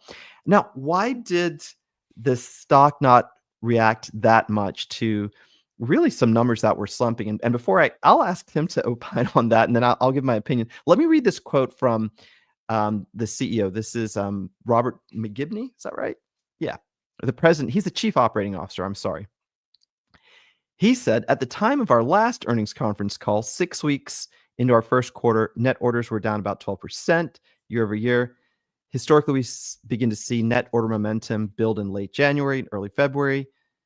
But this year, the 2025 spring selling season, I'm quoting again, started slower than in previous years, reflecting a decline in consumer confidence as consumers process the variables relating to macroeconomic and geopolitical issues. Translate, I'm scared. Do I want to buy this home right now? The decline in confidence is leading home buyers to take longer to make their purchase decisions. So delaying that purchase final signing. In addition, a number of our planned community openings were delayed until late in the first quarter or early in the second, contributing to those first quarter net sales results. So, Tim, thoughts maybe on the macro and why the stock held up pretty well after the earnings? Well, I think they're doing things that make sense, just from a strategic standpoint. Again, I'm not a real estate investor, but I'll tell you something that makes a lot of sense to me is the company has acknowledged that they were probably a little naive, and in order to stoke demand, they would offer a lot of incentives. They would put in a lot of incentives in place to try to sell homes, which could be good for generating sales prices and is largely bad for your profits. And so they kind of call this a trap, in order to boost sales. And so they've taken those incentives out. They've made a move to eliminate those incentives. And so they're being, I think, somewhat upfront to say, like, hey, you know what? The macro is a little tight. We are not going to try to create artificial demand by gutting our business in the midst of some macro headwinds. I don't think that's a bad thing, Asit. I think that's probably a smart thing. Something else that they said is that they have taken the steps, instead of just offering temporary incentives, they may have also lowered some of the made permanent reductions on average selling prices, just to try to be price competitive in markets where they are. So they have done some work to reduce some of their average selling price, which I also think is fine. If you're going to be able to do that and get rid of the incentives, but create a lower overall base to be price competitive, I don't see a big problem with that. But I do think it speaks to where they are, as a business right now. I just think it's interesting. The other thing I'll say about KB Home overall is you are right They are buying up, some land. They build communities. And something else I saw from the quarter that I think is interesting, um, they want to be much more on the side of what's called build to order, BTO, build to order. And at present, they're running, in terms of their orders, they're running about 60% build to order. So in other words, they get an order in, they build to that order, and that's money that we know is coming in. That's basically contracted revenue that's going to turn into profit once the home is delivered. That's important. You would want, if you are a KB home, you want more of that, not less of Right. that. You want more Because of that. inventory, you don't know that inventory that's sitting there, maybe you sell it, maybe you don't. Maybe you don't. And so right now it's a 60-40 in favor of BTO, but they do feel that they are getting back to closer to the 80%, 20% where they were. So it's been a weird time. They have the business has sort of shifted and been through some tough moments where they're building like 40% of their inventory is built to spec. They don't know if they're going to be able to sell it or not. Now they're moving back towards more build to order. I think that's smart. So why did it not take as big of a hit? I think the indicator here is that as tough as this market is, at least they're doing the right things. Yeah, totally. Tim, I want to point out two more things that stood out to me looking at this. Minor points, but interesting. The first being providing homeowners some assistance, when they close the deal with the mortgage. So, and I'm not sure if they're doing this through joint ventures. I didn't actually see that they have financing activity per se on their own books, but they're helping homeowners by helping to buy down points. So just reducing, if you're a homeowner who has a 6.5% mortgage or a 7% mortgage, within the total contract of the deal, making it so you get a point or two concession on that mortgage rate. So one way they could do this is just to help finance that themselves with a partner, and adjust it somewhere else. To them, they're closing a total deal and they have a total amount they want to realize. So in some ways, for a savvy home builder, it's like anything else. If you buy a car at a dealership, you might get a concession here and they're making some more money here. But I like that outreach to the customer, because you're taking something that's a selling objection in this market, which is I want to move in, I want to close this deal, but man, I'm going to pay 6.5% or 7% on this mortgage for 30 years. So being able to say, well, we'll help you with that. We'll help buy down a point of that. So you'll get essentially a mortgage of 5.5% by working with our partner here. I think that's a very nice sort of way to deal with this. And the other thing that I really like is the community-based approach, because when you do this over time, you get really a lock on dealing with local builders. If you build to spec, that's a double-edged sword. I like that 80-20 ratio, but it also means that you're subject to increases in commodity cost and rising labor cost. But if you're going to do the community approach, you're going to be there for a while. It takes years to build out a community. And so you're working with local vendors, you get very established, and you can manage some of those variable costs. And that's why when you look at the books, even in a time like this, Tim, where the cost of construction is so high, cost of labor is so high, they're running at a 20% gross margin and very light on the rest of the business. They're coming in at a 9 to 10% operating margin on their home building.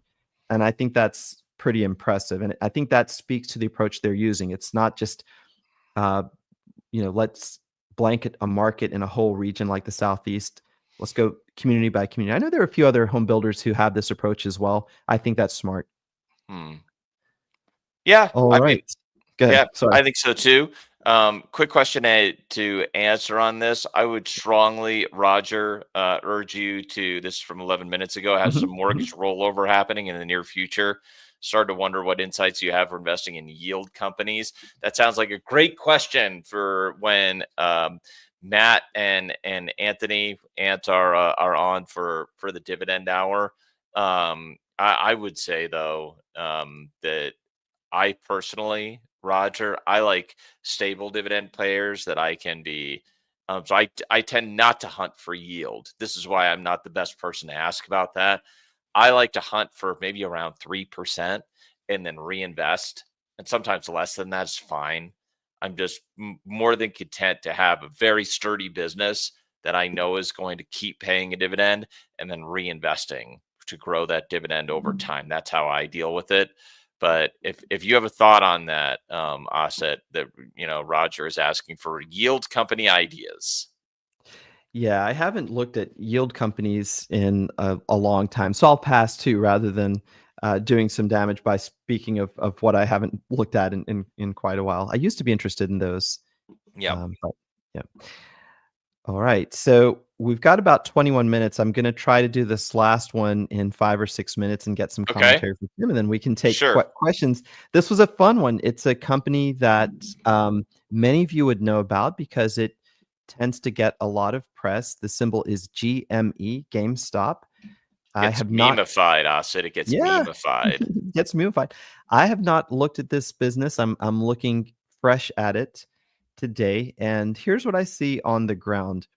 I see a company that seems to have a business model that's troubled, Tim. I mean, revenue is not increasing; it's decreasing. But I want to give the business some points for pulling in some of its expenses. So looking at this last quarter, $1.3 billion in sales. And for those of you who don't know, GameStop has sort of an e-commerce platform, but it has most of its business from retail locations where they sell play modules for gaming, and they also sell the games themselves. They do trade-ins. This has been a staple on the retail landscape for a long time. I mean, for decades now. GameStop used to be, for younger kids, the place to go to get the latest games that were coming out, or maybe to get a new PlayStation, Tim. It's a business model with the availability of streaming gaming that has been imperiled. And you can see that, again, that top line, which, I mean, shrunk dramatically. This quarter, 1.3 billion, I noted, 1.8 billion just 4 quarters ago in the same quarter.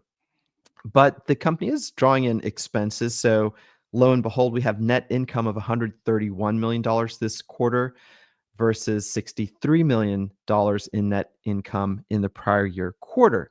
Now, I'm not going to spend a lot of time going through this because here's one way to look at it.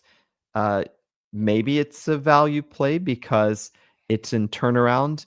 For that to happen for someone like me, I'd have to see a path to growth in revenue at some point and growth in cash flows, not just sort of optimizing the business. But you can't get that out of GameStop because they don't do earnings conference calls. There's nowhere you can find a real detailed explanation of strategy going forward, except what you get out of the annual report and some quarterly reports, which isn't a lot. So I can't really tell you much on whether this might be interesting because they're pulling in costs. That's sort of a yellowish flag for me. Here's a big yellow flag. The company has a very solid balance sheet. Let's give it. I'm not calling this company the devil. Let's give GameStop its due, Tim. So $5.4 billion in current assets versus only $665 million in current liabilities. Very little. I mean, just a sand particle of long-term debt on the books, and some long-term liabilities for the stores, $249 million. So that is a lot of money on the balance sheet. And I know just from seeing news headlines over the past few years since the pandemic that whenever GameStop's memified stock would rise, management would conduct a shelf offering and sell shares. So I'm assuming, without doing further research, that's why there's like $5.4 billion in current assets on the books. Now, they're going to add to that balance, Tim. They are going to grow working capital even more through a convertible debt offering of $1.3 billion. And if you didn't see the press release from last week, members, they are going to take most of that money and they're going to buy Bitcoin to use Bitcoin as a reserve asset. Oh boy, we're going to get even more memified. Yeah. So take here isn't all that different than a take I gave on MicroStrategy on Motley Fool Money about a year ago, which is for those who want to invest in Bitcoin, it's probably less expensive for you and less risky from a company that's merging up treasury operations for share price gain potentially with business operations, just to go buy Bitcoin through an ETF or buy the asset directly. I am sort of bewildered why a company would want to take a risky asset that's extremely volatile and issue debt to buy that asset. Now, the debt is at 0%, Tim, but it is convertible, which means that if the share price of GameStop isn't adequate per the parameters of the convertible debt notes by, I think it's 2028, guess what? There's going to be a dilution event. So there's a scenario where the company borrows money, puts $1.3 billion worth of Bitcoin on its books, or not quite that much, but let's call it 1.1, 1.2. Bitcoin decreases in value, and then shareholders not only watch the balance sheet decrease, they get diluted in a few years. So a little bewildered by the strategy. Can I ask you a question about the practical impact of that? Yeah. Do you know what that sounds like in terms of just, I want to see if I have the thinking right here. The way that's triggered with that loss in value, that sounds to me, Asit, like the worst type of margin call I've ever heard, because instead of you having to put cash back into the business, it's your ownership interest gets massively diluted to cover the losses on the balance sheet. That is a really great way to describe it, because the company is basically raising unsecured debt to invest in crypto. Like we tell members, hey, don't buy on margin. Don't borrow money to buy stocks. Stocks are volatile. If you borrow the money and the stock's value collapses, you'll get a margin call. You have to pay that back, but the stock is worth a fraction of what you paid, so you're going to be underwater. And the way they keep underwater, that is the C corporation, the entity that's incorporated and trades publicly, is to make you, the shareholder, pick up those pieces. So they're going to take it from you. That is exactly what will happen here, Tim. And that's a spot on way to describe it. That sounds absolutely horrifying. That sounds horrifying. I hate that. I hate that. My rant on that would be like, run away as fast as you possibly can. Unless management has some kind of rational explanation for why that would be, because I hate that. And if you are so sold on Bitcoin, let's say you are massively sold on Bitcoin, fine. Buy it directly or buy it in an ETF. That's a perfectly different way to get exposure to that asset, instead of, because that's a way to turn, if I'm hearing this correctly, Asit, that is almost a way. I mean, I think the margin example is right. So thank you for confirming that for me. But it's almost like taking your balance sheet and creating the most unnecessary derivative ever. It is, because you've got the cash on your balance sheet. I mean, bad would have been, in my opinion, to take a quarter of your big balance sheet and put it in an asset so that perhaps that volatile asset will increase. I wouldn't mind a little bit. I understand companies want to hedge risk. I mean, if it had been something that made sense, I mean, the Motley Fool has some Bitcoin on our balance sheet. I'm not. Yeah, but we paid cash for that. We paid cash for it. Right. That's where I'm headed. There's no leverage. Yeah. If you had put a reasonable amount and paid cash for it, great. If you had borrowed a minuscule amount for an experiment, okay, fine. Take out a little bit of your short-term credit facility and put $50 million up there to see if it could be something in the future that you want to explore. But really adding to that balance sheet, going out into the market and issuing debt for that, that's just leverage to buy digital asset, and it can go wrong. And I think what we have here, and here's the thing that is really why I think investors should take Tim's advice and sort of run. I try to approach something I haven't looked at in a long time or ever looked at, putting all my preconceived notions aside. But I'll tell you, Tim, it was hard on this one to do because I wanted to read the earnings transcripts. They don't discuss their business. Yeah, they let don't. you figure it out. Yeah. There will be no conference. The press release is literally, here are the numbers, and they're not terribly detailed, by the way. There will be no conference call. We're not going to talk to the investing public about our business. And that may work in a memification strategy where what you want to do is just dial up the excitement, keep the details to a minimum, put some outrageous or perhaps exciting business practices out there for that crowd, and then let the snowball effect of YOLO investors push the stock up. But it's not for foolish investors. Yeah. IMO, in my opinion. All right.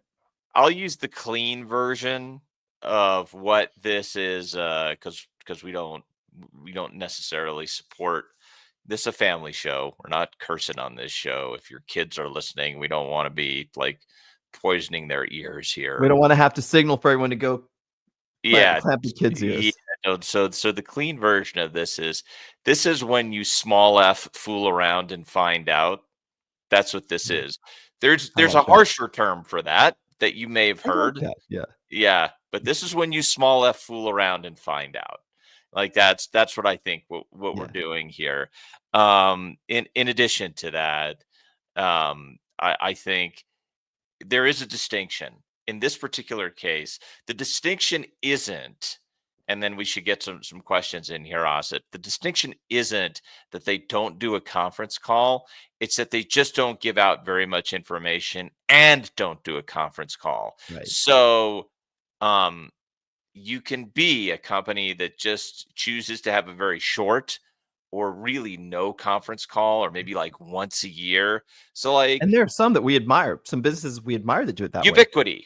Ubiquity is one. Ticker UI, run by Robert Pera, who's, that the reason Robert Pera doesn't want to do a conference call is he's like, look, I'm giving you all the information and I own 95% of the stock. Right. I own this thing. This is my business. I'm going to run it the way that I want. I will tell you exactly what I'm doing and will be very transparent in all of my financial filings, and I will file both my press release and my quarterly and annual filings essentially at the same time. You can go get all the information you want. But yeah, I'm not talking to the street. I don't care about that. I own 95% of the business. I feel like that's very different than what we have here, where it's a little bit obfuscational. There is some, to make up a word that's not really a word. They had for the quarter some free cash flow that I really don't want to give them a lot of credit for, because there's two reasons they got it.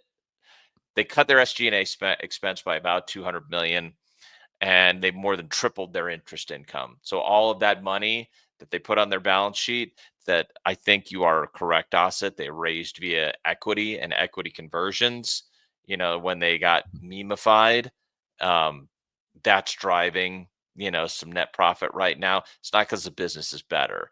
And so they are looking for ways to turn a business that is kind of and then maybe turbocharge it a bit with some, additional crypto exposure.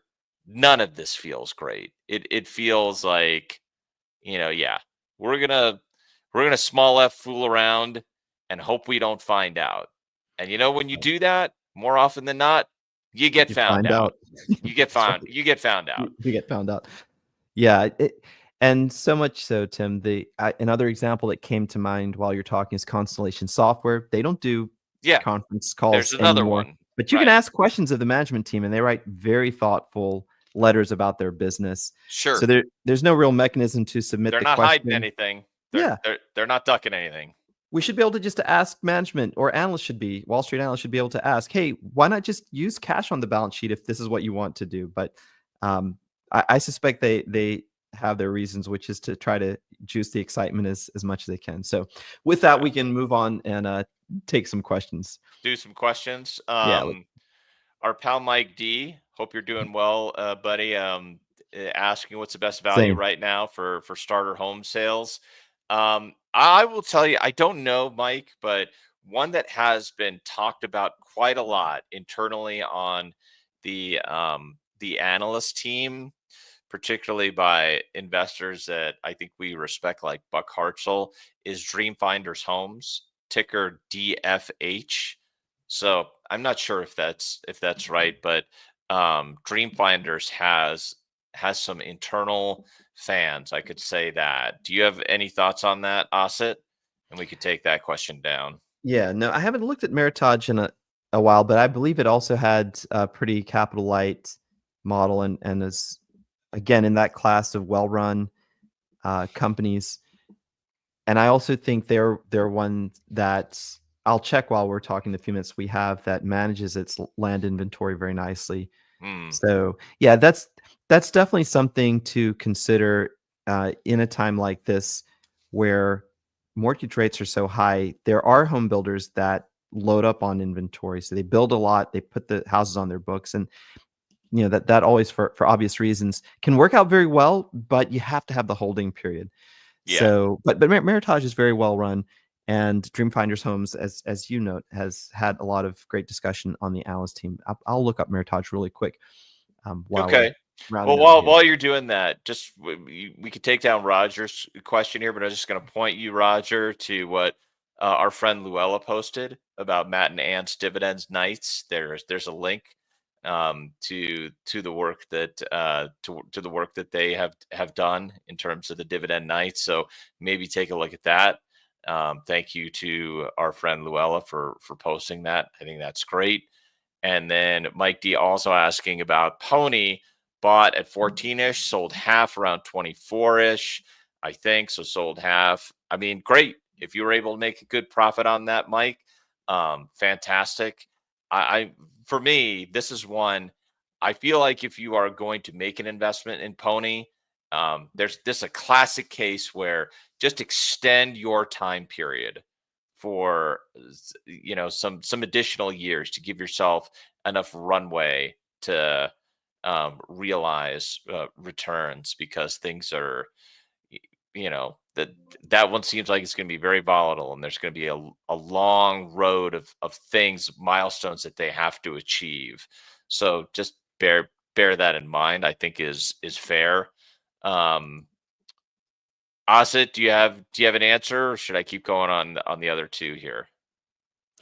Yeah, I was just looking at really quick the real estate account, and it's actually it's a good mix of under construction homes, so work in process, that's about 2.4 billion, and then finished home sites and home sites under development. I wish they would break those out, 3.4 billion. So this is as of December 31st. I believe they are still to report in the next few weeks, but you've got a real estate inventory account of about $5.8 billion, and more than half of that, about 60%, just eyeballing this number, looks like it's finished homes and sites. The rest is completed under construction. That would probably include land if I looked. So this is still very similar to the type of profile I like, where it's not all just sitting in finished inventory. There's stuff that's under construction.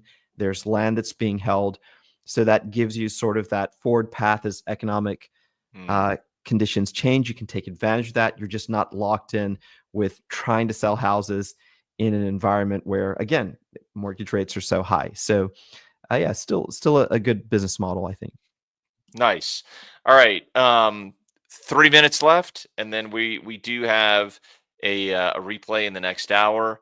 It's a rebroadcast of the Path to Multi-Baggers, and that was with Danny and Jeremy. So that is coming up at the top of the hour. But last two, Pro Shop guy Mike asking, you've been able to assess the vision of the new Snowflake CEO. He seems to have a nice product development background and could help compete against Databricks. I think that the Databricks story versus Snowflake is just very different. Databricks is trying to sit above as an orchestration layer above data sources, not trying to get all your data into Databricks, where Snowflake is trying to capture all of the data. They want you to put data into Snowflake. So they're fundamentally different products. I do think that Sridhar Ramaswamy is an interesting product person, very focused on AI and doing more to get data into Snowflake. So you would use AI workflows right there inside the Snowflake environment. I think they've been pretty good about it. So yeah, I don't have a comment on the product vision per se right now, but I have felt comfortable about this person coming in. The more I learned about him, the more comfortable I got. So I guess I don't have an assessment of the vision per se, Mike, but I do have a general feeling that this is a decent leader that we'll have here. Last minute, Matt is asking, does Rocket Lab check off characteristics of a rule breaker? I haven't looked at it closely. My overall impression is that it has some rule breaking characteristics, but I have not given it a decent look. I'll pass to you here, Asit. Have you taken a look at it in the stock advisor context? No, we haven't actually. It's a bit smaller, if I remember correctly, and it didn't ever get on our screens. I know that we've got some colleagues who have it in at least one service. I think our friend Yasser Yeah, is that's who I a proponent of it. remember. Yep. But yeah, we haven't looked at it. Okay, fair enough. We are at the top of the hour, which means we're going to hand it over to our producers so we can get you on the path to multi-baggers. This is with Danny and Jeremy coming up. Stay tuned. We'll see you again soon, fools. Fool on, everyone. See you. Welcome to another hour of Fool 24. My name is Danny Vena. I am a Hawaiian shirt enthusiast and Fool contributor. I generally write about tech, but I also dabble in consumer and fintech and e-commerce and cloud computing and AI and what have you. And I am joined by fellow tech writer and Fool enthusiast, Jeremy Bowman. Jeremy, how's it going? Pretty good, Danny. I think I need to start tracking your Hawaiian shirts on the show. I think we're going to need, we're going to need an exchange traded fund that tracks my shirts. Yeah, I like that idea. Yeah, I think we cover most of the same things. Consumer and tech. With maybe a few other stocks thrown in. But yeah, happy to take your questions on anything there. So just as a reminder, we cannot give personalized investing advice. If you have a question, please go to slido.com and enter the code #Fool24. Remember, this is for educational purposes only and does not constitute personalized investing advice. That said, this was a theme that I had done once before, and it seemed like there was a lot of response to it. So we thought maybe we would do this again. And I think once in a while it doesn't hurt because we don't always have all of the same viewers. And what we want to talk about is the path to multi-baggers. You hear a lot about multi-baggers or a stock that goes up multiple times its original cost basis or what you or I as an investor pays for it. And you hear a lot about, particularly in Slido, I hear a lot of people say, what stock do you think is going to be the next multi-bagger? Tell me what stocks in your portfolio you think are going to be the next 10 baggers. And it got me thinking, that's only one part of the process. And it's actually the easiest part of the process. It gets harder later on when you have to hold through the inevitable ups and downs that come with stock ownership. Now, many of I am a long time, stockholder of Netflix stock, which is a multi-bagger for me. I've held NVIDIA for years, multi-bagger for me. But this time I thought what I would do is focus on, in my portfolio, some of the stocks that I haven't held very long that have at least doubled since I got them. And so we can look at the charts for them, and maybe talk about the hardest part of having, or getting to multi-baggers, and that is the inevitable downturns that happen to every single stock holding. I've never had one go straight up. I've always had them, mine at least, have always, excuse me, mine tend to go down at least 50, 60, 70% at some point when I own them, before they become multi-baggers. And the two that I'm going to bring to the table today fall into that category. What are your thoughts on multi-baggers there, Jeremy? Yeah, I think this is a good topic and a good theme, because I think it allows us as investors, it's both backward looking and forward looking. And I think it's one of those areas where the lessons that you can learn from previous multi-baggers you can apply to the future. I think some of the market conditions and certainly technology. I mean, some things change, but I think the general kind of things that we're looking for in a multi-bagger kind of stay the same. I mean, yeah, Netflix is a great example, and I think, Brad, a lot of these stocks too have gone through substantial drawdowns. Certainly, if you're in the tech sector, that's kind of the nature of the tech industry. So, part of it is sort of being patient and having the I guess the willpower or something like that to hold for the long term. Yeah, that's absolutely right. So let's start with one. What I wanted to do is I started at the top of my portfolio and I worked my way down to stocks that have at least doubled since I owned them. And two of them stood right out because one of them has only been public since 2019, and one of them has only been public since 2021. Now, they are stocks that I have talked about before, but not ones that I've talked about in the context of being multi-baggers. Now, I wanted to start very low on the totem pole, as it were, because these stocks have about doubled or more for me. Excuse me. Yeah, this winter cough is killing me. And because they've already shown the characteristics of stocks that could be multi-baggers in the future, even though they've only just doubled since I owned them. So the first thing that I want to do is I want to pull up the first one. I have it on Y charts here. So give me just a minute. I'm going to pull this Y charts up. I'm going to share my screen here. And the first one that we are going to talk about is CrowdStrike Holdings. Now, you may recall it wasn't too terribly long ago where CrowdStrike had a very public faux pas.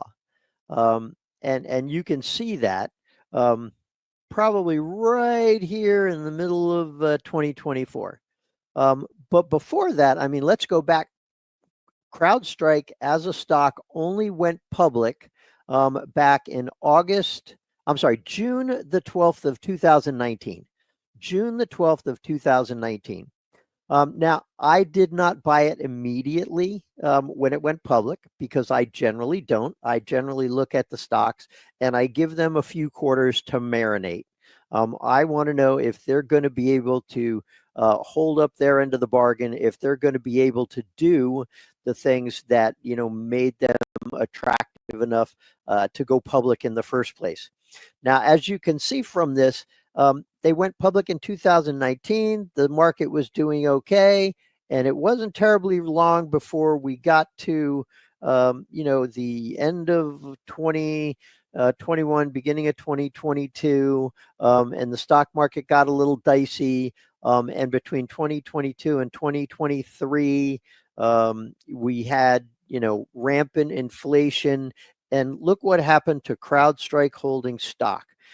You can see down here, right around the beginning of 2023, the stock was down almost 60%. Now I'm going to change this chart here so that you can see how many times the stock was off its high. Bring that a little bit closer here so you can see better. And these dips here, you can see the stock here was down more than 20%, down more than 25%, down almost 50%, down more than 50%, down 67%.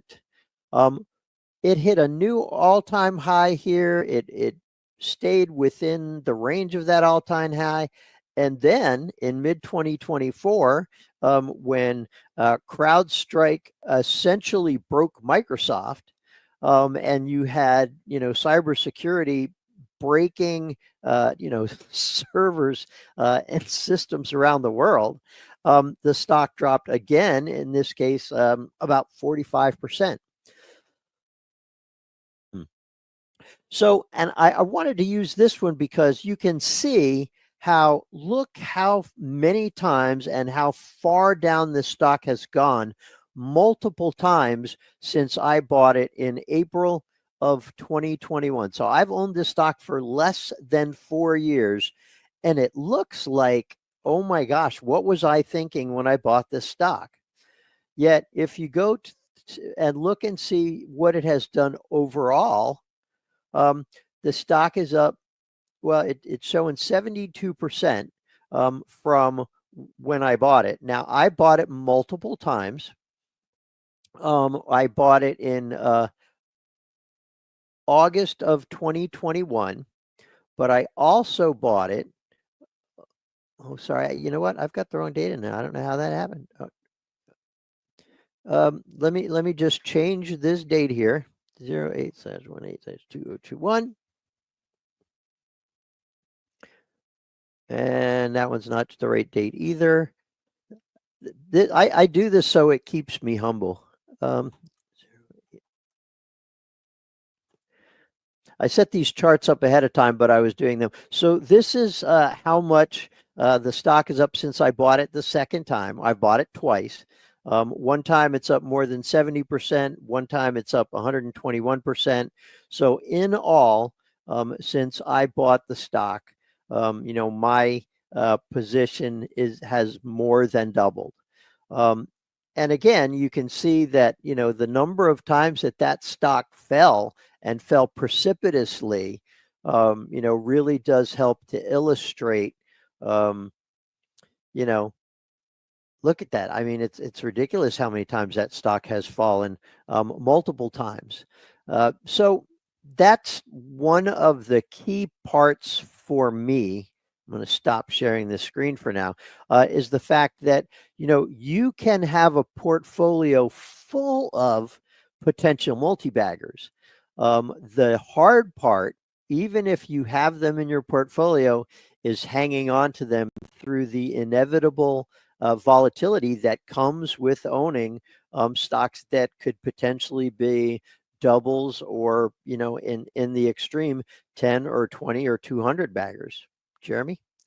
Yeah. I think you have to be able to separate, your belief or your feelings or your thoughts about the business from, how the stock price might be affecting you. Your emotions, or if you're losing money. I mean a lot of your feelings about the stock price might, it's price anchoring, right? How is it doing in reference to when you bought it, or the price you bought it at. But that I think certainly with finding multi-baggers and holding them, and just in general, you want to take a step back and separate from that, because you might have bought a good business at a high price, and it just might be down, and then it's coming back up. mean, that's not always true. But I wanted to say as well, I think for me, what I look for, to find multi-baggers, and I think, some of the stocks we talk, or, certainly, Netflix or a company like Amazon, these sort of classic, real sort of, top performing, if you'd bought them, early on, you'd be doing pretty well right now and held.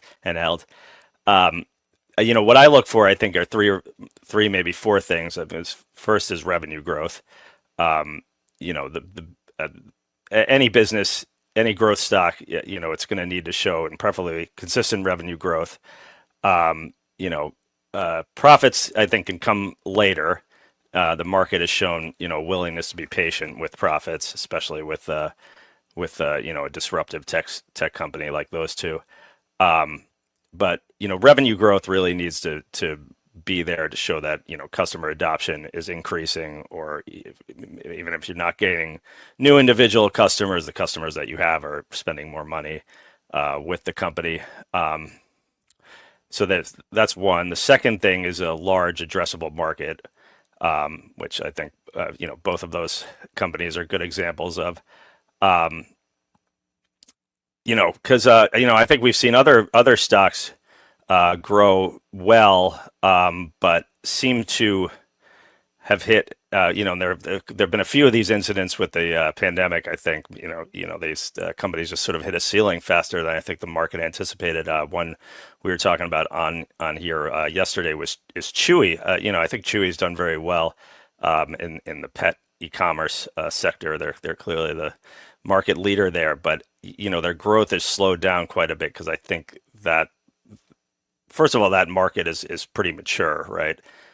Pet products, and then they seem to have reached a sort of terminal value, or they're still growing, but they're just not growing too fast.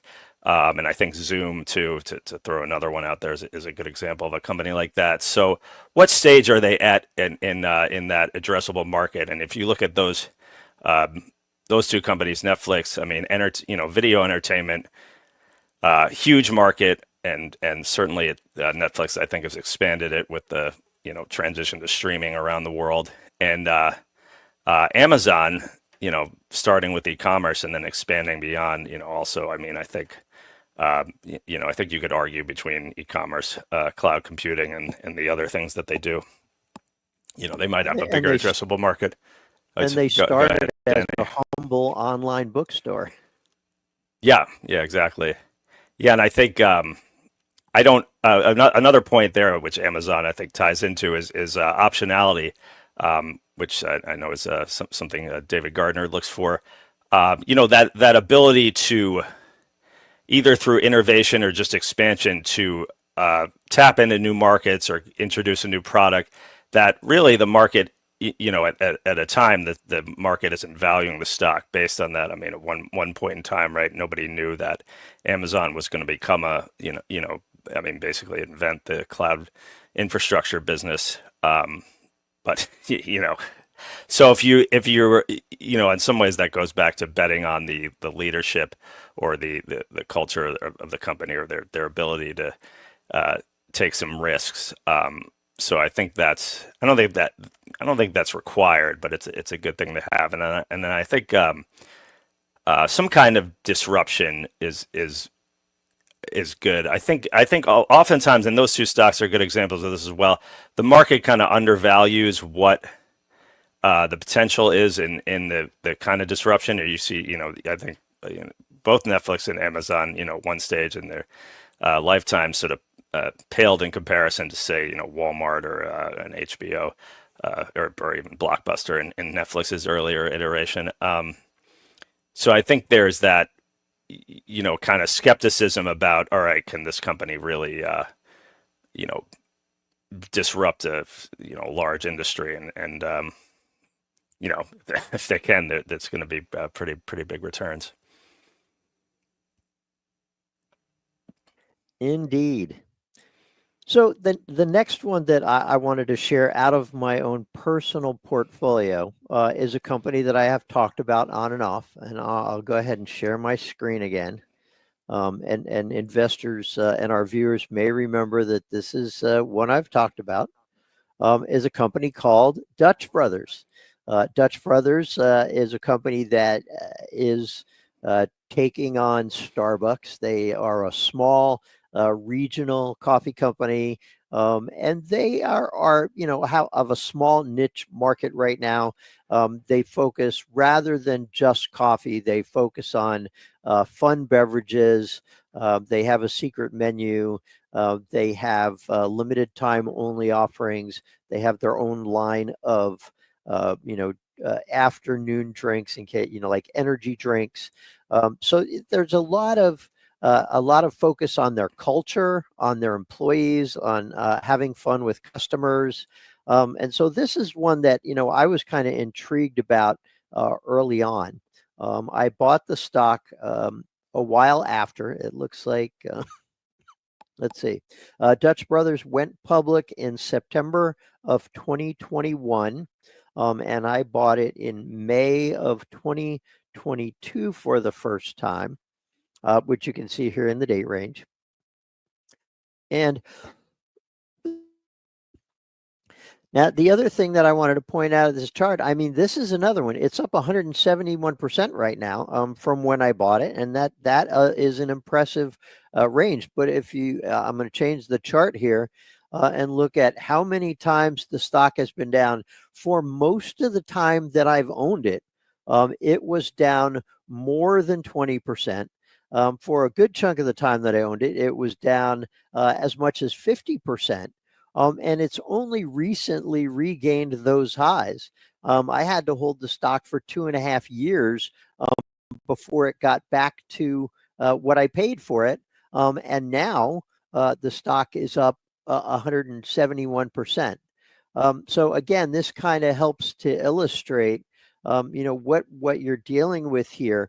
And the toughest thing about investing for me is emotions. I start looking at some of the stocks that I own, and they're down 50 or 60 or 70%. I start to doubt myself. I start to doubt my thesis.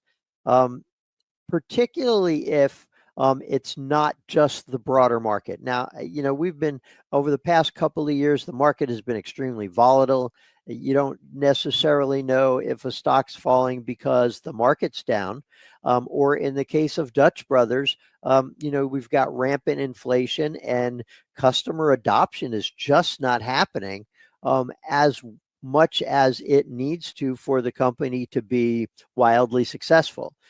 So this is another case where, I've had to hold this stock for a long time just for it to get where it is today. And it's not because, I didn't doubt myself along the way. I certainly did. Multiple times I thought, what was I doing buying this stock? Oh, yeah, right there before inflation hit.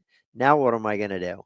I guess I'm just going to have to wait it out. And sure enough, when inflation stopped growing as quickly, and people started being a little bit willing to spend a little more of that discretionary income, we started seeing Dutch Brothers results improve. And from those results improving, we saw the stock price improve pretty dramatically. I don't know, is this one that you followed, Jeremy? Yeah, I like Dutch Brothers. And that I'll segue into a stock I in the same industry that I wanted to talk about. And maybe I'll follow you into the screen share here, Sure. which is Sweet Green. Another fast casual a salad company. All right, there we go. So Sweet Green, I think there's a couple things that I like about it in particular.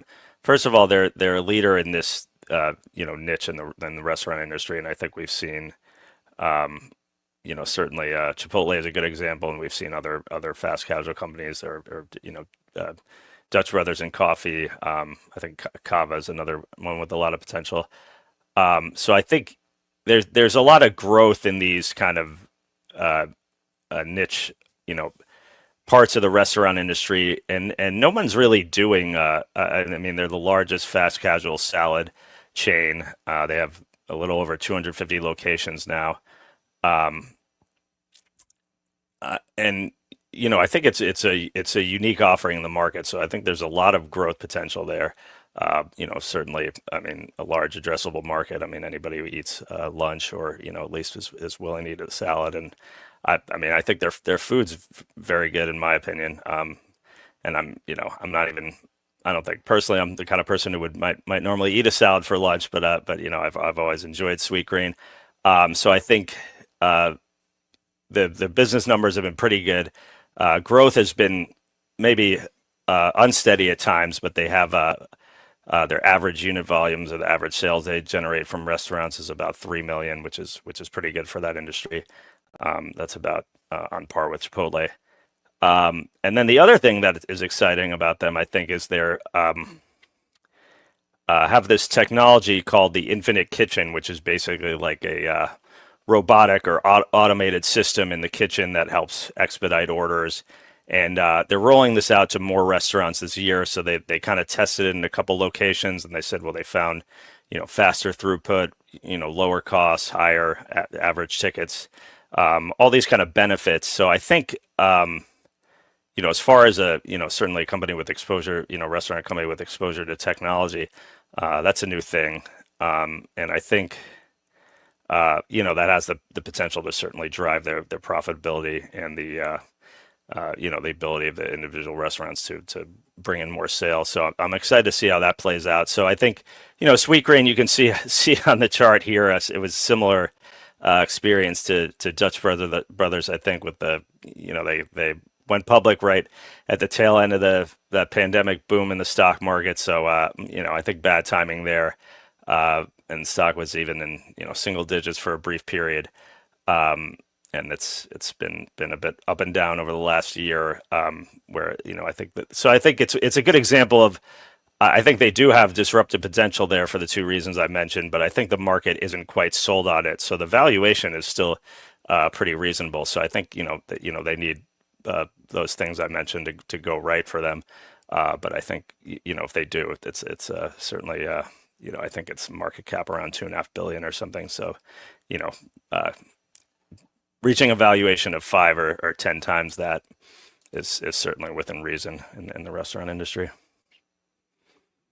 Yeah, so there's a couple of there's a comment and a question in the queue here that I wanted to address. We'll knock those out pretty quickly here. The first is a comment that comes from Jeff M from about 19 minutes ago. Hey, Danny, I'm from Hawaii. Love your shirts, but technically they're called Aloha shirts. Jeff is absolutely right. I call them Hawaiian shirts because that's what they are primarily called here on the mainland. But yeah, I actually lived in Hawaii for 2 separate stints. One from 1982 to 1985 and another from 1991 to 1994. I lived on the island of Oahu, which is where I developed my love for Aloha attire. So thanks, Jeff, for the gentle correction, and I appreciate that you love the shirts. There's one from Let It Ride here from about 28 minutes ago. And I don't know if you've heard about this, Jeremy, but if you have, feel free to chime in. Danny, what is your take on the short report on KD? Let's see. So ticker KD is, let's see. I don't remember the name of the company, but I want to talk a little bit about short reports in general. So ticker KD is a company called, I believe it's pronounced Kyndryl Holdings, KD. And let's see. So Kyndryl Holdings, well, the stock is down about 11% right now. It's a company that operates a technology services company, IT infrastructure services provider worldwide, offers cloud services, core enterprises, AI, etc. So The reason I wanted to address this is not because I follow Kyndryl necessarily, but because I have followed short sellers. And so the first thing that I did when I heard there was a short report was I looked up who was the short report by. And what I came across was this short report was a company called Gotham Research. Now, Gotham Research is a company that I've heard of before.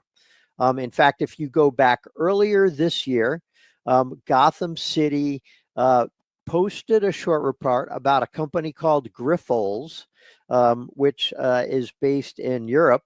And as soon as they published the short report, the stock dropped 43%, and Gotham turned around and covered its short position almost immediately.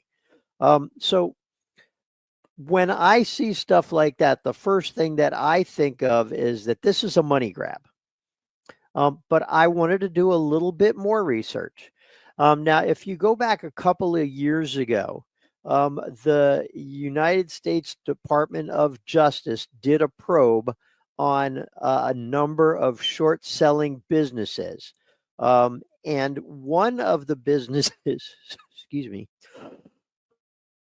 one of the businesses that they investigated was Gotham City Research.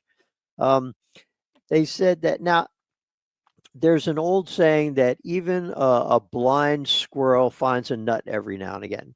And Gotham City Research is best known for its takedown of a British country club that turned into an insurtech company called Quindel. Quindel shares crashed after, and the company ended up filing for bankruptcy after Gotham City published what was at the time called a bombshell report questioning the company's stated profits. Now, after that happened, Quindel filed a suit against Gotham City Research and ended up winning a libel case against Gotham City Research because they neglected to put up a defense in court. So what? Now, I am not saying that all short reports are dubious. And I am not saying that all short reports by Gotham Research are dubious. What I am saying is when you see a short report, what's generally happening is the person that published this short report, and the reason it's called a short report is the entity that published the report generally has already shorted the stock. They find all of these red flags that they say are indications of why investors shouldn't invest in the stock. The stock price plunges precipitously, is down 25 or 30 or 40 or 50%. And then they turn around and cover that short report and they're short position and they end up making a lot of money on this. When I go back and look, this seems to be what Gotham City Research's modus operandi is. They short a stock, they publish a report, and they turn around and buy back the shares to cover the short. So in most cases, not all, and generally speaking, most of these short reports are caca, let me say. It's a way for these companies to come out and make a quick buck. Now, having said that, I think that every investor, when a short report comes out on a company that you're invested in, avoid the temptation for the knee-jerk reaction and immediately selling the shares thinking, oh my gosh, this company is fraudulent, or this company is engaging in dubious accounting practices, this company is fill in the blank. Do your research. Look at what the short report says, because a lot of times what you'll see is excuse me, you'll see inflammatory language and not much to back it up. The next thing that I do is I look at what the financial news media has to say about the short report. Analysts do this for a living. They will come out and they will read the short report. They will look at the company's financials. You don't have to be an expert to do this. is you look at what the analysts are saying. And many times the analysts will come out and say, yeah, this doesn't make any sense. This is a bunch of hooey. You know, I don't know what the percentages are. But I will say that there's a very low percentage of these short reports end up being, you know, bombshell company breakers. You know, Luck and Coffee is one that I remember that actually had some degree of truth to it. And, you know, the company ended up having to restate its financials, and there was a lot of trouble, and the stock fell, and the company almost went under, but it was a Chinese company. It had the backing of the government, etc.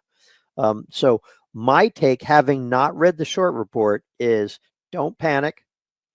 Look and see what the short report says.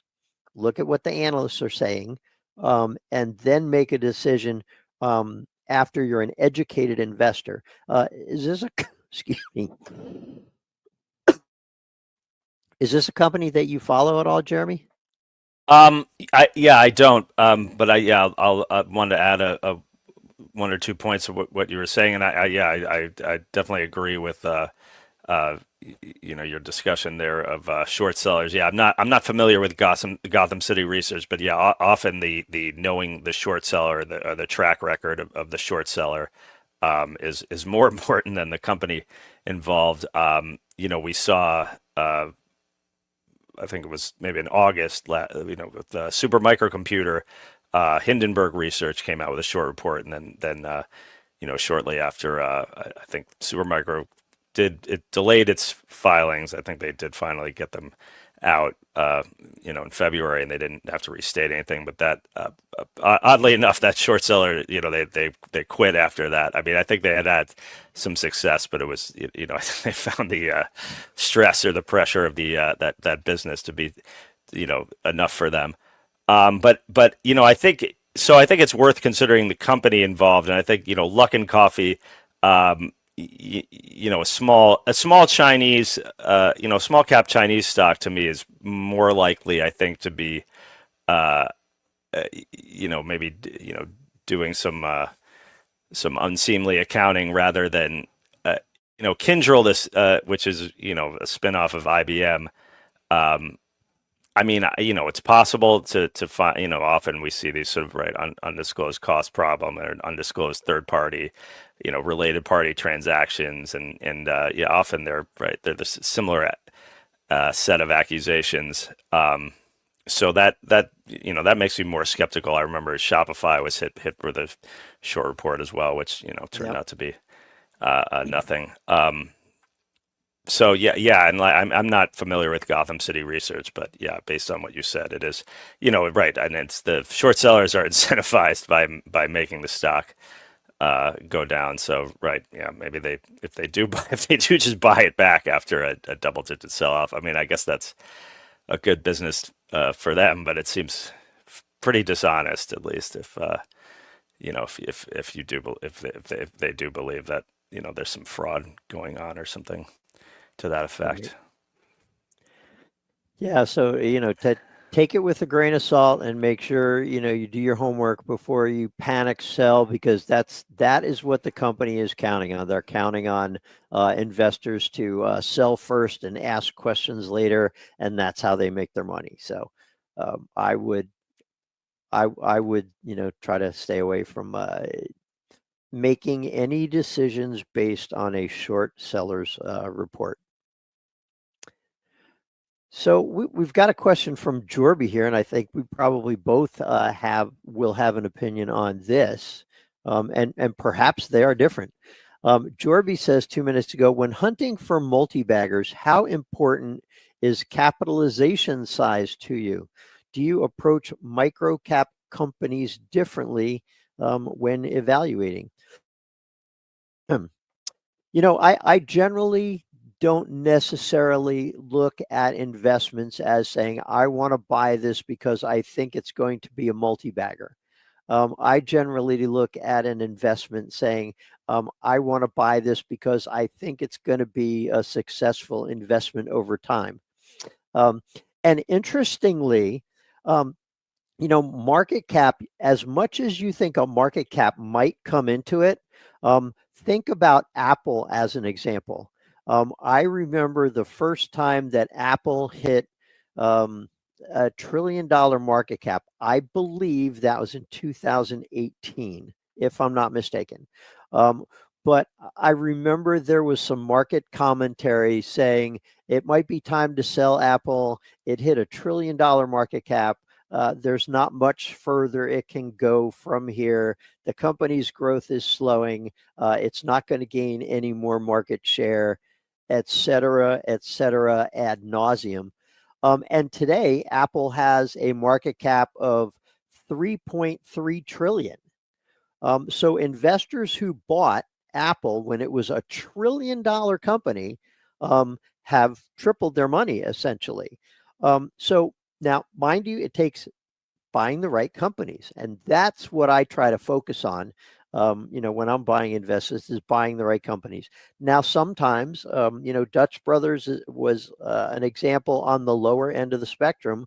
I bought it because I thought that Dutch Brothers had a really good opportunity to be a good investment, because I liked what management's doing. I like the company's focus. I like the culture. I like how they're carving out a niche in an already crowded market, and doing it successfully.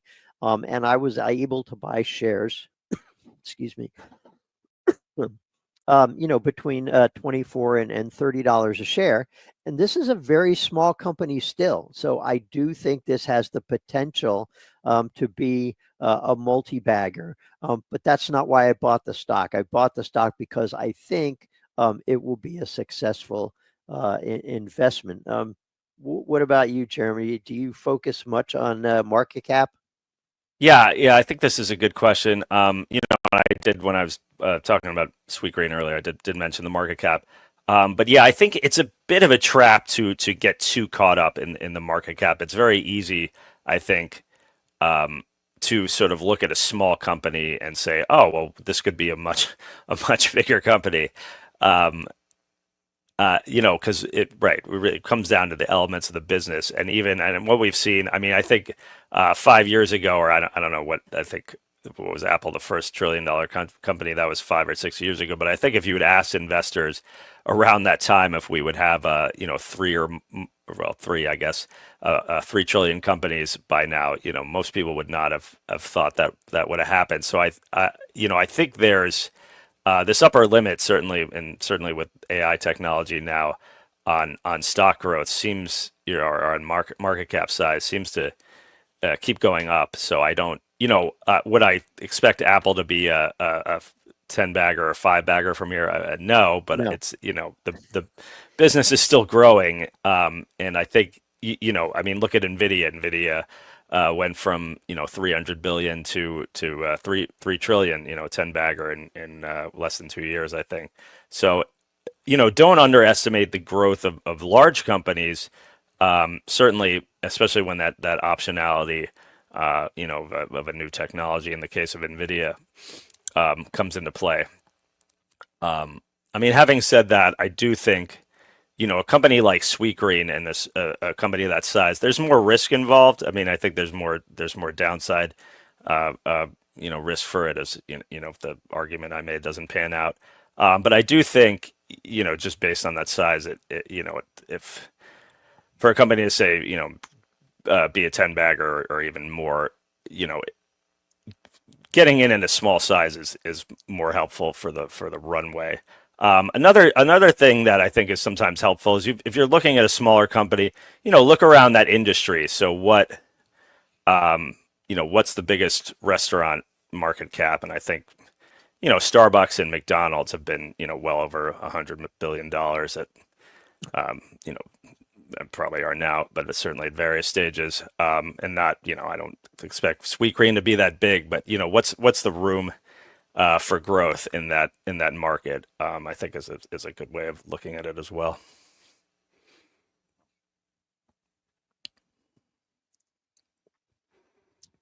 So yeah, I was actually taking a look to see.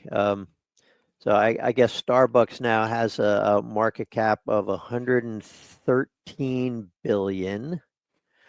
And Dutch Brothers, let's say, just, so we can have an apples to apples comparison here.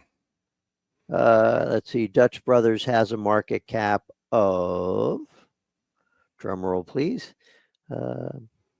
waiting for my chart to load, 7.86 billion. So if Dutch Brothers gets even anywhere near the size of Starbucks, and mind you, it doesn't even have to get that big. It could get to 787 billion and still be a 10-bagger from here.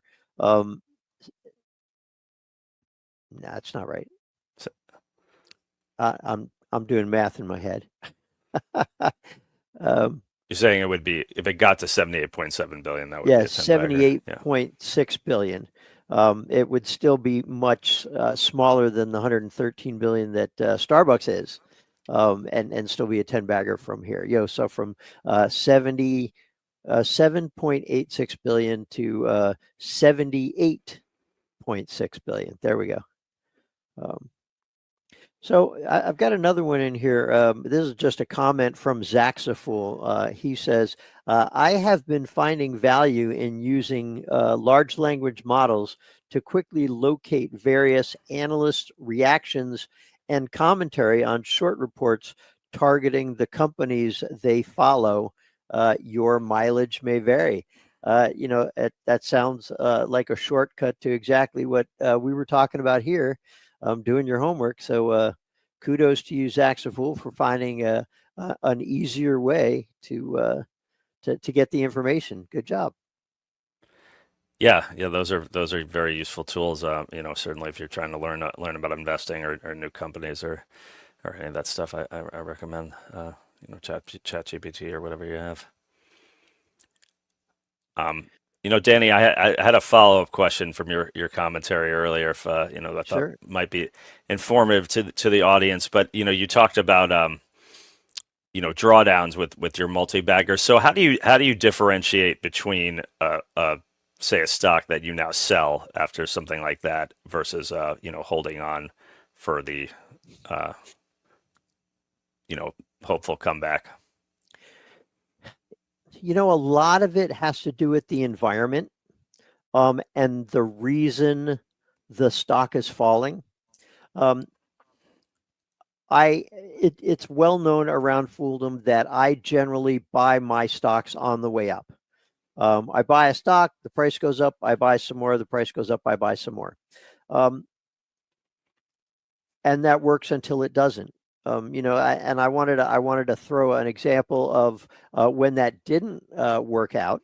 For example, I was a big proponent of 3D printer stocks back in the day, and I owned 3D printing, and I owned Stratasys, and I owned there's a third one I don't remember the name of, and I thought, hey, 3D printing stocks are going to go mainstream, and my stocks are going to be worth a lot.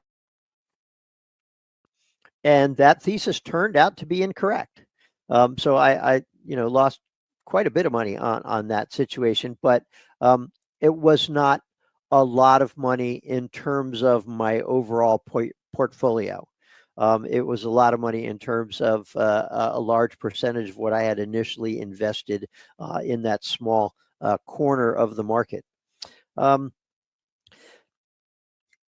When I am looking at a stock that has fallen 40 or 50 or 60%, 70%, the first question I want to know is, what is the broader market doing?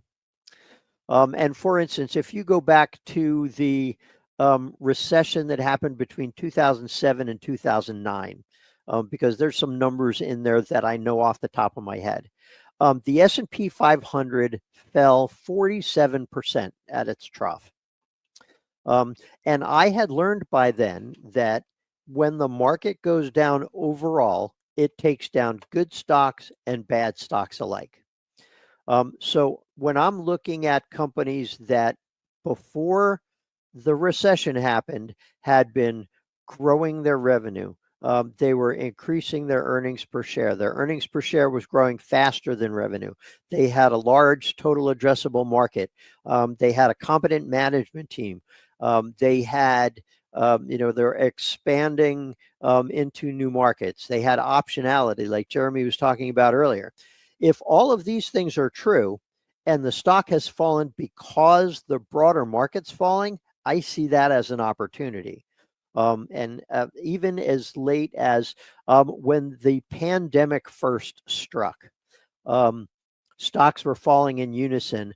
Advertising stocks were falling faster because people thought, well, if there's going to be a recession, businesses are going to slash their ad spending so that they can save money.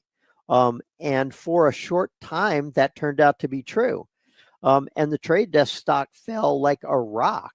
And I turned around and bought that stock because it wasn't falling because of business specific issues. It was falling because of broader market issues.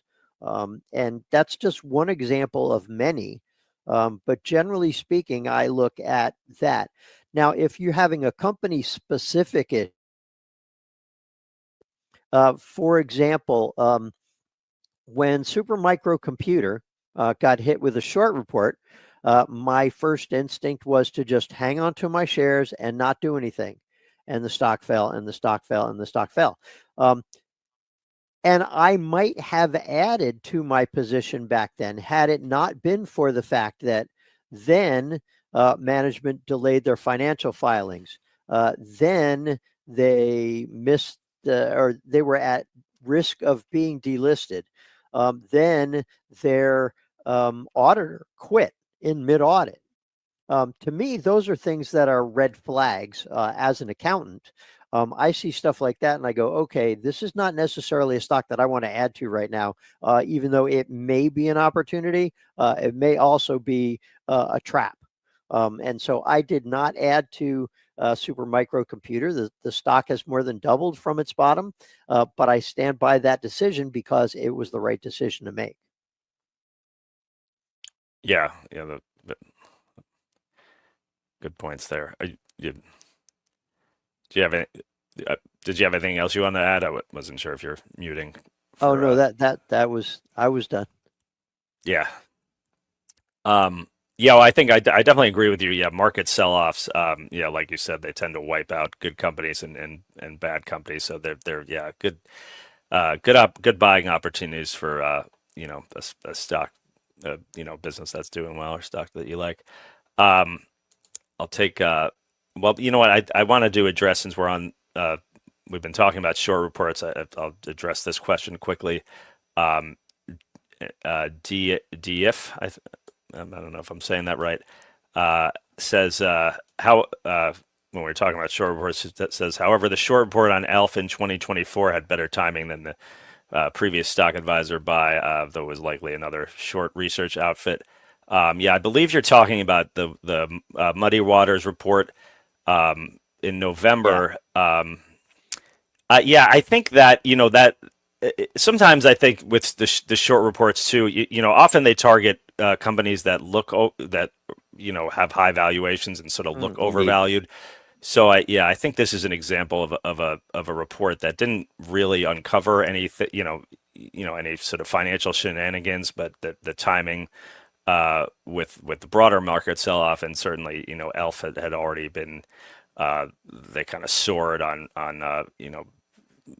very strong growth, and it seems like there was the stock got a little overbought and has come down since then, but I think it's still a strong business, and it seems like the valuation has normalized since then. So I think sometimes the timing for a short report might work out, but I don't that doesn't mean that the underlying accusations are necessarily correct.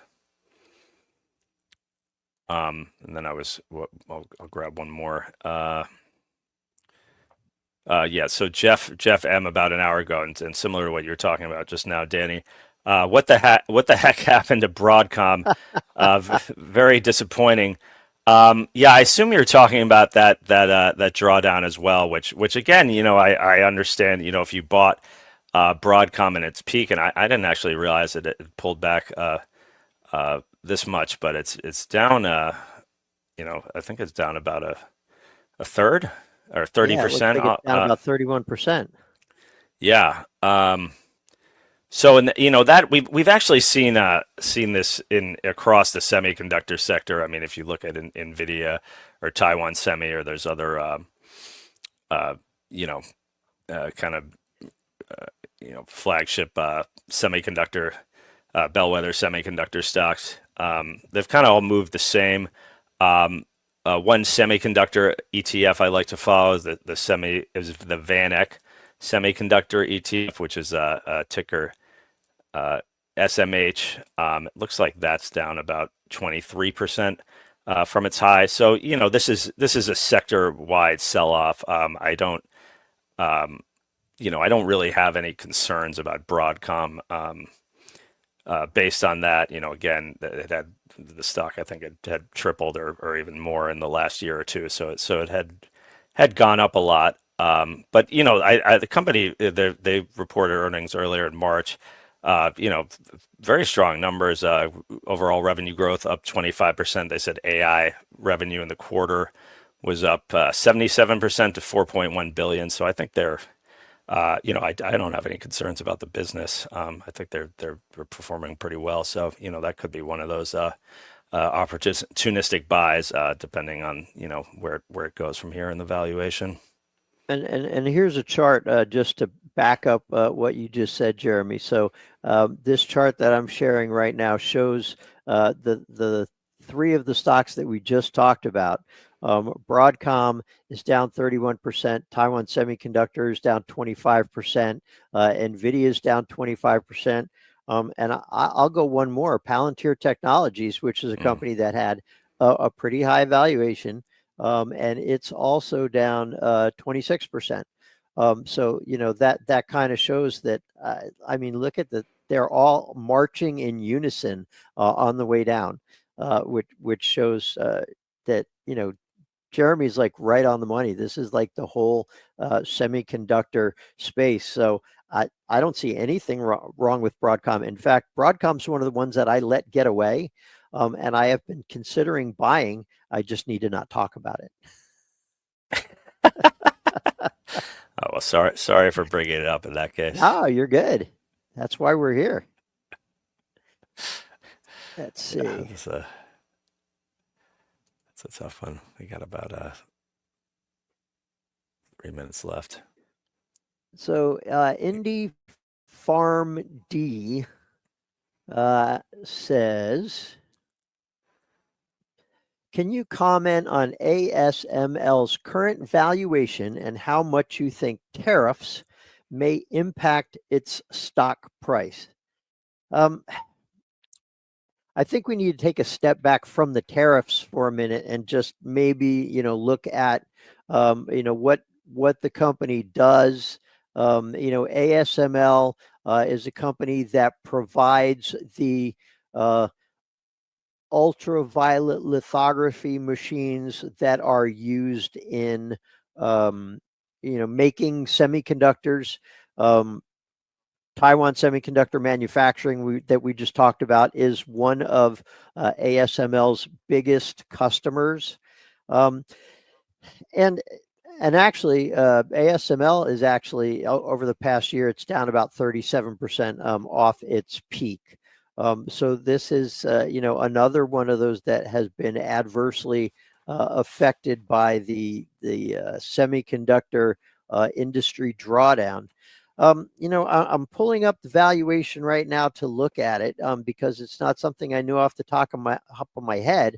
Now, ASML is kind of a cyclical business because the machines that it sells are, millions and millions of dollars. And so there's going to be lumpy sales of these machines. But looking at it's got a PE ratio right now of 33, which is a little bit of a premium to the market. It's got a forward PE of 26. I don't see that as being very unreasonable, considering that ASML, basically, they're the toll gate keeper for the AI revolution. You cannot make semiconductors without Taiwan Semiconductor Manufacturing, and Taiwan Semiconductor Manufacturing cannot make these chips without the machines that it gets from ASML. Now, we're not going to see the same kind of expansive adoption, but what we will see is a bigger market opportunity. I don't know, Jeremy, do you have thoughts on ASML's valuation in the last minute that we have? Yeah, I think, so the ASML has had a bit of a tough time, over the last year or so. So, it's a semiconductor equipment sector is on a bit of a different cycle than the chips, which have really boomed. So there's been, slowdowns in China, headwinds in China. I think other delays elsewhere that have led the business to, underperform expectations a bit. But yeah, I mean, I think the valuation is pretty attractive right now. And this is, I think, one of the companies. I mean, I'm seeing a price to earnings ratio of 33. I mean, I think this is one of the companies with an all-time competitive advantage when it's the only maker of those extreme ultraviolet lithography machines that are used to make the advanced chips that TSM and other companies that are required for so much of what makes the world work nowadays. So they have that asset. They can't necessarily control other elements of the market dynamics, but they put out pretty solid growth guidance for 2030. And I think, given that position, I'm less concerned about tariffs than for ASML than I would be about a lot of other companies out there. And we just saw, President Trump roll out the red carpet for Taiwan Semi to build foundries in the U.S. So I think ASML might be granted a similar exception or whatever you want to call it to those kind of policies. So that some of that China pressure has affected them, but I think their competitive position is makes them an attractive stock at the valuation right now. And we are past our time. We've got Jason Hall and looks like Tyler Crowe waiting in the wings to join us. Tyler Crowe does look like Tyler Crowe. He does.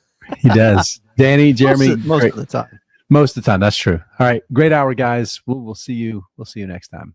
Thanks. Hold on, guys.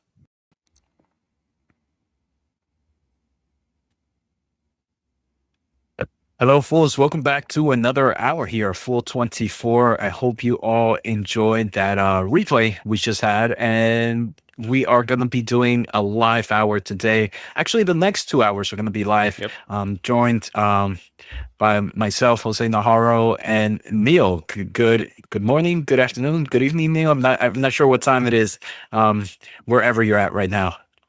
Yeah, good evening. Although it's midnight, so maybe good morning as well. If we're doing the AM, game here, so yeah, it's going to be 2 interesting hours. First, have a Ask Us Anything one, and then we have our famous bold prediction show, and I think it's going to be another interesting one.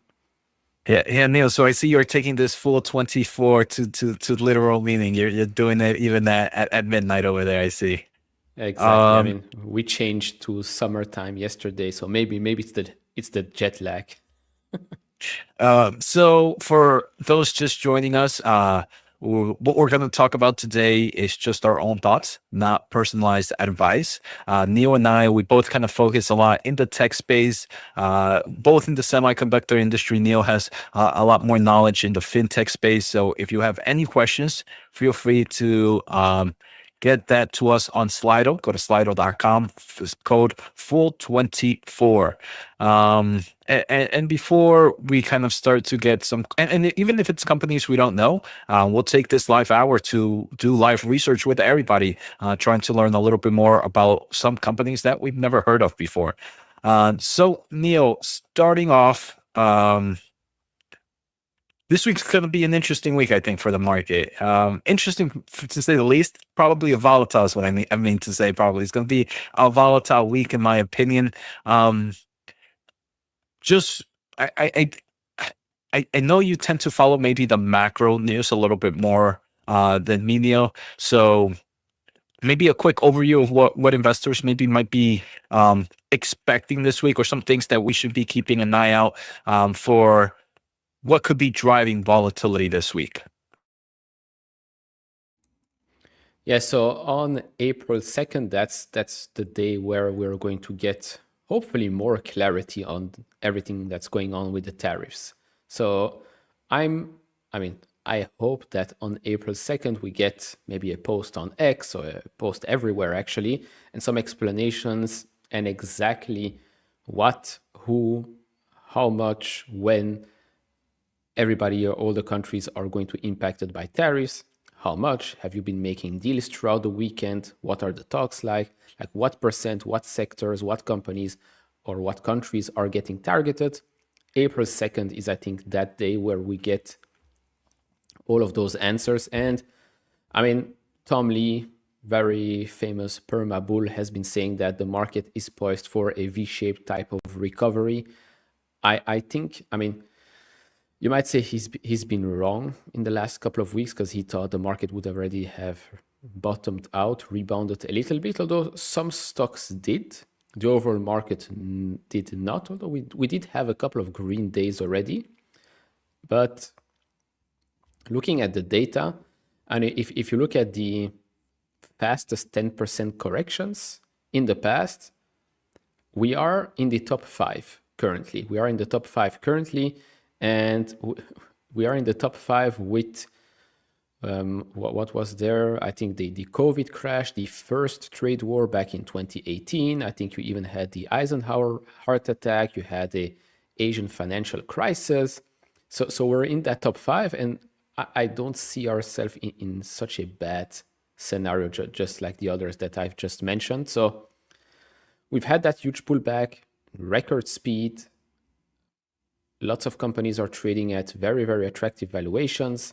We're nowhere near 2022 levels, where we've had that huge bear market in 2022, huge crashes, 50%, 60, 70% from some certain stocks. Actually, a lot of stocks went down, quite a lot. And Meta and Netflix and Nvidia, all of these stocks got hit hard, cut in half.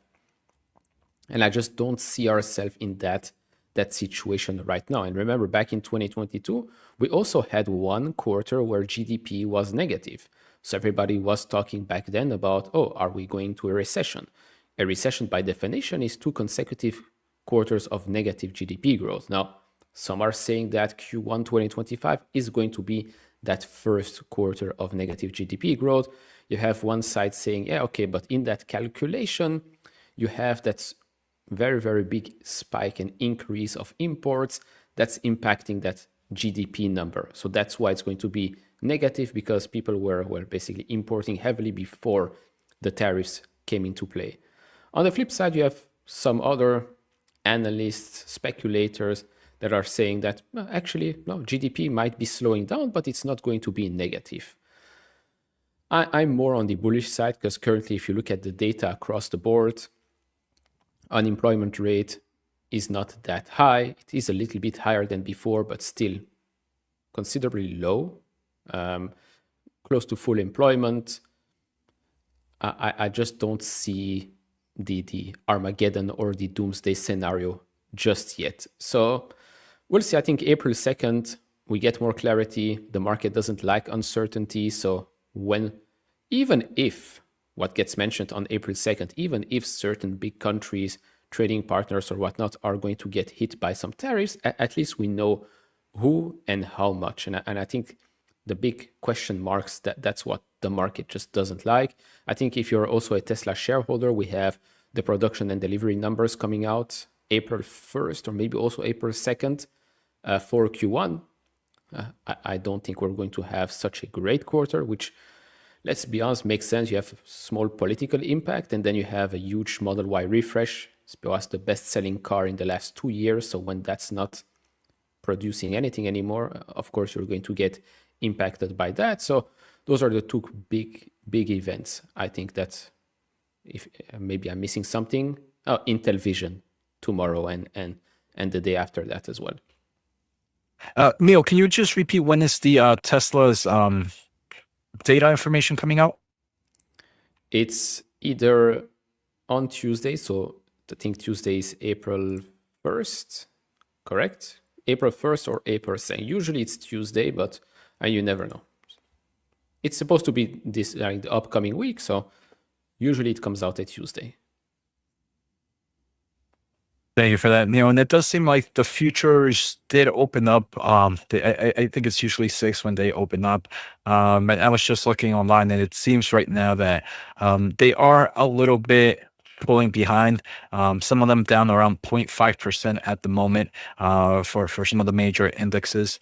Neil, futures, how normally something I don't follow, because so much can change during now and when the market opens a little over 12 hours from now. Is this something you personally keep an eye on, Neil, or do you think it can give us some form of at least where the trend is going to happen when the market opens tomorrow?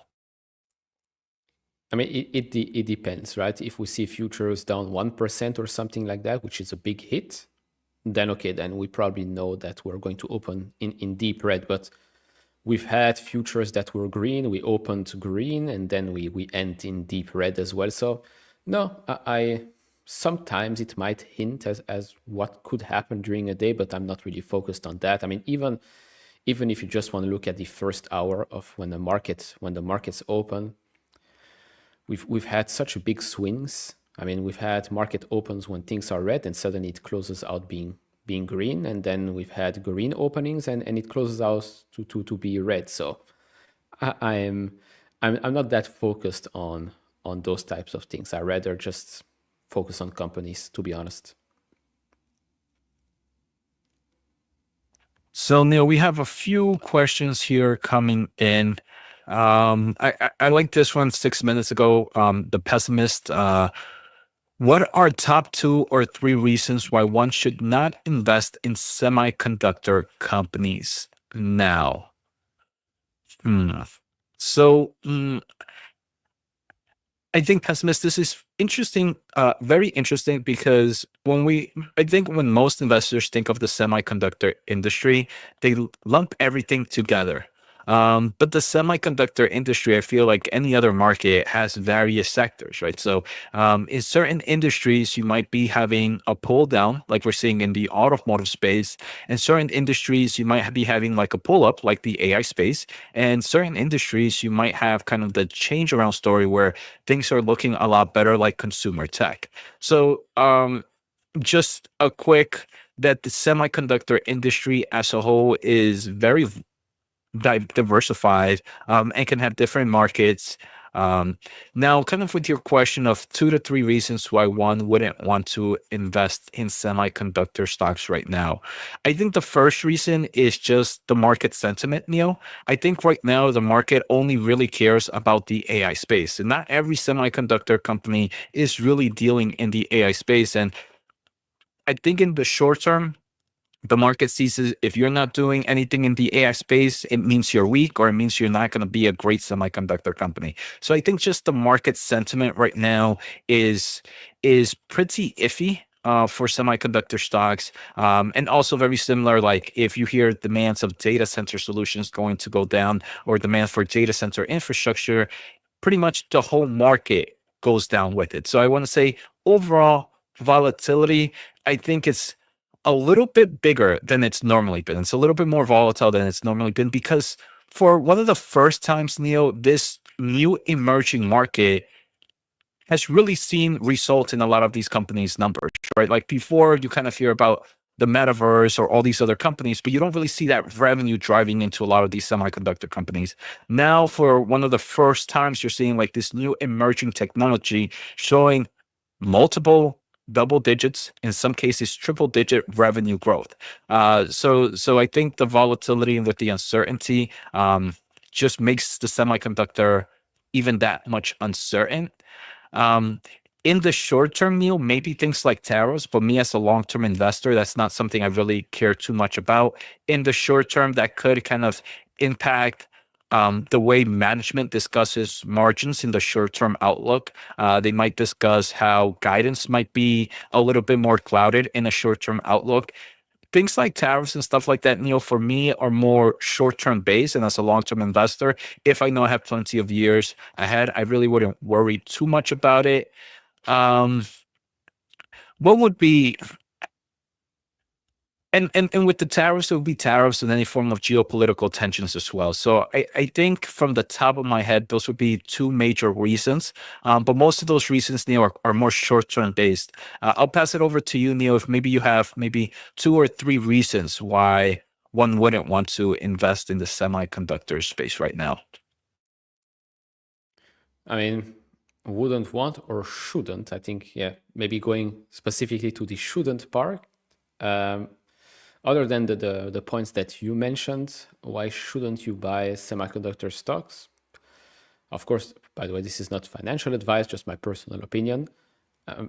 It's if you don't, I would say if you don't understand that industry, you shouldn't buy it, because the semiconductor industry, especially right now or in the last couple of years, it's getting a bit more complicated. So you have to understand the whole sector. You have to understand the multiple players, the multiple layers as well.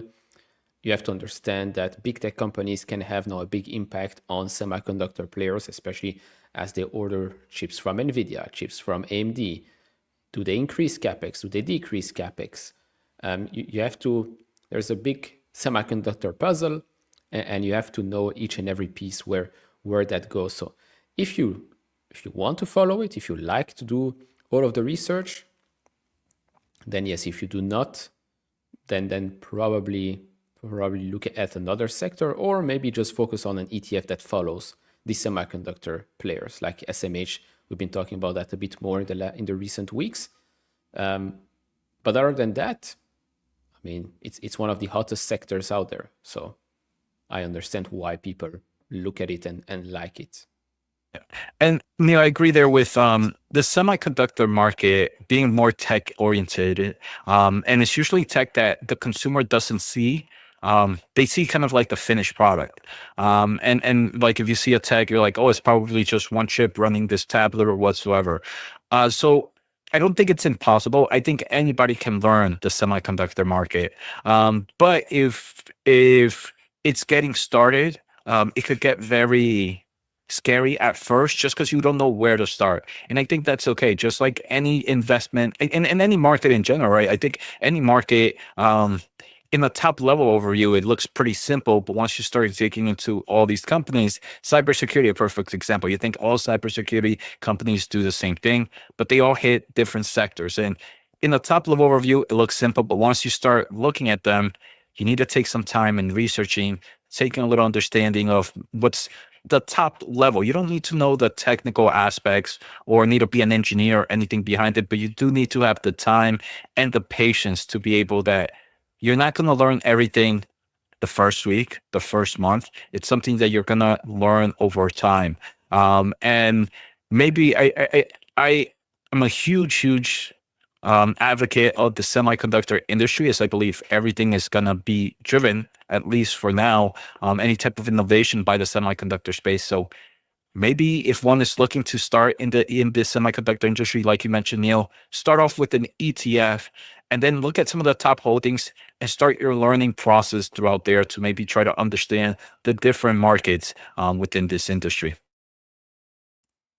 I agree. I mean, if we go back even 5 years or so, following an AMD and NVIDIA and Intel was way easier because it was basically consumer-facing products, if we're being honest. The data center part of it, the AI part of it, didn't really exist 5 years ago. And ChatGPT came 2.5 years ago, only 2.5 years ago, and it basically changed the whole story. And it's insane, Neil, like you mentioned, it started 2.5 years ago for the AI space. And it feels like every week, every month, one is learning something new, some new optimized, something new. So it's just, that's what you get from I think the AI and semiconductor industry is maybe some people just want to learn keep up to date and learn with the new technology. And I think the semiconductor space allows you to do that while also trying to find great investment thesis along the way. Yeah, I mean, and if we continue on that topic, last week we've had a couple of things happen in the AI space. I mean, a couple of things. We've had the new image generator option prompt, whatever you want to call it, from ChatGPT. You've had Google Gemini 2.5 Pro come out, and apparently today it's been released to the masses for free. Although if you're not paying for the service, I think you only have limited queries or whatnot for per 24 hours or so. Most of the players are saying the same thing, right? Everybody's capacity constraint. Everybody's like, okay, you guys are going crazy with these things. You need to chill out. You only have limited queries, prompts, whatever, every 24 hours. And then I'm like, okay, this clearly indicates that, one, we are super early, and two, we're nowhere near the end of the capex spending cycle, right? Sam Altman said his GPUs are melting. He kept saying the same thing time and time again. Usage is at all-time high. Grok, XAI said the same thing, I think, today or yesterday. Google Gemini releasing 2.5 Pro, and I'm already seeing some limits put on myself. It's getting very, very exciting. And of course, in the last 2.5 years, it was all about the training side of things, which again, you and I, or most of the people, don't really have any direct encounters with that. But now that we're moving into the inferencing space of things, now that we're moving towards the phase where, okay, you know what, 2.5 years, all of these companies invest hundreds of billions of dollars in these things. Now things are getting quite interesting. Of course, currently these are lots of funny things to do. You generate a game, text to video. You can Simpsonify or Studio Ghiblify your pictures, etc., etc. But this is now the interesting part of the cycle. This is now the part where, okay, now I understand why you will need 10x, 100x more compute in the future. Because me as a user, I used, to be honest, in the last 24 hours, I've used ChatGPT, I've used Grok, I've used Perplexity, I've used Gemini, and all of them, I had to wait 30 seconds, maybe a minute for my image to be generated, for a text, for whatever. And then I go on Google and I search something, and in less than a second, you have a result. And that's where we're going in the future. Because in the future, if we have 1 billion people searching, prompting, whatever you want to call it, on those services, I don't think the user will accept anything else than a Google search type of speed. And to get to that, all of these companies will, one, have to make sure that their software is optimized, two, have enough compute 24/7. Because otherwise, what's the point? Yeah, Nir. I mean, Sam Altman, like you mentioned a few days ago on March 27th, mentioned that his GPUs were melting. And earlier today, I think around 1 a.m. Eastern time here, he also said the same thing, that they're still kind of high usage. And Google mentioned that their TPUs were running very, very hot right now. Like you mentioned, we're hearing one take from analysts and investors that the AI market capital expenditure is expected to slow down. But yet, from the two top leading AI companies, I personally haven't heard any from XAI, but you mentioned XAI also said something similar. So from the top 3 AI companies, Neil, we are still seeing that they are compute constrained. And you mentioned it pretty well. Most of these, you're waiting a long time. Not a long time. You're waiting a time versus kind of like a traditional Google search or something like that. And depending on what subscription you have, even paid subscribers in certain of these models are still rate limited on what they can do. Obviously, a little bit higher, a lot higher than free, but they're still limited. So no matter which angle you see it, it still shows that there is still much needed for compute capacity, especially since I believe we're both going to agree with this thought, Neil. More people will be using AI next month than today or 2 months from now. A lot more people, as we continue to see more popularity in this stuff, we're going to see more people use AI solutions on a daily basis. And if you're already compute constrained, how are you going to be able to withstand more people coming into your platform? Yeah, I agree. I mean, it's also up to those companies to make sure that you have things that attract the user, right? Previously, coders, engineers, they got attracted to those services.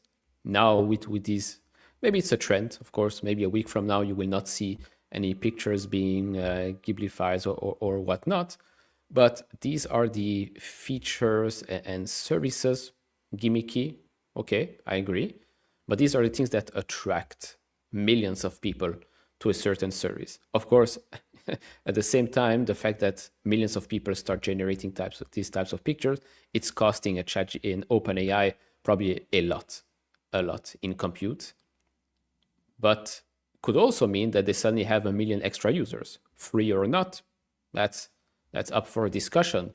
But yeah, it's 2025. I think we've said it from the start, is going to be the year where these types of things get useful, whether we get agents or something else. I think 2025 is the year where we make that huge step. And then they'll probably start monetizing these things at a rapid pace. Thank you for that, Neil. I think we can jump into here. The next question is from for the beast, Neil, about 9 minutes ago. And it's kind of a little bit with what we talked about earlier today about what could be happening this week. So for the beast, will Tuesday be coming to the market because we'll understand retaliatory tariffs also, or will that still be determined after April USA tariffs are explained? So obviously, Neil, I'll pass it over to you, but I'm guessing the question is, the market always moves on uncertainty. By in this upcoming week, we're going to at least lose some uncertainty, and certain uncertainties are going to become certain. Do you think that's going to calm the market, or do you think with the new stuff we're going to hear, more uncertainties will come up that will continue to create this uncertainty ride that we'll ride for a bit? Yeah, no, so it goes back to what I said at the start. I think Tuesday is April 1st, so it's Wednesday, April 2nd. That's the day where things should get clearer. But if we go back in time, way before we were born, 1962, Cuban Missile Crisis. It's a crisis that lasted 13 days, I think, maybe 2 weeks, 13 days, 2 weeks. And the stock market during that period rebounded before the crisis was officially over. So the stock market, in a time where we were close to nuclear war, rebounded before it was official that this conflict is going to be over. Now, again, I'm not saying we're going to see the exact same thing here, although we're not talking about nuclear war or anything, we're just talking about tariffs. But there are some indications in the past, same with past recessions, the market rebounds before it ends. The market rebounded before the 2008 recession was over. The market rebounded before 2020 recession was over. So yeah, maybe the tariff story is not over on April 2nd, but the market might start to rebound on April 2nd because it got enough data and it's like, okay, these are the countries, the companies, or the sectors that are going to get hit or not. We can now move forward. These are just my assumptions. Luckily, we only have to wait a couple of days to find out whether or not these are going to be correct or very, very wrong. Thank you for that, Neil. Let's see what else we have here. So Jeff mentioned, Jeff M, 12 minutes ago, Neil mentioned TSM is one of ASML's biggest customers. I read TSM refuses to buy ASML's latest, most expensive machine. Let me see. Last time, so that was a story, Neil, that I used to follow about a year ago. And one thing that TSM has done really well with their EUV machines. And TSM is, in my opinion, a company that's very careful on when or where they're going to deploy capital. And from what I was reading, it looked like the technology that they had was plenty enough for the roadmap at hand. I do believe, so there's no point in them kind of increasing the purchasing of new equipment if they can kind of provide great efficiencies, great yield with the equipment that they have now, right?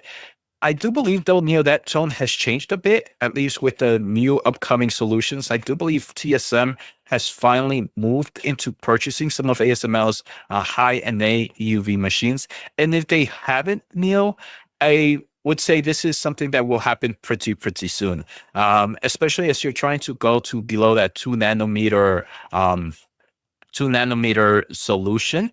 I think I really wouldn't be worried about it. TSM is just a little bit more cautious of when they spend, and they already had plenty of EUV machines to be able to do with what they needed.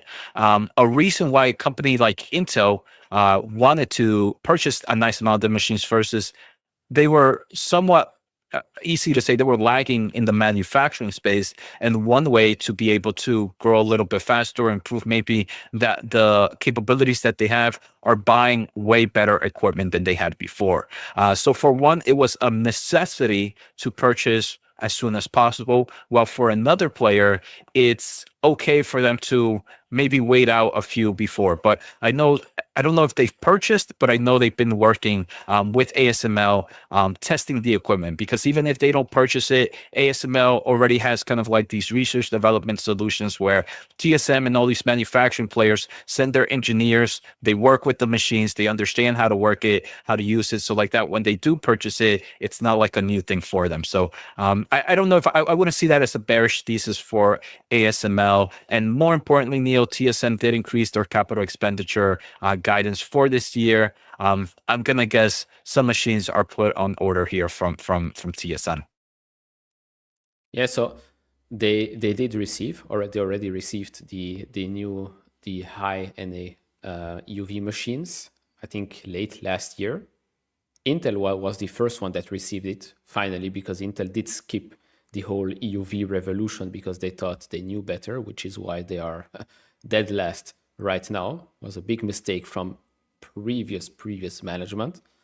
But I might think that the question could be about the one after the high NA machine. So maybe the Ultra, or I can't remember the exact name, the one that will cost double what it costs right now. And I think that's something I've also read. The TSM, the Samsungs, and maybe even the Intels might not be rushing towards ordering what comes next, because they all believe that, okay, we've already paid so much for the new machines. We think we can optimize those machines for us to work for the next X amount of years. So we're not going to rush to buy whatever comes next, because it does require a lot of capital for the next one, which I think is going to cost double that of the one they're having right now, they're selling right now. So maybe that might have been also the question here. Remains to be seen. I mean, wouldn't surprise me if they're going to utilize the current machines that they have to the max, and then see, okay, once we go maybe under 1 nanometer, maybe then we're going to need to upgrade.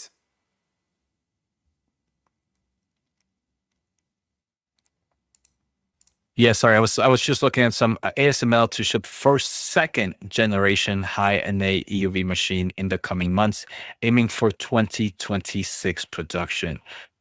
So I mean, there's still some of these places are still having even they're just starting to get the high NA at production capability. So it wouldn't shock me if when we're talking about maybe the next generation, we might see a bit of a slowdown here. And it all depends on how much improvements happens over these generations. And like I said, it's all going to depend on customers. Regardless, ASML also kind of sees the market. They only obviously ship a few machines per year, and they can only build a few of these high NA per year. So I'm gonna guess they're gonna be very understanding of the supply chain. So not necessarily, in my opinion, a bearish thesis for ASML, and it doesn't kind of give any negative reasons for TSM either, as TSM I think we'll continue to purchase plenty and plenty of ASML machines, even if it's not the latest. The high NA that is still pretty new, Neil, right? It's extremely new. Will be able to be great for the overall company long term. Yeah, I agree. Before we jump into another question, I wanted to discuss something that the CEO of JP Morgan said, Jamie Dimon said last week, I believe, during the Adobe Summit. So he was there talking, and he talked about the fact that private companies like to stay private now for longer, or actually forever. He even said that JP Morgan wouldn't mind being private today. And he said the following: we've gone from, I'm going back like 20 years now, 8,000 public companies. So 20 years ago, there were apparently 8,000 public companies to now 4,000 companies. We are driving companies out of the public markets because of litigation, regulation, reporting requirements, cookie cutter expectations of how we want boards to be, excess regulations, shareholder meetings which are frivolous. My question to you is, do you think that this trend is going to continue? We've gone from 8,000 to 4,000. It does seem like a lot of companies these days, Stripe being a prime example, don't mind staying private because there is enough capital in the private market, right? You can raise and you can attract lots of private investors in the private sector. When you stay private, of course, you don't have to report quarterly figures. You don't have to show Wall Street anything, to be honest. Do you think we're going to see that trend continue? And if so, is this going to be bad for the stock market, for investors? Will we see this continue? If we do see it continue, Neil, first let me say, if we do see it continue right now, I don't think the market will notice it too much, as there's still plenty of companies around that are public. I think if we do see it, though, the market will adapt, Neil, and we might start to see maybe more ETFs or all these kind of different investment tools or instruments that allow you to maybe enter into these markets via maybe investing through someone who's indirect investment, right? Maybe some big fund buys, and then you just buy that fund, that big fund, and you acquire ownership there. So then it's like, what is the difference between doing that and just going public?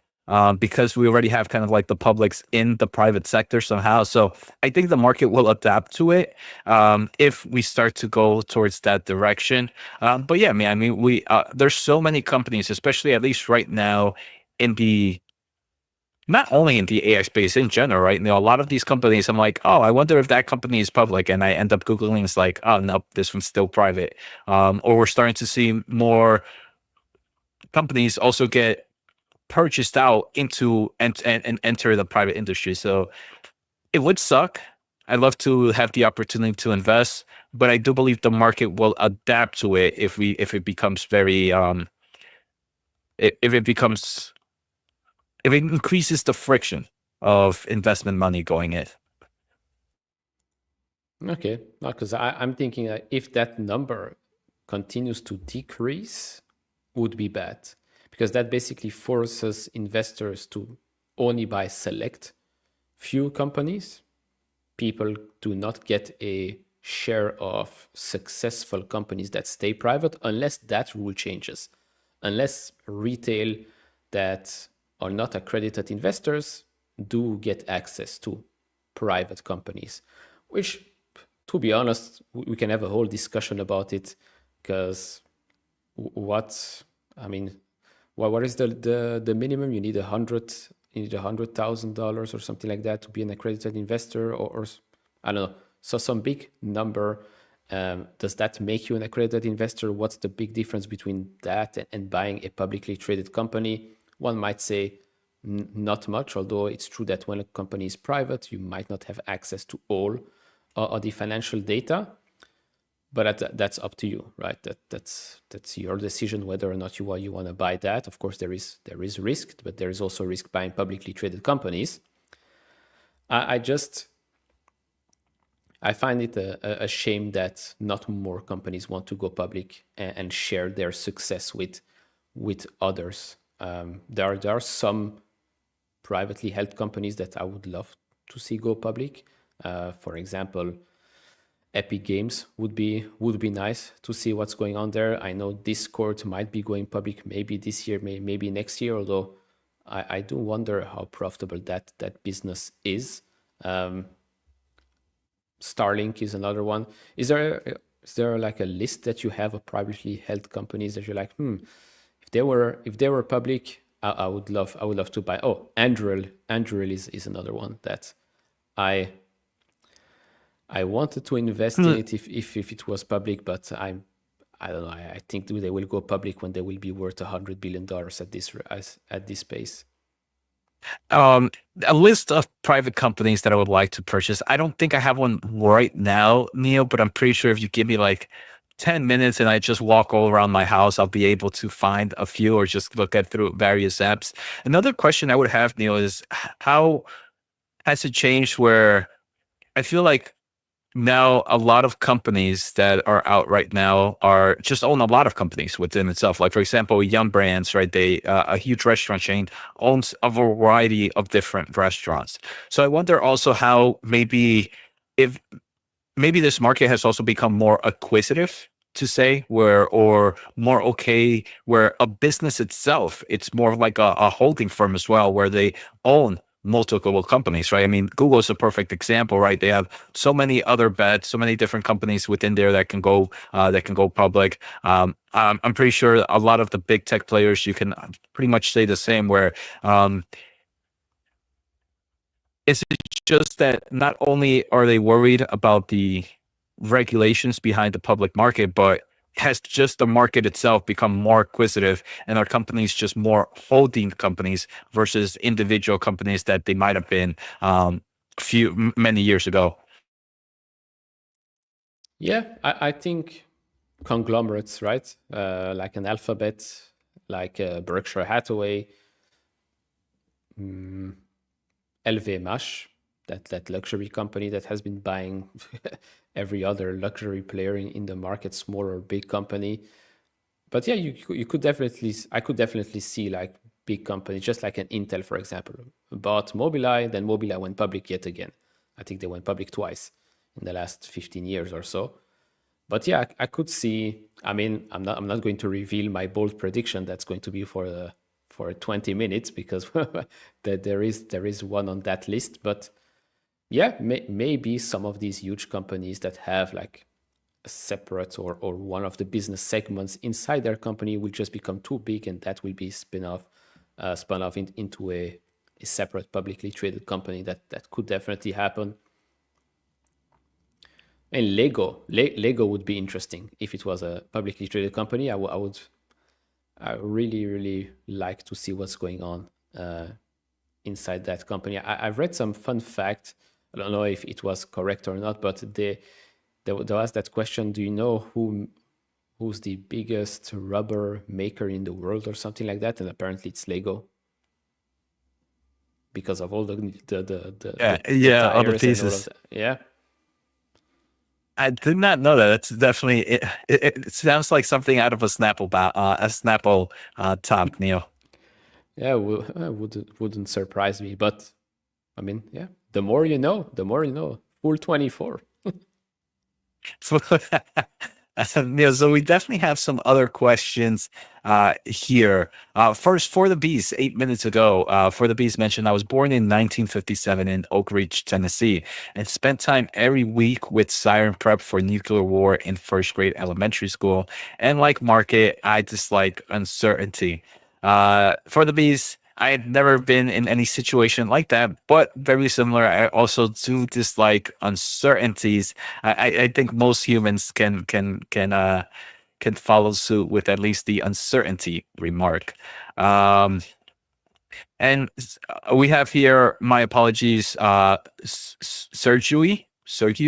High Fools, an accredited investor needs to have a minimum of $1 million in liquid assets, not including the value of their home, as well as $200,000 in income for the last 2 years. So I guess at least annual $200,000 in income for at least 2 years consistent basis.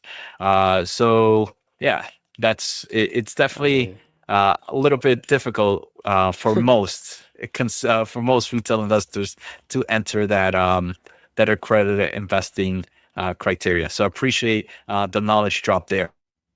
Yeah, but I mean, I think for the name, maybe it was Sergey. So maybe. Thank you. Mia, I don't know if you've ever watched that. I forget. Not Kale. It's like these.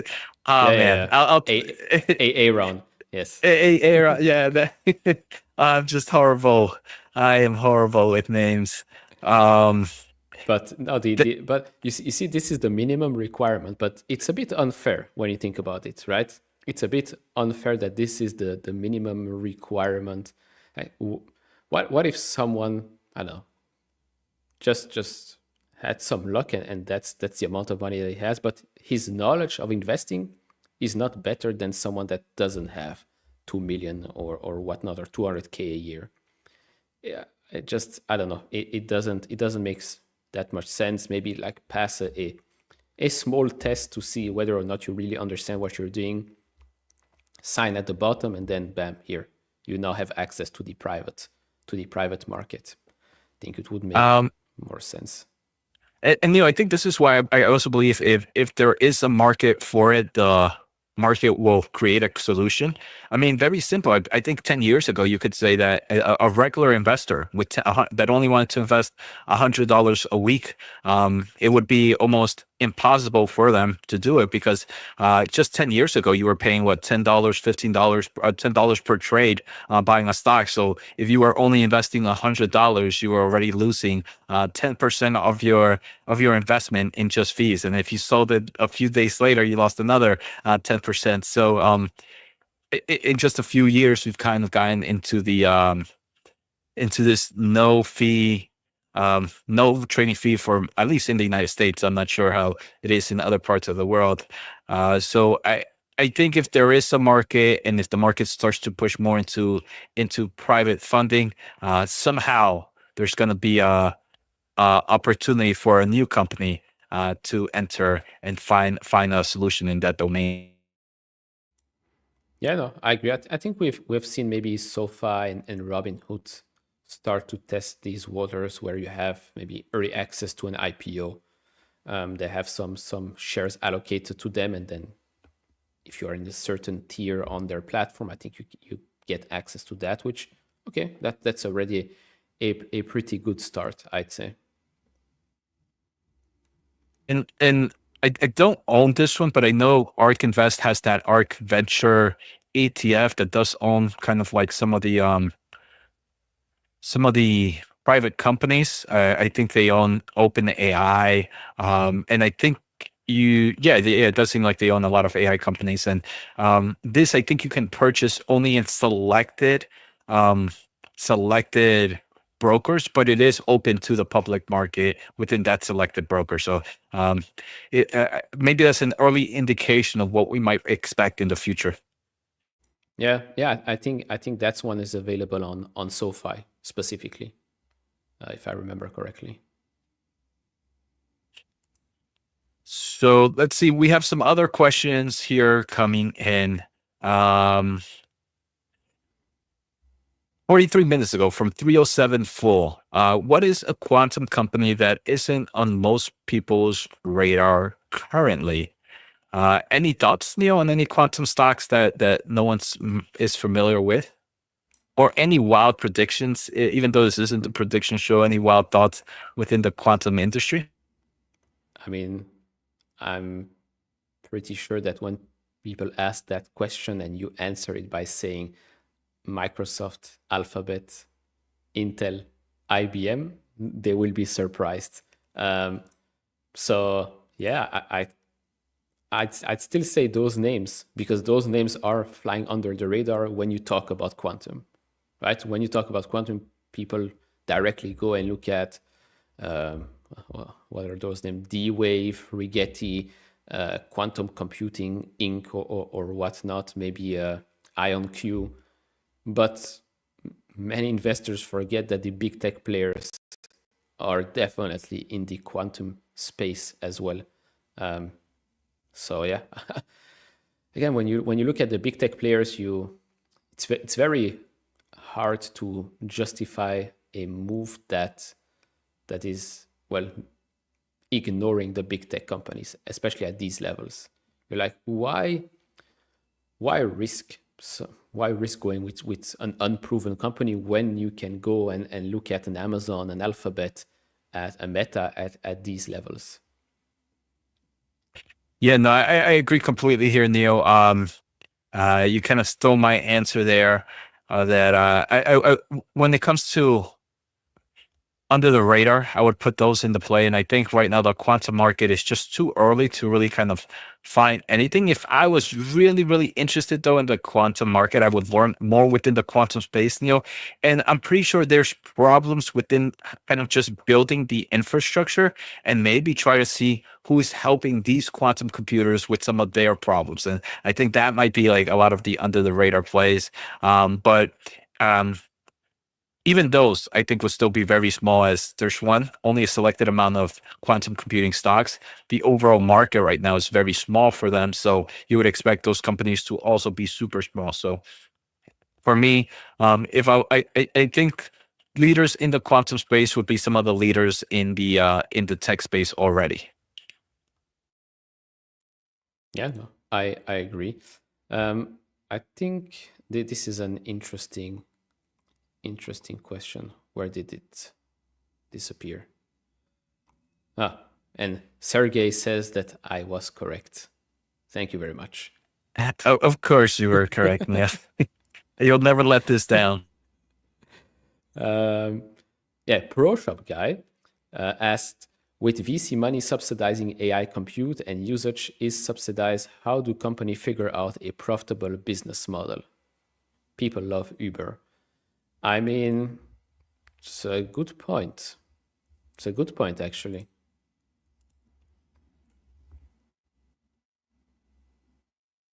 You're muted.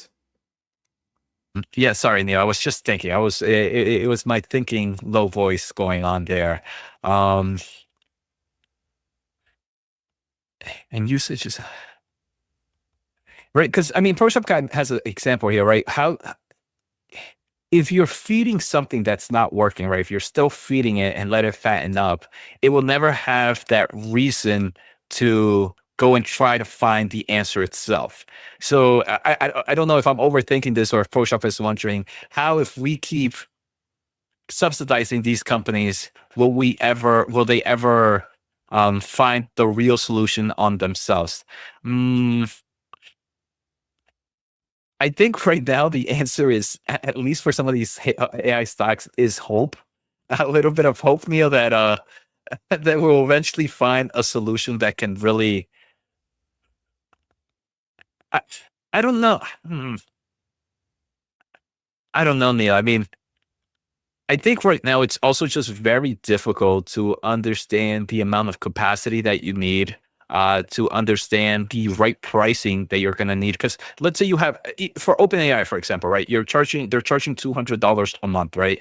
And that's based on products that they had knowledge on and data on maybe the past few months. And they would have said, hey, look, $200 a month seems like a great price for everything here, and we can all win. But when technology is innovating so quickly, the new product that they might have a few months from now could be completely different from what they had before. So I think right now, with tech innovating so quickly, the equation of profitability is always changing as well. I think there is going to come a moment, and this is when I mentioned hope, and I didn't want to make it seem like the AI market is over, but eventually, Neil, the innovations within the next stage, I think, becomes a little less, the gap, they're still innovating, but that gap becomes smaller and smaller during each innovations. And then you can really start to have more consistent equation. And that consistent equation allows the probability of becoming profitable to increase dramatically. Because right now, these AI companies if they price things too expensive, expecting massive growth, how much are they going to be losing in forms of user opportunities right now? And if they price it too cheaply, how would they be able to survive in the long term of things? So I think it's just very tricky in this market of innovation. Yeah, I mean, it's a good question, because it's not just about companies. We've seen that with government subsidizing specific things, and well, if you keep getting money, you don't really have to show profitability. Things usually don't end well. But with these companies, if they ever want to go public, they will have to prove that they can become profitable. And I think, especially in the last week, there were all of these questions around CoreWeave, right? The fact that NVIDIA probably has subsidized CoreWeave a little bit. The fact that Microsoft makes up, 62% of their revenue, NVIDIA another 15 or something like that. There were all of these questions with, let's be honest, good questions to have, especially since that company is going public, and that's one of the big AI IPOs. But yeah, eventually they will have to show that they can be profitable without any VC or any other big tech companies subsidizing them. And I mean, just like anything, Neil, I think humans innovate pretty quickly when, one, you kind of have unlimited funds, and that's what we're seeing in the AI company. But they also tend to innovate a nice amount, or humans just tend to innovate when they're put against the wall.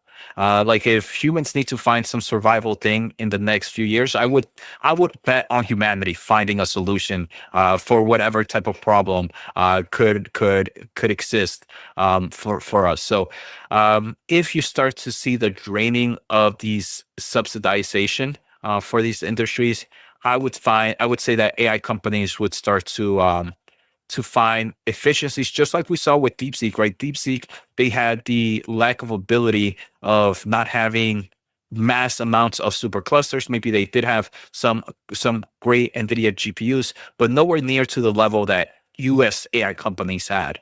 So for them to optimize, they had that starvation of capacity. They had the starvation of having the best tech, and that starvation forced them to find new ways. So I think with a lot of these AI companies, when you start starving them, that's when you're also going to see some improvements. Not with every player, right? Some people, unfortunately, some companies, the starvation might lead to their downfall. But then you're going to find the true winners that will be able to find other sources of food, per se, with this starvation metaphor that I was going with.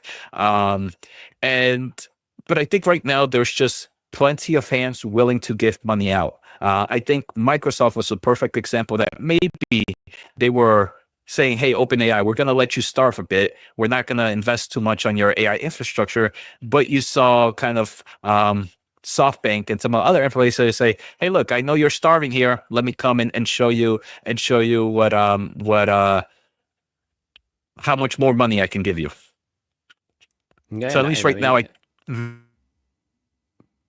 you mentioned a key player. SoftBank is one of the biggest, let's call it sugar daddy in the tech space for many years, right? Many plays, WeWork, for example, prime example, and now in this whole AI race, they're also willing to throw money and see what sticks. Which, let's be honest, kudos to them, because so far it has worked out. But okay, eventually you will need to see some results. I do want to touch on Vihan's question 6 minutes ago, because I do have a question about Meta. So appreciate if you can help with valuation for Amazon. Meta, if you don't own, would you consider building position here or look elsewhere? Of course, we cannot provide personal financial advice, just our own opinion. But Meta, what's going on with Llama 4, do you think? Because everybody's been releasing things left, right, and center, and yet Meta has been staying quiet for quite a long time. Do you think they are waiting until, I don't know, they have Llama 4, but they want to come out with something even more powerful, more useful? Maybe they're going to leapfrog everyone else by just delaying the launch, and maybe they're going to go straight to AI agents, or I don't know. Why do you think we haven't heard anything about from Zuck? Yeah, so I feel like Mark Zuckerberg mentioned some nice amount of things during the earnings call. I can't recall exactly what was mentioned during that call, and we only have a few minutes. If not, I would have tried to do some research.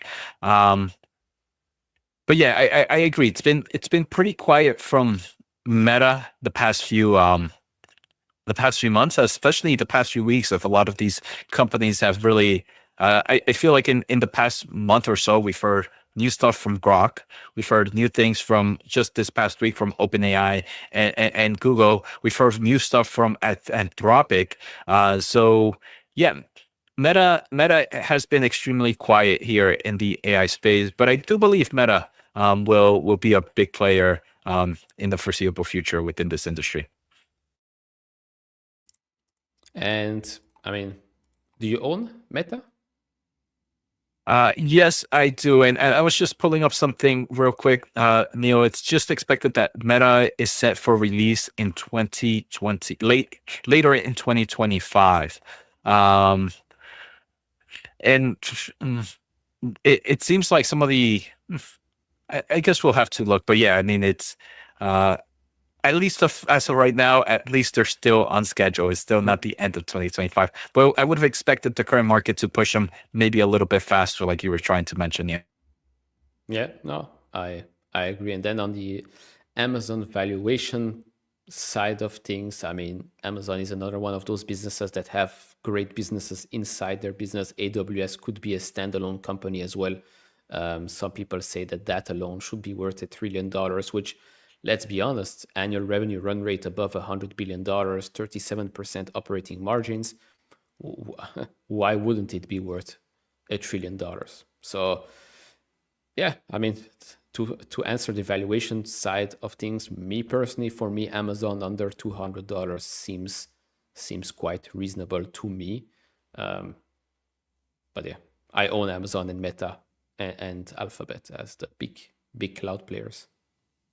Yeah, and just to we're going into the next show here, Neil. So I'll probably share my thoughts on that some other day, Vihan.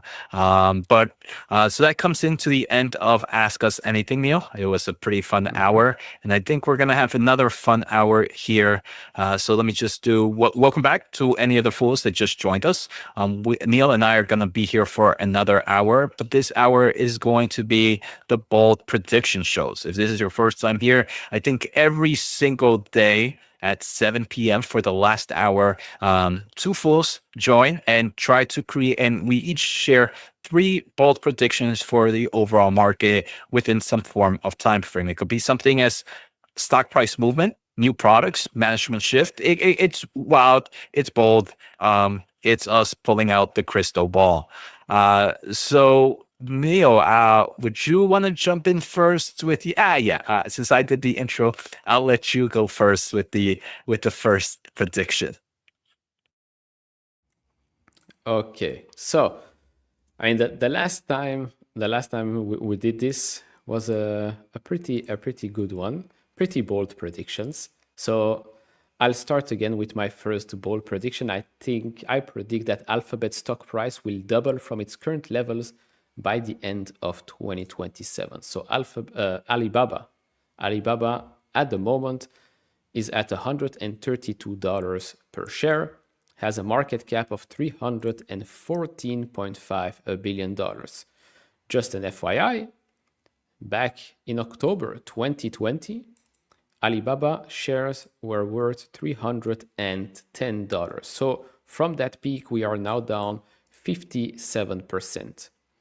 Now, since then, you can imagine Alibaba as a business has grown quite substantially, actually. So Alibaba, you have also inside that company, that's another one of those companies with same style of structure as an Amazon, as an Alphabet, right? You have Alibaba, the big company, and then inside of Alibaba, you have Taobao and Tmall. That's basically the China commerce side of things. That's the biggest chunk of their revenue at the moment.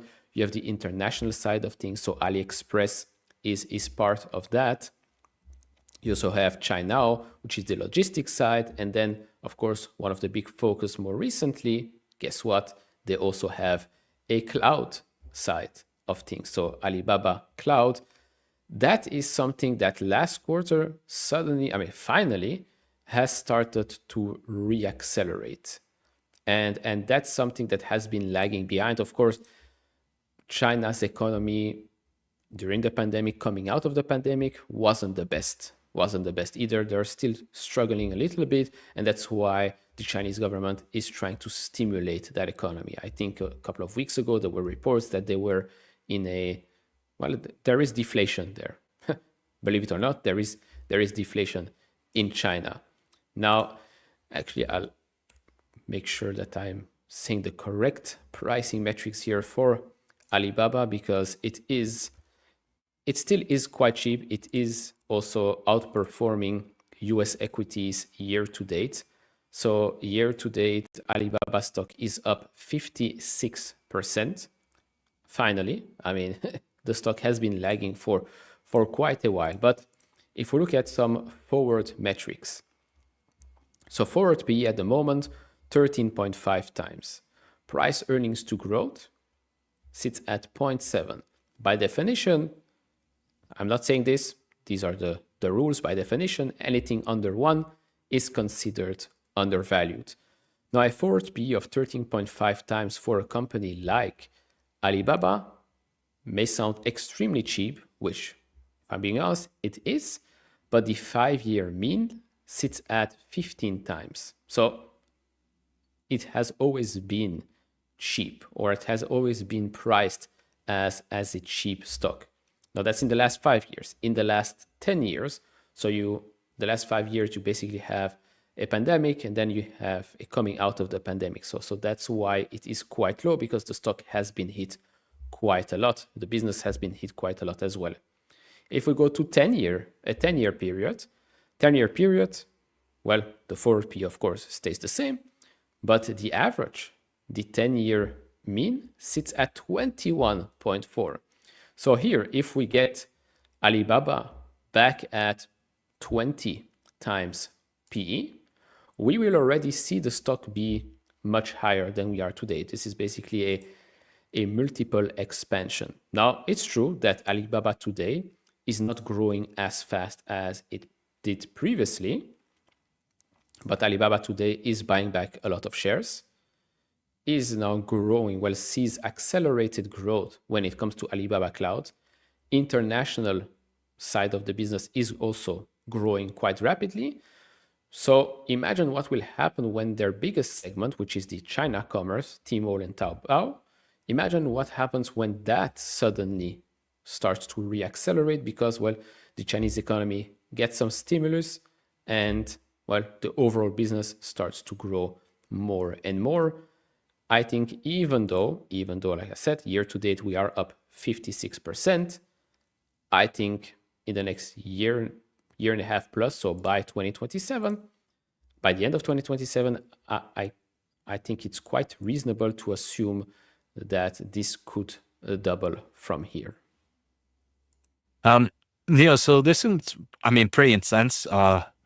This is one thing you mentioned, Neil, that at first the poll is running. Feel free to join us on Slido, slido.com, code FUL24 if you want to get your vote in and believe if Neil is true or if he's a little bit too bullish here for Alibaba. Also, if you have any back and forth discussions, feel free to post it on slido.com. Neil, one thing you mentioned here is this is also entering or has in the cloud space. Is this right now, Chinese companies do have kind of like that added pressure of regulations, export restrictions to the best AI chips or the best chips in general, which are typically used for cloud solutions.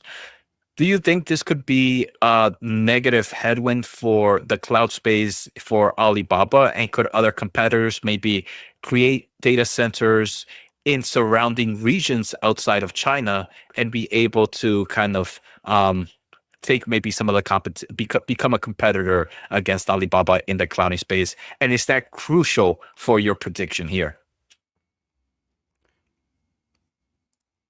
I mean, no, not really, because remember, previously AWS, Google Cloud, Azure, right? These are cloud players that's started off before this whole AI craze started. So these businesses existed before we were talking about AI, data center build-outs, and all of that. And what we've also seen from DeepSeek, from Alibaba's own models, is that they are quite competitive, right? Even with all those restrictions, they are quite competitive. So I don't think it's going to be such a big deal. I don't think it's going to be such a big deal. Of course, it's up to Alibaba to make sure that, well, they can continue to offer the best service at the best price, remain extremely competitive. The Chinese economy is, of course, a huge one. So even if they can dominate just in their own core market, I think that could be a success. But I think they'll have success in the Middle East, in Europe as well, and maybe in APAC or in Africa. I think they also have some presence there. So I think they'll do well despite the restrictions. Yeah, thank you for that, Neil. I think we have about a little bit less than 1 minute on the report here that the poll is about to close. So feel free to get your vote in. Neil, here, I actually, one of the first times I need more information. Normally, I have this negative bias with Chinese companies because I have been burnt a lot with Chinese stocks in general, and historically not a fan of the performance in it. But like you mentioned, just valuations have contracted a lot from the 10-year gap. And just on multiple expansion, you can kind of get to these levels. And for me, I just lack too much information about the Chinese economy play, how the market is in there, what are some of the driving forces in that industry. So I'm personally going to go with I need more information, but I can definitely see the growth opportunities like you mentioned, and I think the poll is pretty much closing right now, and it's going to be a tie. I couldn't be the tiebreaker in the series.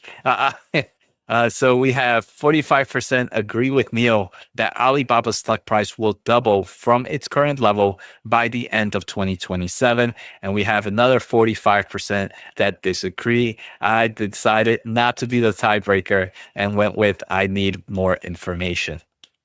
I think it's my second bold prediction show, and I keep getting these weird very, very tight results. It's either everybody disagrees or we have like a 50-50, or in this case 45-45 split here. Not bad. I'll keep my track record very spicy. So Neil, I'm gonna jump in with my prediction here, and I'm gonna say the metaverse story will be back by 2030. So for those that might be new to investing, I might be like, Jose, what is the metaverse? And in 2020, the metaverse was the future. All right, Neo, and I got this prediction. I wanted to do this prediction after we did a show yesterday. But metaverse, the best way to think about it is kind of like a digital world where you can be able to do various things. I think the best example is Ready Player One, the movie, the book, whichever type of content you like to consume.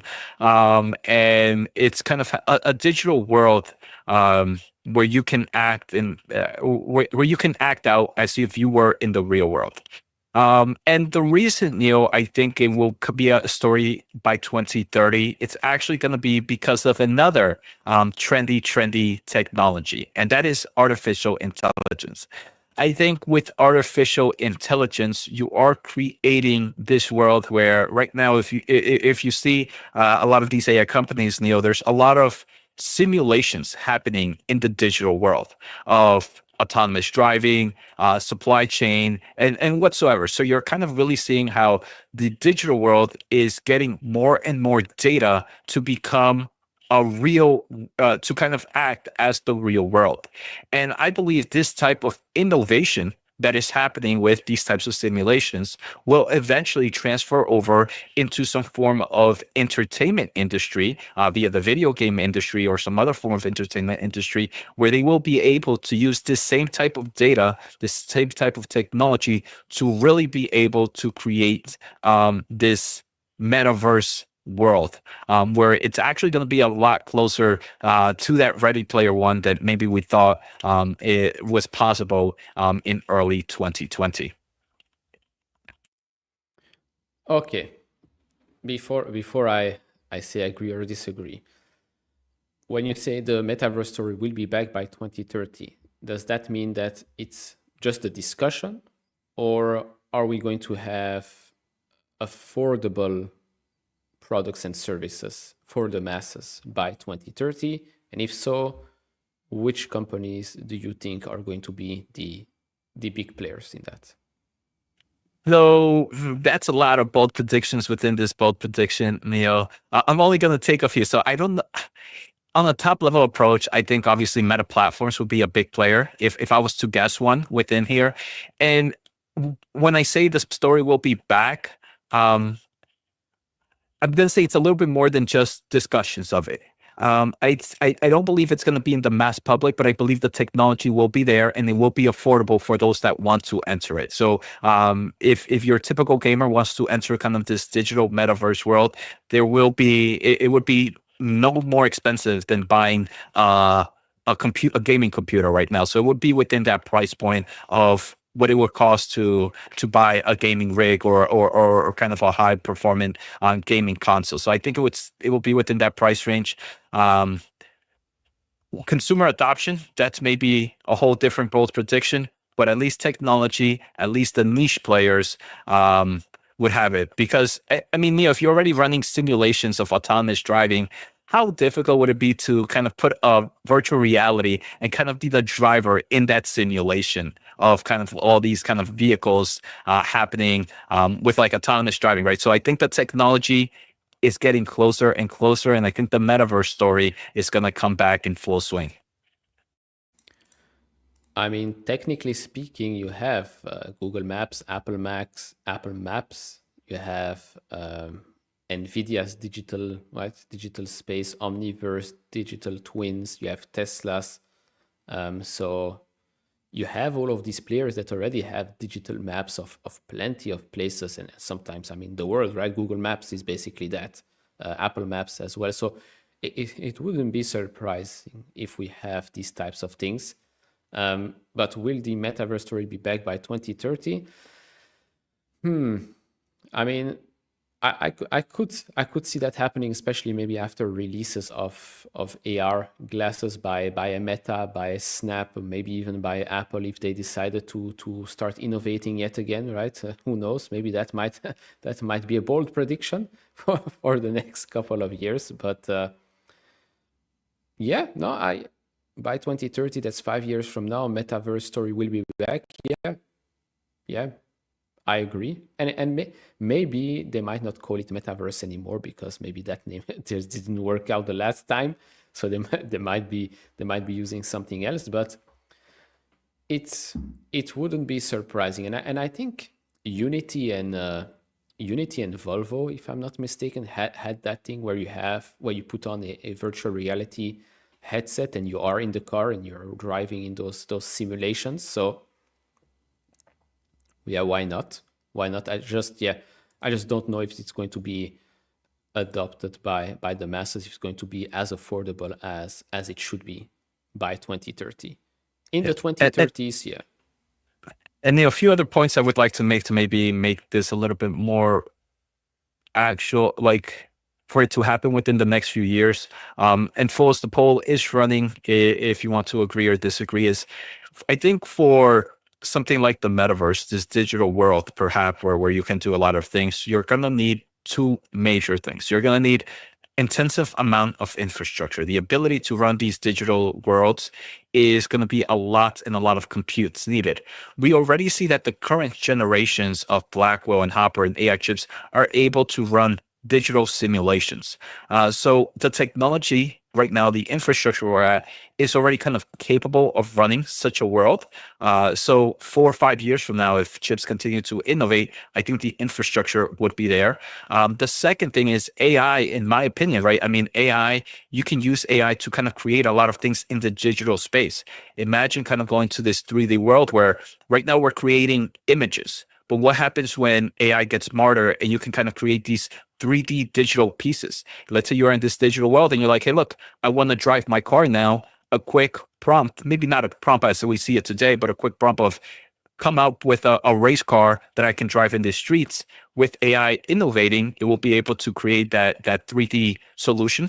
Pretty great. It would already kind of have some baselines based on the digital world of how that car should look like. And it already has kind of like the physical data of the real world with the simulations that we're in right now of how that car is supposed to act.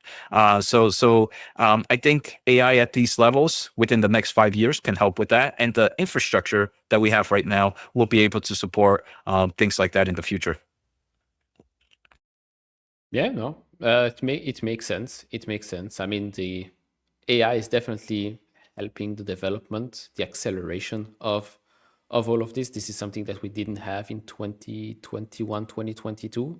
So 5 years from now, I mean, to be honest, it's really up to the companies, right? It's up to the companies, Meta, but I think they're very, very focused on that. So yeah, I would agree. And if we look at the results right now, so the metaverse story will be back by 2030. I agree with Jose, is at 63%. I need more information, sits at 38%. And I disagree with Jose, sits at 0%.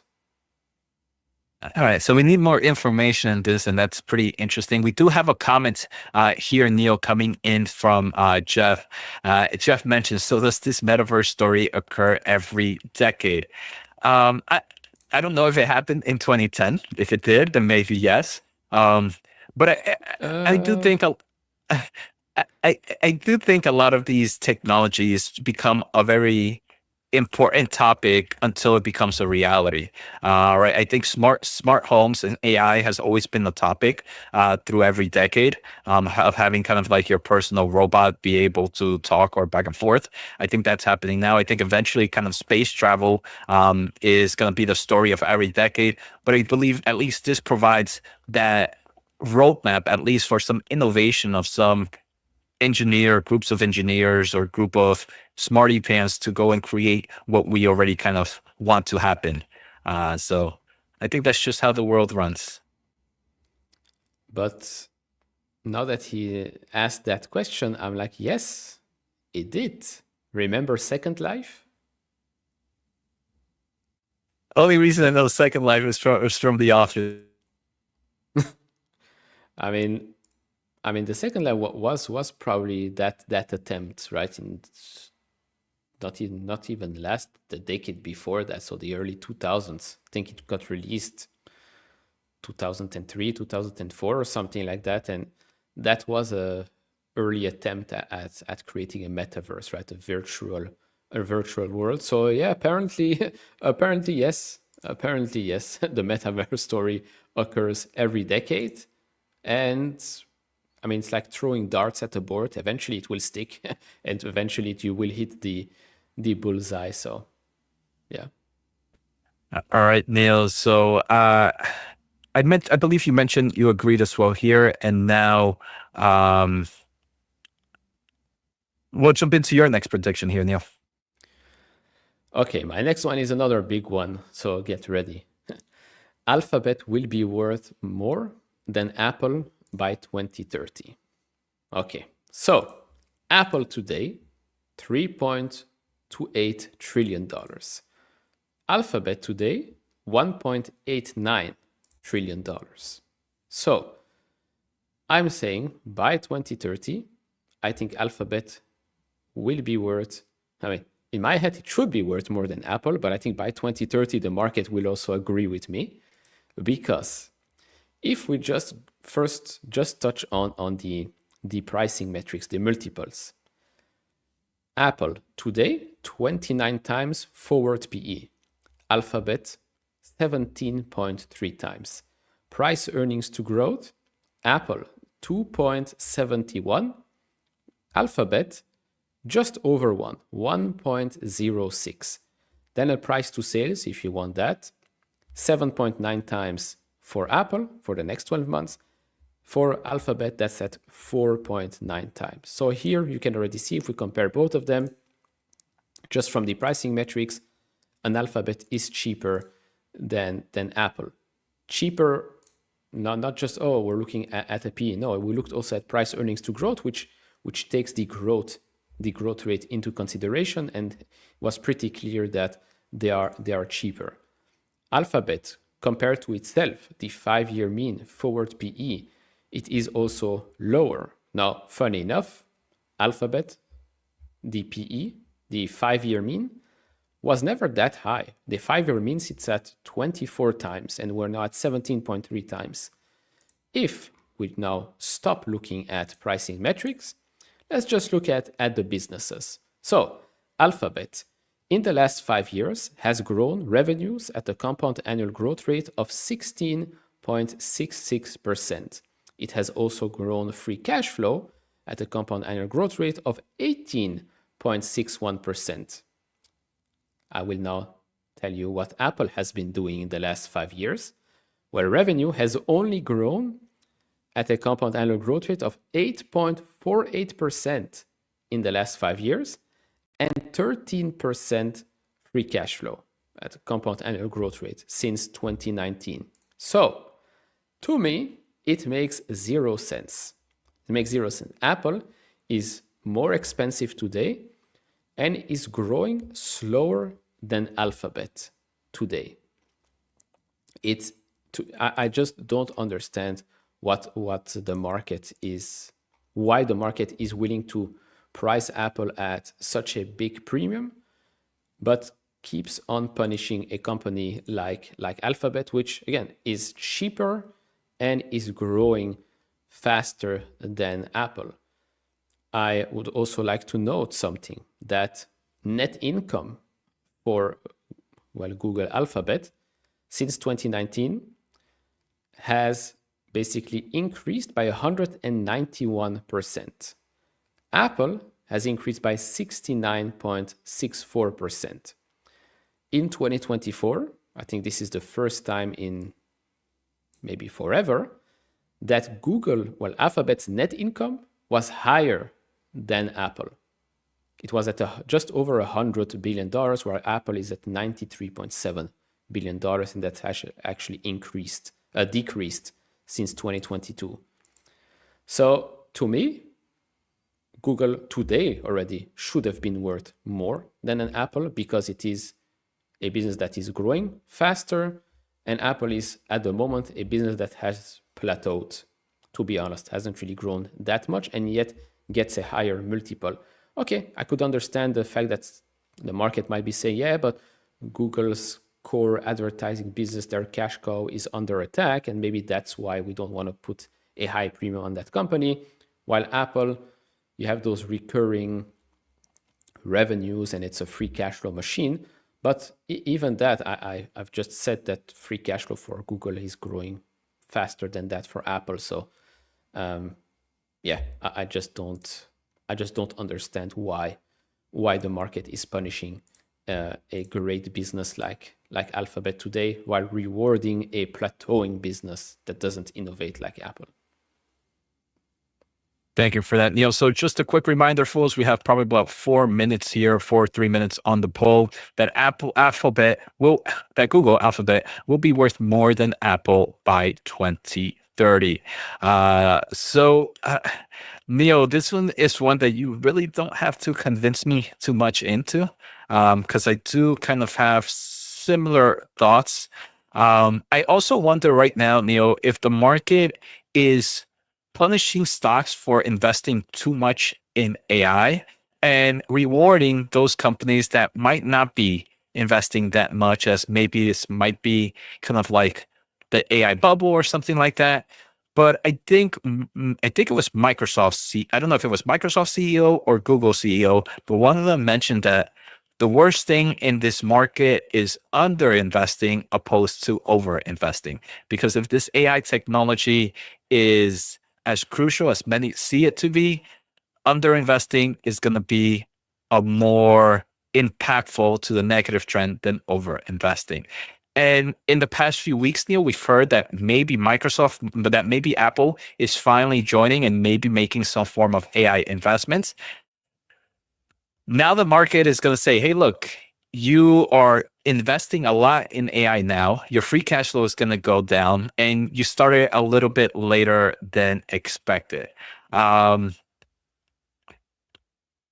With this prediction, Neil, you mentioned, right, various metrics that Alphabet can just expand itself. But do you see a world where Apple starts to lose a lot in that valuation, so the stock price tends to go down based on no longer being that golden child for the overall market?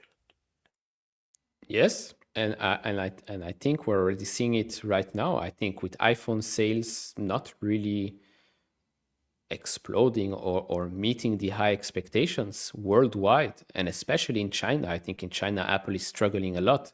I think Huawei is taking market share and then some.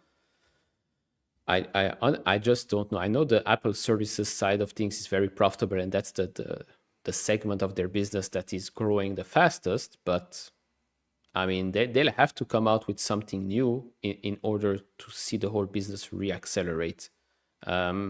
Increasing prices of their devices is just not going to do it anymore. And if we're being honest, is it an innovative company? I don't think so. I don't think so anymore.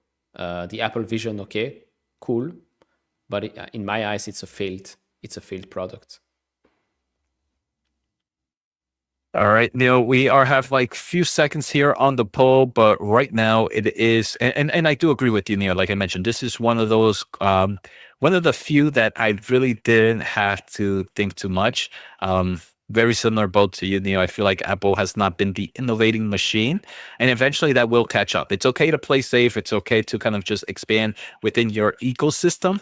And kind of just grab as much revenue you can within your ecosystem. But I think you need to do it with innovation in mind. And who knows, maybe it might prove us wrong, but at the moment, I and 67% agree with you, Neil, that Apple will be worth more than Apple by 2030. Interesting, 33% disagree with you, Neil, that Apple will continue to actually be much bigger than Alphabet by that time frame.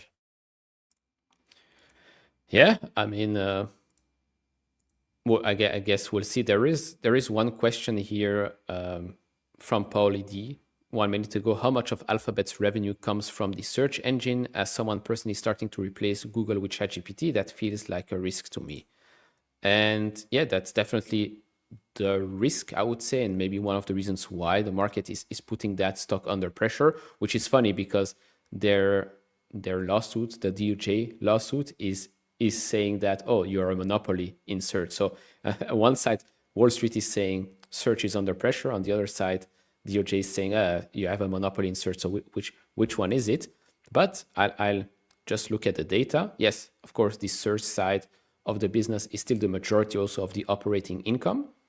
But currently, if I look at Google search revenue since 2022, so we'll take the all of 2022, since that's when ChatGPT came out. Of course, it only came out at the end of 2022. But since then, Google search revenue has increased at a compound annual growth of 10.4% or 22% since then. So currently, I don't see any indication of that side of the business getting hit just yet, of course, just yet. If I look at Google services operating income, for example, in that same period, it has actually increased by 46.6%. So far, no cracks in the business. Thank you for that, Neil. And now I'll jump into my next prediction here. And it's kind of been maybe not completely similar, but it has to definitely do with the Mag 7. For my next prediction is Meta Platforms will be one of the top 3 biggest public companies by 2030. And I'm going to say, I know you're going to ask me, Neil, which one are going to be the other top 2. One of them, I'm going to still put NVIDIA in. Number 2 will be maybe for another wild prediction, but at least number 1, NVIDIA. And one of the number 2 or 3 would be Meta Platforms. The main reason is I think right now we are in that era where AI will be a critical part of how technologies improve over time. In Meta and Google, which we just talked about, we see it very well with the advertisement platform, which is crucial for them. I think we're going to continue to see efficiencies in that space, and that's going to be very, very bullish for Meta Platforms. The second main reason, Neil, is I think we're coming into a phase for AI where it is going to be crucial for you to be a top AI company to be someone that has a lot of recent information. And Meta, with all their various social applications, will be able to be one of the players that has the best up-to-date information to date. And then with this technology, it will give them a great opportunity and optionality. That's what I like. I like companies that have optionality with high success. I think they have a great chance of being a top player in AI, and being a top player in AI gives them the optionality to enter to provide that AI solutions in various ways. They also have billions of users in their platforms, and they will find many ways to optimize these AI platforms, which would help them in their core products like advertisement. And maybe going back to my bold prediction last, it can even help them with upcoming technologies like augmented and virtual reality. I mean, as a Meta platform shareholder, I wouldn't mind. Of course, I wouldn't mind. And I would say, does it depend on the metaverse success story, and does it depend on Meta AI being extremely dominant, or can it become the top 3 biggest publicly traded company just because of their core business? That's the question. So I would say, Neil, it would be heavily dependent on its core business improving its efficiencies with the current AI solutions. It can't just be the same advertisement company that it is right now. It has to adopt with whatever changes are happening with the AI space. And I believe with Meta being in the AI industry, they're able to adapt with it just fine. So they don't even have to be the top AI player or even the top 3 AI player. As long as they are in maybe like the top 5, the top 10, it gives them the optionality and the opportunity to understand how that market is evolving and be able to increase it into their core product. So I think it's very more dependent on their core solutions and being somewhat of a player, not a top player, but somewhat of a player in the AI space. Now, you mentioned, is it crucial for the metaverse? I don't think so, Neil. I would just think that with them improving their AI solutions and having this vast amount of data sets, it would allow them the optionality to do things like the metaverse or some other type of technology that maybe might appear thanks to AI solutions within the next 5 years, that they can also test some waters in, because we see Meta, a massive free cash flow machine. It allows them to really try different things.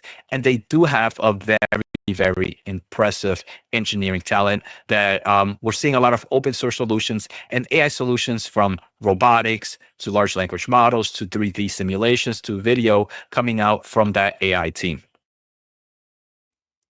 Okay, now fair enough. Then yeah, I would have to agree. It will be interesting how they make money from their open source model, right? If they will be working with researchers, if it might be implemented in some humanoid robot or other robotics, how they will make money from that, whether it's through licensing, maybe they invest in these types of companies. We've heard some rumors that they might maybe be looking into some robotics companies.